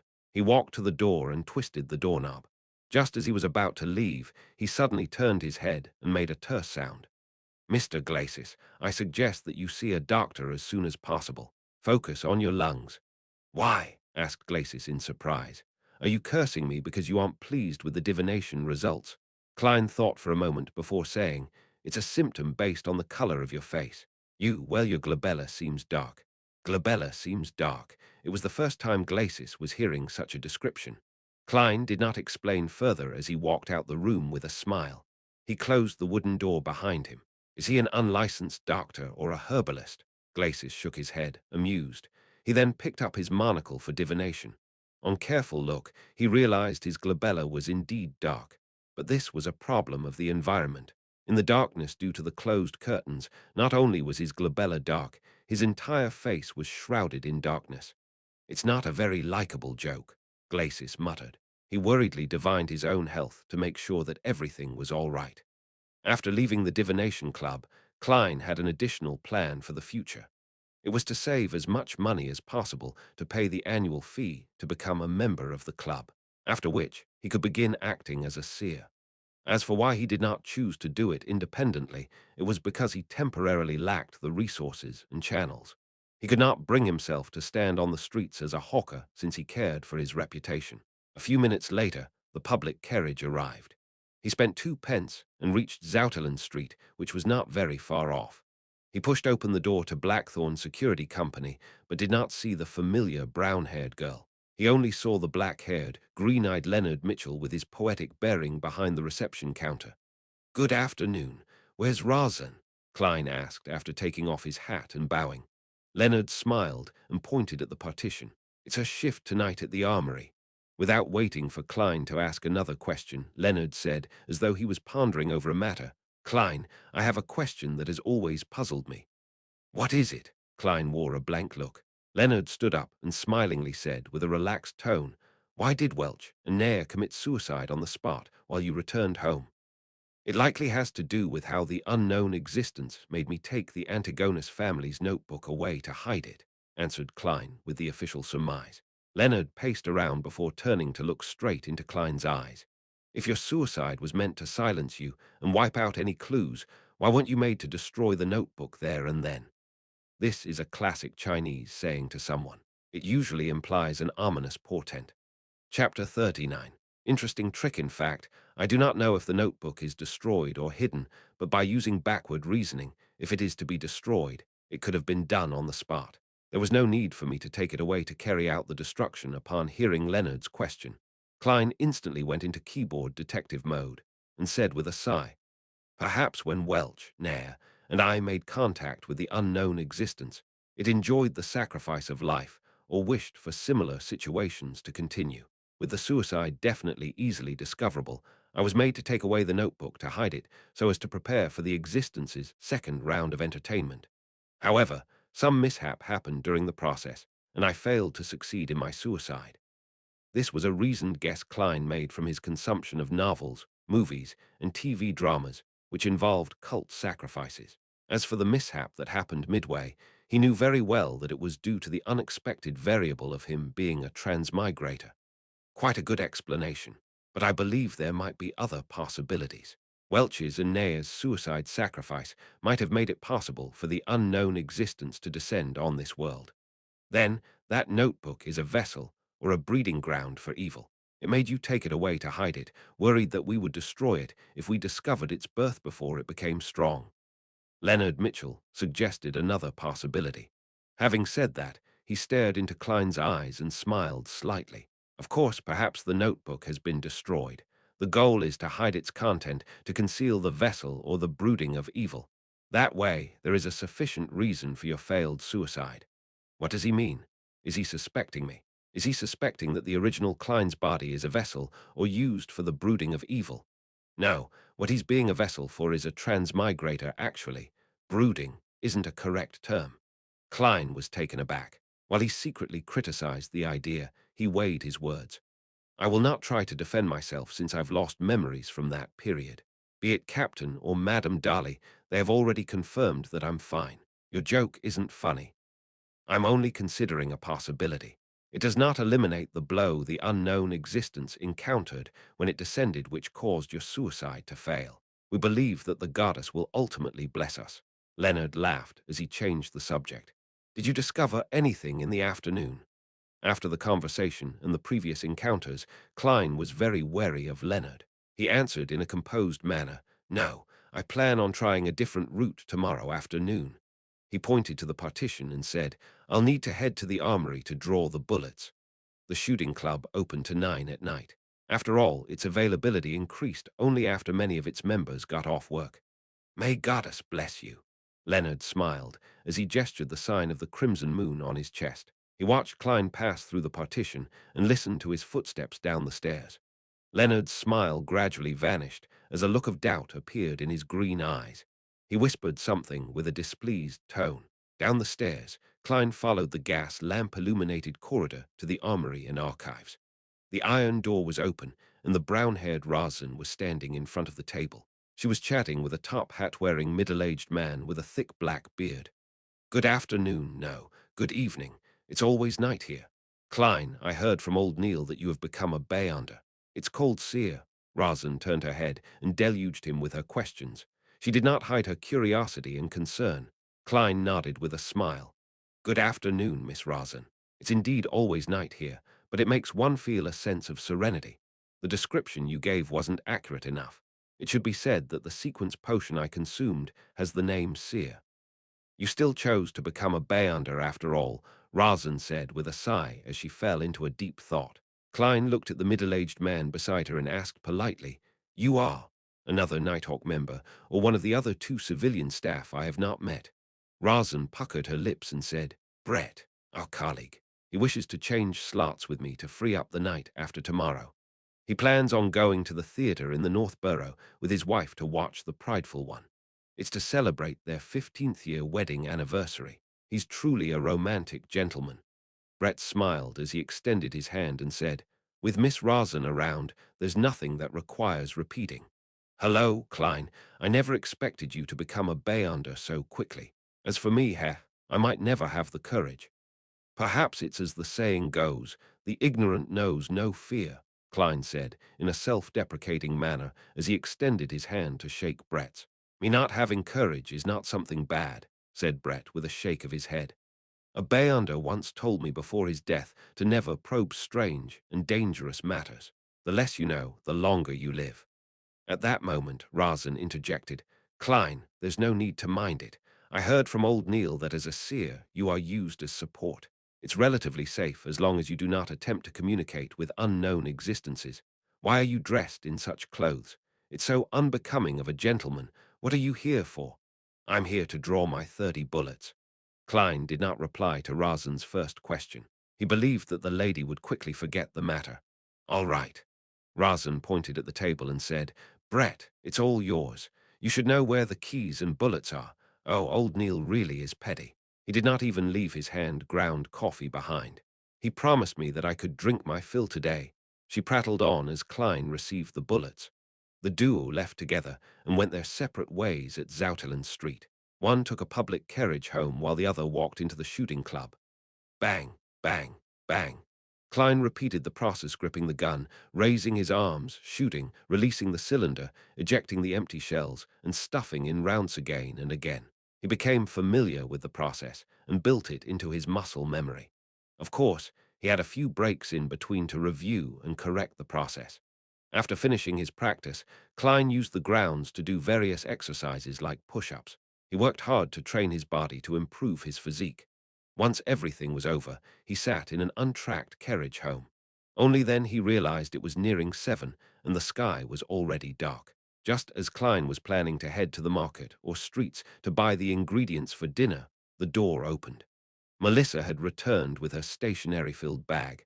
Apart from that, she carried quite a lot of groceries. "I thought you and Benson would be home rather late. This morning, I took out one solely from the place where you stash your money."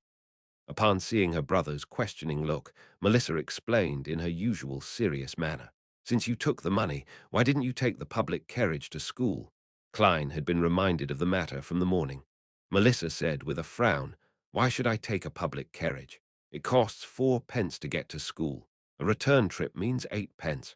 Counting Benson and you, we will be spending 24 pence on transportation daily. That's a whole 2 solely. In a week, yes, without counting Sunday, that's still 12 solely. It's almost equal to our rent. Stop, stop, stop. Don't flaunt your mathematical prowess. Klein lowered his palm in an amused manner. Melissa first stopped before adding, "It's pretty good walking to school. Our teacher said that everyone should exercise frequently. Besides, I can pick some damaged components on the way." Klein chuckled and said, "Then let's do the math again. The public carriage costs 12 solely. The rent is 12 solely and 3 pence. It's a total of £1, 4 solely and 3 pence. Using Benson's salary is enough to pay for it, and there will be quite a bit of change left. Yes, he received last week's salary. As for me, I can still earn £1.10 solely every week. Even if we eat meat every day while counting expenses like gas, charcoal, wood, and condiments, we would still have some left if we are frugal with lunch. We can even subscribe to the morning papers for just 1 penny. In 2 months, when I make up for the advance payment, I can save money for both you and Benson. We can have new clothes. But, but we have to think of the possible accidents." Melissa stayed firm on her point. Klein smiled at her and said, "Then we can eat less meat. Don't you find spending 50, no, 100 minutes on the road a waste of time? You could use that time to read more and think over problems and improve your results. That way, Melissa, you will graduate with excellent grades. You will be able to find a job with a pretty good salary. When that happens, what is there to worry about?" He fully displayed his experience gained from debating with people on message boards and finally convinced Melissa. She agreed to take the public carriage to school. Phew, I've finally suckered her into doing it. No, how can I call it suckering? This is called convincing. Klein lampooned before taking over the groceries that Melissa had bought. He said with a sigh, "Remember to buy beef or meat like mutton and chicken. Eat until you're full and enjoy yourself. Only then will you be equipped with a healthy body and a clever brain to match the demanding requirements needed for your studies." Just mentioning it makes me salivate. Melissa puckered her lips and after a few seconds of silence said, "All right."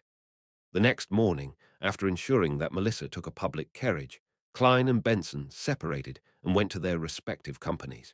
The moment Klein stepped into the door, he saw old Neil and Razan chatting by the reception desk. The former was still in his classic black robe, without any concern for the gazes of others. The latter had changed into a casual cream-colored dress. "Good morning, Mr. Neil, Miss Razan," greeted Klein as he took off his hat. Old Neil gave him a mischievous look. "Good morning. You did not hear anything you shouldn't have heard last night, right?" "No, I slept very well." Klein was also quite puzzled over that. He could only put it down to his inadequate perception. "Haha, don't mind that. Actually, it's not that easily heard." Old Neil pointed to the partition and said, "Go to the armory. We will continue our mysticism lessons this morning." Klein nodded and followed old Neil down the stairs and arrived at the armory to replace Brett, who had been on duty the entire night. "What will we be learning today?" asked Klein curiously. Old Neil dragged out his response and said, "The complicated and basic knowledge. But before that, let me teach you an interesting trick." He pointed at the silver chain on his wrist. There was a pure moonstone hanging from the chain. Chapter 40, Mysticism Curriculum, An Interesting Trick, Klein asked out of extreme curiosity. Old Neil chuckled and said, "I'll complete my patrol of the armory, storeroom, and archives. Use the 2 cups on the table to make 2 cups of coffee. In one of the cups, put something unpleasant. As for what it is, you can decide for yourself. Use your imagination. The only request from me is to not waste too much coffee powder. Those are coffee beans grown on the Fainapata Plateau and hand ground by me." "All right." Although Klein was unsure what old Neil was up to, he happily agreed to it. He watched him open the iron gates to the armory with a copper key and then heard the echoing footsteps inside. Slowly, he settled the cups down and confirmed that there was still hot water in the kettle. He removed the silver tin can's lid and using a tiny spoon with a metallic sheen, Klein scooped a spoonful of rich aromatic coffee powder into each of the 2 cups. Then he poured in the hot water and stirred it. As a transmigrator who came from an era abundant in resources, he was no stranger to coffee. However, it was only limited to instant coffee. After finishing the task, Klein pondered for a moment and sat down. He crossed his right leg and took some of the mud which had stained the bottom of his leather boots and placed it in the left cup. Then he carefully stirred it again until the colors and smells of the 2 cups of coffee were practically indistinguishable. A few minutes later, old Neil walked out the armory while swinging his keys. He then closed the iron gates with a clang. "Are you done?" He turned his slightly turbid dark red eyes over and looked at Klein across the table. "Yes," replied Klein with a nod. Old Neil chuckled and removed the silver chain around his wrist and sat down. His expression quickly turned serene. He held out his chain-holding left hand and allowed it to hang over the coffee cup to his right. The moonstone nearly touched the liquid. Amid the relaxing calmness, the moonstone trembled suddenly. It began spinning the chain in a counterclockwise manner.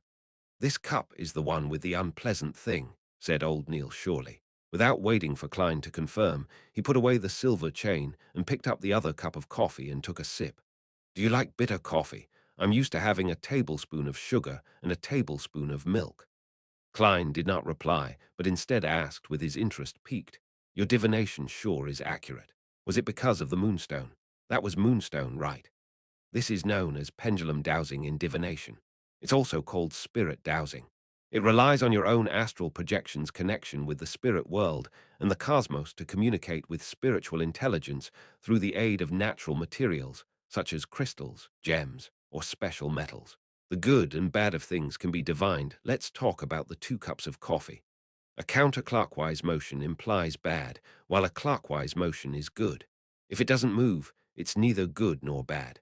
You can write the statement on a piece of paper. Take note, it's a statement and not a question.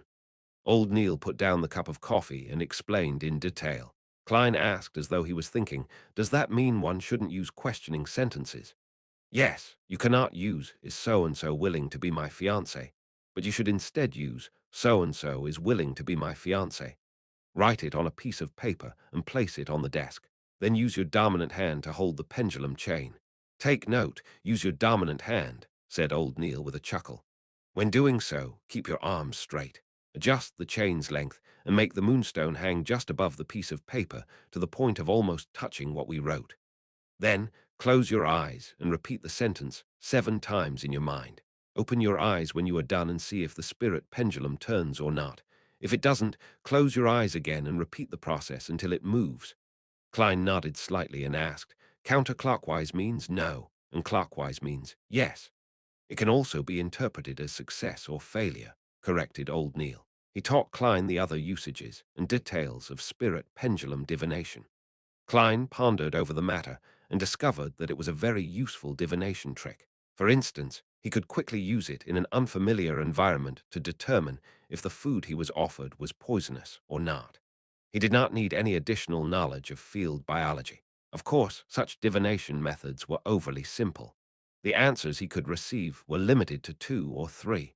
There was no way for deeper investigation or interpretation. For example, although something could be harmful to the body, it could become very beneficial after some processing. An example was certain foods. They were indeed damaging to the body, but nothing serious. If one was on the brink of starving, eating it would not be a huge problem. These were things that spirit dowsing could not determine. "I will have to quickly save money to buy crystals or pure silver to create a spirit pendulum," Klein sighed. Old Neil looked at him in puzzlement. "You can apply for one directly. This is a standard issue for Bayanders, especially Bayanders like us who take on a support role. There's still a topaz and pure silver spirit pendulum in the armory. But I'm still not a formal member of the team." Klein's heart palpitated in excitement, but he felt a little hesitant. Old Neil chuckled and said, "For Bayanders, regardless of whether they are formal members or not, they have to be provided with conveniences in other areas since there's no pay rise. Maybe the word perk is more suitable. I'll apply with Captain later." Klein clenched his fists secretly as he made up his mind. How was he to know if Captain would approve his request without trying? "All right," said old Neil with a smile. "We can officially begin our mysticism curriculum. The basics consist of symbolism. Do you know what symbolism means?" Klein recalled the bits and pieces he had heard, and the things he had seen and heard from his spirit world and the grey fog. He deliberated and said, "Regardless of the spirit world or the illusory cosmos, as well as the unknown realms, they are beyond our sensory world.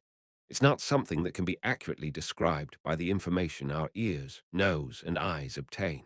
What we obtain are simply indescribable experiences and direct revelations. They also appear as abstract characters or pictorial symbols. These symbols represent different items and different meanings. Very accurate, as expected of a seer. Old Neil nodded solemnly. Only by grasping the ability to interpret the symbols can you really take the next step into the world of mysticism. Yes, the pictures on tarot cards and each of the elements in the pictures are symbols. They are man-made symbols that help us understand and interpret primordial revelations. He pulled out a piece of paper and picked up a fountain pen beside him. He drew a short curve. Following that, he added a few vertical lines beneath the curve. He looked up at Klein and asked, "Do you know what this symbol represents?" Klein looked at it for quite a while before saying hesitatingly, "Eyelashes." Old Neil exhaled. "This is the symbol of the bumper harvest constellation. This is the thunderous constellation, and this is the frost constellation." He casually drew a few more symbols. As Klein memorized them, he could not help but comment, "The names of these constellations are really especially unsophisticated." Yes, unsophisticated. How tacky and primordial old Neil revealed a smile. Emperor Roselle thought the same back then. He always had the intention of changing the constellation names to things like Virgo, Cancer, and Scorpio. Unfortunately, he did not have the strength to go against tradition. At the very least, these constellations' old names and the corresponding dates that they represent guide farming and harvests. I have to say that Emperor Roselle sure is a person with ideas. Klein was at a loss for words. Yes, Emperor Roselle was likely a decent person. When he was alive, old Neil was unable to understand Klein's humor as he continued explaining the various basic symbols, such as the various constellations, the sun, the crimson moon, the brown planet, the scarlet planet, and the blue planet. While talking about these, he would teach Klein how to draw the divination astrolabe and indicate what things to pay attention to. He also taught the materials and creation of a crystal ball and the choice of incantations. The teachings overwhelmed Klein. If not for his discovery that the seer potion had improved his memory slightly, he would have long asked old Neil to stop to aid his digesting of the information. That's all for today's mysticism class. Think over it yourself and ask me if you have any questions. Old Neil took out a gold pocket watch and opened it with a snap to check the time. "Do not forget to read the historical documents I prepared for you. To be frank, I feel fear seeing them." "All right." Klein took the pieces of paper that were sketched with symbols by old Neil. He quickly went through the mysticism knowledge he learned today to prevent himself from forgetting it. Old Neil took a sip of a newly brewed cup of coffee and said, "Memory itself won't do. You have to use it often. That way, you can make the knowledge instinctual. Also, cogitation has to be carried on every day. Only more practice and usage will allow you to grasp the power of the potion, digging into the mysteries it hides away and removing its unpleasant effects." With this raised, Klein recalled acting and the divination club. He probed, "My potion's abilities are related to divination. Practicing by myself will not do. I need to make contact with lots of people and divine for them to quickly grasp it. I plan on joining the divination club after having some spare cash won on House Street in North Barodo become a real seer." This was not something he could hide from the Nighthawks in the future. It was better to prepare them. "Your idea is very similar to Dolly's. She has always clamored to be a real spirit medium." Old Neil shook his head and laughed. "But why must you wait till you have spare cash? You can apply to Dunn and get him to approve of the expenses. Organizations like a divination club might also have cultists or members of evil organizations in them. As a civilian staff member of the Nighthawks and a standard Bayonder, your membership makes it easy for us to monitor them. It's part of the job.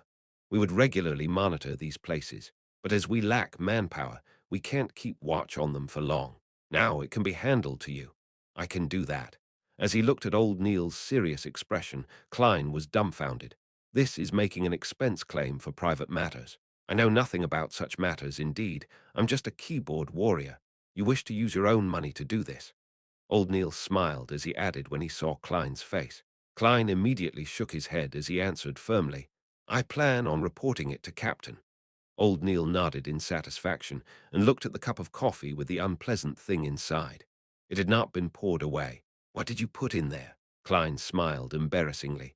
It's just some dirt underneath my boots. Its color and your coffee powder looks almost the same. Old Neil was taken aback as he suddenly clasped his mouth and roared, "Why aren't you pouring it away yet?" Chapter 41. Audrey and her Susie, after pouring away the coffee and returning to the armory to take the thick stack of historical materials and explanatory transcripts from Old Neil. Klein followed the wall of lights up the staircase to the Blackthorn Security Company. Tap, tap, tap. His footsteps echoed in the sealed and quiet basement. After Klein left the spiral staircase, he pushed open the door and identified his bearings before heading for the second office opposite of him. After familiarizing himself for 2 days, he had a general understanding of the layout of the Blackthorn Security Company. The entrance brought visitors to a huge reception hall with sofas and tables. Through the partition, there was an inner region. To the left of the corridor were 3 rooms. From the nearest to the furthest, they were Mrs. Orioner's account room, a rest room with a few sofa beds, and the staircase that led underground. On the right were 3 rooms. From the nearest to the furthest was Captain Dunn Smith's office, a civilian staff office with a typewriter, and the recreation room for formal members of the Nighthawks team. Klein had previously seen Leonard Mitchell playing cards with 2 other teammates in the recreation room. He guessed that they were playing Fighting the Landlord. Of course, Emperor Rochelle had already given it a new name, Fighting Evil. However, the way it was played was identical to what Klein knew. Brett was entitled to a day of sleep after a night shift. Razan was at the reception desk. The carriage driver who was in charge of procuring necessities and collecting supplies, Cesar Francis, was out as usual. When Klein opened the door to the civilian staff office, the 3 desks inside were empty. Only the typewriter sat there silently. Ackerson Company's Model 1346 typewriter, Klein, who had seen similar objects in his mentor's office and Welch's place, muttered. He felt that the complicated mechanisms inside were filled with the beauty of machinery. He walked to the desk with the typewriter. After preparing himself, he attempted to type something on air. In the beginning, he often converted the local language to Chinese, pinyin, instinctively. Only after he was familiar with it did he digest the original Klein's corresponding memory fragment and no longer made mistakes. Tap, tap, tap. The rhythmic tapping on the typewriter sounded like a melody composed from the heavy marriage of metal and industry. Under this melody, Klein quickly typed the expenditure application. However, he was in no hurry to meet Dunn Smith. Instead, he focused his mind and read the materials provided by Old Neil seriously. It was both revision and new material. When it was almost noon, he stretched his neck and put away the documents. He then read and consolidated what he had learned on mysticism in the morning.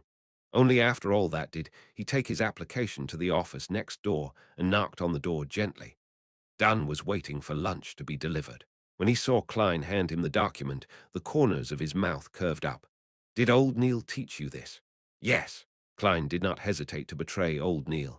Dunn picked up his dark red fountain pen and signed it. "I happen to be applying for funding for the months of July, August, and September from the church and the police department. I'll add yours in. When it's approved, get the money from Mrs. Orioner.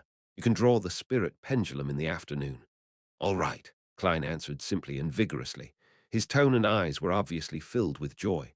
Before bidding Dunn farewell, he asked casually, "Shouldn't the budget for July, August, and September be applied for by June? Why are you applying for July's budget only in July?" Dunn fell silent for a few seconds before sipping his coffee.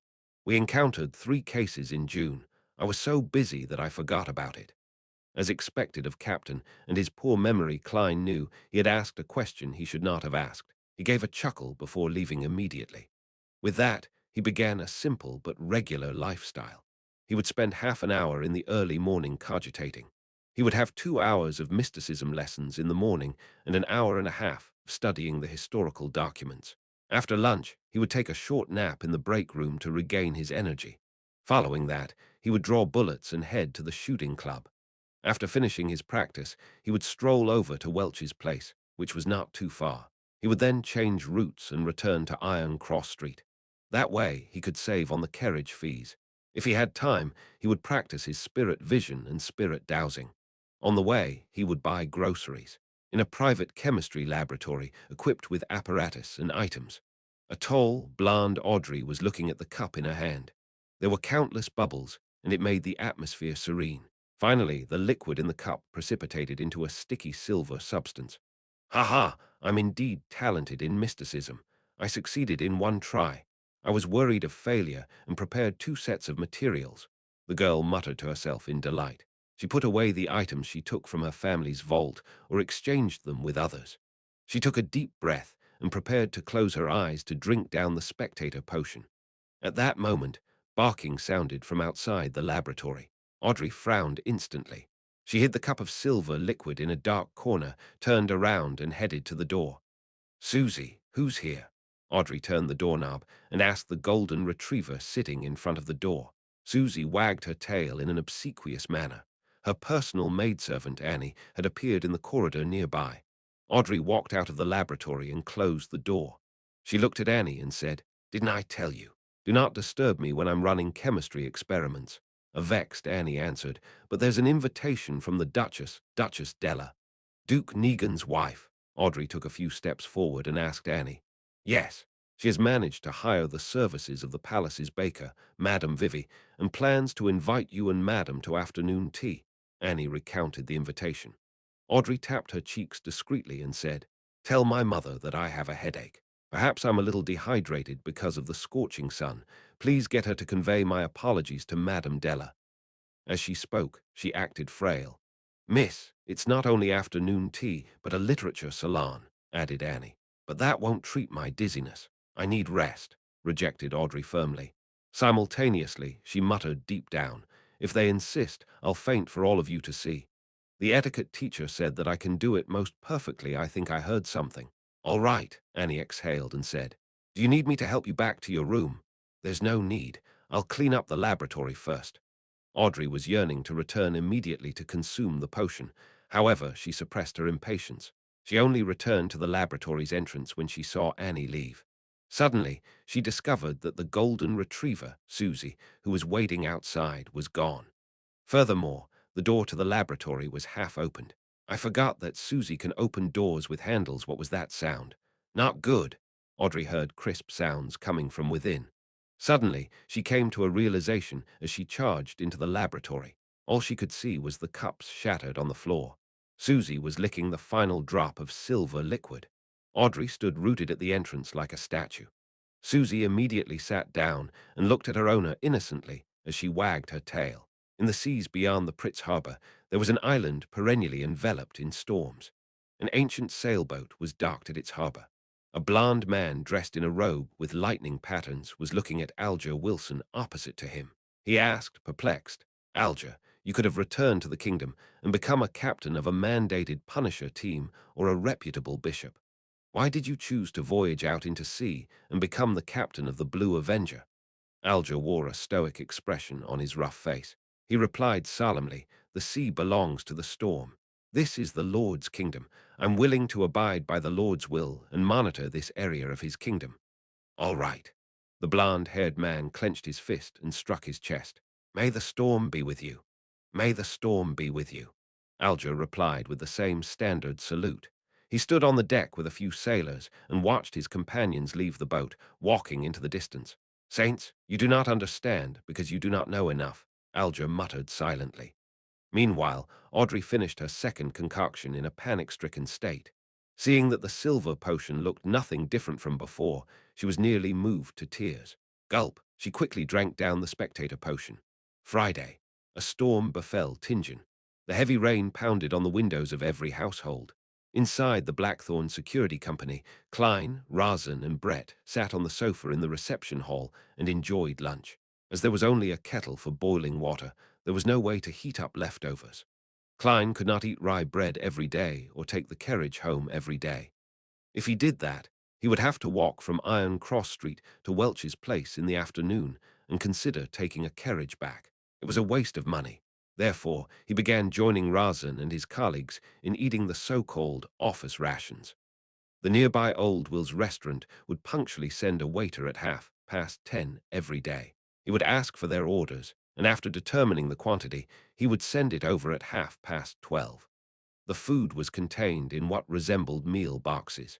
At 3, He would return to take their orders for dinner and take back the utensils. The rations included meat, vegetables, and bread. Although the quantity was lacking, it was barely sufficient to fill a person. A cost of a meal ranged from 7 to 10 pence, depending on the different premium levels. Klein would always thicken his skin and order the meal costing 7 pence. Typically, there was half a pound of wheat bread, a tiny piece of meat cooked in different ways, a ladle of thick soup with vegetables, and tiny bits of butter or margarine. "We actually only have one nighthawk here today," Razan said as she delivered a spoonful of thick soup into her mouth. "I heard that a case with cultist elements is going on in Golden Indus. Therefore, the police department has requested for 2 nighthawks," Brett said as he put down his bread. Klein used the remaining wheat bread and dabbed it into the last bits of meat juice before stuffing it into his mouth. He did not say a word. Under his left sleeve, there was a silver chain with a topaz hanging. At that moment, knocks sounded outside the half-closed main door. "Please come in." Razan was taken aback as she put down her spoon. She quickly used a handkerchief to wipe her mouth and stood up. The door was pushed open as a man in a halved top hat came in. The left shoulder of his black formal suit was drenched. The sides of his hair had grayed. He put away his umbrella and said to Klein and company, "Is this the former small mercenary squad?" "You can say that," answered Razan like clockwork. The lanky man coughed and said, "I have a mission request." Chapter 42.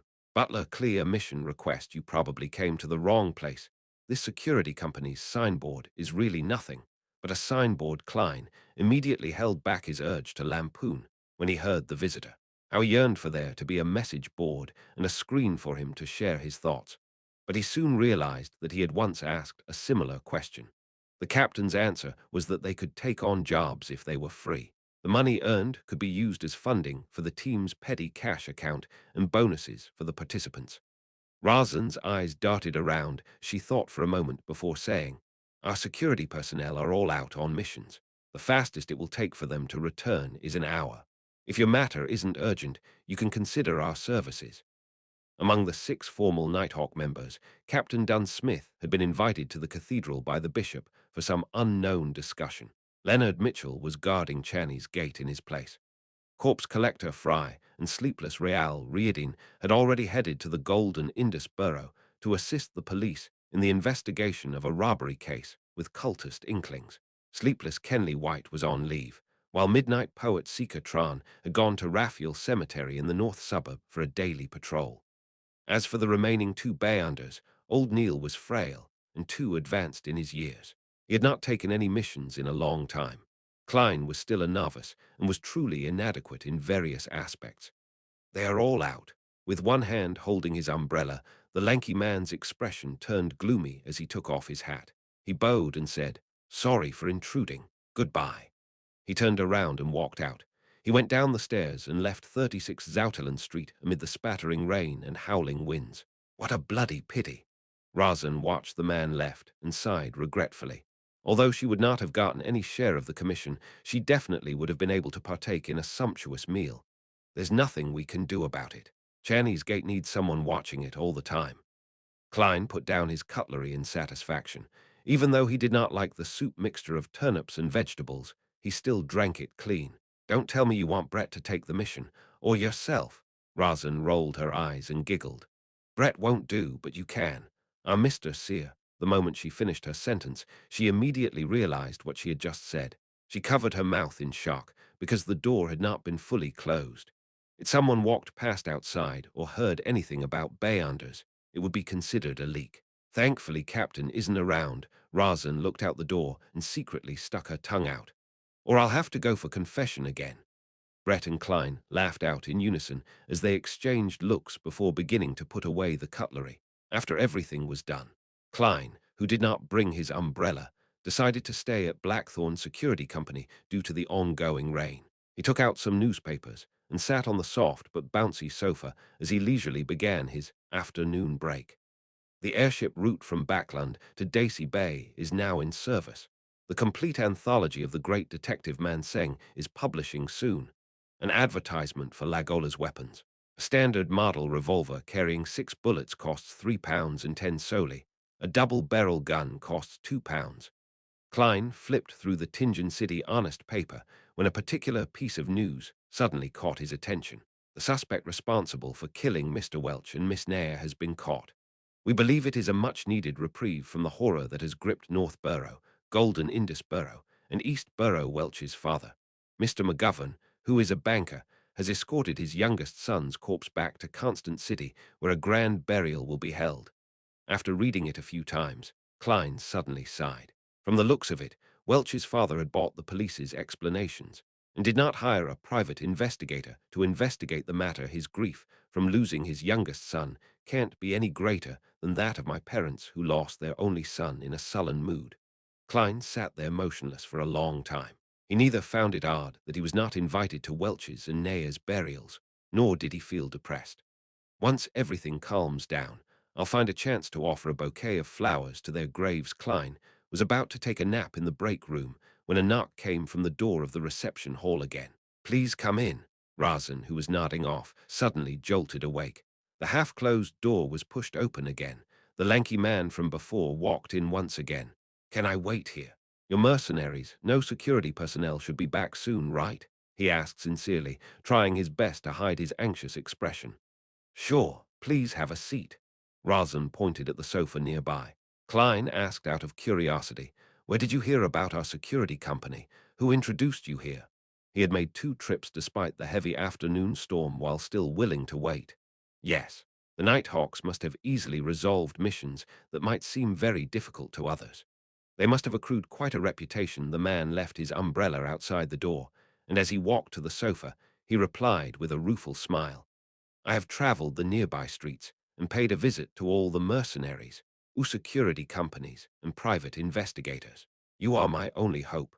The others do not have the manpower to take additional missions. To be frank, if not for the waiter that delivers meals, I really did not imagine that there was another security company here. It's completely different from what I imagined. Klein was stunned. Razan interjected with a question. They are very busy. Are there that many missions? The man sat down and sighed. You are a mercenary team, no a security company. I believe you must have heard of the armed burglary murder at House Street. House Street armed burglary murder, all right. Unfortunately, I'm one of the people involved. Klein nodded with a slightly heavy heart. Yes. Due to the presence of a ferocious and cruel criminal, the rich men living in the neighboring streets, and even across all of Tingen City, are terrified. Apart from increasing the numbers of their security detail, they have also hired many more security personnel and private detectives. This resulted in a shortage of supply in your line of work, the tall and skinny man explained clearly. A standard chain reaction. Klein and Razan exchanged looks and saw the self-deprecating smile from each other's faces. The security industry had entered a golden age. Yet Blackthorn Security Company was not affected in any way. It was apparent how dismally the company was run. Of course, to a certain extent, it also proved the success of the Nighthawks in hiding themselves. After waiting for another 20-plus minutes, Klein prepared to leave since the rain was coming to a stop.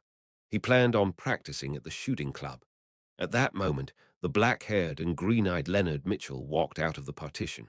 He looked curiously at the sofa. This is a client. Is Captain back? Razan asked delightfully.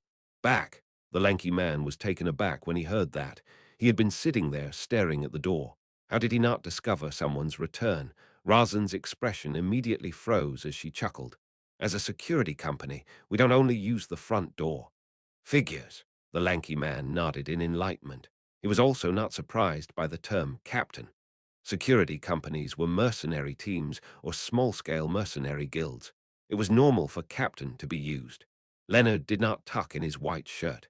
His black vest was also casually draped on. He took a glance at the lanky man when he suddenly snapped his fingers and said, I'm a member of the security personnel at Blackthorn. How might I address you? How may I help you? Perhaps it was because he had long heard about the unrestrained characters of mercenaries that he did not feel the anger of being humiliated. Instead, he let out a breath of relief. He watched Leonard sit down and organized his words. My name is Clee, a butler of Mr. Vicray, a tobacco merchant. His only son, little Elliot, was kidnapped this morning. We have already informed the police, and the matter has been given high priority. However, Mr. Vicray remains uneasy. He wishes to go through the channels which mercenaries, who security personnel have, as well as your understanding of Tingen, to investigate the case from a different angle and ensure that little Elliot is rescued safely. If you are able to find where the kidnappers are hiding, Mr. Viceroy will be willing to pay you £100. If you have the means to successfully save young Master Elliot, he is willing to pay double, £200. Leonard Mitchell smiled leisurely. Mr. Viceroy seems to only wish for us to find the kidnappers' hideout. If not, he will not think that his only son is worth £100. A tobacco merchant who has close ties with the southern plantations will not just offer £200. No, Mr. Viceroy is only an ordinary merchant. He's not considered wealthy. Besides, he believes the police will be more professional when it comes to rescuing his son, Clee answered frankly. All right, no problem. Leonard snapped his fingers again. His green eyes turned their gaze on Razan. My beautiful lady, please write up a contract. Don't always act like a poet. In fact, all you do is recite the works of others. Having forgotten the presence of the client, Razan quipped. She was used to exchanging snipes with Leonard. Of course, the Blackthorn Security Company did not really care about its clients.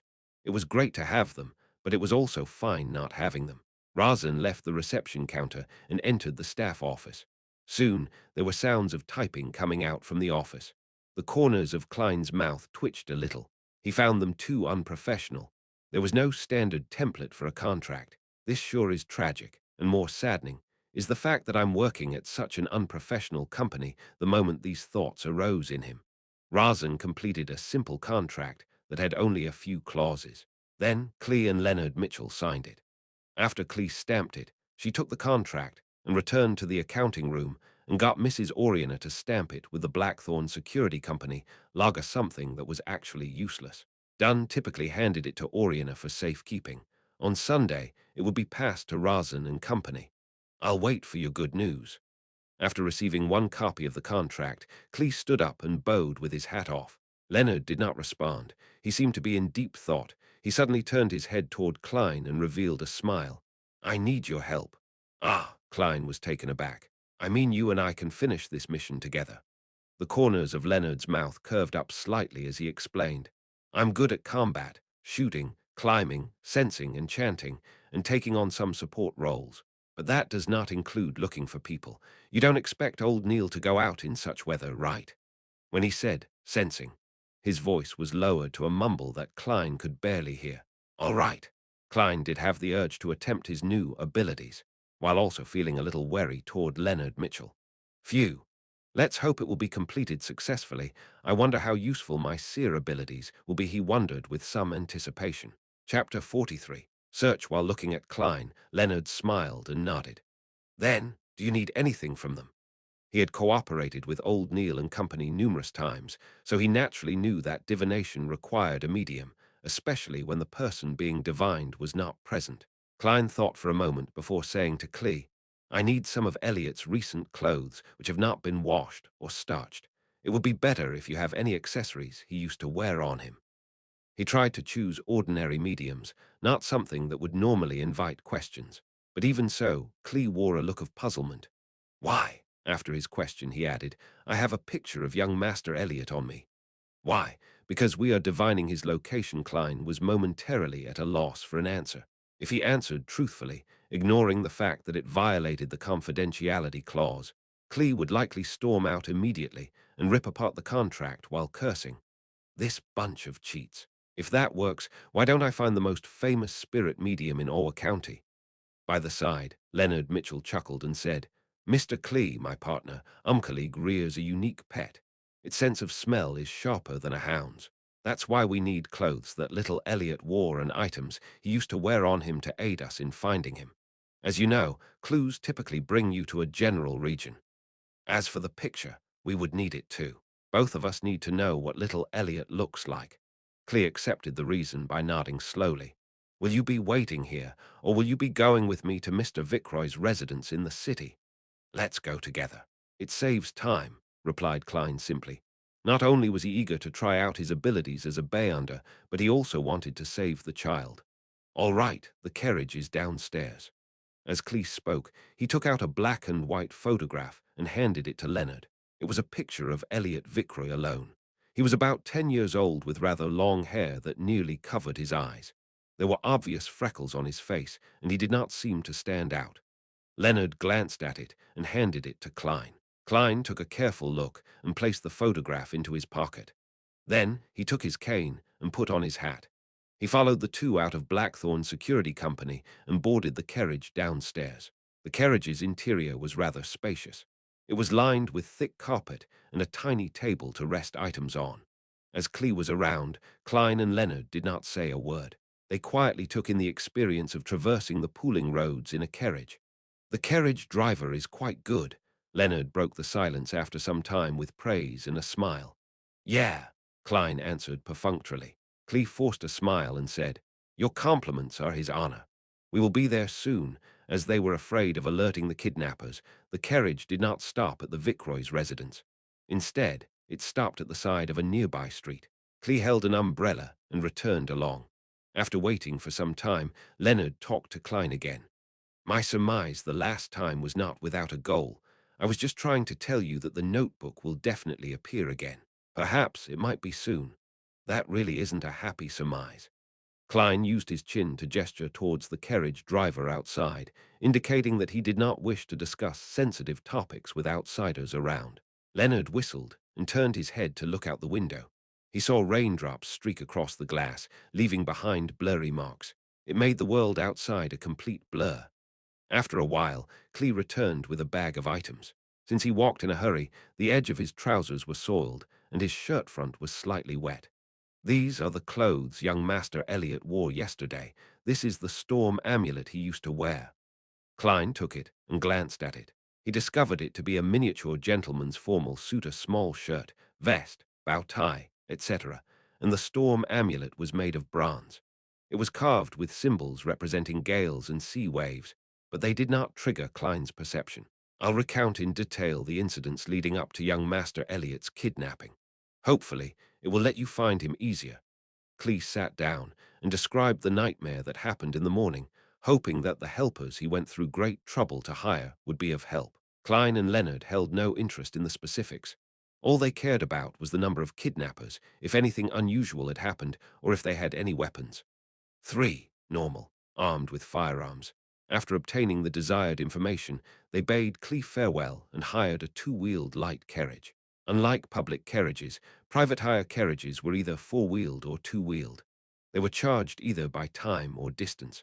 The latter was at 4 pence a kilometre in the city and 8 pence a kilometre outside. The former cost 2 solely per hour or part thereof. After the first hour, there were additional charges of 6 pence every 15 minutes. In inclement weather, or if the customer needed to go faster, the fare could even be higher. Klein had heard from Isaac that in the capital, Backland, these carriage drivers were famous for quoting outrageous prices. To him, taking a private carriage was quite a luxury. However, he did not need to worry about this at the moment, since Leonard had tossed 2 one-solely notes to the carriage driver. Charge it by the time. After Leonard gave his instructions, he closed the carriage's door. Where are you going? The carriage driver was delighted and puzzled as he held the 2 notes. Wait a moment. Leonard cast his gaze at Klein. Klein nodded slightly and took out Elliot's clothes. He spread it out on the carriage's floor and then wound the storm amulet around his cane's handle. He held the silver-inlaid black cane and hung it straight over Elliot's clothes. He gathered the sphere of light in his head as his mind rapidly turned still. His brown eyes quickly turned deeper in color as he entered a half-cogitation state. He felt his body's spirit turning light. He vaguely saw the world of spirits everywhere. He silently said, Elliot's location. After repeating it 7 times, he released his grip of the black cane, but the cane did not fall to the ground. It remained standing in front of him, even though the carriage was shaking. Minute, but invisible stirrings happened around Klein, and he felt as if pairs of eyes were looking at him. Over the past few days, Klein had felt this sensation occasionally when he was in the state of cogitation or spiritual vision. With a little fear, he looked at the cane with his deep black eyes. He recited once again in his heart, Elliot's location, Elliot's location. After he finished saying that, the cane fell and pointed straight ahead. Straight. Klein held the cane and said in a deep voice. His voice sounded a little ethereal, as though it could penetrate the unknown world. This was one of the divination abilities he had grasped. It was called dowsing rod seeking. The tool of choice had to be wooden, metallic, or a mixture of both. In ordinary circumstances, he would require two real dowsing rods. Dowsing rods were shaped like two straight metal wires tapered to an edge. He would hold on to the shorter side and turn it to ascertain the correct direction. But as a seer, Klein realized that through practice, he could search for people directly using this method. He could also use his cane as a replacement for dowsing rods. The direction in which the cane fell was the direction of the item he was seeking. As for the Antigonus family's notebook, Klein could not remember it at all. Without the slightest impression, there was no way for him to find it. Go straight, Leonard instructed the carriage driver loudly. We will tell you when there's a need to turn. The carriage driver did not understand why that was necessary, but the notes in his pocket and the willingness of his passengers to hand over the money kept him quiet. He chose to follow the strange instructions. The carriage proceeded slowly, passing through one street after another. Midway, Klein used dowsing rod seeking to correct their direction. After the carriage circled a building once, he finally determined that Elliot was inside. It had only been 30 minutes since they bade Cleve farewell. After sending off the cane, Klein did not continue using Elliot's clothes. Instead, he placed the cane, entwined with the storm amulet, directly onto the ground. His eyes turned dark once again as the raindrops around him suddenly spun in place. The cane fell to the front with a slant. Klein pointed at the staircase and said, "There." At times, I really envy old Neil. Similarly, I envy you now.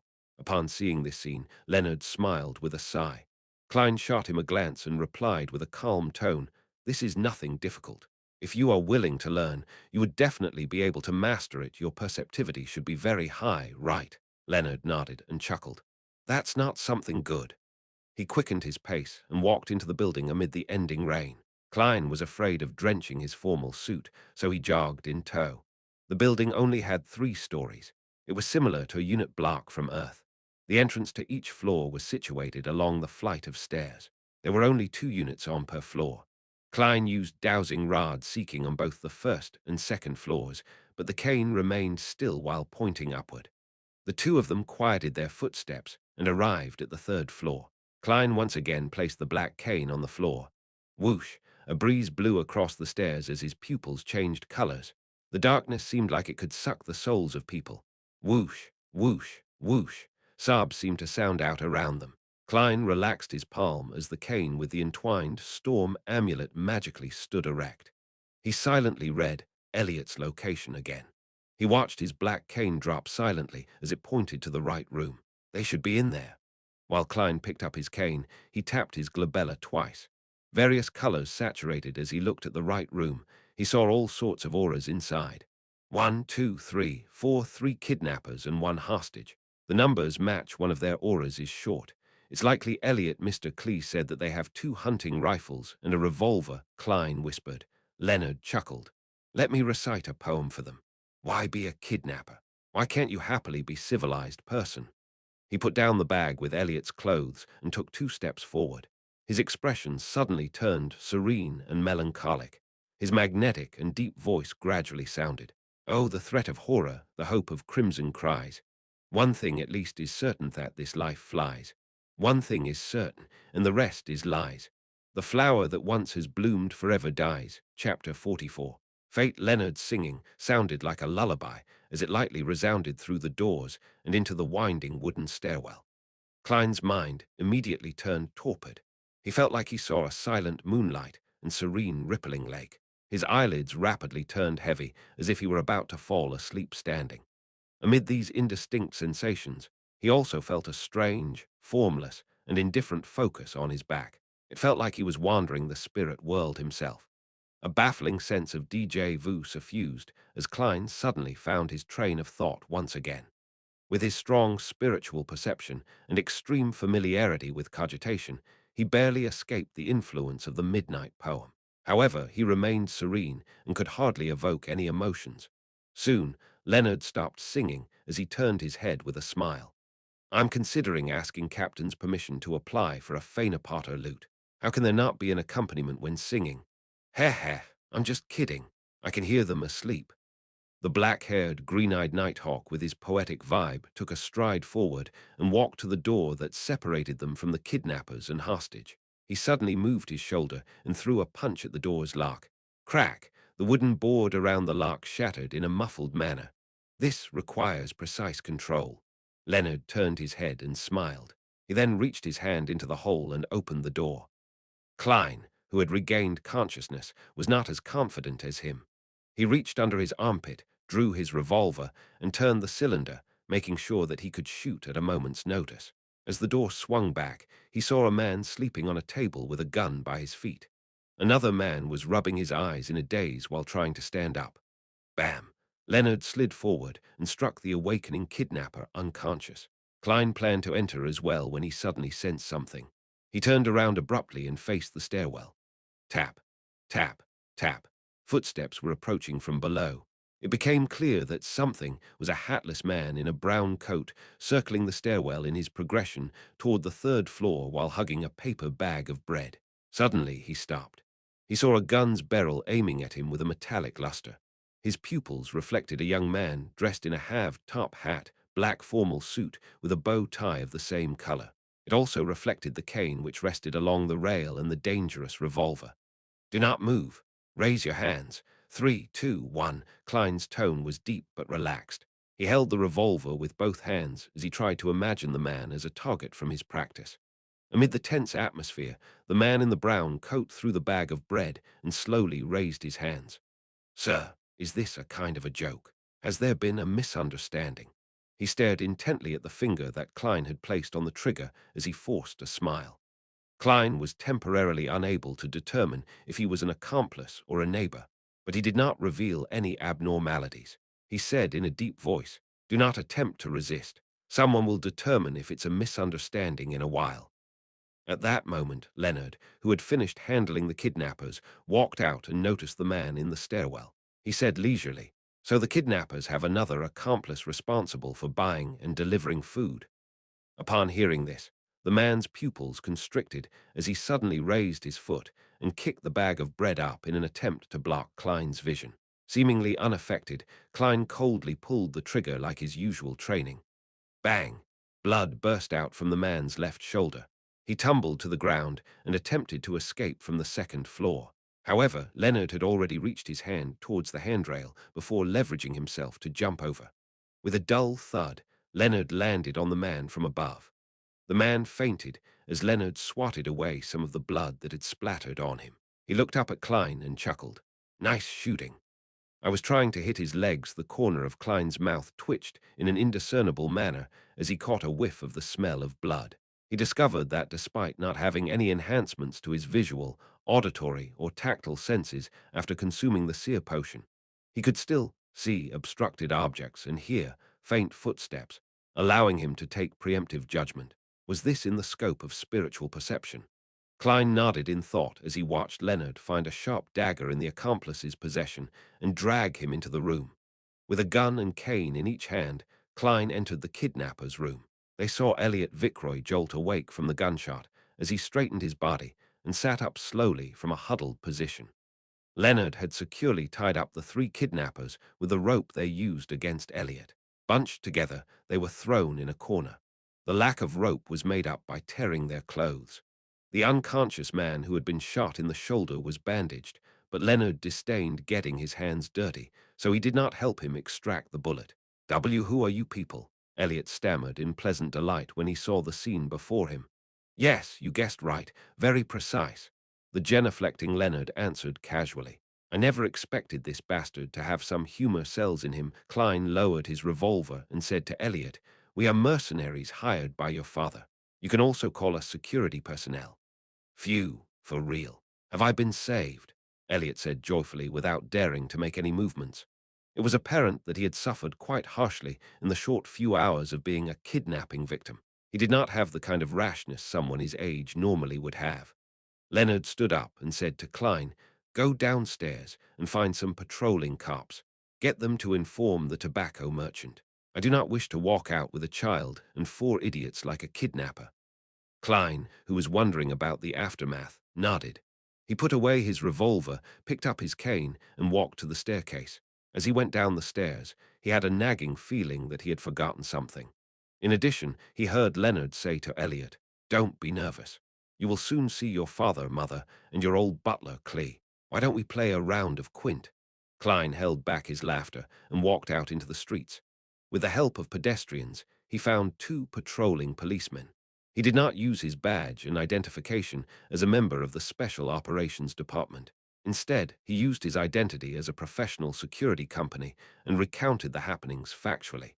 As for him holding a gun, he was not worried at all. He had received an all-purpose weapon permit the day before yesterday.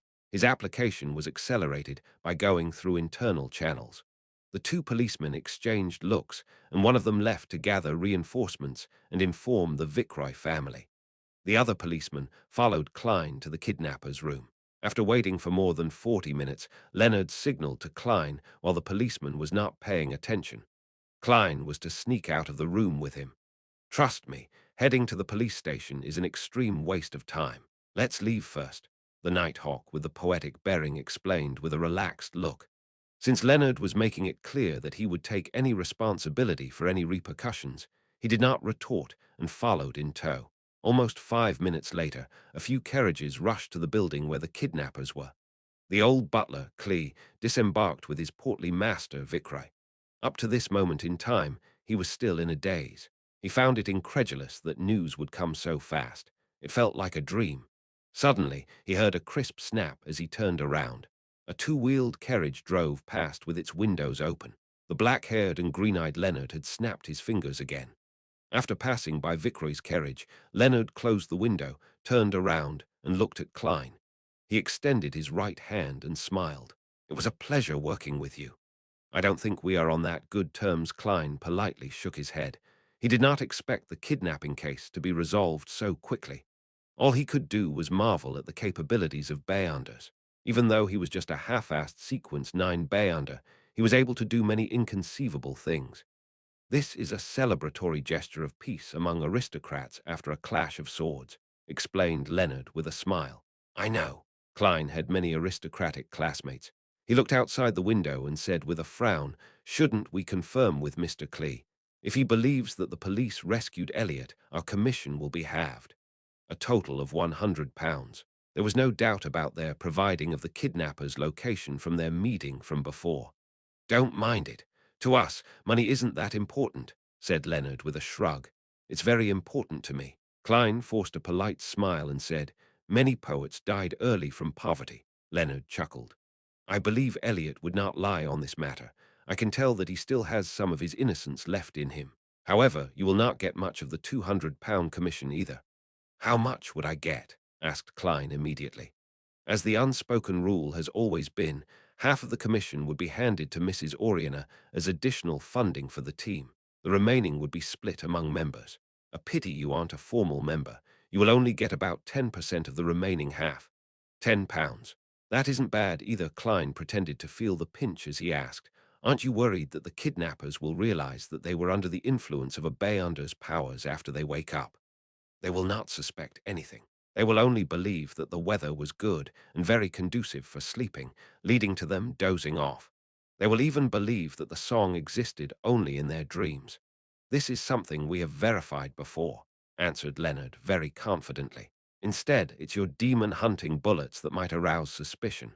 Of course, you being a queer who enjoys mysticism would be a perfectly reasonable explanation." "I see." Klein was relieved. He just kept feeling like he had forgotten or overlooked something. After returning to Zoutelen Street, Klein did not wait for Clee's arrival. He strolled to Welch's place and took a different route home. On the way, he bought some beef and olives for dinner. The meal was enjoyable as always, with the same three siblings chatting idly. However, there was an additional visitor. He was a worker responsible for collecting 1 penny for the gas meter. The evening grew dark as the siblings bade each other good night and returned to their rooms. Klein was sleeping soundly when he was suddenly awoken by something familiar outside. He opened the door in puzzlement and arrived outside the bedroom that no one stayed in. He pushed open the martled door and saw a grey desk. There was a notebook on the table, and its cover was made of hard paper. It was completely black in color. A baffling sense of déjà vu arose in him as he walked over and opened the notebook. The page he flipped open to was of a picture of someone dressed in gorgeous clothes and splendid headdress. The fool. Beneath the fool was a line in Hermes. Everyone will die, including me. Horror gripped Klein's heart as he suddenly realized that the corner of the fool's mouth was curving up. FFFFFFFF. He sat up in shock as he saw crimson moonlight penetrate his curtains. He saw his bookshelf and desk and the silhouette of his own bedroom. He realized that he had had a nightmare. As a seer, he knew what dreams typically portend. Therefore, he began to seriously search through his recollections. Klein froze up when he did, because he knew what he had missed out on today. While he was immersed in Leonard's singing, he had sensed a formless and indifferent focus on his back. The feeling of being observed felt different from the usual cogitation or experience he had from using spirit vision. It gave him a sense of déjà vu. According to Captain Dunn, once a feeling of déjà vu arose in him, it probably means Klein suddenly sat straight and confirmed the feeling. Yes, it's that notebook, that Antigonus family's notebook. Chapter 45. Returning the Antigonus notebook is in the apartment across the kidnappers. Although it was very coincidental, Klein believed that his intuition was correct. He immediately got out of bed and rapidly changed out of the old clothes he usually wore to bed. He picked up a white shirt beside him and draped it on, quickly buttoning from top to bottom. 1, 2, 3. He suddenly realized that he was missing buttons. The left and right sides did not seem to match. On careful look, Klein realized that he had made a mistake buttoning the first button, causing the shirt to warp. He shook his head helplessly before taking a deep breath and slowly breathing out, using some of his cogitation techniques to restore his calm. After putting on his white shirt and black trousers, he barely managed to wear his underarm holster steadily. He pulled out the revolver he hid under his soft pillow and holstered it. Without time to tie a bow tie, he draped his formal suit on, and with a hat and cane in each hand, he walked to the door. After putting on his top hat, Klein gently twisted the door handle and walked into the corridor. He carefully closed his bedroom's wooden door and sneaked downstairs like a thief. He used a fountain pen and paper in the living room to leave a note, informing his siblings that he had forgotten to mention that he had to be early for work today. The moment he was out the door, Klein felt a cool breeze and his entire being calmed down. The street in front of him was dark and silent without any pedestrians. Only the gas lamps illuminated the streets. Klein took out his pocket watch from his pocket and snapped it open. It was just 6 in the morning, and the crimson moonlight had not completely faded away. However, there was a hue of sunrise over the horizon. He was just about to seek out an expensive for-hire carriage when he saw a two-horse, four-wheeled, trackless carriage approaching him. There are public carriages this early in the morning. Klein was puzzled as he went forward and waved for it to stop. "Good morning, sir." The carriage driver stopped the horses skillfully. The ticketing officer beside him had his hand to his mouth while yawning. "To Zouteland Street." Klein scooped out 2 pennies from his pocket and 4 halfpence. 4 pence, the ticketing officer replied without any hesitation. After paying for the ride, Klein got onto the carriage and found it empty. It exuded a clear loneliness amid the dark night. "You are the first one," said the carriage driver with a smile. The 2 brown horses widened their pace as they proceeded briskly. "To be honest, I never imagined there to be a public carriage so early in the morning." Klein sat near the carriage driver and made idle chatter to divert his attention and relax his tense mind. The carriage driver said in a self-deprecating manner, "From 6 in the morning to 9 at night, but all I earn is £1 a week." "Are there no breaks?" inquired Klein in bafflement. "We take shifts to rest once a week." The carriage driver's tone turned heavy. The ticketing officer beside him added, "We are in charge of plying the streets from 6 to 11 in the morning. Following that, we have lunch and an afternoon break. Near dinner time, which is 6 in the evening, we replace our colleagues even if we do not need rest. The 2 horses will need it." It wasn't anything like that in the past. There was an accident that should not have happened. Due to fatigue, a carriage driver lost control of his carriage, and it toppled. It resulted in us having shifts those bloodsuckers would never become this kind so suddenly otherwise, the carriage driver scoffed. Under the illumination of dawn, the carriage drove towards Zouteland Street and picked up 7 to 8 passengers on the way. After Klein was less tense, he did not converse further. He closed his eyes and recalled the experiences from yesterday, hoping to notice if he had forgotten anything. By the time the skies were bright when the sun was fully up, the carriage finally arrived at Zouterland Street. Klein pressed his hat with his left hand and briskly jumped off the carriage. He quickly stepped into 36 Zouterland Street and arrived outside Blackthorn Security Company after going up the flight of stairs. The door was still closed and had yet to open. Klein took out the ring of keys by his waist and found the corresponding brass key and inserted it into the keyhole and twisted it. He pushed forward as the door slowly opened. He saw the black-haired, green-eyed Leonard Mitchell sniffing at a recently popular cigarette. "To be honest, I prefer cigars. You seem to be in a rush," the poet-like Nighthawk asked in a relaxed and cozy manner. "Where's Captain?" Klein asked instead of answering. Leonard pointed at the partition. "He's in the office. As an advanced sleepless, he only needs 2 hours of sleep in the day. I believe it's a potion those factory owners or bankers would like the most." Klein nodded and quickly passed through the partition. He saw that Dunn Smith had opened the door to his office, and he was standing at its entrance. "What's the matter?" Dressed in his black trench coat, he held a gold-inlaid cane with a solemn and stern expression. The feeling of déjà vu came to me. It should be the notebook, the Antigonus family's notebook. Klein tried hard to make his answer clear and logical. "Where was that?"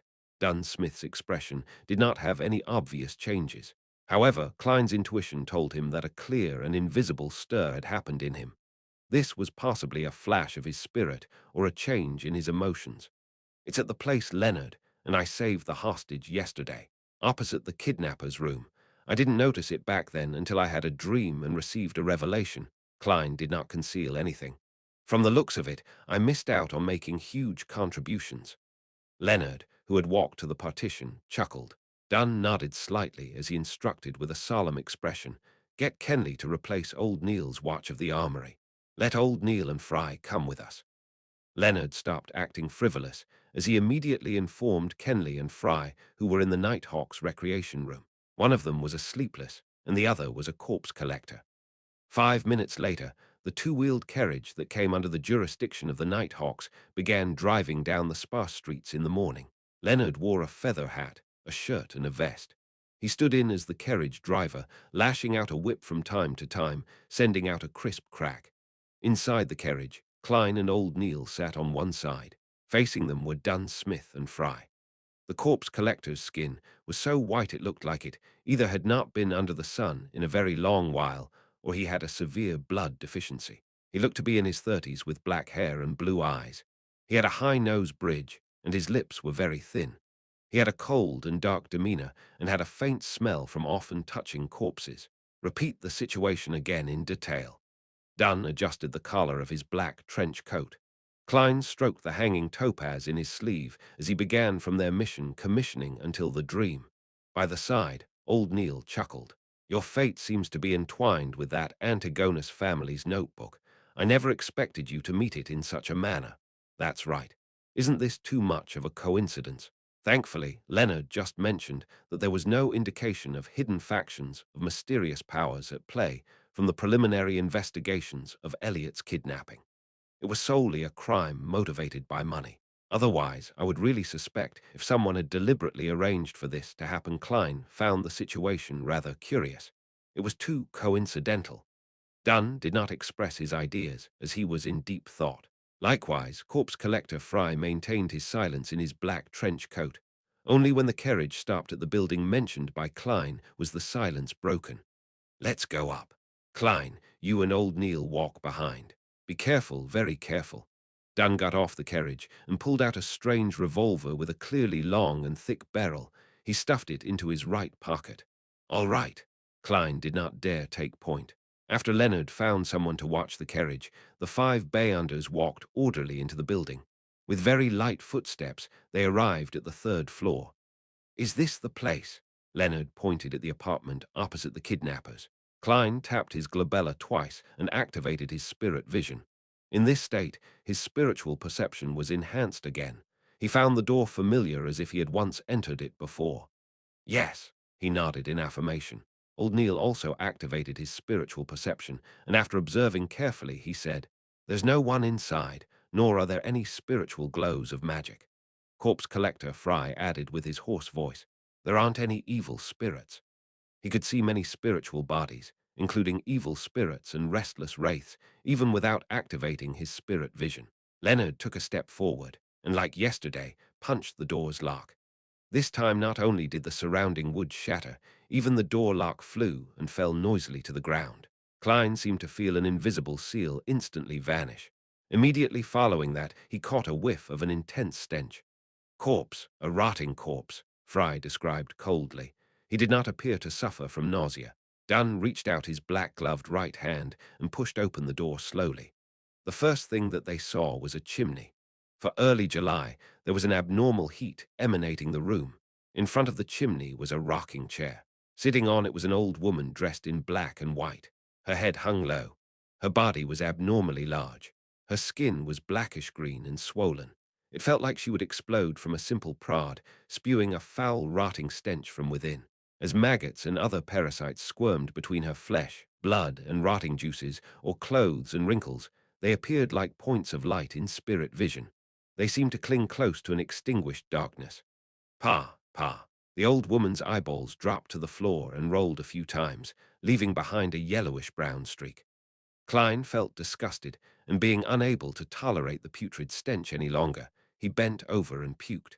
Chapter 46, Portrait Yug. Yug. Klein squatted there, vomiting involuntarily. He was soon done with his puking since he did not eat breakfast. At that moment, a tin-colored square flask that looked like a cigar box appeared in front of him. The mouth, which had lost its stopper, emitted a mixture of smells akin to tobacco, disinfectant, and mint leaves. It cleared up Klein's nose and rejuvenated him. The pungent smell continued to linger, but Klein no longer felt nauseous. He soon stopped vomiting. He traced the tiny flask up and saw a pale hand that did not seem to belong to a member of the living. He saw the mouth of a black trench coat sleeve and saw Corpse Collector Fry with his cold and dark bearing. Thank you. Klein recovered completely, and with his hands on his knees, he stood back up. Fry nodded without any expression. It'll be fine once you are used to it. He put back the flask's stopper and put it into his pocket and turned around, walking to the highly decomposed corpse. Without gloves, he began examining the old woman. As for Dunn Smith and Leonard Mitchell, they paced slowly around the room, occasionally touching the table's surface or newspapers. Old Neil pinched his nose and stood outside the door, grumbling in a muffled voice. Seriously gross. I'm going to request for additional pay this month. Dunn turned his head over and touched the wall beside the chimney with his gloved right hand. While doing so, he asked Klein, "Does this place look familiar?" Klein held his breath and constructed the silver pocket watch in his mind to calm down. With him already in his spirit vision state, he immediately felt different. A scene that came from the deepest recesses of his memories flashed past his eyes. Chimney, rocking chair, table, newspapers, the rusty nails on the door, the tin cans inlaid with silver. The scenes were dark and dull, like a documentary from Earth. However, it was even more blurry and illusory. The scene quickly stacked against what Klein was seeing. The feelings of DJ Vu and having been here before presented themselves clearly. An illusory and ethereal scream seemed to pass through invisible walls. Hornesis phlegrea, hornesis phlegrea, hornesis phlegrea. It feels a little familiar. Klein answered honestly, while his brain felt a stabbing pain. Thankfully, he quickly tapped his glabella twice. Hornesis, the Hornesis mountain range that appeared in original Klein's diary. That is content that was deciphered from the Antigonus family's notebook. The murmurs were very similar to one of the previous ones. It involved the word hornesis. Is this a form of enticement? Klein was gripped by shock as he did not dare think deeper, afraid that he would place himself on the trajectory of losing control. Dunn nodded slightly and walked to a cupboard. He suddenly reached out his hand and pulled open its wooden door. The bread inside was moldy, and there were about 7 gray, stiff, dead rats. Leonard, go downstairs to get patrolling cops and explain the situation here, instructed Dunn. All right. Leonard turned and left the apartment. Following that, Dunn opened the door to 2 other bedrooms and did a careful search. After being certain that there were no clues as well as any sign of the Antigonus family's notebook, Fry also stood up. He wiped his hands with a white handkerchief he brought along with him and said, "The time of death was more than 5 days ago." There are no external injuries, nor are there any clear signs that it was a result of Bayunder powers. The exact cause of death will require a post-mortem. Did you discover anything? Dunn turned to look at old Neil and Klein. The two, who were no longer in spirit vision state, shook their heads in unison. Apart from the corpse, everything else is normal. Actually, no, there was an invisible energy sealing the apartment in the beginning. As you know, there will usually be similar processes when we use ritualistic magic. Old Neil thought for a few seconds before adding. Dunn was just about to say something when he looked outside the door. A few seconds later, Klein and old Neil sensed something and turned to look at the stairwell. A few seconds later, faint footsteps grew louder as Leonard walked up with a policeman. The policeman's expression changed once he caught the noxious smell. He immediately cooperated with his colleague from the Special Operations Department and began knocking on the doors of the residents on the second floor to gain an understanding of the situation on the third floor. Moments later, the corporal with his two silver chevrons looked at the corpse on the rocking chair. Katie Stephania Bieber, between 55 and 60 years old, widow, has rented this apartment with her son, Ray Bieber, for more than 10 years. Her husband was formerly a gem artisan. Her son is about 30 years old and is single. He inherited his father's trade and earns about £1.15 solely a week. According to their neighbors, they have not seen them in more than a week. Before the policeman continued, Klein already knew the critical point that followed. Missing, to be more precise, it was unknown where Ray Bieber had gone to. The ancient notebook could very well be on him. Do you have a picture of Ray Bieber? Dunn looked at the police officer. He was acting as the role of a high-ranking inspector. However, it was not really acting, since he was indeed a high-ranking inspector on the police department's roster. His salary and various allowances were also paid according to his rank. Of course, it did not include his salary from the church. The police officer shook his head nervously and said, "I'm not sure, I'll have to return to the station to search for it. It's not typical for us to have pictures of every single person." Got it. Continue questioning the residents on the first floor. Ask them in detail. Dunn gave the order. As he watched the police officer leave, he closed the door and turned to old Neil. "I'll leave the rest to you. If not, we will have to make all the residents sleep and obtain Ray Bieber's looks. Yeah, I don't really trust sketches based on verbal descriptions." Old Neil nodded. He took out a few thumb-sized bottles from a pocket in his black classic robe and scattered the liquids in a particular order. Immediately following that, he pulled out a clump of powder and scattered it in a circle around him. Strangely, a biting smell spread and was not influenced by the nauseating smells in the room. Klein also suddenly noticed that there was an invisible force field around him. It separated him from the environment and everyone else. It was like the room in its previous state. Old Neil half closed his eyes as his lips mumbled a soft and indiscernible incantation. Without being prepared, Klein vaguely heard the words, "Goddess, give me strength. We look forward to the protection of the night." Hum. A sudden wind tore through the windows and blew up the powder. Klein's heart quaked suddenly as he felt goosebumps all over him. He found it difficult to describe.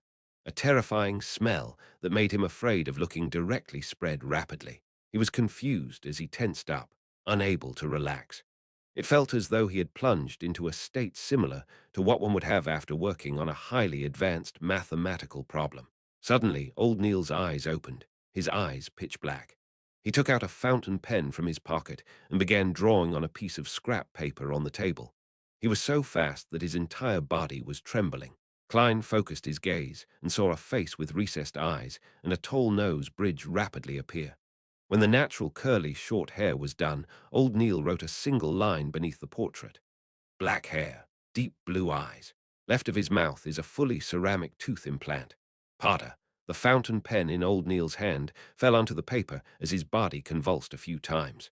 This is the image of Ray Bieber according to what's left in the room, old Neil whispered as the color of his eyes restored rapidly. Then he turned back to his original spot and slowly circled it. The invisible force field that isolated things immediately dissipated in the form of a breeze. Praise the lady.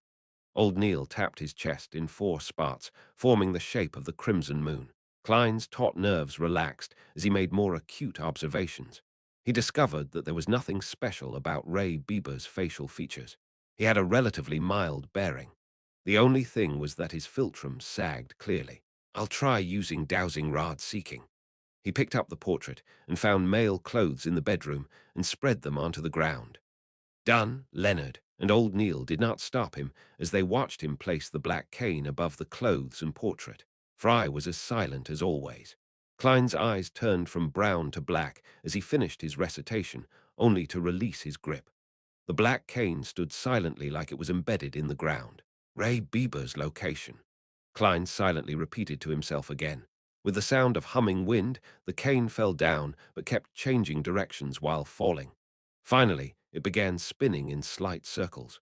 Without any external help, the black cane stood stably again.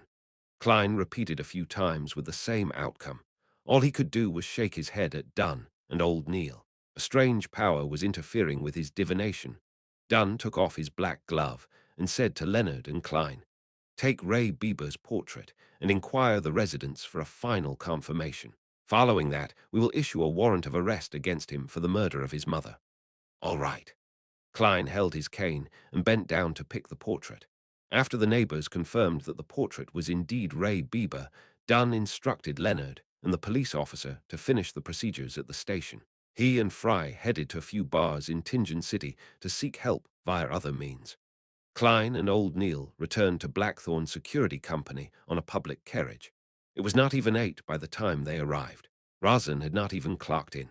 After closing the door, Klein cocked his head at old Neil and, hoping to learn and answer his questions, asked him, "Why would I send the Antigonus family's notebook to Ray Bieber's home?" This was completely in a different direction from Iron Cross Street, where Welch stayed. Old Neil walked to the sofa and chuckled. "Isn't that obvious? Who knows what power's inside the notebook you invoked? Maybe you did some described ritual out of curiosity and ended up provoking a strange existence that you should not have. The motive of this existence was to have the notebook sent to Ray Bieber and sever all clues to prevent anyone from discovering it. Therefore, apart from you who were selected, Welch and Nair committed suicide. Regarding you, to be frank, I still have no idea how you survived." "I would like to know too." Klein sat down, as well as he deliberately replied with a wry smile. "I've also thought of the guesses you have of the proceedings. However, there's one thing I don't understand. Why did I have to hand the notebook to Ray Bieber?" Old Neil shrugged and said, "Perhaps his life path number matches the requirements, or maybe he's one of the last remaining descendants of the Antigonus family.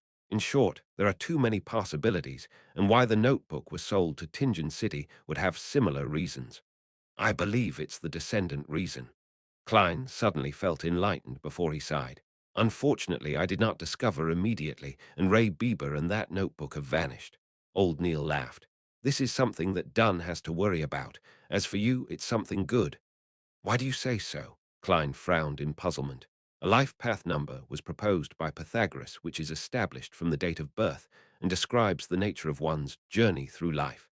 Chapter 47. Old Neil's lack of money. Old Neil rubbed his temples and said, "I believe we have a general idea of why the three of you engaged in a mass suicide. That notebook is also now purportedly in Ray Bieber's hands. Furthermore, the matter has already been exposed. Regardless of whether you are alive or dead, it will hardly influence any subsequent developments. I think I believe that the surreptitious existence or mysterious power that caused all of this will not pay you any special attention. It's just like how you would not pay attention to the ants on the ground. Heh heh, as long as you do not try to make him recall you. And our arrest warrant for Ray Bieber will quickly reach the secret order. They will also be able to guess that it is related to the Antigonus family's notebook. Believe me, for a secret organization that has been in existence for more than 1,000 years, it has many channels of information. Therefore, their focus will be diverted to Ray Bieber's whereabouts in a bid to find the notebook before us. They will not, nor is it possible for them to harass, stalk, or deal with you. Lad, congratulations on stepping out from the shadows of the past. What follows will be a brand new journey filled with sunlight." Klein nodded when he heard that as he said in a happy and relieved manner, "I hope so."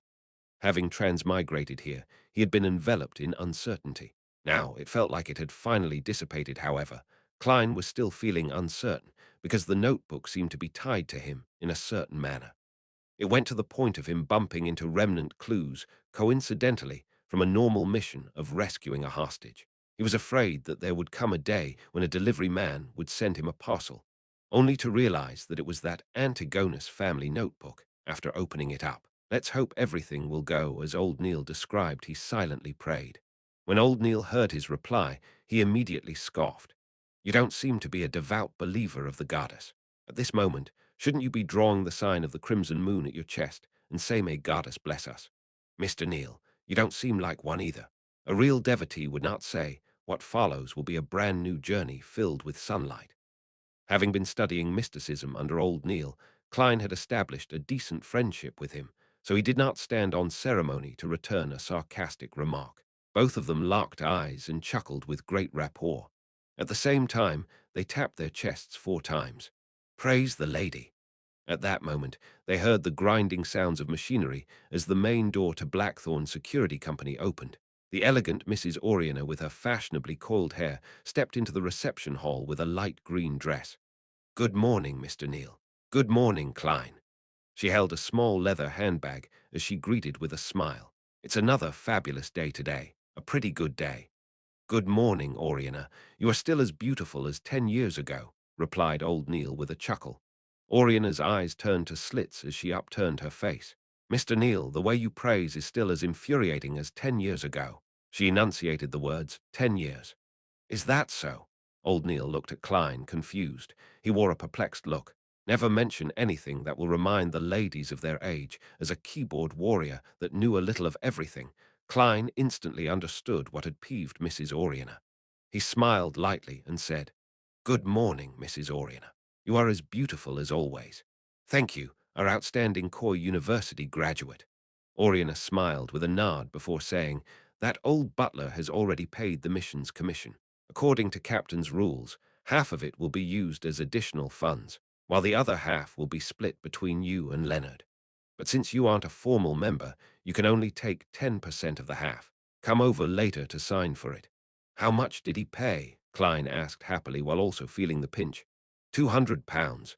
This was what he said back then, Lord, the esteemed Storm. I never imagined or believed that this was resolved just like that. This is even harder than us having a dream. Why is your security company so unknown? It's an insult to the entire industry. Mrs. Oriana mimicked the old butler's southern accent. Klein thought seriously for a few seconds before saying humorously, This is just too unfair for those kidnappers. Two Beyonders had resolved the problem quickly using methods that could be described as easy and pleasant. This is like an adult bullying a few kids while in full combat attire. They were just too unlucky. They must have lost the protection of the divine, said Oriana with a soft laugh. I told the butler that we were only lucky. One of our informants happened to see the kidnappers bring the child into the hideout. Therefore, do not have too much hopes for us. We really are just a very ordinary security company. Typically speaking, the more you emphasize something is ordinary, the more extraordinary it is, Klein lampooned with a smile. He watched Mrs. Oriana walk through the partition and enter the accounting room. Old Neil puckered his lips by the side and said enviously, You really are a lucky lad. You haven't joined us for long, and you've encountered a job worth £200. Is that very rare? Klein asked in puzzlement. Prior to this, he was either studying history or mysticism, or wandering aimlessly outside, hoping to find clues with his spiritual perception. According to Oriana's accounts, we might not encounter a single job an entire week, and most jobs are worth less than £20. Old Neil rubbed the moonstone by his wrist and sighed. Following that, he looked at Klein with anticipation. If you encounter any similar jobs in the future, remember to inform me. Upon hearing old Neil's words, Klein suddenly felt a strange feeling arise in him. Therefore, he asked directly, Mr. Neil, you seem to be lacking in money. How much do you get paid a week? If you aren't comfortable telling me, just ignore my question. Old Neil leaned back into the sofa and chuckled. This isn't something that needs hiding. I've been here for so many years. At present, I will obtain salaries from both the church and the police department every week, a total of £12. A weekly salary of £12, Klein blurted out in surprise. A weekly salary of £12 with 52 weeks a year, that meant more than £600 a year. Back when he read the Tingen Morning Post, an honest paper, they had mentioned that high-profile lawyers only earned £800 to £1,000 a year, and those were the best lawyers. As for the managers of Benson's trading company, they only earned £6 a week. That was already quite a decent job. Yes, such a salary is actually quite generous, and we do not need to pay any taxes, added old Neil with a smile. Klein had heard from Benson that one had to pay E-type taxes when their weekly salaries exceeded £1. In other words, the government and corporate employees had to pay 3 of taxes if they earned £1 to £2, 5 for £2 to £5, 10 for £5 to £10, and 15 for £10 to £20, capping at 20 for those above £20. Other than that, he also read of 4 other kinds of taxes on the newspapers. A type was related to land, housing, and other earnings from material items. It included property and rent. B-type was a tax paid by farmers. C-type was a tax on profits from bonds, funds, and equities. D-type was commercial, finance, or professional income. It's something admirable, Klein echoed old Neil. However, old Neil shook his head. Such a salary is insufficient for bayanders like us who have to frequently study the hidden mysteries, practice, and attempt rituals. Aren't materials obtainable via application? Asked Klein in puzzlement. Old Neil scoffed. There's a limitation to it. At times, we have to give a sufficient, legitimate reason. If you want to learn more and experiment in the field of mysticism, you can only spend your own dime to buy materials. It can be bought internally or at underground markets. Klein jolted in surprise as he immediately asked, there are Bayonder materials that are sold in underground markets. I thought the churches would not permit their existence. He was lacking in means to obtain materials. With him having a mysterious organization in its nascent stages, he could not always have them settled via the Nighthawks, right? There's no way to control such matters. Yeah, from the viewpoint of mysticism, all beings are sentient with their spirits, and they stem from the same source. The materials we use are not limited to those extraordinary creatures. It also comes from ordinary animals, plants, and minerals. For example, the poison hemlock, gold mint leaves, and night vanilla in the bottle of seer potion. They are items we can encounter frequently in our daily lives. They might not have any extraordinary characteristics, but they have special characteristics. Through concoction and blending, they will derive certain effects. Therefore, this is not a trade that the church can ban, explained old Neil in detail. Without waiting for Klein to say a word, he continued. Besides, it's not only the core of extraordinary beings that are of use. For example, the Lavos squid. Apart from its blood, its eyeballs, skin, and tentacles are pretty good materials. Unless the church captures it entirely with its own manpower, to completely corner and control any outflows would be a tremendous financial burden. The lower the grade of the extraordinary material, the more it is so. They can only do their best to prevent the more special materials from flowing out. Old Neil suddenly laughed. There's another important reason. It's better to know of an underground market than not knowing of it. Under the premise that secret organizations have not been fully eliminated, this is a pretty good strategy. Besides, it can help us obtain materials we are lacking. Of course, with the existence of such markets, contraband items will appear.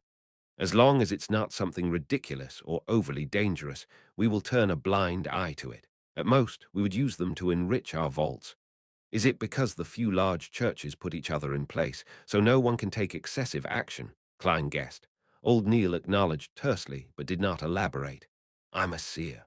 In the future, I'll definitely need to practice, and will need more materials. Mr. Neil, can you take me to the underground market to have a look? Klein requested with a valid reason. Old Neil appeared to be placed in a difficult position. In fact, those guys who are active in those places are mostly not bayanders. Some of them might be aristocrats that like mystery or rich people who have inclinations towards mysticism. Ah, all right. I have a £30 bill that needs paying soon. It wouldn't be convenient for me to head over there for the time being. All right. Klein never expected the reason to be old Neil's owing of money. Moments later, he said with deliberation, Mr. Neil, do you need me to lend you money? I just earned a commission of £10. Ha ha, there's no need. I'll be able to settle it. Old Neil patted the sofa and slowly stood up. Age is truly an enemy that biological creatures can't fight. I'm exhausted from last night's watch. Yeah, revise what I've taught you later this morning. Read more documents. Tomorrow, I'll teach you the foundations of ritualistic magic. All right. Klein got up and bade him farewell by taking off his hat. When Captain Dunn did not return at noon, Klein pretended that he was still searching for the notebook as he roamed the streets again. Having earned £10, he no longer needed to wait for the next disbursement of the funds. He could head directly to the Divination Club. Cogitation and spirit vision have been occasionally producing murmurings and illusions. It made him eager to begin acting. Chapter 48. Hannes Vincent in the Divination Club situated at the second floor of 13 House Street, North Borough of Tingen City. Klein saw the beautiful lady that attended to visitors once again. She was still having her brownish-yellow, long hair coiled, making her look mature and elegant. It was hard to tell her age. "Hello, Mr. Glacis isn't here today. Would you like to change fortune-tellers today?" said the beautiful lady with a smile. Upon hearing that, Klein, who had just taken off his silk hat and put it back on, was immediately surprised. "You still remember me?" That was already 5 days ago. The woman puckered her lips into a smile. "You are the first customer that sought Mr. Glacis's services. You are also the only one to this very day. It's hard for me not to have a deep impression of you." Was this the image of him being penny-wise, pound-foolish? Klein lampooned himself as he deliberated a question. When was the last time Mr. Glacis came to the club? The lady shot a glance at him and answered seemingly in recollection. "To be honest, we are unable to grasp when our members will come and go. They have their free will and personal matters to tend to." "Well, I do believe that Mr. Glacis hasn't come to the club since he told your fortune that day. I wish him the best of luck." "May the goddess bless him," Klein prayed, and did not ask further. Instead, he asked with a smile, "I'm not here for divination services this time. I plan to join the club." "Really? That's our pleasure." The lady expressed a timely look of surprised delight. "For the first year as a member, the membership fee is £5. It will be £1 a year thereafter. I believe there's no need for me to describe in the details again." Klein took out a £5 note he recently received as he watched Henry Augustus I's portrait depart him. After seriously checking the anti-counterfeit watermark, the woman stored away the note seriously and handed a form to Klein. "Please fill in your detailed information. Let me prepare the receipt for you." "There's a receipt. You should bill it to Blackthorn Security Company." Klein was amused by his own thoughts as he picked up a fountain pen on the desk. With the blackish-blue ink, he filled in his name, age, address, and company information. However, he had deliberately left his date of birth empty. To a seer, that provided profound mysteries about his body through his life path number. After receiving the receipt and finishing his registration as a member, the lady extended her right hand. "Congratulations on joining Tingen City's Divination Club. I'm Angelica Berryhart, your hardworking server. This is your member cufflinks. There are special inscriptions on them which will identify you as a member." "Hello, Madam Angelica." Klein shook her hand and took the dark gold cufflinks. He realized that the special inscription was written with the root word for fortune-teller in Hermes. Angelica retracted her right hand and thought for a few seconds. "Might I ask what divination arts you are most familiar with? Or would you prefer to learn some divination methods from the club? We will consider inviting famous fortune-tellers of the corresponding domain to give classes. We will also introduce you members with similar expertise so that you can have a good time interacting with them." "I know a bit of every divination art. There's no need to give me any special considerations." Klein replied with some embellishments. In addition, he inquired, "Can I begin telling the fortunes of others? I'm not a total rookie." He was here to act as a seer and not learn the divination methods ordinary people could learn. Angelica maintained a polite smile as she said, "You can tell the fortunes of people any time in the club. However, before we confirm your skills, we will not promote you when our customers ask. How much do you plan on charging for your fortune-telling?" "2 pence." Klein decided to gain an advantage with price while he was still unknown. "We will go by the standard of taking an eighth, so we will be taking a quarter-pence for fees." Angelica repeated the various rules first before writing Klein's information into the fortune-teller album which customers could choose from. After all of this was done, she pointed at the meeting room at the far end of the corridor with a smile. "Mr. Hannes Vincent is currently explaining astrolabe divination. You can find a quiet spot to listen in. You can also raise your questions if there are any queries." "All right." Klein walked toward the meeting room with his interest piqued. He wanted to know the differences between what Hannes Vincent and old Neil said. At that moment, Angelica chased up and whispered, Mr. Morty, would you want coffee or tea? We provide Side black tea, Southville coffee, and Daisy coffee. Klein, who had been reading the papers regularly, knew that these coffees and black tea were considered as one of the inferior varieties, but he also knew that they were definitely of better quality than the ones he had at home. After some thought, he said, "A cup of Southville coffee, 3 teaspoons of sugar without milk, please." Lone Kingdom's Southville was famous for its beer and red wine. Many important figures were fond of them. However, their coffee was relatively unknown. "All right, I'll send it to you in a bit." Angelica pointed towards the meeting room. Klein slowly walked to the half-closed door and heard a voice in a thick Oa accent explaining, "Astrolabe divination is a relatively more complex one among the divination arts, but that's only for ordinary people." Klein silently tagged on a sentence for the speaker. He saw about 5 tables placed in a circle inside the meeting room. It surrounded a middle-aged man in a black classic robe, Hannes Vincent. The gentleman had obvious dark circles. His brown hair was thick and hard. Each strand stood firmly like a porcupine's spikes. Apart from that, there was nothing unique about him. Upon seeing Klein enter, Hannes Vincent nodded gently without stopping his class. He only slowed down his speech. Klein had one hand in his pocket while the other held his cane. He found a seat to the sides and sat down, leaning back comfortably in the process. He scanned the circle of 6 members. There were 4 men and 2 women. Some of them were attentively taking notes, whispering, or returning Klein a rueful smile. After placing his cane down, Klein adjusted his halved top hat and tapped his glabella twice in the process. He cast his gaze at Hannes and saw the different colors, brightness, and thickness of his aura. Dark red. He's a little worried, actually. Every other part of his body is healthy except that part. I wonder what's wrong. Klein listened to the class while muttering to himself. At that moment, he clasped his right hand and covered his mouth to prevent his laughter from sounding. He suddenly felt like he was a quack. He was rather pleased with his spirit vision ability. Although he could only make a general judgment and not the details, it was enough to gain him much useful information. After surveying his surroundings, he tapped his glabella twice again, as though he was pondering over what Hannes had just said. Astrolabe divination was one of the astromancy divination methods. However, ordinary people could also attempt to interpret things. For instance, the most basic birth horoscope was to determine the inquirer's fate by determining the positions of the sun, moon, blue planet, and scarlet planet at their birth, the corresponding spots in the sky, matching the representative symbols to the astrolabe, and the corresponding situations of the different constellations. This required the fortune teller to be able to calculate the states of the planets and constellations, which was rather complicated. Of course, there were publications that aided people to look up the values. Some even simplified it by making a vague read with just the constellations. Klein listened silently, without interjecting or asking any questions.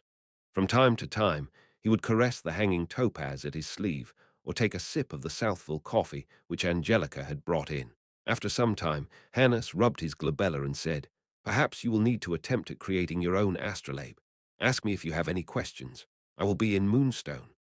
After he left, a young man in a white shirt and black vest got up with a smile and walked to Klein's side. "Nice to meet you. I'm Edward Steve." "My pleasure. I'm Klein Morty." Klein stood up and returned the bow. "Astrolabes are too complicated. Every time I hear about it, I can't help but doze off," said Edward self-deprecatingly. Klein grinned and said, "That's because Mr. Vincent can't help but pass the knowledge he grasps to us. It's like giving us an Inti's feast. It's just indigestible." I'd be able to finish the Inti's feast. They usually use a huge plate to serve tiny bits of food. Edward chuckled and sat up. He asked out of curiosity, "Are you new? I've not seen you in the 2 years I was here." "I just joined the club today," answered Klein frankly. "What are you good at?" "I'm best at tarot and poker divination," Edward casually asked. "I know a little of everything, but just a little." Klein gave a description he used to give himself. He was not being modest, since there was just too much mysterious knowledge he had not grasped in the domain of divination. Just as the other members were thinking of talking about horoscope divination, Angelica walked into the meeting room. "Mr. Steve, someone wants you to tell their fortunes." "All right." Edward stood up with a smile. "I can tell you are an excellent fortune teller," said Klein as he looked at him. "No, it's because my price is most suitable," said Edward with a soft chortle. When ordinary people come to have their fortunes told, they will absolutely not choose the most expensive ones, and unless they had their heads kicked by asses, they would definitely not be choosing the cheapest few. It's easiest to gain opportunities if you are in the middle. I'm one of those that had their heads kicked by asses when he saw Edward leave. Klein suddenly shook his head with a wry smile. It seems the price I set is problematic. He stood up, picked up his cane, and left the meeting room. He found Angelica again. I wish to change the prices of my divination. Set it to 8 pence. Angelica took a deep look at him and said, "We will satisfy your request, but we will also tell customers that you only recently joined the club." No problem. Klein did not mind as he nodded. At times, mystery was also an important element for a seer to attract customers. After changing his details, Klein returned to the meeting room. At that moment, he saw Hannes Vincent walk out of Moonstone. He held a silver-coated mirror. This well-known fortune-teller said to the 5 members in the meeting room, "I recently learned a new divination art. Magic mirror divination. Does anyone want to learn magic mirror divination?" "That's not safe." Klein paused outside the meeting room and frowned. Chapter 49. Divination Art. As a seer who had just stepped through the gates of mysticism, Klein did not dare to claim he knew much. However, he was certain he knew more than ordinary people. He was aware that the various kinds of divination arts could be split into 3 categories based on particular standards. And that standard was based on the source of the revelation. The first category of divination included tarot, poker, pendulums, dowsing canes, and dreams. By using the inquirer's own spirituality and its communication with the spirit world to gain a revelation, it could be interpreted for an answer. However, spirit pendulums and dowsing canes had very high requirements of one's spirituality, soul body, and astral projection. Non-Beyonders were unable to obtain precise or clear revelations. Card divination provided fixed symbolism, presenting even an average person's faint revelation. Dreams were somewhere in between the other forms. The second category included spirit numerology and astromancy, as well as their derived forms. The fortune teller used either the personal details of the inquirer or changes in nature before using calculations, inference, and interpretation to answer their questions. With this method, the initiative did not lie in the inquirer, but the fortune teller. The third category used an external third party, separate from the inquirer and the fortune teller. The Ouija boards that Klein was familiar with from his previous life belonged in this category.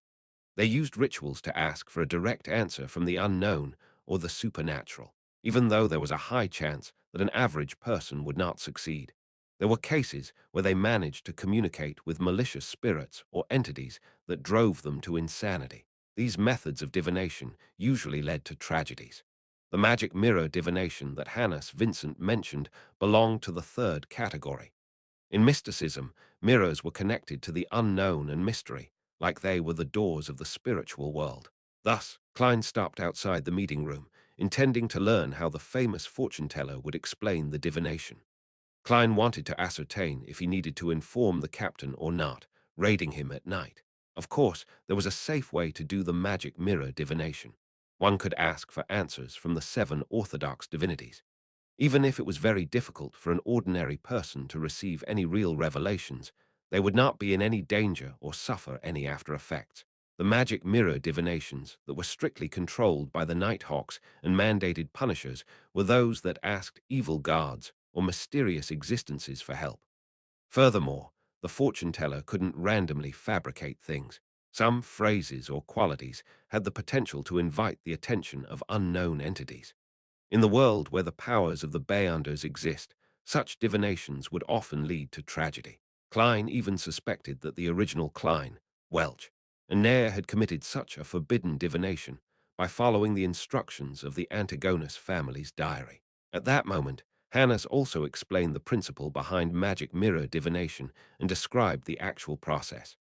First, you choose a suitable time and date according to the divinity you believe in. You can decide this using the astromancy manual. For example, we all know that Sundays symbolize the Evernight goddess, for Sunday is the embodiment of rest. 2 to 3 in the early morning, 9 to 10 in the morning, 4 to 5 in the evening, and 11 to midnight are all related to the moon. Thus, they are controlled by the Evernight goddess. Thus, fortune tellers that pray to the Evernight goddess can use magic mirror divination during these times on a Sunday. Quite a good foundation, Klein nodded slightly while using the half-closed door to the meeting room to conceal himself. It had to be said that with the 7 major churches keeping each other in check, some mysticism knowledge had indeed leaked. For example, many of the meanings behind the symbolism could be found in the astromancy manual. However, without the potions or Beyonder powers, ordinary people were unable to obtain the desired effects. Second, we must scrutinize the mirror carefully. It must be a mirror coated with silver. You place the mirror at the position representing the moon, Hannes demonstrated with the prop in his hand. No, what he needs now is spirit dowsing.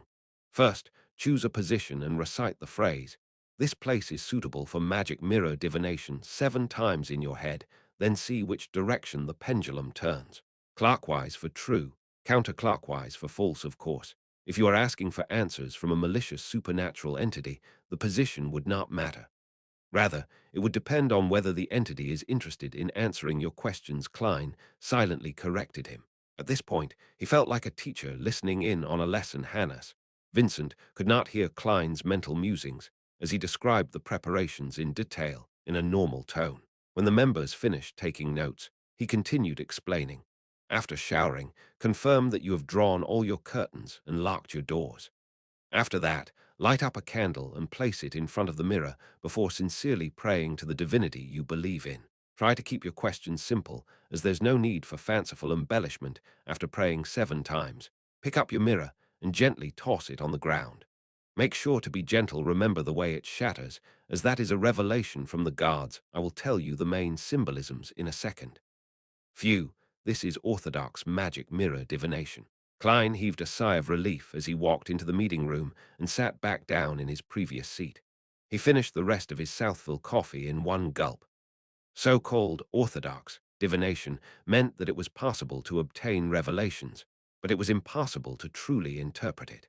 And for Beyonders who reached this step, they could look straight into the mirror to obtain clear information if they received a response.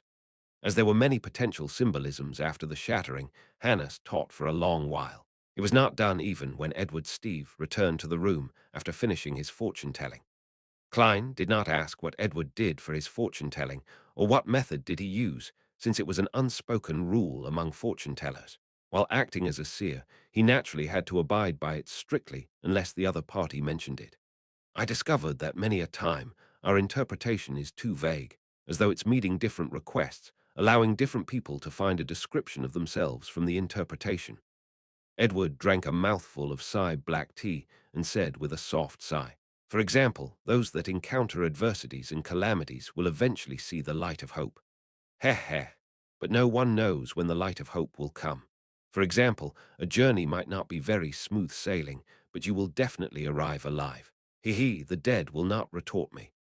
As he did not listen from the beginning, he ignored Hannes's magic mirror divination class. Survival bias, added Klein with a smile. Survival bias generally meant that a lot of statistics would only include those who were alive and lucky. The data would ignore the dead. Therefore, the results would be clearly biased. Right. Emperor Roselle was really a philosopher, marveled Edward. Speechless, Klein raised his empty cup and pretended to take a sip. The members were fully immersed in the study of horoscopes and magic mirror divination the entire afternoon. Occasionally, they would also discuss with Klein and Edward. And when that happened, Klein would try his best to meet his duty as an informal member of the Nighthawks. He would try hard to steer the topic away from anything related to Beyonders or dangerous ideas. However, he failed at the thing he wanted to do the most. A few inquirers came, but none of them picked him to do their fortune-telling. Perhaps I have to be more proactive in entertaining them. Should I use a few phrases like "you are plagued with bad luck," "you have been unlucky recently," or "nothing you do will happen smoothly"? No, that's nothing like a seer. With this in mind, Klein could not help but shake his head in self-deprecation. He picked up his cane, stood up, and left after bidding everyone farewell. At 5:30, Edward Steve put on his coat and was prepared to walk out the divination club when he suddenly saw a familiar figure. "Good afternoon, Glacis. Long time no see," he greeted with a smile. He saw his friend with similar interests as him wear his usual format suit with a black bow tie. In front of his chest hung a monocle. Immediately following that, he noticed that his friend did not look well. Even his soft, blonde hair looked dry. "Good afternoon," Edward coughed. Glacis, with his hat in hand, suddenly used his fist to cover his mouth as he coughed a few times. Edward asked out of concern, "You seem to be ill." "A very serious illness. It even turned into pneumonia. If it wasn't for my wife who met an impressive apothecary and gave me a magical medicine, you would have probably had to visit me at the cemetery." Glacis's tone was filled with a lingering fear and joy. "Lord, I can't believe it. You were so healthy previously. Look at you. You look so frail now. I remember when I did divination on you, there were no signs that indicated that you would get a serious illness." Edward waved his cane and said with an astonished sigh, "My own divination had the same result as yours. Perhaps we are not qualified fortune tellers." Besides, Glacis suddenly recalled the happenings on Monday as his expression turned abnormally serious. At that moment, the beautiful lady, Angelica, came over and bowed with a pleasant smile. After exchanging greetings, she first showed concern for Glacis's health and provided some suggestions. Then she mentioned in passing, "Mr. Glacis, Mr. Morty, who requested your divination services previously, has joined our club as well. The one who got me to tell his fortune." Glacis's eyes lit up immediately. "Lord, where is he?" "He just left." Angelica and Edward were unable to comprehend Glacis's abnormal reaction. Glacis took 2 steps in agitation and said, "The next time he comes, please ask him when he will come if I'm not around." "Glacis, what happened? Did that Mr. Klein Morty do something to you?" asked Edward in puzzlement. Glacis raised his arm and stared straight into Edward's and Angelica's probing gazes. He said in excitement, "He's a very, very, very magical." He lowered his arm and said after using very thrice, "Doctor." Chapter 50. Old Neil's method of repayment 7:30 in the evening, around the Morty family's dining table. "Klein, why do you need to be at work so early as a consultant? Would emergency matters at the security company be more dangerous?" Benson forked a potato from a dish of potato-stewed beef as he raised the matter in concern. Klein carefully spat out the bones from a pan-fried fish and gave his prepared answer. "A batch of historical documents needed immediate shipping to Backland. I had to be present to handle the handover and make sure there was nothing missing. As you can guess, the bunch of fist-swinging bastards don't know any FASEC." Upon hearing his answer, Benson, who had finished chewing his food, could not help but sigh. Knowledge is truly important. Making use of this opportunity, Klein took out the remaining £5 note and handed it to Benson. "This is my additional payment I received today. It's time you get some decent clothes too." £5, Benson and Melissa said in unison. Benson took the note and looked at it repeatedly. He said in both shock and doubt, "This security company sure is generous." His weekly salary was £1.10 solely, which meant £6 exactly every 4 weeks. He only earned one additional pound from this additional payment. And with that salary, he had managed to support his siblings, giving them a decent place to stay and allowing them to eat meat 2 to 3 times a week. Every year they could get a few new clothes. "Are you doubting me?" Klein deliberately returned with a question. Benson chuckled. "I doubt you have the ability nor the guts to rob a bank." "You aren't someone who can lie," Melissa answered seriously after lowering her fork and knife. "I am now someone used to lying." Klein immediately felt a little ashamed. Although it was a result of the circumstances of his reality, his sister's belief in him left him melancholic. "It was relatively urgent and important today. I also played a crucial role, which is the reason for the £5, Klein explained. In a way, what he said was the truth. As for the £5 that he would be reimbursed with, one he would use to join the divination club, planned on concealing it. Firstly, if he brought £5 home again, he would truly scare his siblings, making them suspect he was doing something illegal. Secondly, he had to save to buy additional materials to practice being a seer and to grasp more mysticism knowledge. Benson bit off a mouthful of wheat bread in satisfaction and thought for more than 10 seconds. "The work I'm at doesn't need any decent clothes. Well, to be precise, the clothes at home are sufficient." Without waiting for Klein to persuade him, he suggested, "With this additional income, we would truly have savings. I plan on buying a few books on accountancy and studying." "Klein, Melissa, I do not wish that my weekly salary remain below £2 in 5 years. Heh, as you know, my boss and manager have shit for brains. Their mouths stink the moment they open them." Excellent idea, agreed Klein. He also took the opportunity to steer the conversation. Why don't you read some of the grammar books in my room? To be truly dignified and to earn a handsome pay, that's something rather critical. Perhaps, in the times to come, the civil servant examinations will appear in Lone Kingdom. Preparing ahead of time would give him the advantage. Benson's eyes lit up when he heard that. I've indeed forgotten about that. Here, let's toast to a beautiful future. He did not drink rye beer. Instead, he poured clear oyster soup into 3 cups and clinked his cup with his siblings. After drinking the clear soup, he looked at his sister, who was wrestling with the pan-fried fish. He chuckled and said, "Aside from Benson's books, I think Melissa needs a new dress too." Melissa looked up and shook her head incessantly. "No, I think it's best to save it up." Klein finished the sentence for her. "Yeah," Melissa nodded in agreement. "In fact, if you do not seek the best fabrics and the newest designs, it would not be too expensive. We can save up the remaining money," said Klein in a manner which did not allow for disagreement. Benson added, "Melissa, are you planning on wearing the old dress again to Selina's 16th birthday bash?" Selina Wood was Melissa's classmate and good friend. She came from quite a good family background. Her elder brother was a practicing solicitor, and her father was a senior employee of Backland Bank's Tingen branch. However, the so-called bash was only a dinner invitation to friends where they chatted and played cards. "All right." Melissa lowered her head and mumbled a response. Then she ruthlessly forked a piece of stewed beef. After a short silence, she suddenly recalled something and looked up abruptly. "Mrs. Shod from next door got her maidservant to send a calling card over. She wishes to make a formal visit on Sunday at 4 in the afternoon tomorrow. She wants to get to know her new neighbors." "Mrs. Shod." Klein looked at his siblings, confounded. Benson rapped the side of the table with his fingers and appeared to be thinking. "Mrs. Shod from 4 Daffodil Street. I met her husband before. He's a senior solicitor." "Senior solicitor, perhaps he knows Selina's brother," said Melissa with some hints of delight. "We are at 2 Daffodil Street." Klein nodded slightly. "It's imperative we get to know our neighbors, but as you know, I still have to be at the company on Sunday. I only have time off on Monday. Please pass my apologies to Mrs. Shod." With that said, he suddenly recalled the neighbors of his former life when he was young, as well as the neighbors in the apartment from Iron Cross Street. He was amused as he sighed lightly. To have formal visits, shouldn't neighbors get to know each other through natural interaction? "Ha ha, Klein, that's because you aren't aware. You have read a lot of newspapers recently, but you have not broached the magazines catered towards families and middle-aged women. They placed families with an annual income of 100 to £1,000 as middle class.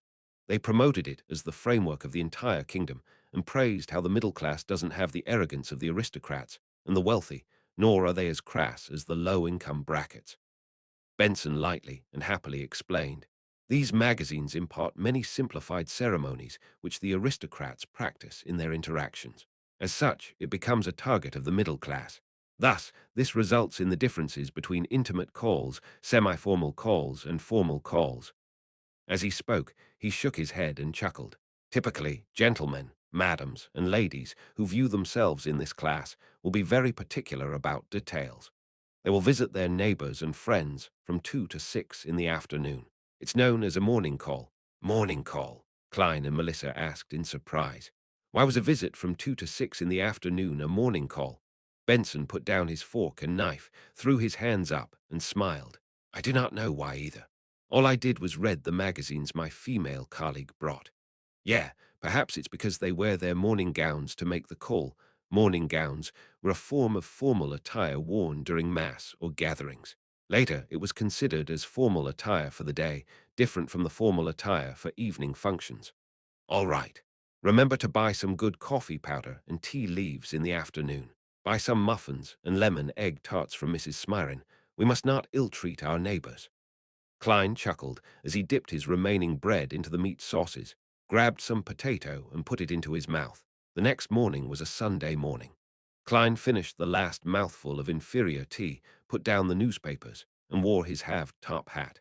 Picking up his silver-inlaid black cane, he sauntered out the door and took a public carriage to Zoutelen Street.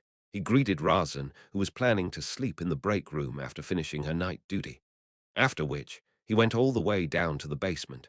After turning a corner, he met a Nighthawk member, sleepless Royale Riordan. She looked like a cold lady. Her brows were long and slender, sitting atop large eyes. Her hair was a silky smooth black. "Good morning, Madam Riordan," Klein greeted with a smile. Royale used her deep blue eyes to glance at him and nodded indiscernibly in return. The two quickly passed by each other when Royale stopped and said with her eyes trained forward, "Ritualistic magic is a very dangerous thing." Klein was taken aback. By the time he turned around, all he saw was her departing back. "Thank you." He frowned and shouted at Royale Riordan's back. After taking a left band, he quickly met old Neil inside the armory, as well as Brett, who should not have been there. "Let's go to my place. I've already received the corresponding materials. Brett has agreed to watch the armory for me," said old Neil with a chuckle. Klein was immediately surprised. "We aren't doing it here." Old Neil held a silver chest and tutted, "There's no space here to practice ritualistic magic." Klein did not ask further. He followed Old Neil up to the streets and took a public carriage to the North Borough's suburbs. Old Neil's place was a bungalow. The garden in front of it was filled with roses, gold mint, and other materials. The moment he entered, there was a carpeted foyer. There were two high-backed chairs and an umbrella rack. Through the foyer was an expansive living room. The walls were plastered with light-colored wallpaper. The floors were a dark brown color. In the middle of the room was a tiny carpet with floral imprints, and placed above it was a heavy round table. Surrounding the table were comfortable long benches, single-seaters, and a piano. "My deceased wife loved music." Old Neil pointed at the piano and mentioned in passing, "The sofa and coffee table are in the bedrooms. Let's do the ritualistic magic in the living room." "All right," Klein replied cautiously. After old Neil put down the silver chest, he laughed and said, "Let me demonstrate to you ritualistic magic. Make sure to observe and remember the ritual." As he spoke, he took out a fake goatskin parchment from the chest. It was specially made, and it had strange pictures drawn on it with black ink that exuded a serene fragrance. Klein kept watching and finally discovered that old Neil was seemingly, likely, possibly drawing an IOU. When old Neil filled in the corresponding field with the number 30 and the corresponding symbol, Klein could not help but ask out of puzzlement and confusion, "Mr. Neil, what kind of ritualistic magic are you doing?" Old Neil coughed and answered very seriously, "I'll be using magic to settle that debt of £30 today." "You can do that." Klein's eyes widened as his mouth gaped. The descriptions of calling cards and morning calls are facts regarding socializing in the Victorian era.